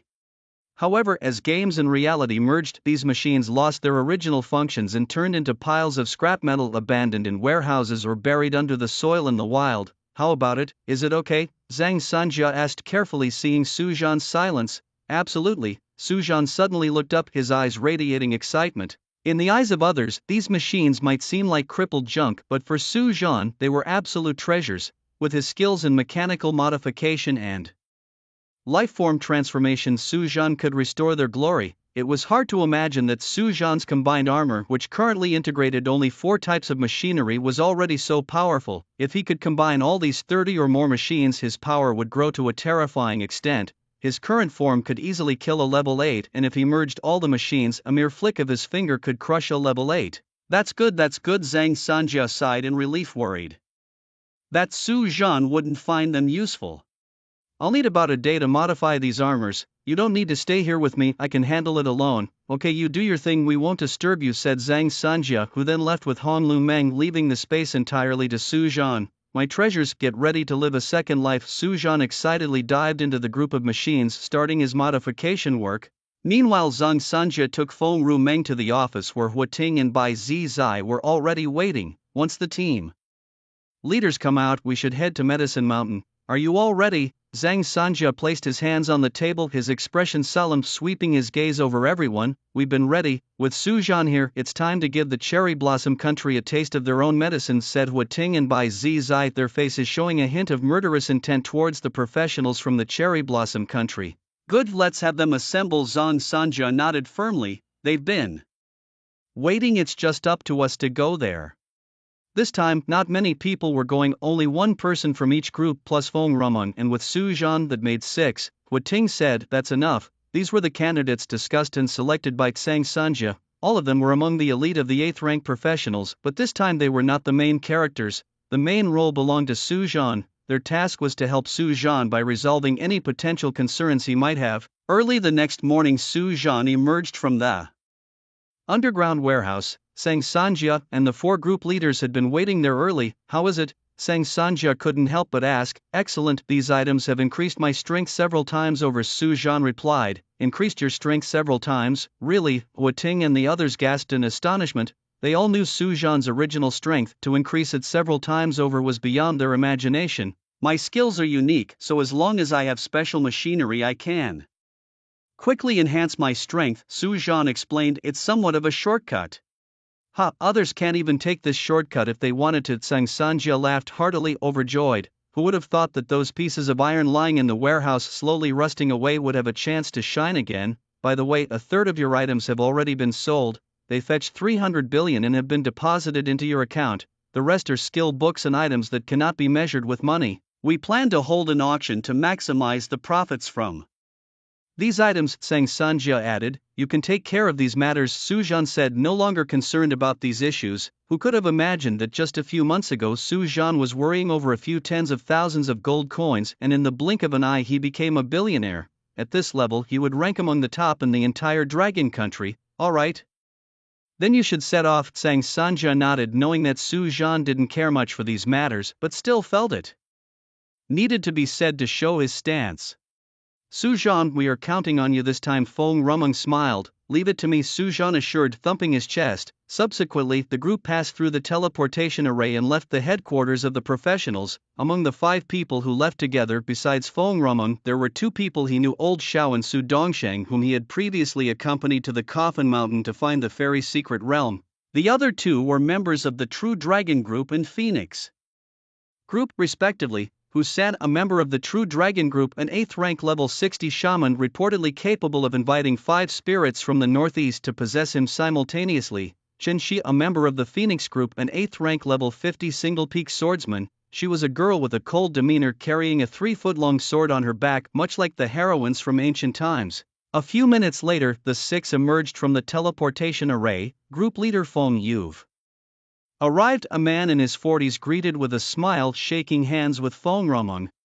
Su Zhan, let me introduce you. This is Zhao Wei, the captain of the 106 operation team, specifically responsible for monitoring Medicine Mountain. Feng Rumeng stepped aside, giving Su Zhan the spotlight. Hello, Zhao Wei's eyes flashed, and a thick smile spread across his face as he walked up to Su Zhan and shook his hand warmly. In the Dragon Country Professionals Association, there are many action teams, and anyone who can be the captain of such a team is a master capable of standing on their own. Moreover, they are adept in the ways of the world. Seeing Feng Rumeng vacate the main seat to introduce Su Zhan, Zhao Wei understood that Su Zhan's identity was no ordinary matter. Hello, Su Zhan greeted with a smile. Team leader Feng, here is the current information on Medicine Mountain. There hasn't been any special changes, it's as peaceful as before. As for the participants from other countries in the Medicine Mountain life and death battle, almost all have arrived. Regarding the professionals from Sakura country, we have conducted a special investigation.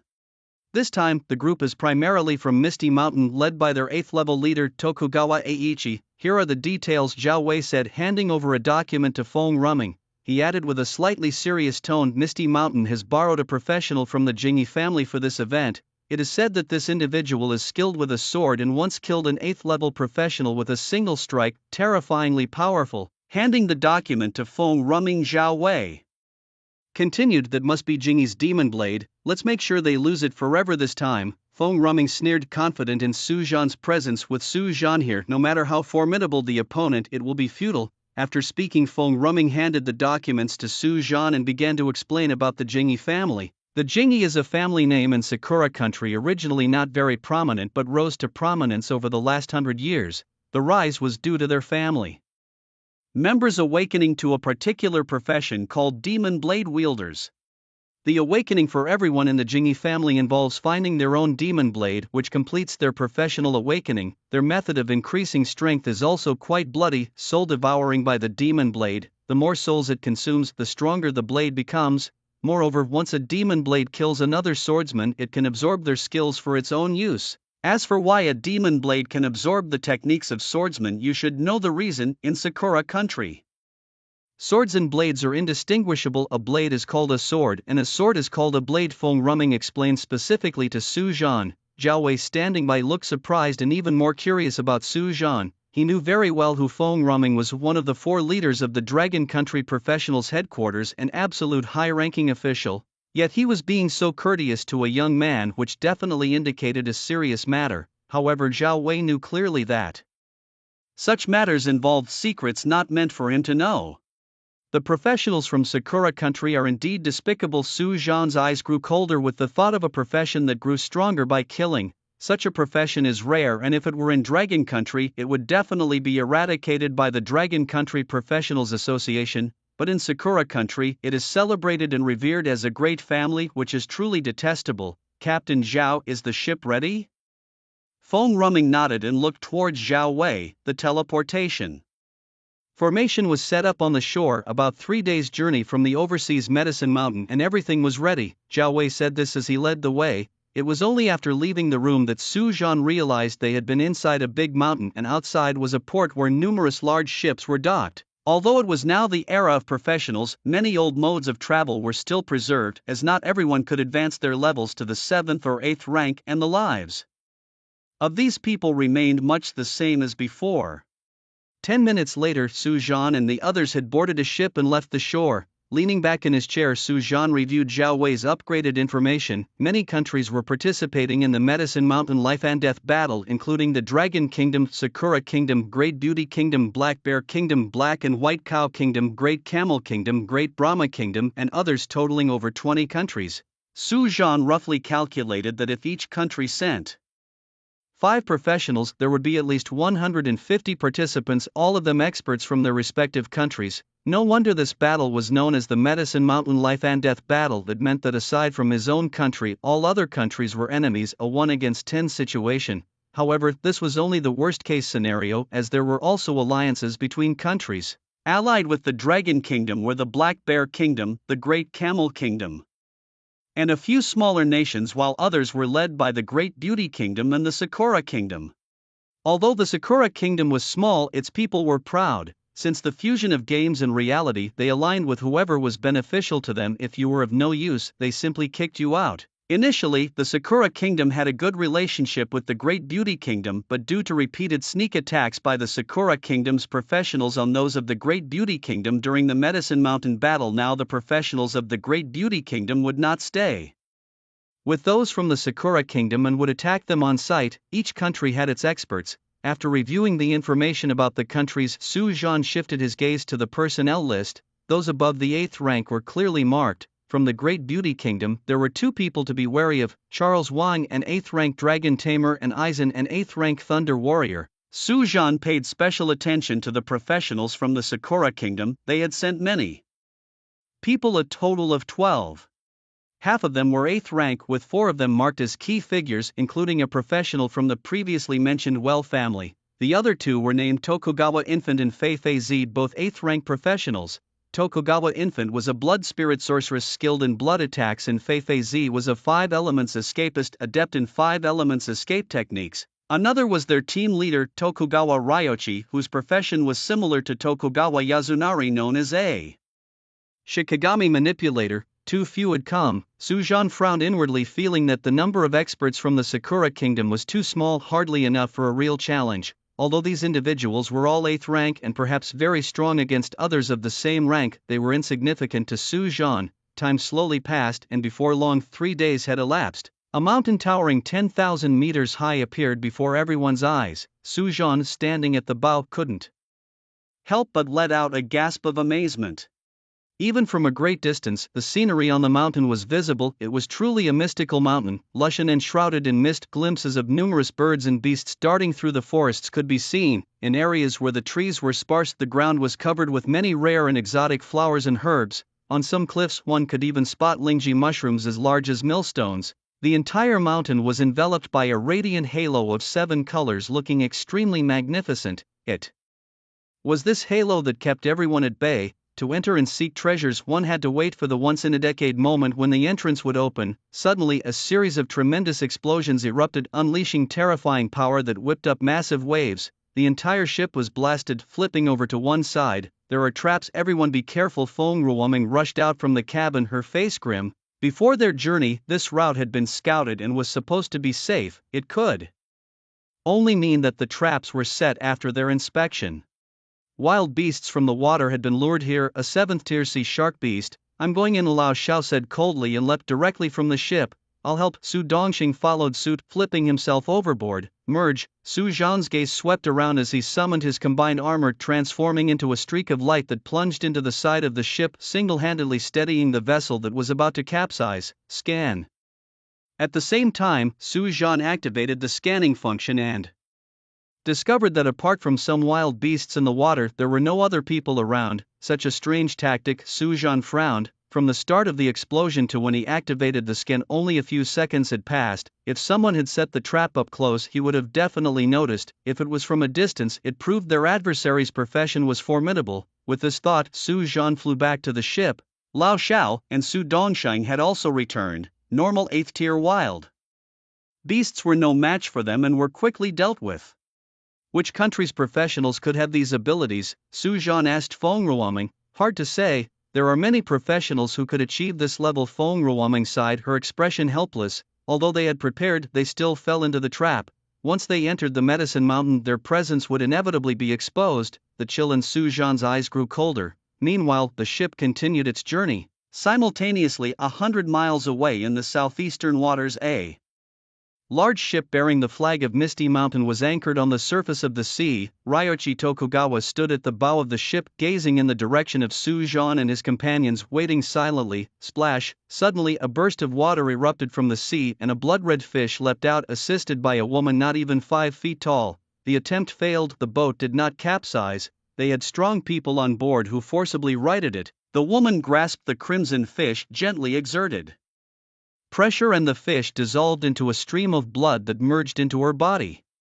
A flash of blood gleamed in her eyes as she spoke. "Xiaoying, did you see who it was?" Ryoichi frowned. The explosive thing on Su Zhan's boat was indeed a bloodfish. This was Tokugawa Ying's signature technique, injecting her energy into her blood, transforming it into various animals for long-range attacks. Not only was it elusive, but it was also immensely powerful. "I didn't see clearly, just a streak of red light. But he's only fast and strong. I'm confident I can kill him." Tokugawa Ying's face bore a confident smile, her slender fingers slightly trembling as a line of blood flew from her sleeve like a swimming fish at her fingertips. "Good, this time we must eliminate all the professionals from the Dragon Country." Ryoichi's face darkened, his expression turned fierce.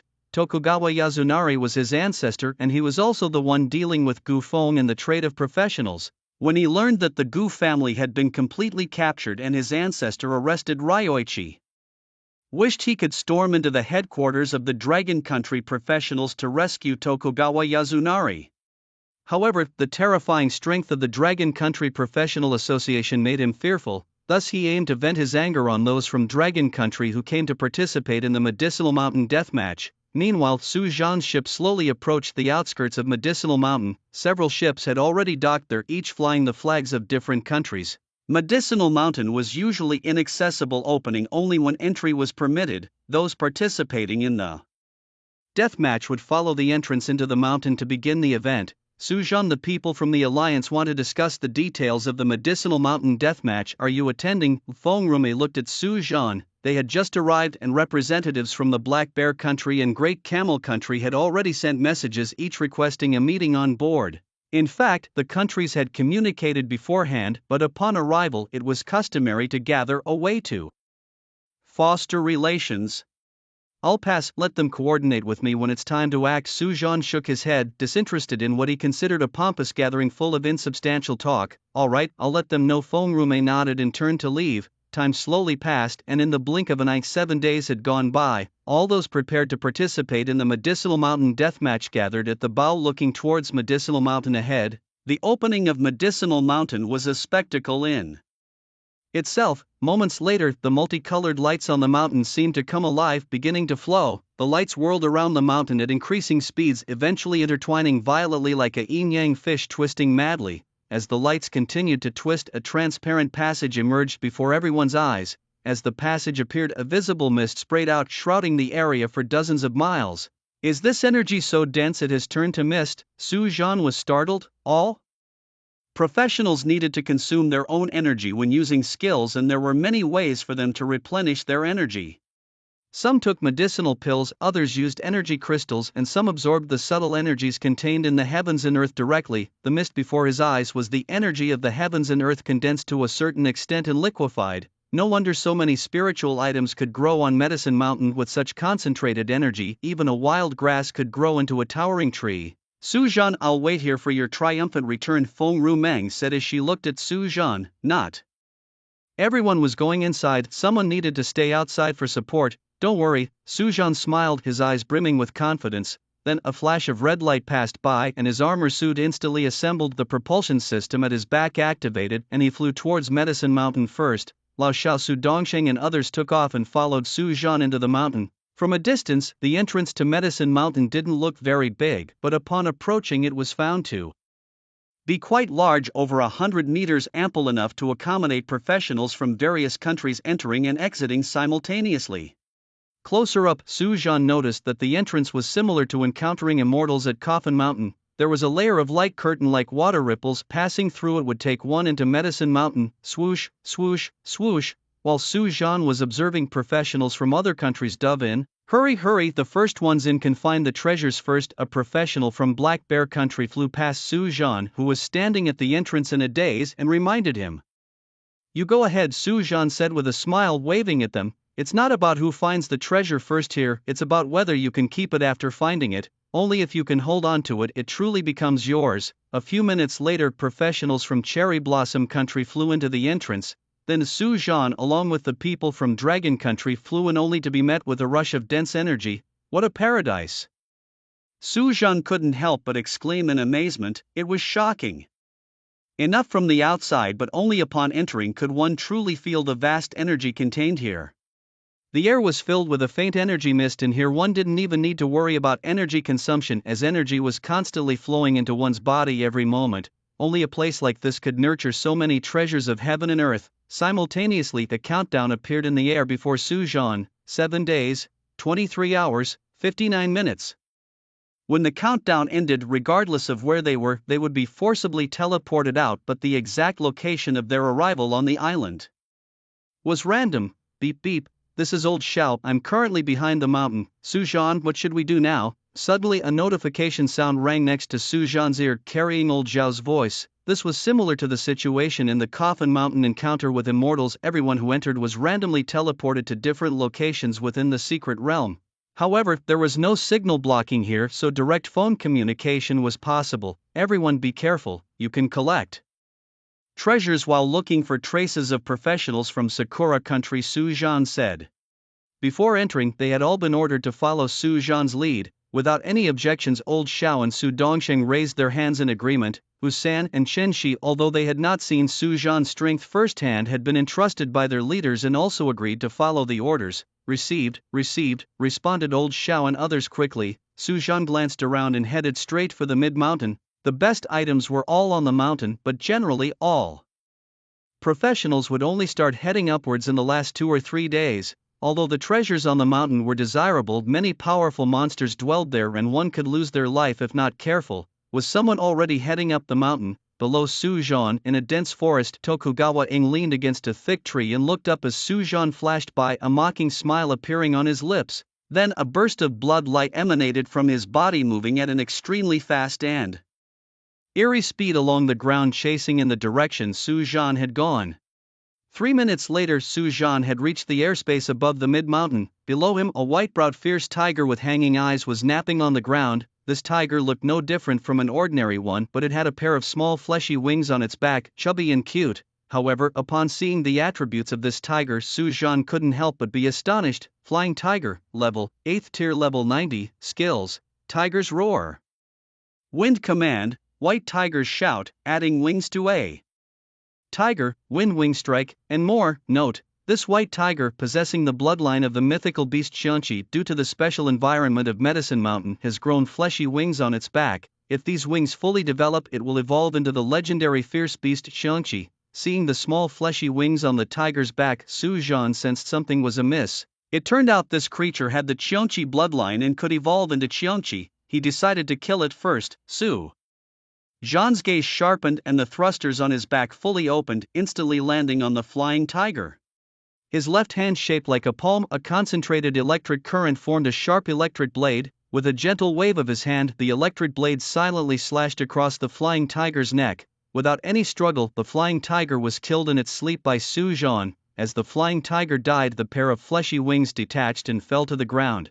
Xiangqi flying wings, juvenile state. Note: professionals above the 8th tier can transplant them onto their bodies, gaining the ability to fly, as well as activating 2 skills of the Xiangqi flying wings: wind wing strike, adding wings to a tiger. Impressive. Suzhan glanced at the attributes of the wings and was secretly amazed. No wonder the previous documents mentioned that a professional from the land of cherry blossoms once acquired an eye here that granted him the power to control thunder after transplantation.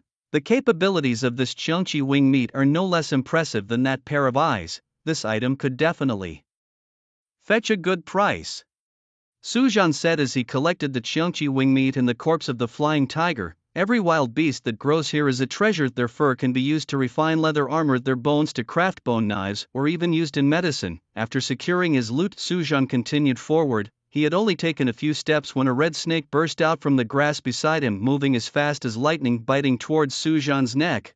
But Suzhan reacted even faster, grabbing it in his hand. Red feather snake, level, 8th turn, 60th level skills, flying snake bite, spirit dance, naga transformation, and more. Note: a snake with a single horn on its head, already partially transformed into a jiao. After passing its tribulation, it can become a jiao dragon, too. Seeing the attributes of the red feather snake, Suzhan's heart skipped a beat. No wonder those people didn't dare to ascend the mountain lightly. Any of these wild beasts have the strength to slaughter a normal 8th level professional. However, in front of Suzhan, no matter how formidable, they were just easy prey. With a slight effort, Suzhan snapped the snake's vital point, killing it instantly. The horn on its head fell off, landing in Suzhan's hands. Jiao Dragon Horn. Note: incredibly sharp. When forged into a weapon, it can greatly enhance the sharpness and armor-piercing capability of the weapon and can also grant the weapon the skill, Water Command.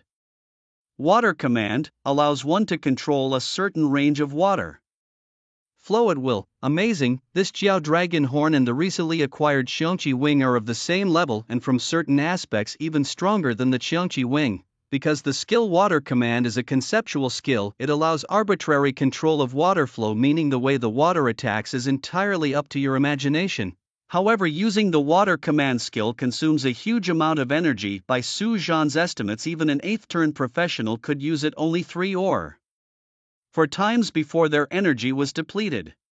Unless one was like Suzhan, who relied on machinery for electrical energy and didn't have to worry about energy consumption. He wondered if these items could be integrated into his armor. Thinking this, Suzhan wanted to give it a try. Metal absorption. No sooner said than done. Suzhan directly used the metal absorption skill on the Jiao Dragon Horn. As a burst of red light flashed, the Jiao Dragon Horn was truly assimilated, merging into the armor. With the integration of the Jiao Dragon Horn, a small sharp horn also appeared on Suzhan's forehead, exactly the horn he had just absorbed. Suzhan quickly took out the Xiangqi wings and activated his metal absorption skill once again. As the red light spread, the Xiangqi wings, like the Jiaolong horns, swiftly merged into the armor. With a clatter, the next moment a pair of steel wings each 2 meters long materialized in the air. Their majestic gold and blue hues shone brightly, each wing equipped with a row of thrusters, emitting blue electrical arcs.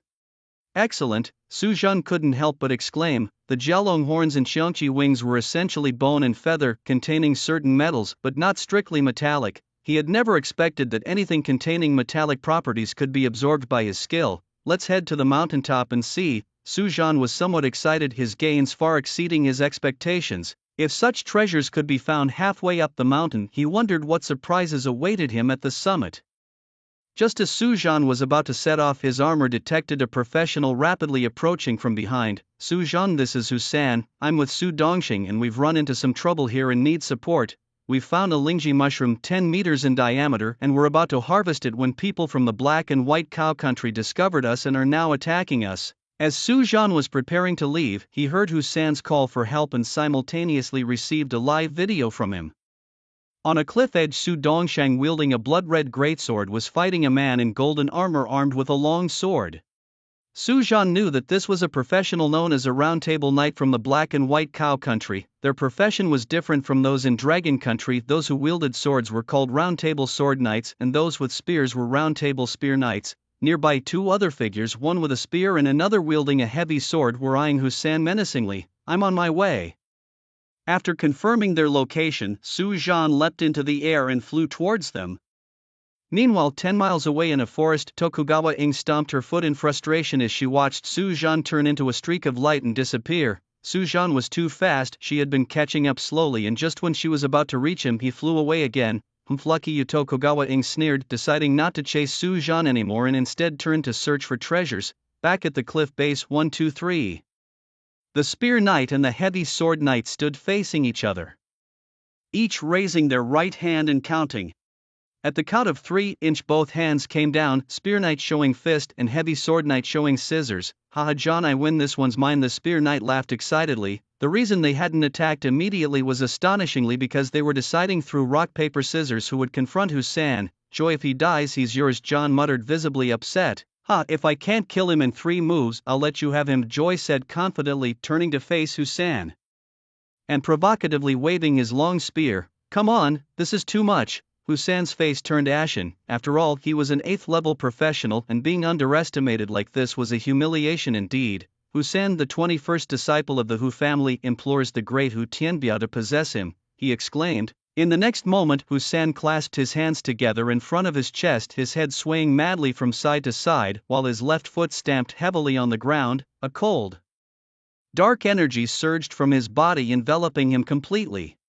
Wow, impressive, Joy remarked confidently, not striking immediately but instead crossing his arms in front of his chest, quietly waiting for Husan to complete his invocation. Husan, you little scoundrel, still summoning me at level 8. Are you facing a life or death situation? A harsh voice tinged with boundless ferocity emanated, and the dark energy around Husan weakened slightly, revealing his true form.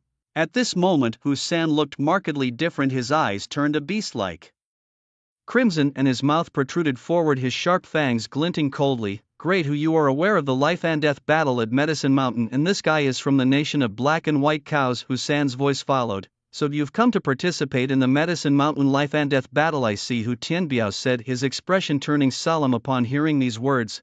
Hu Tianbiao, now a celestial being after the fusion of games and reality, had developed spiritual intelligence, but their practice methods remained unchanged, still requiring worship, which led to Husan's shamanic profession. So it's a resentful spirit. I was actually looking forward to this, Joy said, his face showing a hint of disappointment. Seeking death. Hu Tianbiao's face instantly darkened upon hearing this. He bowed slightly, then transformed into a bolt of lightning rushing towards Joy. A terrifying boom resounded, and a violent shockwave swept across, stirring up clouds of dust. As a breeze passed, the dust slowly dispersed. There stood Hu Tianbiao, his claws blocked by Joy's spear, unable to advance an inch. Holy light! Joy's lips curved upwards and a white light spread from his hands, covering the entire spear. When Hu Tianbiao's claws touched the white light, it was like ice meeting fire, emitting black smoke. Hu Tianbiao moved swiftly, retreating and putting distance between himself and Joy. Looking down, the flesh touched by the white light had melted away, exposing stark white bones. What kind of magic is this? Hu Tianbiao exclaimed in shock, black energy swirling around his palm. as flesh rapidly regenerated, healing the wound at a visible rate.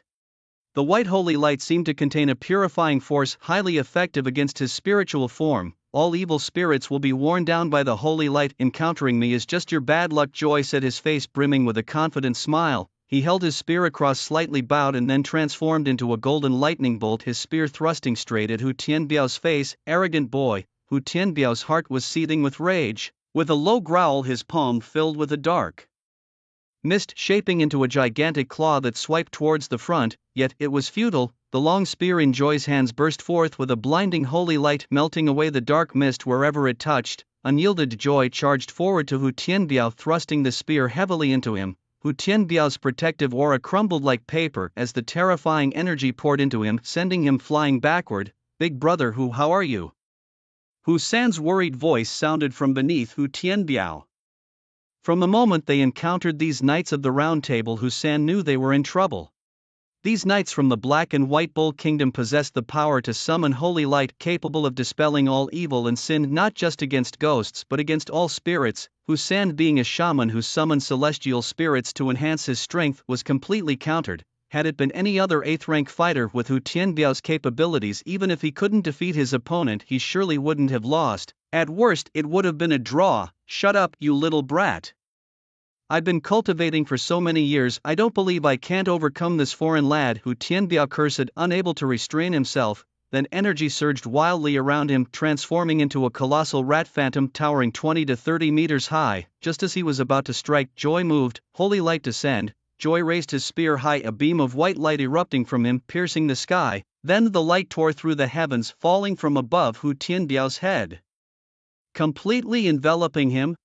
A sizzling sound like flesh being scorched by fierce fire continuously echoed as the giant rat phantom visibly crumbled. Hu Tianbiao couldn't help but spit out a mouthful of fresh blood, his face showing extreme difficulty. Damn it, I didn't expect to be defeated here, he gasped. The knight's holy light skill was his nemesis, rendering his abilities completely ineffective. Master Hu, you go first. Hu San's voice rang out again. His mouth, originally full of sharp fangs, slowly retracted, the dark energy swiftly withdrawing back into his body, his crimson eyes returning to normal. Hu Tianbiao had been sent back by him. Exposed to the holy light, Hu San didn't feel pain but rather a warm sensation. The holy light was powerful, but it only targeted spirits, having no effect on humans. Without that evil spirit, what will you fight me with? Joy taunted, waving his spear to retract the holy light, staring mockingly at Hu San. Don't be so smug, the people of our dragon country are not so easily provoked, Hu San retorted, his face turning an iron blue, unable to summon celestial spirits, making him no different from an ordinary person. Haha, all you practitioners from Dragon Country are useless. What can you do even if you come? Joy laughed loudly as if he had heard a great joke. Just then a streak of light fell from the sky, landing in front of Hu San. Sujan, you've finally arrived. Hu San's face lit up with joy upon recognizing the newcomer. You go gather the Lingji mushrooms, I'll handle things here. Sujan quickly scanned the area. Far away, Su Dongsheng and another knight wielding a long sword were locked in a fierce battle, neither gaining the upper hand, though Su Dongsheng was not likely to lose. The remaining two knights, although both 8th rank, seemed like mere ants before him. Alright, Hu San agreed, turning to run towards the cliff where the Lingji mushrooms grew. Although he had never personally witnessed Su Zhan's prowess, on his way here, Sang Sanjia had already cautioned them that even 20 or 38th turn martial artists together would not be a match for Su Zhan. Sang Sanjia and his fellows would absolutely not lie, so he chose to believe in Su Zhan. Moreover, he had no choice but to believe, as he was no match for Joey and the others. Damn it, the Lingji is ours. John, who had been watching the battle, had his face suddenly turn cold, and with a swing of his great sword he slashed out a tremendously large sword chi towards Hu San. Su Zhan moved quickly, appearing out of nowhere in front of the sword chi, and with a casual wave of his hand shattered it. Not bad, he's a skilled one. John's eyes lit up with excitement, and then turning to Joey he said, this one is mine, you better not fight me for it. Alright, it's yours, Joey responded helplessly, displaying a very reluctant demeanor. You two go at him together. Su Zhan was amused by how they were pushing him around. They treated him like a minor thug, each claiming the prey as their own. Had you two together are still not worthy to face me, John said with a sinister smile, gripping his sword and charging towards Su Zhan. Is that so? Su Zhan chuckled coldly, took a step forward and vanished into thin air. When he reappeared, he was already behind John, lightly tapping him on the head. With a thunderous boom, it was as if John had been struck by a massive mountain plunging straight into the ground around them, as if struck by a magnitude 10 earthquake, instantly cracked open, sending debris flying in all directions. How is this possible? Joey quickly retreated, widening the distance between him and Su Zhan, staring in disbelief with his yellow eyes. He hadn't even seen Su Zhan's move clearly, and John was already smashed into the ground, his life or death unknown. This is terrifying. Who are you exactly? The Round Table Knight, who had been engaged in a fierce battle with Su Dongxing, upon seeing the commotion immediately withdrew and rapidly joined Joey, eyeing Su Zhan warily. Su Zhan, we can't let them escape. These guys killed several of our people during the last battle at the Medicine Mountain, Su Dongxing shouted from a distance, his eyes filled with hatred. My friend, we don't want this Lingji anymore, it's yours, said the Round Table Knight, his eyes flashing as he quickly spoke up. He is the captain of the Black and White Cow Country team named Gray. You can't take away the objects, and your lives must stay as well. As his words fell, Su Zhan's figure vanished into thin air. Sacred Sword Shield. Gray reacted swiftly. The moment Su Zhan disappeared, he raised his long sword above his head, and a dazzling golden light emanated from him, enveloping an area of 1 meter around him. From the moment John was slapped to death, he knew that Su Zhan's strength far surpassed theirs. This was also why he wanted to negotiate peace. Upon realizing the grim situation, unexpectedly Su Zhan was so domineering that he didn't give them a chance to negotiate and attacked directly. Bang! Just as the golden light finished spreading, a terrifying loud noise was heard, and Gray's eyes widened, filled with shock and disbelief. The full power of his sacred sword shield was shattered by Su Zhan's slap. He wanted to beg for mercy, but before he could open his mouth, Su Zhan's fist had already landed on his chest. Gray felt as if he had been struck by a planet. His armor, which could withstand level 8 attacks, now seemed like a layer of cotton and exploded instantly upon contact with Su Zhan's fist. Accompanied by the sound of flesh tearing, Gray could distinctly feel his body splitting inch by inch, as if a bomb had detonated inside him. However, this thought only lasted a moment before he lost consciousness, his physical body obliterated by Su Zhan's punch.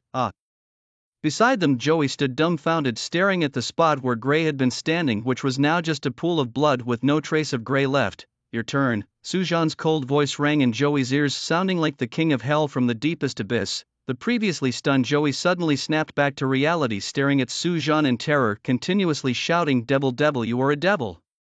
To you, I indeed am the devil. Su Zhan smiled faintly and waved at Joey, enveloping him in a terrifying electrical current of 100,000 volts. A couple of seconds later, the smell of charred flesh spread all around, and the previously arrogant Joey had turned into a pile of charred remains. Too strong. Meanwhile, behind Su Zhan, Wu San's excited voice could be heard. Although Zhang Sanjia and the others had told him about Su Zhan's strength, he hadn't expected Su Zhan to be this powerful. This had completely surpassed his understanding of a professional's combat power. He had personally witnessed the strength of these 3 knights of the Round Table from Black and White Cow Country. Even without the restraint of holy light, by invoking divine possession, he could at most draw with one of them. However, these formidable knights of the Round Table were like ants in front of Su Zhan, all slapped to death with ease. This was a crushing disparity in strength. Big brother, how are you so fierce? Wu San ran up to Su Zhan, looking up to him in admiration, even changing his way of addressing him, directly acknowledging Su Zhan as his big brother. Let's take their stuff and leave this place, Su Zhan said. Although the fight was brief, it caused significant destruction. John, who had been slapped into the ground, was already dead, and they had just entered the Medicine Mountain without harvesting any valuable herbs. Moreover, there was nothing of value in their own backpacks. Although they were confident in their own strength, they knew that this was a life and death battle at Yao Mountain, and no one could guarantee their survival. Thus, before entering, they had taken out their valuables and left them outside. The battles here would certainly attract professionals from other countries, and Su Zhan did not want to expose himself prematurely. All right, agreed Wu San, quickly nodding as he picked up the items dropped by the 3 Round Table Knights and brought them to Su Zhan. Su Zhan, however, did not take them, but instead let Wu San keep them. These items were of little value to him and only occupied space in his backpack. Afterward, the 3 of them quickly left the area. 3 minutes after their departure, 4 or 5 more Round Table Knights burst out from the forest. Captain Gray, where are you? A female Round Table Knight shouted in shock as she looked at the split ground, unable to restrain her voice echoing around. However, no matter how she called out, there was no response. Ellie, I found Joey's body, he's been burnt to a crisp. Another roundtable knight called out from a distance. Ellie quickly ran over and saw Joey's charred remains, her face turning pale with fright. How could this happen? Could it be that Captain Gray and the others have been killed? Ellie couldn't believe it was true. It had only been 3 or 4 minutes since Gray had messaged them. They couldn't believe that someone could kill all 3 8th-tier roundtable knights in such a short time. It can't be a professional, it must be the wild beasts here. The roundtable knight who had called Ellie frowned. They all knew the strength of Gray and his team. Well, they didn't believe a professional could have killed them all in such a short time. They attributed it to powerful wild beasts. Yes, it must be a wild beast, and it surely hasn't gone far. Let's quickly look for it. Ellie nodded hurriedly, agreeing with him. The group then quickly dispersed to search for traces of the wild beast. On the other side, Su Zhan along with Hussan and Su Dongxing found Old Xiao. Old Xiao's movements were very secretive. He had not been discovered and he had already gathered 2 very nice medicinal herbs. Have you found any traces of professionals from Sakura country? Su Zhan asked the 3. No, Su Dongxing and I were not far apart when we entered. We met up right away, and then you know what happened after we found the Ganoderma. Hussan shook his head. Although I didn't find traces of professionals from Sakura country, I did find a magician from Great Beauty country. They are fishing in the canyon just ahead, Old Xiao said, pointing ahead. Standing where they were, one could faintly see a crack in the ground about 20 miles ahead.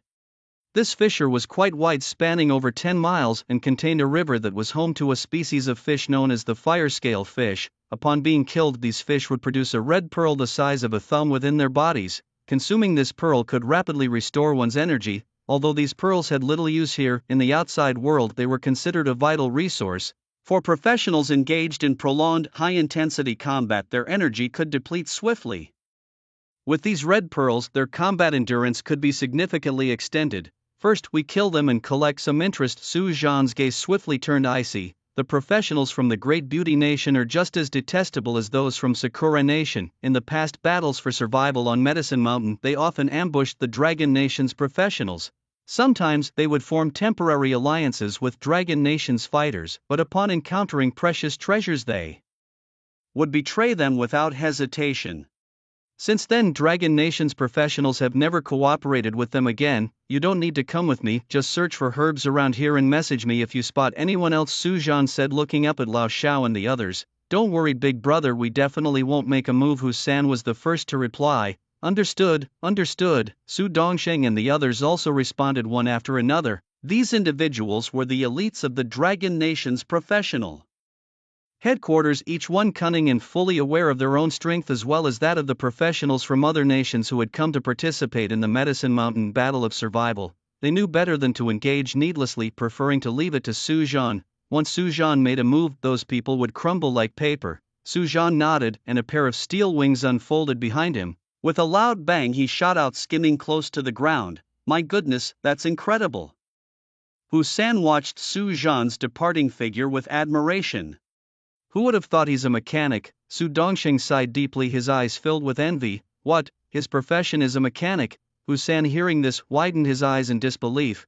Everyone knew that mechanics were a support profession with only moderate combat capabilities, yet Su Zhan's combat prowess far exceeded theirs. Although they didn't know Su Zhan's level, according to Zhang Sanjia and the others, Su Zhan was definitely not at the 8th rank. This meant that at most he was at the 5th or 6th rank, yet he possessed strength far beyond those at the 8th rank. You're telling me Su Zhan is a mechanic? They wouldn't believe it even if it killed them. I didn't believe it either, but our team leader said it himself, Su Dongxing explained. Initially, when Hua Ting spoke of Su Zhan's level, he too found it hard to believe, but the fact was the fact. Meanwhile, about 10 miles ahead in the trench, 2 tall men with blue hair and yellow eyes were standing by the lake. On the left, the man with a magic wand waved it over the lake from time to time. Each flick sent out a burst of lightning, weaving a net of electricity that scooped up dozens of fire-scale fish with each sweep. Beside him, another man wielded a long sword, slicing through the fish, causing red pearls to fall from the air and land on the ground. The 2 men worked in perfect harmony, collecting hundreds of fire-scale fish pearls in just a few minutes. Yes, we've already got about 1,000 fire-scale fish pearls. That should be enough, right? The swordsman said, looking over at the wand wielder. Kev, don't rush, the big one will show up soon, VS replied unfazed, continuing to wield his magic wand, pulling more fish from the lake with his thunderous nets. Cav swiftly struck with his sword, killing the fish and collecting the falling pearls. Suddenly a huge splash erupted from the lake as a gigantic fire-scale fish over 10 meters long leapt out, tracing a beautiful arc before crashing back into the water. The splash sent water arrows shooting in all directions like lethal projectiles.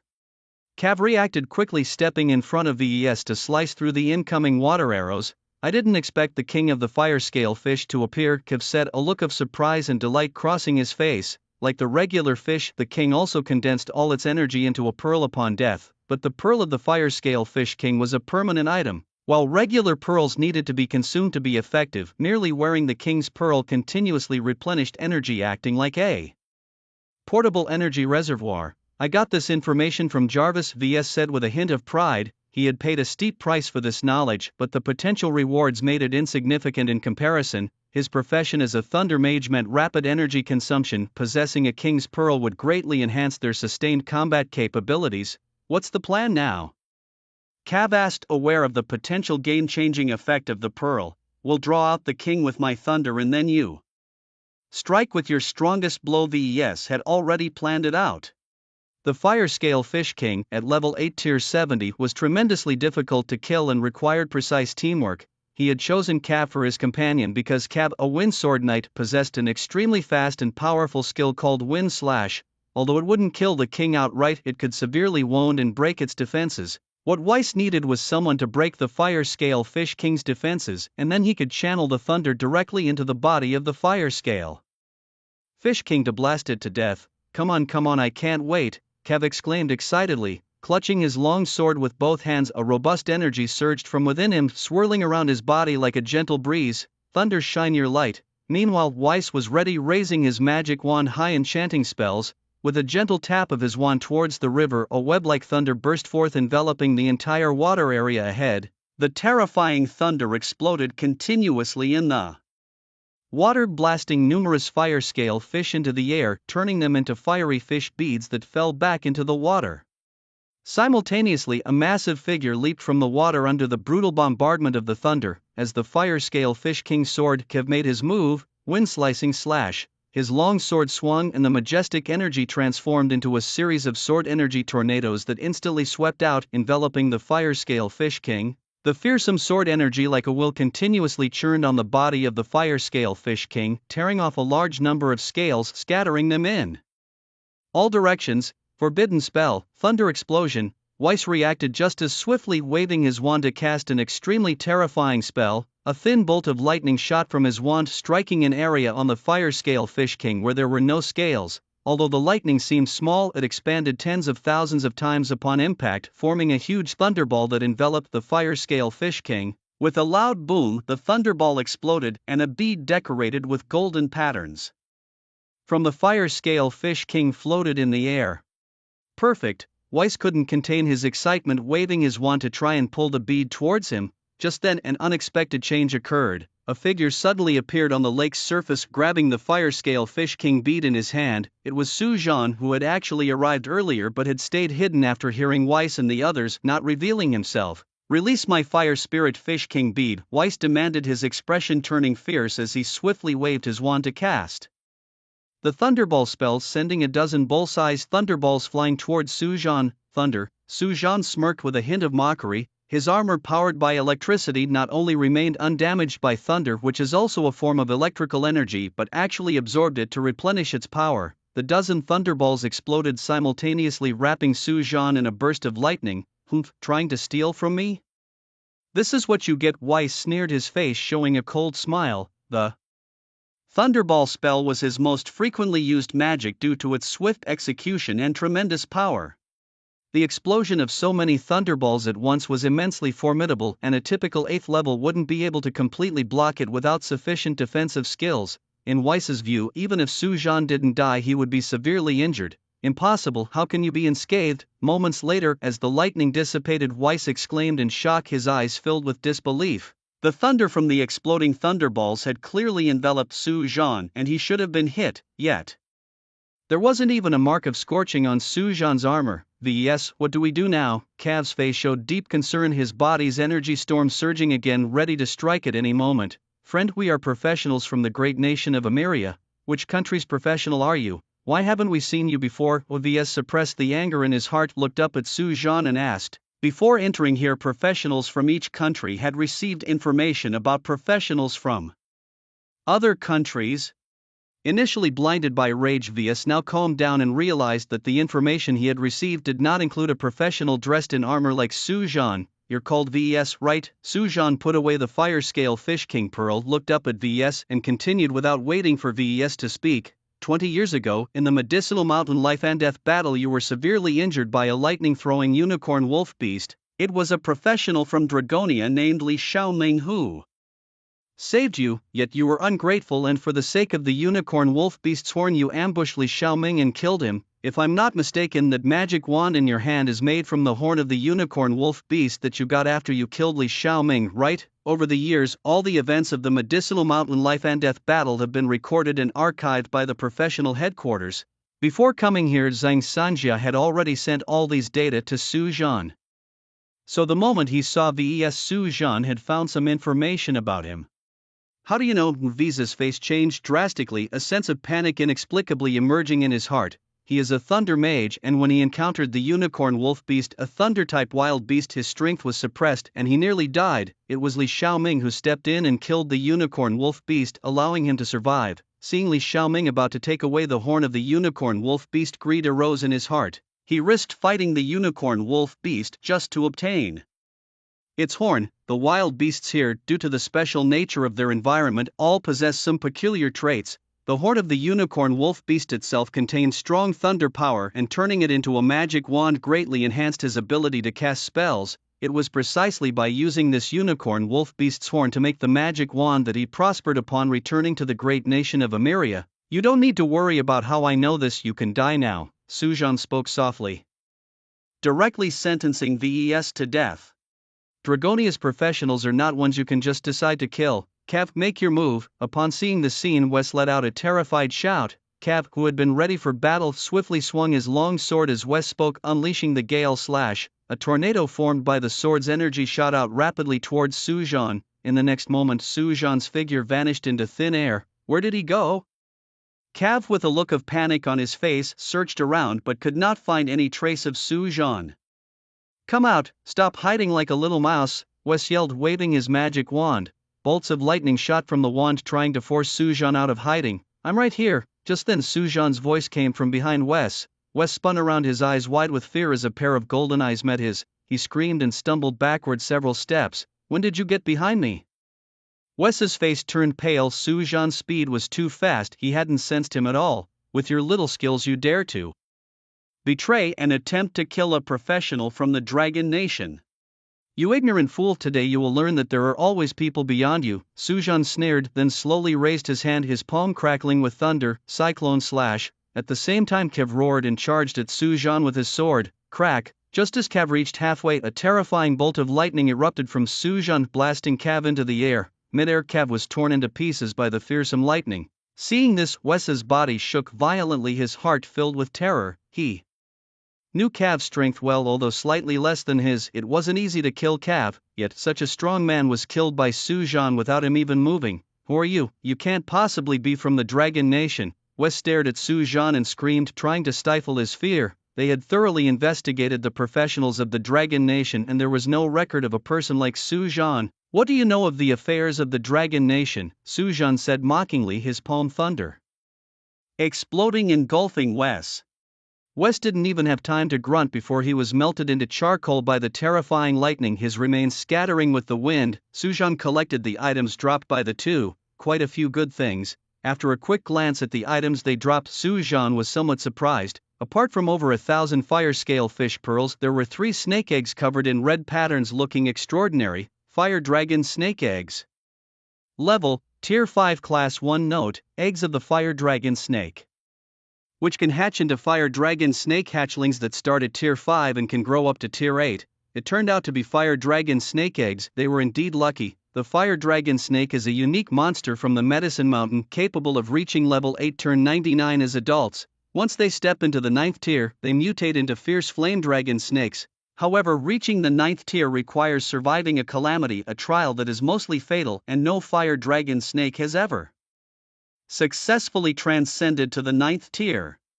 After returning, it might be worth attempting to hatch these 3 snake eggs. Su Zhan collected the fire dragon snake eggs. His combat power had already far surpassed the 8th level, definitely reaching the 9th level, but since there was no one of equal level to compare with, there was no quantitative standard to determine this. If all 3 fire dragon snake eggs were hatched, he could help them transcend their tribulations. Once they stepped into the 9th level, even if Su Zhan couldn't use them, they would still represent a formidable force for the professional association. After collecting his spoils of war, Su Zhan skimmed across the ground and flew away. Meanwhile, on the other side of the Medicine Mountain, the captain of the Great Beauty Country Professional Association, Diffilo, looked extremely troubled. Wes and Calf had sent him distress messages just before they died. After receiving the messages, he had been trying to find their location to go and rescue them. However, after more than 10 minutes with no replies, Diffilo knew for certain that they were dead. Wes and Calf were dead. Diffilo slowly raised his head to look at the 3 people beside him. These 3 were his team members, like Wes and Calf, 2 men and 1 woman. The men, Doer and Duden, were twin brothers, and the woman, iCarly, all 8th level professionals. The Great Beauty Country had sent a total of 12 people this time, and the others were spread around the Medicine Mountain searching for treasures and had not yet regrouped. Wes and Calf had been together and they had died. Without even sending a message back, Doer found it hard to believe. They all knew Wes's strength. According to their information, there was no professional on this trip to Medicine Mountain who could kill Wes so quickly and prevent him from even sending a distress message. It must have been an extremely formidable wild beast, otherwise with Wes's strength it would be impossible not to even send a location. iCarly frowned and said, "I think so too, but to lose 2 members on the first day, we need to be careful in this life or death battle in Medicine Mountain." Diffilo sighed deeply, sharing the same thought as iCarly, believing that Wes and the others must have been killed by a suddenly appearing powerful wild beast. He thought for a moment and then issued an order: inform the others not to hunt wild beasts alone, just search for medicinal herbs and other treasures and move towards our location. We must all regroup by tomorrow. iCarly nodded and sent a message to the other members of the Great Beauty Nation, then turned to Diffilo and asked, "Should we share this information with our allies?" "There's no need. The alliance is only temporary. The more of them that die, the better for us," Diffilo replied, shaking his head without a trace of emotion. iCarly agreed wholeheartedly with Diffilo's thoughts. In the eyes of the professionals of the Great Beauty Nation, there were no eternal allies, only eternal interests. Just like the professionals from Sakura Country, although they had a deep alliance with Sakura Country, they would abandon them as soon as the interests were sufficient.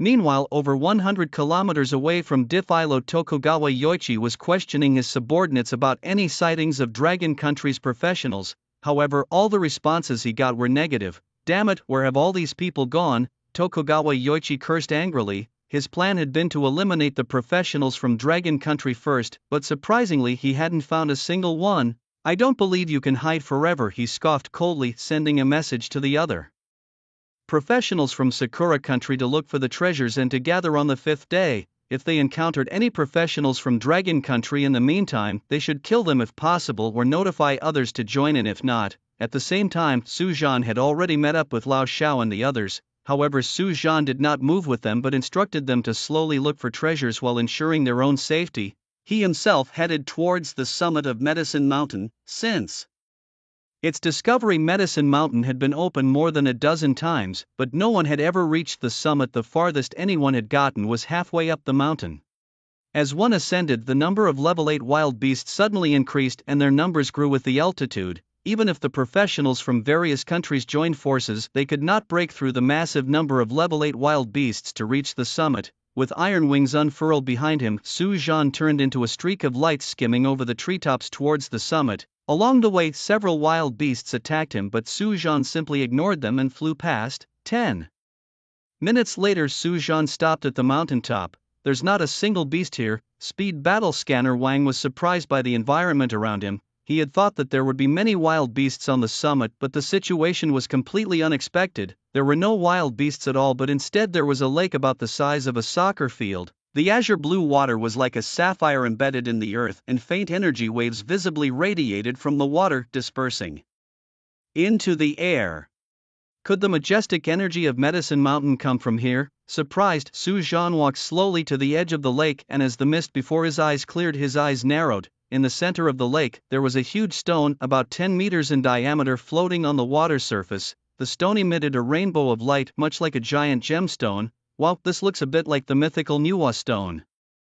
The moment Su Zhan laid eyes on the colorful stone, he was instantly reminded of a legendary figure, Sun Wukong, the Monkey King. Legend has it that when the goddess Nuwa was mending the heavens, she left behind a colorful stone at Mount Huagua. This stone, after absorbing the essence of the sun and moon over countless years, exploded to give birth to a stone monkey who was none other than Sun Wukong. The colorful stone before him looked almost identical to the one from the legend. A world notification appeared. You have triggered a World Quest Beast Hunt Banquet. Break the patching stone to start the quest.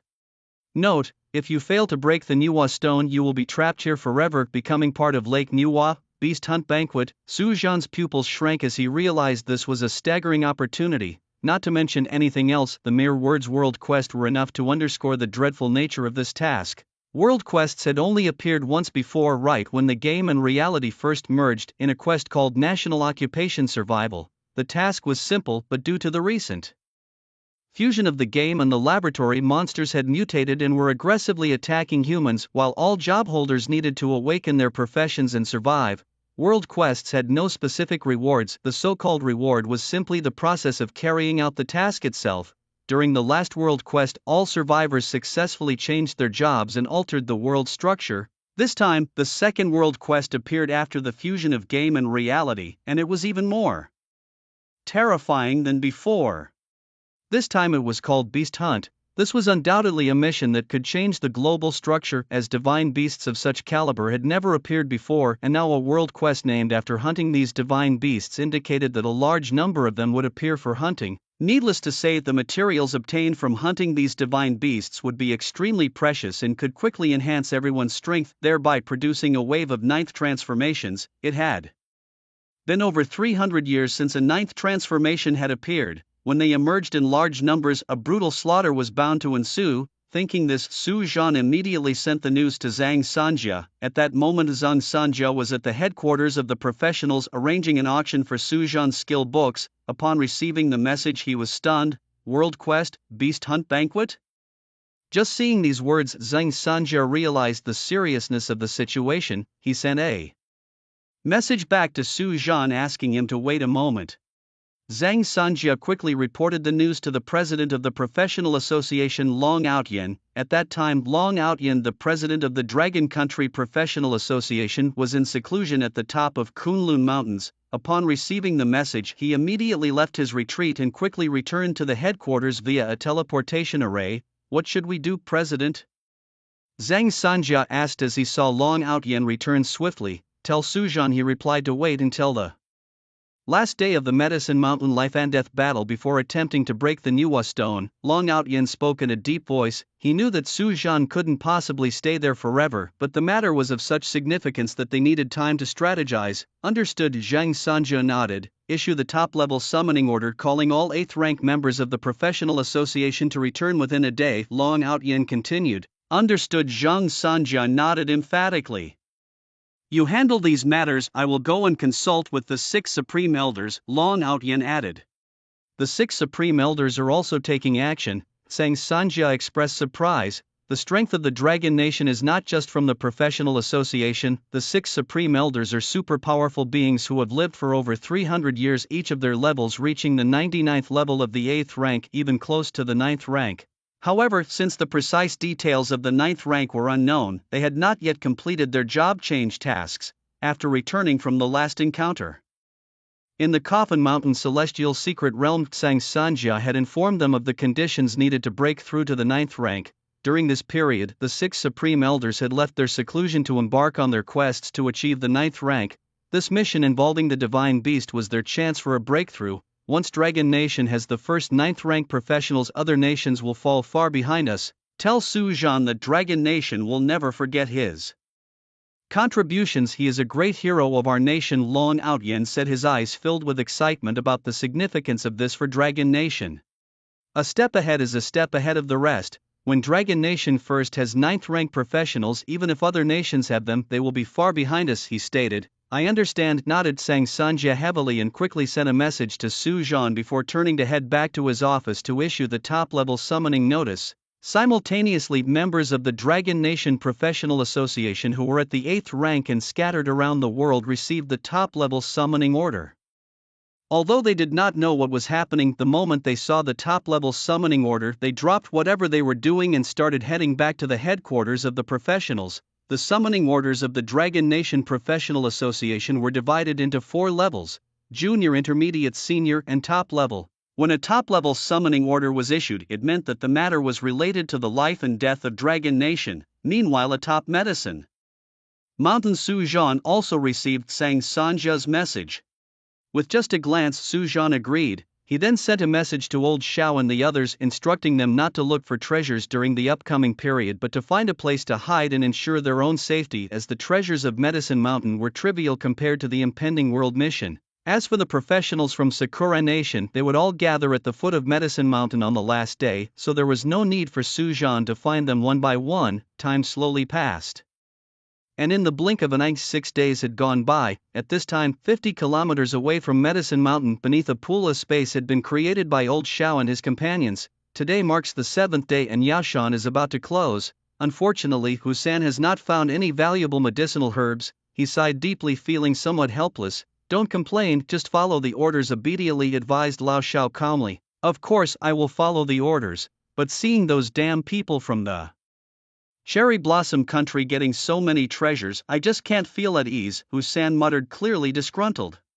Just then, a terrifying roar erupted near them and a powerful energy immediately destroyed the underground cave they were in, causing large amounts of lake water to rush in through the cracks. Not good, we've been discovered, let's get out. Lao Zhao's face darkened as he rushed out. The others quickly followed him. On the shore, Tokugawa Yoshikazu watched the swirling lake surface with a sinister smirk. These rats really know how to hide. If it weren't for my darling discovering the rocks excavated from beneath the lake, they would have really escaped us, said Tokugawa Ing proudly. Originally, there were some lotuses in the lake. When Tokugawa Ing was picking lotuses using the bloodfish, she noticed some fresh stones in the water and realized there was something amiss. After a brief search, they found Husan and his group's hiding place. Are these people from the Cherry Blossom Country?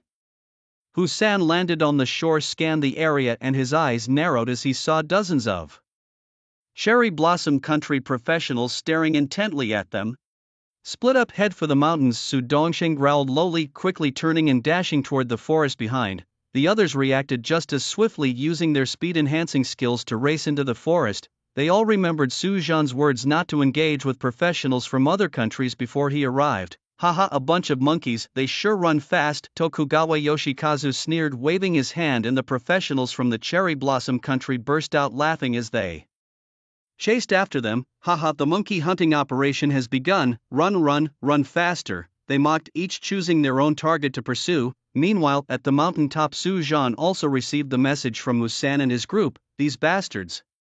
Su Zhan's expression turned cold. He checked the time and sent a message to Husan and his group to consume all the prepared medicines and move towards the foot of the mountain to draw everyone together. Su Zhan planned to catch them all in one sweep. Although he was strong, these rats were very good at escaping. Bringing them together would save some effort. Time slowly passed, and half an hour later Su Zhan was 2 kilometers from the mountain foot, with 3 Cherry Blossom Country professionals following him. Husan reported back, I have 1 Cherry Blossom Country professional and about a dozen from the Great Beauty Nation following me. Su Dongsheng sent a message. At this moment his complexion was pale and he appeared very weak, as if he had sustained severe injuries. However, there was not a single trace of blood on his body. This was because a large portion of his blood had already been drained by Tokugawa Infant. Not far behind him, Tokugawa Infant was slowly pursuing him, riding a blood-colored giant bird. Behind me, there were at least 8 people from the Black and White Ox Country, Old Xiao said. 20 professionals were following behind me. Chen Shi's injuries were severe, and she was being followed by professionals from the Great Brahma Country and the Southern Monkey Country. The professionals from these 2 countries were extremely vicious, wanting to rob Chen Shi of her possessions, and Chen Shi had killed 5 or 6 of them. Now, they were closely watching Chen Shi. Excellent. Su Zhan's gaze gradually turned icy as he slowly raised his left hand, aiming at the distant Niwa stone. The armor on Su Zhan's left hand continuously transformed, evolving into a massive cannon barrel 1 meter in diameter. Terrifying energy gathered, emitting a dazzling light resembling an artificial sun. When the energy reached its peak, a beam of blinding light tore through space, illuminating the skies, and the whole world seemed to dim. An unprecedented terrifying energy hit the Nuwa stone and then exploded with a loud bang. In an instant the earth shook as if the whole world was trembling. The terrifying energy directly ripped through the energy shield atop Medicine Mountain, shooting up into the sky. The clouds that had gathered above suddenly collapsed, revealing a clear sky for thousands of miles. The terrifying shockwave hit the sea, causing gigantic waves. The people left on the ships around were shocked, staring blankly at the peak of Medicine Mountain, unsure of what had happened. What's going on? Did Su-Jan do this? Big brother, you need to hurry up. At the foot of Medicine Mountain, Hussein and others felt the terrifying energy from the mountain top and looked up in horror. The professionals who were pursuing them showed fear on their faces. The energy that had just erupted was too strong. If it hit them, they would surely die. At the peak of Medicine Mountain, after the terrifying wave of energy dissipated, the Nuwa stone stood unscathed in the middle of a lake. It didn't break. Su-Jan was momentarily stunned. He had now merged with 4 machines and his strength was enough to easily annihilate an average 8th turn being, but he had not expected that he couldn't break the Nuwa stone. Summon all the other machines to see. With that thought, Su-Jan waved his hand, and 22 beams of light flew from his body, landing on the surrounding ground. Thunder Prison of 1,000 Rains, Fist of Machinery, Star-Piercing Cannon, Autobot Optimus Prime, Storm Red Mech, Fury Obsidian Mech, Gundam Mech Limbs, Alpha Aircraft Carrier, Xian Bird Spacefighter Experimental Body. All 22 machines were large machines that Su-Jan had chosen at the headquarters of professionals before coming here. Moreover, before coming here, Su-Jan had already endowed them with the characteristics of life forms and had applied mechanical enhancement skills to improve their performance. Combined, Su-Jan took a deep breath. To be honest, he was also somewhat excited now, not knowing what kind of transformation would occur after combining these 22 machines. As Su-Jan's voice fell, the 22 machines around him soared into the air and then transformed into streams of light that fell on Su-Jan's body. In an instant, a red glow burst from the top of Medicine Mountain, resembling a red sun, illuminating the surrounding area for dozens of miles. What happened? A sun on the mountain? What's happening? Whether it was the people at the foot of the mountain or those on the ships outside, everyone was captivated by the bizarre spectacle atop Medicine Mountain. Medicine Mountain had opened dozens of times before, but nothing like this had ever occurred. At the peak of Medicine Mountain, as the dazzling red light dissipated, the figure of Su-Jan gradually became visible. At this moment he was still clad in golden armor, but now 22 palm-sized squares adorned his body. 9 were on his chest, while the others were evenly distributed across his body. Each square displayed a mechanical influence, emitting a faint glow, having broken some kind of limit. Su-Jan closed his eyes, quietly feeling the armor on his body. He had a completely different sensation than before. Although his previous integrated armor was already powerful enough to kill a 9th level with a wave of his hand, and Su-Jan could no longer see his own attributes, he always felt constrained, as if there were shackles on him. But now, with so many armors integrated, he felt much more relaxed, as if the shackles on him had been shattered, making his entire being feel lighter, and even his breathing became incredibly smooth. Still can't see the attributes. Su-Jan glanced at his attributes and found that like before they were all question marks. Now he should be able to break through. His thoughts settled. Currents of electricity surged around Su-Jan and terrifying energy directly lifted his body into the air. Break! Su-Jan raised his right fist, his figure moved in a flash and he instantly appeared above the Nuwa stone, then smashed it with a punch. Crack! The violent force followed Su-Jan's fist down on the Nuwa stone. The void trembled, rippling waves followed by sounds of stones cracking. Web-like cracks spread at a visible speed, covering the entire Nuwa stone in just a few seconds. With a loud bang, the Nuwa stone exploded, transforming into countless fragments flying in all directions. Whoosh! Su-Jan's figure moved, rushing out. With a big grab, he directly seized 2 pieces of the Nuwa stone. These 2 pieces trembled wildly in Su-Jan's hands, trying to break free. A terrifying current burst from Su-Jan, forcibly suppressing them, and then he rushed towards the other pieces of the Nuwa stone. 3 minutes later, Su-Jan landed on the ground holding a total of 5 pieces of Nuwa stone. The stones had exploded too quickly and seemed to even possess a life of their own, dodging on their own. Although Su-Jan was fast, he only managed to capture 5 pieces. But that was enough. Before he had time to examine the attributes of the Nuwa stone, a World Quest notification echoed in the ears of all professionals worldwide. World Quest. Divine Beast Hunting Feast has begun. Note, the Nuwa Stone is a celestial object. Any creature merged with the Nuwa Stone can evolve to the 9th transformation and become a divine beast. The flesh of divine beasts can be used to concoct medicines, while their skin, fur and bones can be used to forge weapons.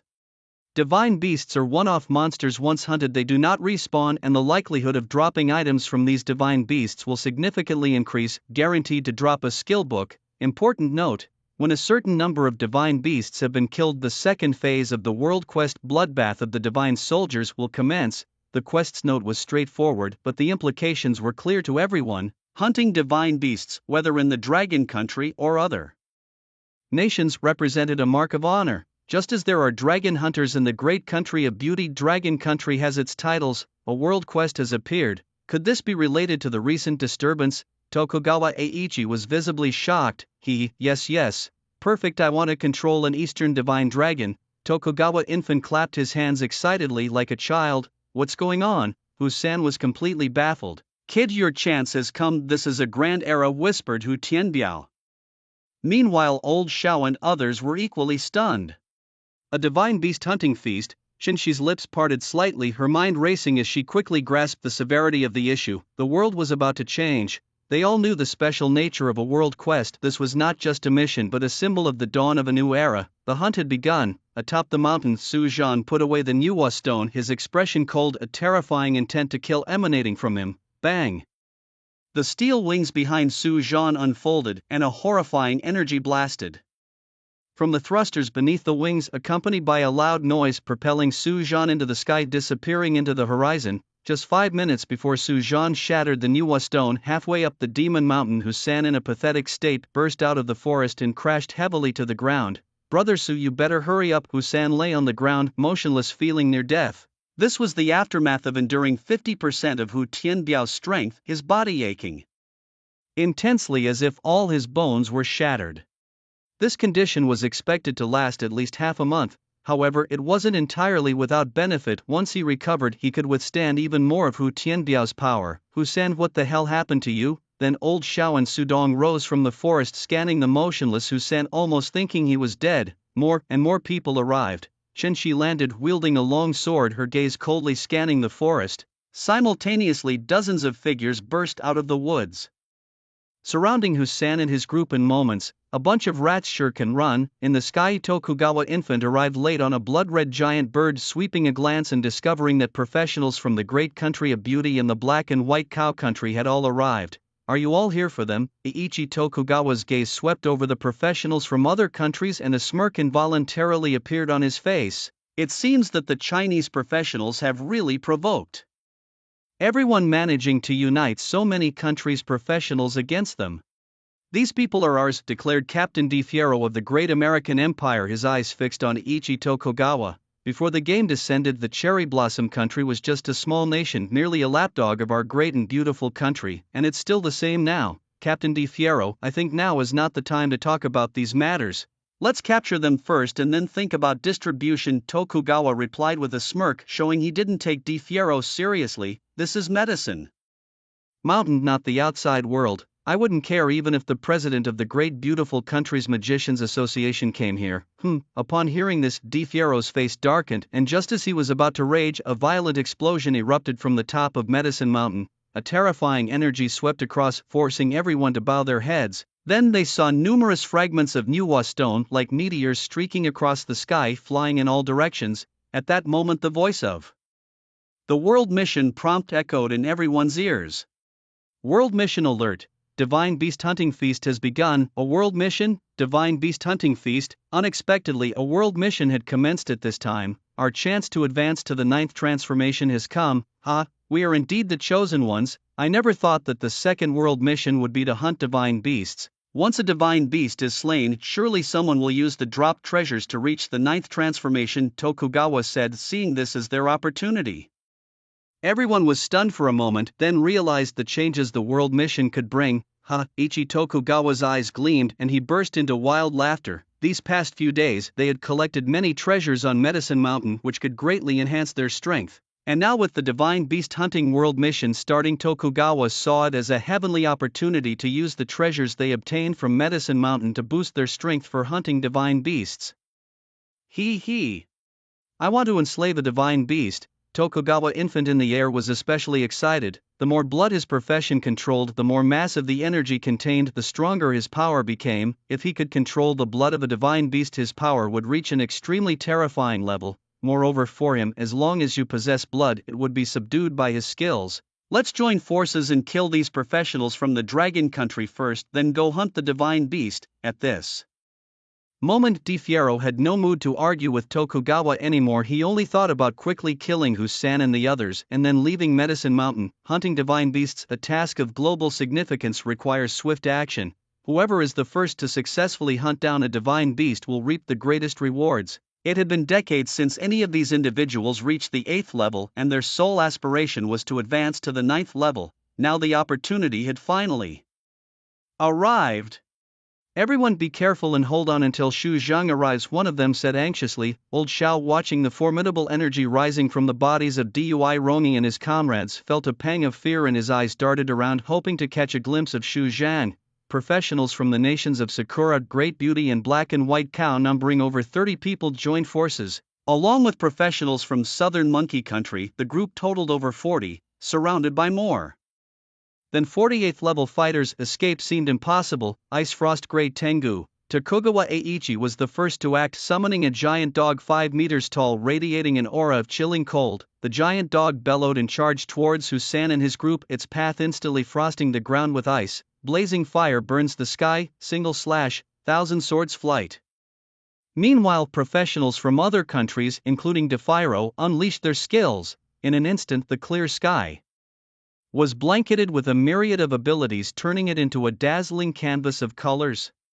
We're doomed. Husan's face fell as he contemplated the overwhelming display of 8th level powers raining down upon them, fearing nothing would remain of them. It's not over yet. Just then, a calm voice of Su Zhang sounded in their ears. A golden streak of light suddenly appeared before them. It was Su Zhang, arriving just in time. Electric power field.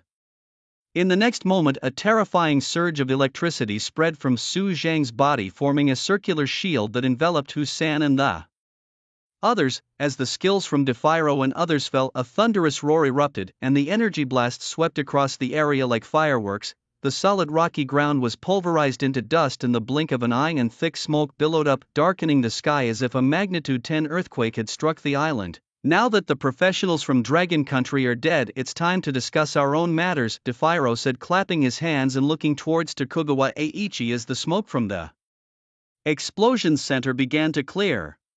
Now it's time to divide the treasures. The strength of Great Beauty Country is the strongest abroad, and their alliance with Sakura Country and others is led by them. Thus, every time treasures are obtained from Medicine Mountain, 5 parts must go to Great Beauty Country. It's indeed time to talk, Tokugawa Eiichi replied slowly, his eyes fierce. He had long been dissatisfied with giving so many treasures to Great Beauty Country, but because of the power gap between Sakura Country and Great Beauty Country, he had endured it. However, things were different now. With the new global task and the opportunity to advance to the 9th level, the treasures from Medicine Mountain were his capital for advancement. How could he possibly hand them over to someone else? If he was the first to reach the 9th level, who else in the world could stand against him? Are you thinking of betraying the alliance?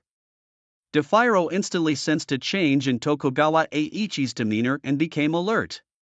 Professionals from the land of cherry blossoms are notoriously fickle, never to be trusted.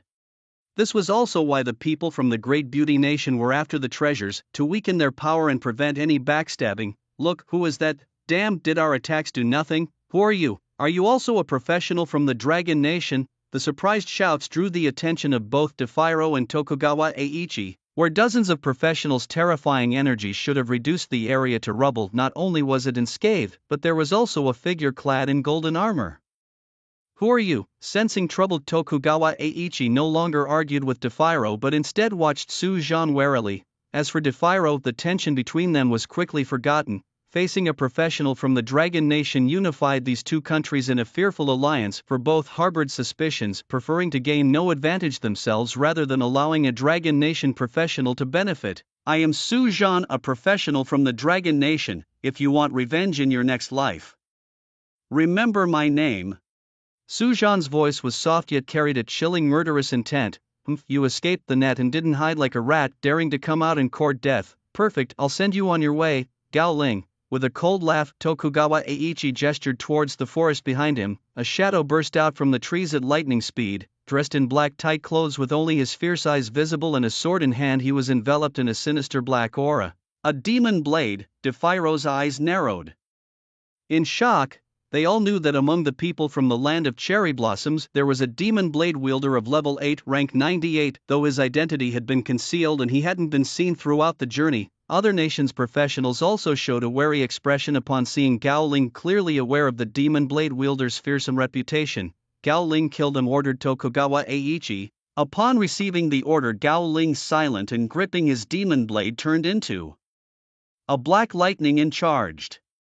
Su Zhan, be careful, this man is very powerful. His name is Gao Ling, a demon blade wielder from the Gao family, level 8, rank 98. His demon blade is formidable, not many of rank 8 can withstand even a single strike from him, warned Husan from behind Su Zhan. Crack, the next moment a crisp snapping sound echoed in everyone's ears. Before anyone knew it, Jingigo had already charged in front of Su Zhan, his demon blade emitting a thick black aura as he slashed towards Su Zhan's head. Su Zhan slowly raised his hand and with a slap the demon blade broke into two halves. Then with the speed of lightning his raised arm grabbed Jingigo by the neck. Jingigo, like a little chick, was lifted off the ground by Su Zhan. No matter how much he struggled, he couldn't break free. Impossible. Roni Tokugawa let out a cry of disbelief, unable to accept what he was seeing. Among their group, Jingigo was the strongest, their trump card. Tokugawa had thought that Jingigo would easily kill Su Zhan, but instead he was captured in an instant. Who is he really? The sight terrified Tokugawa Mio in the air, her face draining of color, almost turning around to flee. Though somewhat mad, she was terrified of death. Jingigo captured, the demon blade broken. Su Zhan had broken the demon blade and captured Jingigo in a single encounter. Who is he really? How is this possible? The other professionals also cried out in shock, utterly astonished. They all knew Jingigo's strength, none of them could have escaped alive from him, yet such a formidable man was defeated by Su Zhan in a mere instant. Just how strong is Su Zhan? With a slight exertion of force, Su Zhan snapped Jingigo's neck. A demon blade wielder feared by professionals from various nations died without causing even a splash. Igo. Roni Tokugawa's eyes turned bloodshot as he roared in fury. His strongest subordinate had died so easily, just like that. Who are you really? Could he be a 9th tier? 9th tier? Could it be that the Dragon Nation already has a 9th tier professional? The other professionals were dumbfounded, not quite understanding the situation. In their eyes, only a 9th tier professional could have killed Jingigo so effortlessly. 9th tier? Tokugawa Roni's face contorted with jealousy and rage. The World Quest had just been released and he had been fantasizing about being the first to reach the 9th tier and dominate the world, but it seemed that there was already a 9th tier professional, and from the Dragon Nation no less. For Tokugawa Roni, this was more painful than the death of his own parents. Oh God, how could the Dragon Nation have a 9th tier professional already? Defiro was just as baffled. Since becoming a professional he had never called upon God, believing himself to be God, but now he felt he should pray for God's protection. Whether it's 9th tier or not, it no longer matters to you, because you're all going to die. Su Zhan's cold voice, like a chant from a hellish demon or the call of the Grim Reaper, echoed in their ears. As his voice fell, Su Zhan's figure vanished from the spot. Where is he? Tokugawa Roni's face turned pale in an instant. Quickly summoning his most powerful Shikigami, a 10-meter-tall giant Yukiana phantom appeared above his head while he looked around in terror. He was well aware of the long-standing grudge between the Sakura and Dragon Nations, and if the Dragon Nation had a 9th tier professional, the first target would likely be the Sakura Nation. Stop skulking around like a rat and come out now. Even if you are a 9th rank professional, I'm not afraid of you. Ryoichi Tokugawa scanned the area without any sign of Su Zhan, his fear peaking as he bellowed loudly, trying to mask his inner terror. Everyone be careful. Deploy your defense skills. Not far away, Defilo was equally frightened, but he had a slightly stronger mental fortitude than Ryoichi, still managing to think about having everyone release their defense skills together to fend off Su Zhan. Defilo knew very well that the power of a 9th rank professional was terrifying. Although they had never seen the full extent of a 9th rank's power, the gap between the 7th and 8th ranks was evident enough. 3 to 5 7th ranks were no match for an 8th rank, let alone a 9th rank. facing a 9th rank. They as 8th ranks stood no chance individually, only by uniting could they have a slim chance of survival. What are you panicking for? At that moment Su Zhan's indifferent voice emerged from behind Ryoichi. Ice kill. Ryoichi reacted instantly. Roaring without turning his head, his Yukiana let out a sharp shriek and a horrifying chill instantly enveloped the surroundings, freezing the ground. However, the ice had only spread halfway when a sound of flesh being torn asunder reached everyone's ears. The Yukiana, still shrieking and releasing skills, collapsed like a burst bubble. How is this possible? Ryoichi's eyes widened in disbelief as he slowly looked down at his chest. A pair of golden arms had penetrated his torso. As his gaze followed, the golden arm slowly withdrew, holding a pulsating blood-red heart. Ryoichi's eyes dimmed gradually, his body stiffened, falling backwards. Until his death he could not comprehend why Su Zhan was so powerful. Ryoichi Tokugawa is dead, killed by a single strike, instantly. How is this possible? How can he be so strong? Philo and the others, seeing this, felt their scalps tingle and their bodies soaked in cold sweat. They all knew Ryoichi was no match for Su Zhan, but they hadn't expected such an outcome. Ryoichi, a long-renowned expert, was thought to at least withstand a move or two, not to be annihilated upon the first encounter. This was a true instant kill, leaving no chance for resistance. Captain! Damn it! You killed our captain, I will slaughter you! Several professionals from the land of cherry blossoms were staunchly loyal to Eiichi Tokugawa. Upon seeing Eiichi fall, they roared in outrage and rushed towards Su Zhan, each unleashing their unique skills. Without even a glance at them, Su Zhan raised his hand and waved it gently in their direction. A massive palm imprint, condensed from bursting thunder, struck down from the sky, slamming them into the underground. The moment they hit the ground, the violent thunder exploded, blasting them into pieces, killing 4 rank 8 professionals with a single slap. Was this the terror of a rank 9 professional? He must be rank 9. Does the Dragon Nation really have rank 9 professionals now? Philo and others hadn't yet recovered from the shock of Eiichi's death when they witnessed this scene and were scared senseless. Some with lesser courage fell to the ground, their legs giving way, a foul smell spreading from beneath them as they were literally scared to wet themselves. No matter how strong they were in the outside world, no matter their high status or esteemed identities, in front of Su Zhan they were nothing but lambs to the slaughter. Despite their arrogant and boastful words claiming how fearless of death they were, their true nature revealed itself when faced with actual death. Big Brother is too powerful, Su Zhan is awesome. Busan and others cheered loudly for Su Zhan from a distance, their spirits uplifted. The resentment from being chased was wiped clean in an instant. He's too strong, I'm definitely no match. I must flee, I can fly, I'm sure I can escape. Tokugawa Ing, who initially sat on a blood-red giant bird prepared to watch the drama unfold, witnessed Su Zhan kill 4 rank 8 professionals from the land of cherry blossoms with a single slap. Her already pale face turned even whiter, like a sheet of paper. Just as she was about to flee, Su Zhan looked up at her. Her mind buzzed as if it had exploded, and she stood frozen in place. Run, escape! She silently screamed in her heart, trying to control the blood-red giant bird to fly away, but her body felt as though it had died. No matter how hard she tried, she couldn't lift her arms. The next moment a gentle breeze blew past her, and Su Zhan was already above her head. You can join them too, he said softly, tapping lightly on the top of Tokugawa Ying's head. It seemed like a gentle tap, but the void exploded with a loud bang, as if struck by a terrifying force, causing visible ripples in the air. Tokugawa Ing plummeted to the ground like a meteor, the terrifying force smashing a 100-meter-wide crater into the hard earth. Her head exploded into a mist of blood upon impact. Run, everyone scatter and run! Philo's eyes instantly turned blood-red as he roared and turned to sprint away. Some managed to maintain their composure and ran upon hearing Philo's command, while others like Tokugawa Ing desperately wanted to flee but found themselves immobilized by fear. Su Zhan had terrified them to the core, their bodies were no longer under their control. Did I say you could leave? Su Zhan spoke softly, his voice light yet booming like thunder in everyone's ears, causing their hearts to tremble and their feet to move even faster. Mechanical life, thunder, prison of 10,000 thunders. In the next moment, a sphere crackling with electricity emerged from Su Zhan's hand, instantly soaring into the sky. Terrifying currents cascaded down like a vast net, swiftly enveloping an area within a 5-kilometer radius. From afar, it appeared as if a gigantic dome of thunder had formed over the mountain. Several professionals, too slow in their escape, collided with the thunder dome, and the ferocious thunder burst forth, instantly turning them into charred remains. What kind of ability was this? The Philo, who was flying at high speed, managed to stop just in front of the thunder dome. his eyes swept over the professionals from other countries turned into charred bodies, his whole body trembling. They were all 8th rank professionals capable of extremely fast speeds when exerting their full power, but Su Zhan's Thunderdome was even faster. They were given no time to react before being engulfed. It was not only fast but its power was immense too, even 8th rank.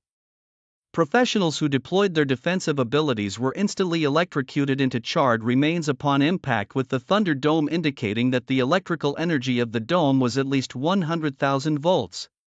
Meanwhile, professionals from allied countries like the Black Bear Nation and the Great Camel Nation were late to arrive. They were dumbfounded by the sudden appearance of the massive Thunderdome. When they saw 8th rank professionals being electrocuted into charred remains, they gasped in shock. I just saw an 8th rank professional from the Great Beautiful Nation turned into char by this thunder. What kind of ability is this?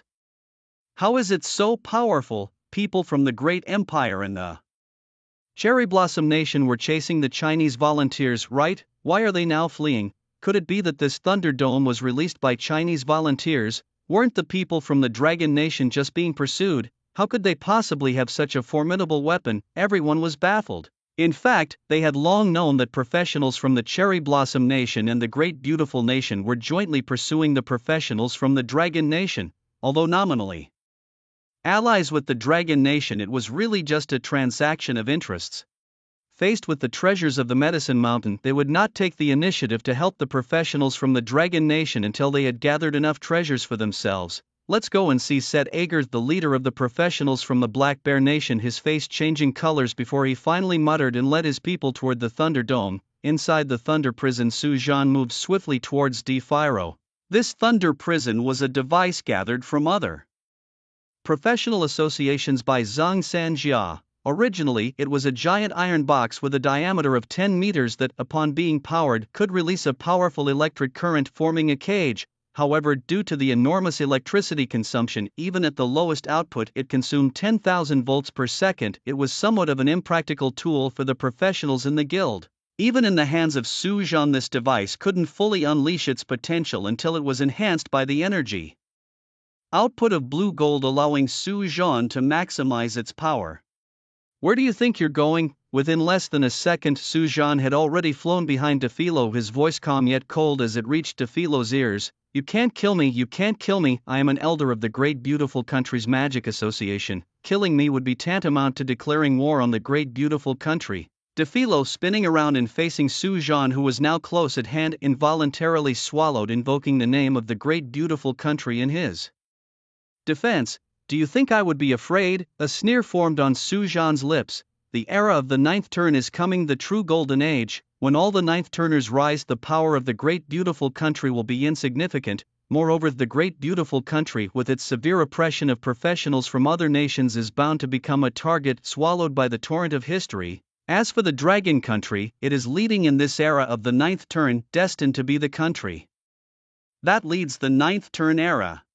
And Su Zhan will be the foremost leader of the Dragon Country, dominating the 9th turn era. Why would I fear a minor Great Beautiful Country? No, you cannot kill me. I have many treasures, I have lots of money, all for you, please spare my life. DeFilo's expression froze, realizing he had misspoken, begging while bringing out treasures he had obtained from the Medicine Mountain.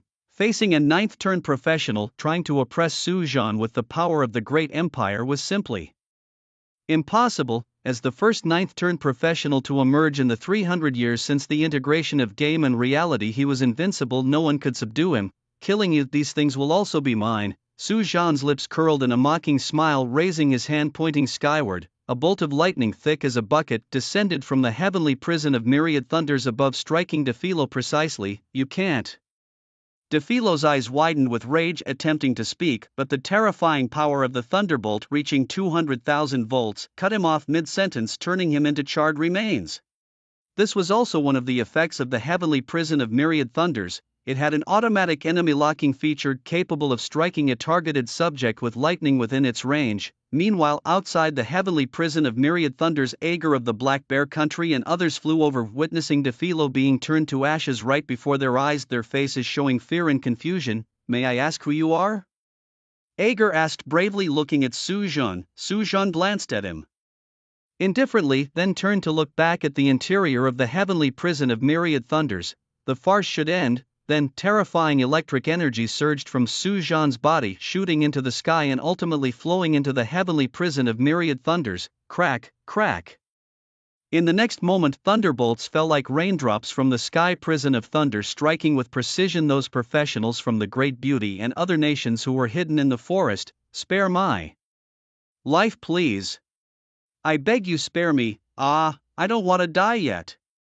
The world mission has just begun. I'm about to reach the 9th transformation. I can't die here. Pleas for mercy mixed with unwilling roars echoed from the depths of the forest, resonating in the air. However, as the turbulent thunderbolt struck, their voices quickly vanished. None of the professionals could withstand the terrifying bombardment of thunderbolts, and they were all turned into charred remains under the flashes of lightning. As they died, the treasures they had acquired in this place also fell to the ground. Had he killed all the professionals from the allied nations of the Great Beauty, pursuing the Dragon Nation, not just from the Great Beauty Empire but also professionals from the Cherry Blossom Country and the Black and White Cow Country? I heard the screams of professionals from Black and White Cow Country. What is this thing? How is it so powerful? Can this thunderbolt directly eliminate 8th level professionals? Could he be a 9th level? How is this possible?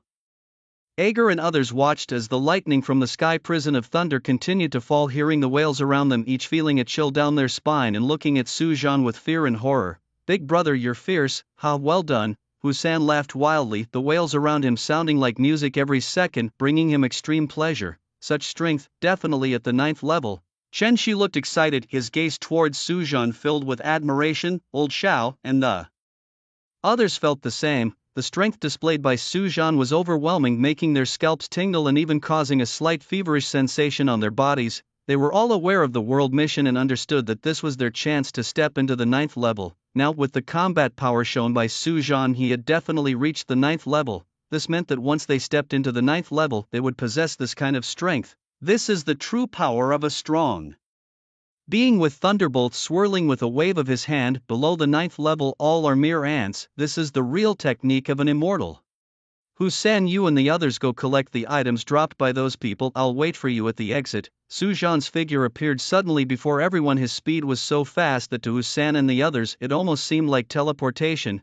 Big brother, we understand. Hu-san excitedly agreed. Old Shao and others dispersed as well. The professionals from various countries that came after them totaled 50 or 60 people, and the treasures they had collected over these 6 days were extraordinarily plentiful, equivalent to what they had gathered from 7 or 8 trips to Medicine Mountain in the past. It seems they won't be coming to Medicine Mountain much longer. After Hu-san and the others left, Su Zhan looked up at the peak of Medicine Mountain. He distinctly felt that the majestic energy emanating from the top of the mountain had become thinner after the Nuwa stone was shattered. At this rate, in 3 to 4 decades, the energy in the entire Medicine Mountain area would return to the same level as the outside world. Without the support of tremendous energy, there would no longer be new medicinal herbs containing immense energy or special spiritual beasts. However, with the remaining resources, if managed properly to form a sustainable industrial chain, they could still be utilized for a long time. Su Zhan decided to have Zhang Sunjia send people to guard this place once he returned, effectively treating Medicine Mountain as his own. If people from other countries disagreed, he would let his fists do the talking. Then Su Zhan turned and flew towards the exit. With a wave of his hand towards the sky, the surrounding thunder rapidly retracted into the Thousand Thunder prison at a speed visible to the naked eye. A bolt of lightning descended from the sky, landing in Su Zhan's hand. It was a fist-sized square iron block. In its normal state, it showed no signs of the formidable power of the Thousand Thunder prison. Su Zhan was initially startled when he learned of its effects. He was well aware that this was not a product of Blue Star, but like Blue Gold, was alien technology. After all, if games could merge with reality and there were aliens in space, that wasn't strange at all. Damn, Difilo had quite a stash of good stuff. In the distance, Hu-san flew to the place where Difilo had died, and seeing all the treasures scattered around, couldn't help but drool a little. Hu-san quickly counted and found thousands of top-grade medicinal materials alone, including dozens of items dropped by wild beasts such as bones emitting rainbow lights, watery eyeballs, and scorching feathers. Hu-san, has your Dragon Nation produced any 9th-tier professionals yet? Ager slowly approached, casting covetous glances at the treasures on the ground, yet he dared not snatch them. The shock Su Zhan had given him was too great. Sorry, that's confidential, Hu-san replied with a smug smile, turning to collect other treasures. "Captain, what do we do now?" a professional from Black Bear Nation asked with concern. "Let's head back, the divine beast hunt is more important," Ager mused. Although Black Bear Nation and Dragon Nation were allies, the alliance practically ceased to exist when Black Bear Nation did not intervene immediately as Dragon Nation's professionals were being hunted. Sujan had already shown great restraint by not attacking them. Staying any longer might provoke trouble. The group turned and flew toward the distance, reaching the exit half an hour later. "Captain, it's that man who controlled the thunder guarding the exit," a professional from Black Bear Nation exclaimed. "Let's go see." Ager had already seen it too. Sujan, clad in golden armor, stood right in front of the exit. They wanted to leave, but they had to pass by Sujan or fly over his head. Given the terrifying power Sujan had shown earlier, even with 10 times their courage, they dared not fly over his head. "Hello, I am Ager, the captain from the nation of Black Bear, and you are?" Ager slowly approached Sujan, giving a slight bow. "Don't worry about who I am. If you want to leave, hand over the treasures you have obtained here," Sujan stated. "What? That's impossible. Do you really want to start a war with our nation, Black Bear?" "It's impossible. These are treasures we have painstakingly collected. How can we just give you half?" The professionals from Black Bear showed anger on their faces upon hearing this. "Brother, this isn't right. Our nation, Black Bear, and your Dragon Nation are allies. Aren't you afraid of damaging the alliance between our two countries?" Ager's expression turned sour. If it weren't for Sujan's terrifying strength, he would have taken action based on those words alone. "Alliance, humph. When the professionals from Dragon Nation were being chased earlier, I didn't see any of you lifting a finger to help. And if it weren't for the sake of the alliance, it wouldn't be just handing over treasures that simple." Sujan's gaze swept over Ager and the others, and even through a mask, it sent a shiver down their spines, causing them to involuntarily step back. It was fortunate that there was the layer of the alliance, otherwise it wouldn't just be about handing over treasures, but their lives. "All right, we will hand them over," Ager decided in just a few seconds of hesitation, instructing his subordinates to take out all the items. "Captain, some are unhappy and unwilling to hand them over. After all, the world mission has just been issued and the hunt for the divine beasts is about to begin. This process will surely be extremely dangerous, and these treasures from Medicine Mountain would be very useful. Hand them over," Ager shouted loudly. Internally he cursed them as fools. Didn't they see the fate of those from the Great Beauty Nation earlier? In a place like Medicine Mountain, Sujan could kill them all and still be unscathed. "Yes." The man reluctantly took out the items. "Let's go." Sujan glanced at the treasures on the ground. Ager was sensible enough not to hide any. "Thank you." Ager expressed his thanks, and leading the many professionals of Black Bear Nation quickly ran past Sujan. After they left, the professionals from the Great Camel Nation rushed over. "Sir, here are the items." The captain of the Great Camel Nation, Baha, with a smile on his face, signaled his team members to bring out the items and place them in front of Sujan. They had been nearby earlier and heard everything between Sujan and Ager clearly. Although it pained them, their lives were of utmost importance. "Then I thank you all." Sujan hadn't expected these people to be so aware of the situation and chuckled. No worries, no worries." Baha quickly waved his hand. "By the way, when you go out, tell the others outside that they no longer need to come here. This Medicine Mountain is now the territory of Dragon Nation," Sujan stated indifferently. Understood, understood." Baha was startled but quickly nodded in agreement. Sujan waved his hand dismissively, and Baha, understanding the cue, quickly fled with his people. Over the next hour, professionals from other countries arrived one by one. Not daring to utter a word of protest, they reluctantly left their treasures before scurrying away. It was around this time that Hussein and his group made it back. "What on earth happened here?" Hussein exclaimed as he surveyed the various spiritual medicines, claws, scales, and feathers from wild creatures scattered around Sujan.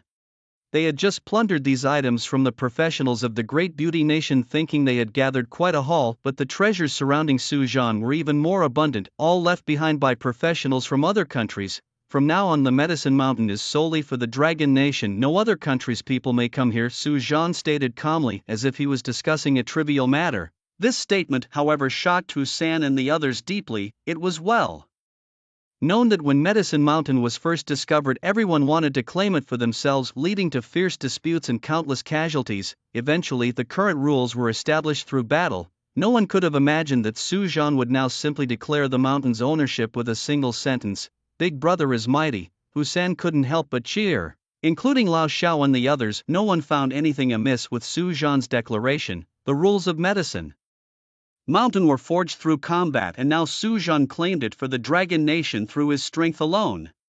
While other countries agree, Chen Shi couldn't help but voice his concern. Although Su Zhan was powerful, he was just one man. If this led to a war between nations, it could cause significant problems. They'll have to agree even if they don't want to. Su Zhan replied confidently, suggesting that he had the strength to silence other nations. After Ager and his people left, they would likely widely publicize their encounter with a 9th-level powerhouse, until another country developed a 9th-level professional. No one would dare challenge Su Zhan's claim, and by the time they did, the Dragon Nation would have more 9th-level professionals and Su Zhan would be even stronger. If someone dared to challenge him, then they could take Medicine Mountain if they defeated him. If not, they would have to remain silent. Alright, Chen Shi nodded. Afterwards, Su Zhan gathered the treasures from the ground and led his people away from Medicine Mountain. Meanwhile, Ager had already returned to his ship, and without delay he ordered his crew to set sail. How did they come out? What happened to Captain Tokugawa and the rest? On the ship of the Sakura Nation, the 8th-level professional Rikowa Yuma was growing anxious. Based on past experiences, since some professionals had already emerged, Tokugawa Eiichi and his team should have come out as well, but he had sent messages to them without receiving any reply, which was highly unusual. Baha, did you see our captain? Suddenly, right in front of Rikowa, he saw Baha and others coming out from inside, and he hurriedly flew over. However, Baha, looking impatient, gave Rikowa a glare, turned around and flew to his own ship, then quickly drove away. Something was amiss. It seemed that only people from Dragon Nation who had alliances were coming out and none of our allies appeared. Rikowa furrowed his brows as he glanced at the ships of Dragon Nation. With this thought, he quickly sent a message to the Grand Master of the Ninja Association of Sakura Country, Muin Reizu. In Sakura Country, their professional association is called the Ninja Association. What? Muin Reizu was in his office arranging for subordinates to check where the divine beasts had respawned, and upon receiving the message he immediately stood up from his chair. After receiving the message about the world mission, he had planned to wait for Tokugawa Eiichi and others to return to collect the treasures obtained from Medicine Mountain for hunting divine beasts. Unexpectedly, Tokugawa Eiichi and his team had lost contact. Muin Reizu believed that Tokugawa Eiichi and his team would not dare to claim the treasures for themselves. Something must have happened. Stay where you are and report any situation immediately. Muin Reizu thought hard but couldn't figure out what exactly was going on, so he could only ask Rikowa and his team to wait there. The professionals from Dragon Nation came out. Outside Medicine Mountain, Rikowa stared at the exit of Medicine Mountain, and upon seeing Su Zhan and others appear, he quickly sent a message to Muin Reizu. Did none of them die? Muin Reizu asked urgently. No, everyone is here, replied Rikowa. Move quickly. Hearing this, Muin Reizu instantly guessed that Tokugawa Eiichi and his team must have died, since the order to kill the professionals from Dragon Nation was issued by him, and now that none of the Dragon Nation's professionals had died, the only ones who could have died were Tokugawa Eiichi and his team. Understood. On the ship, Rikowa received the message and quickly ordered the ship to turn around, but it was too late. They were discovered by Su Zhan while turning around. You guys go back to the ship first, don't let any of these dogs from Sakura Country escape, Su Zhan said, slightly squinting his eyes. His figure vanished into thin air. And these dogs from Sakura Country really had it coming. Husan chuckled coldly. Group leader Song should be very pleased, smiled old Sha, knowing that Sang Sanjia's disciple had been killed in an ambush by people from Sakura Country. Now that the professionals from Sakura Country were wiped out by Su Zhan, it was their own fault. Afterwards, the group swiftly flew towards the ship of Dragon Nation. Meanwhile, Su Zhan's figure had already appeared in front of Sakura Country's ship. Who are you? Rikowa narrowed his eyes, staring at Su Zhan. Your man. As his words fell, a terrifying current of 100,000 volts burst forth from Su Zhan's body, rushing towards Sakura Country's ship like a tidal wave. No good, Rikowa shouted, trying to escape, but the electric tidal wave was too fast, engulfing the entire ship in the blink of an eye.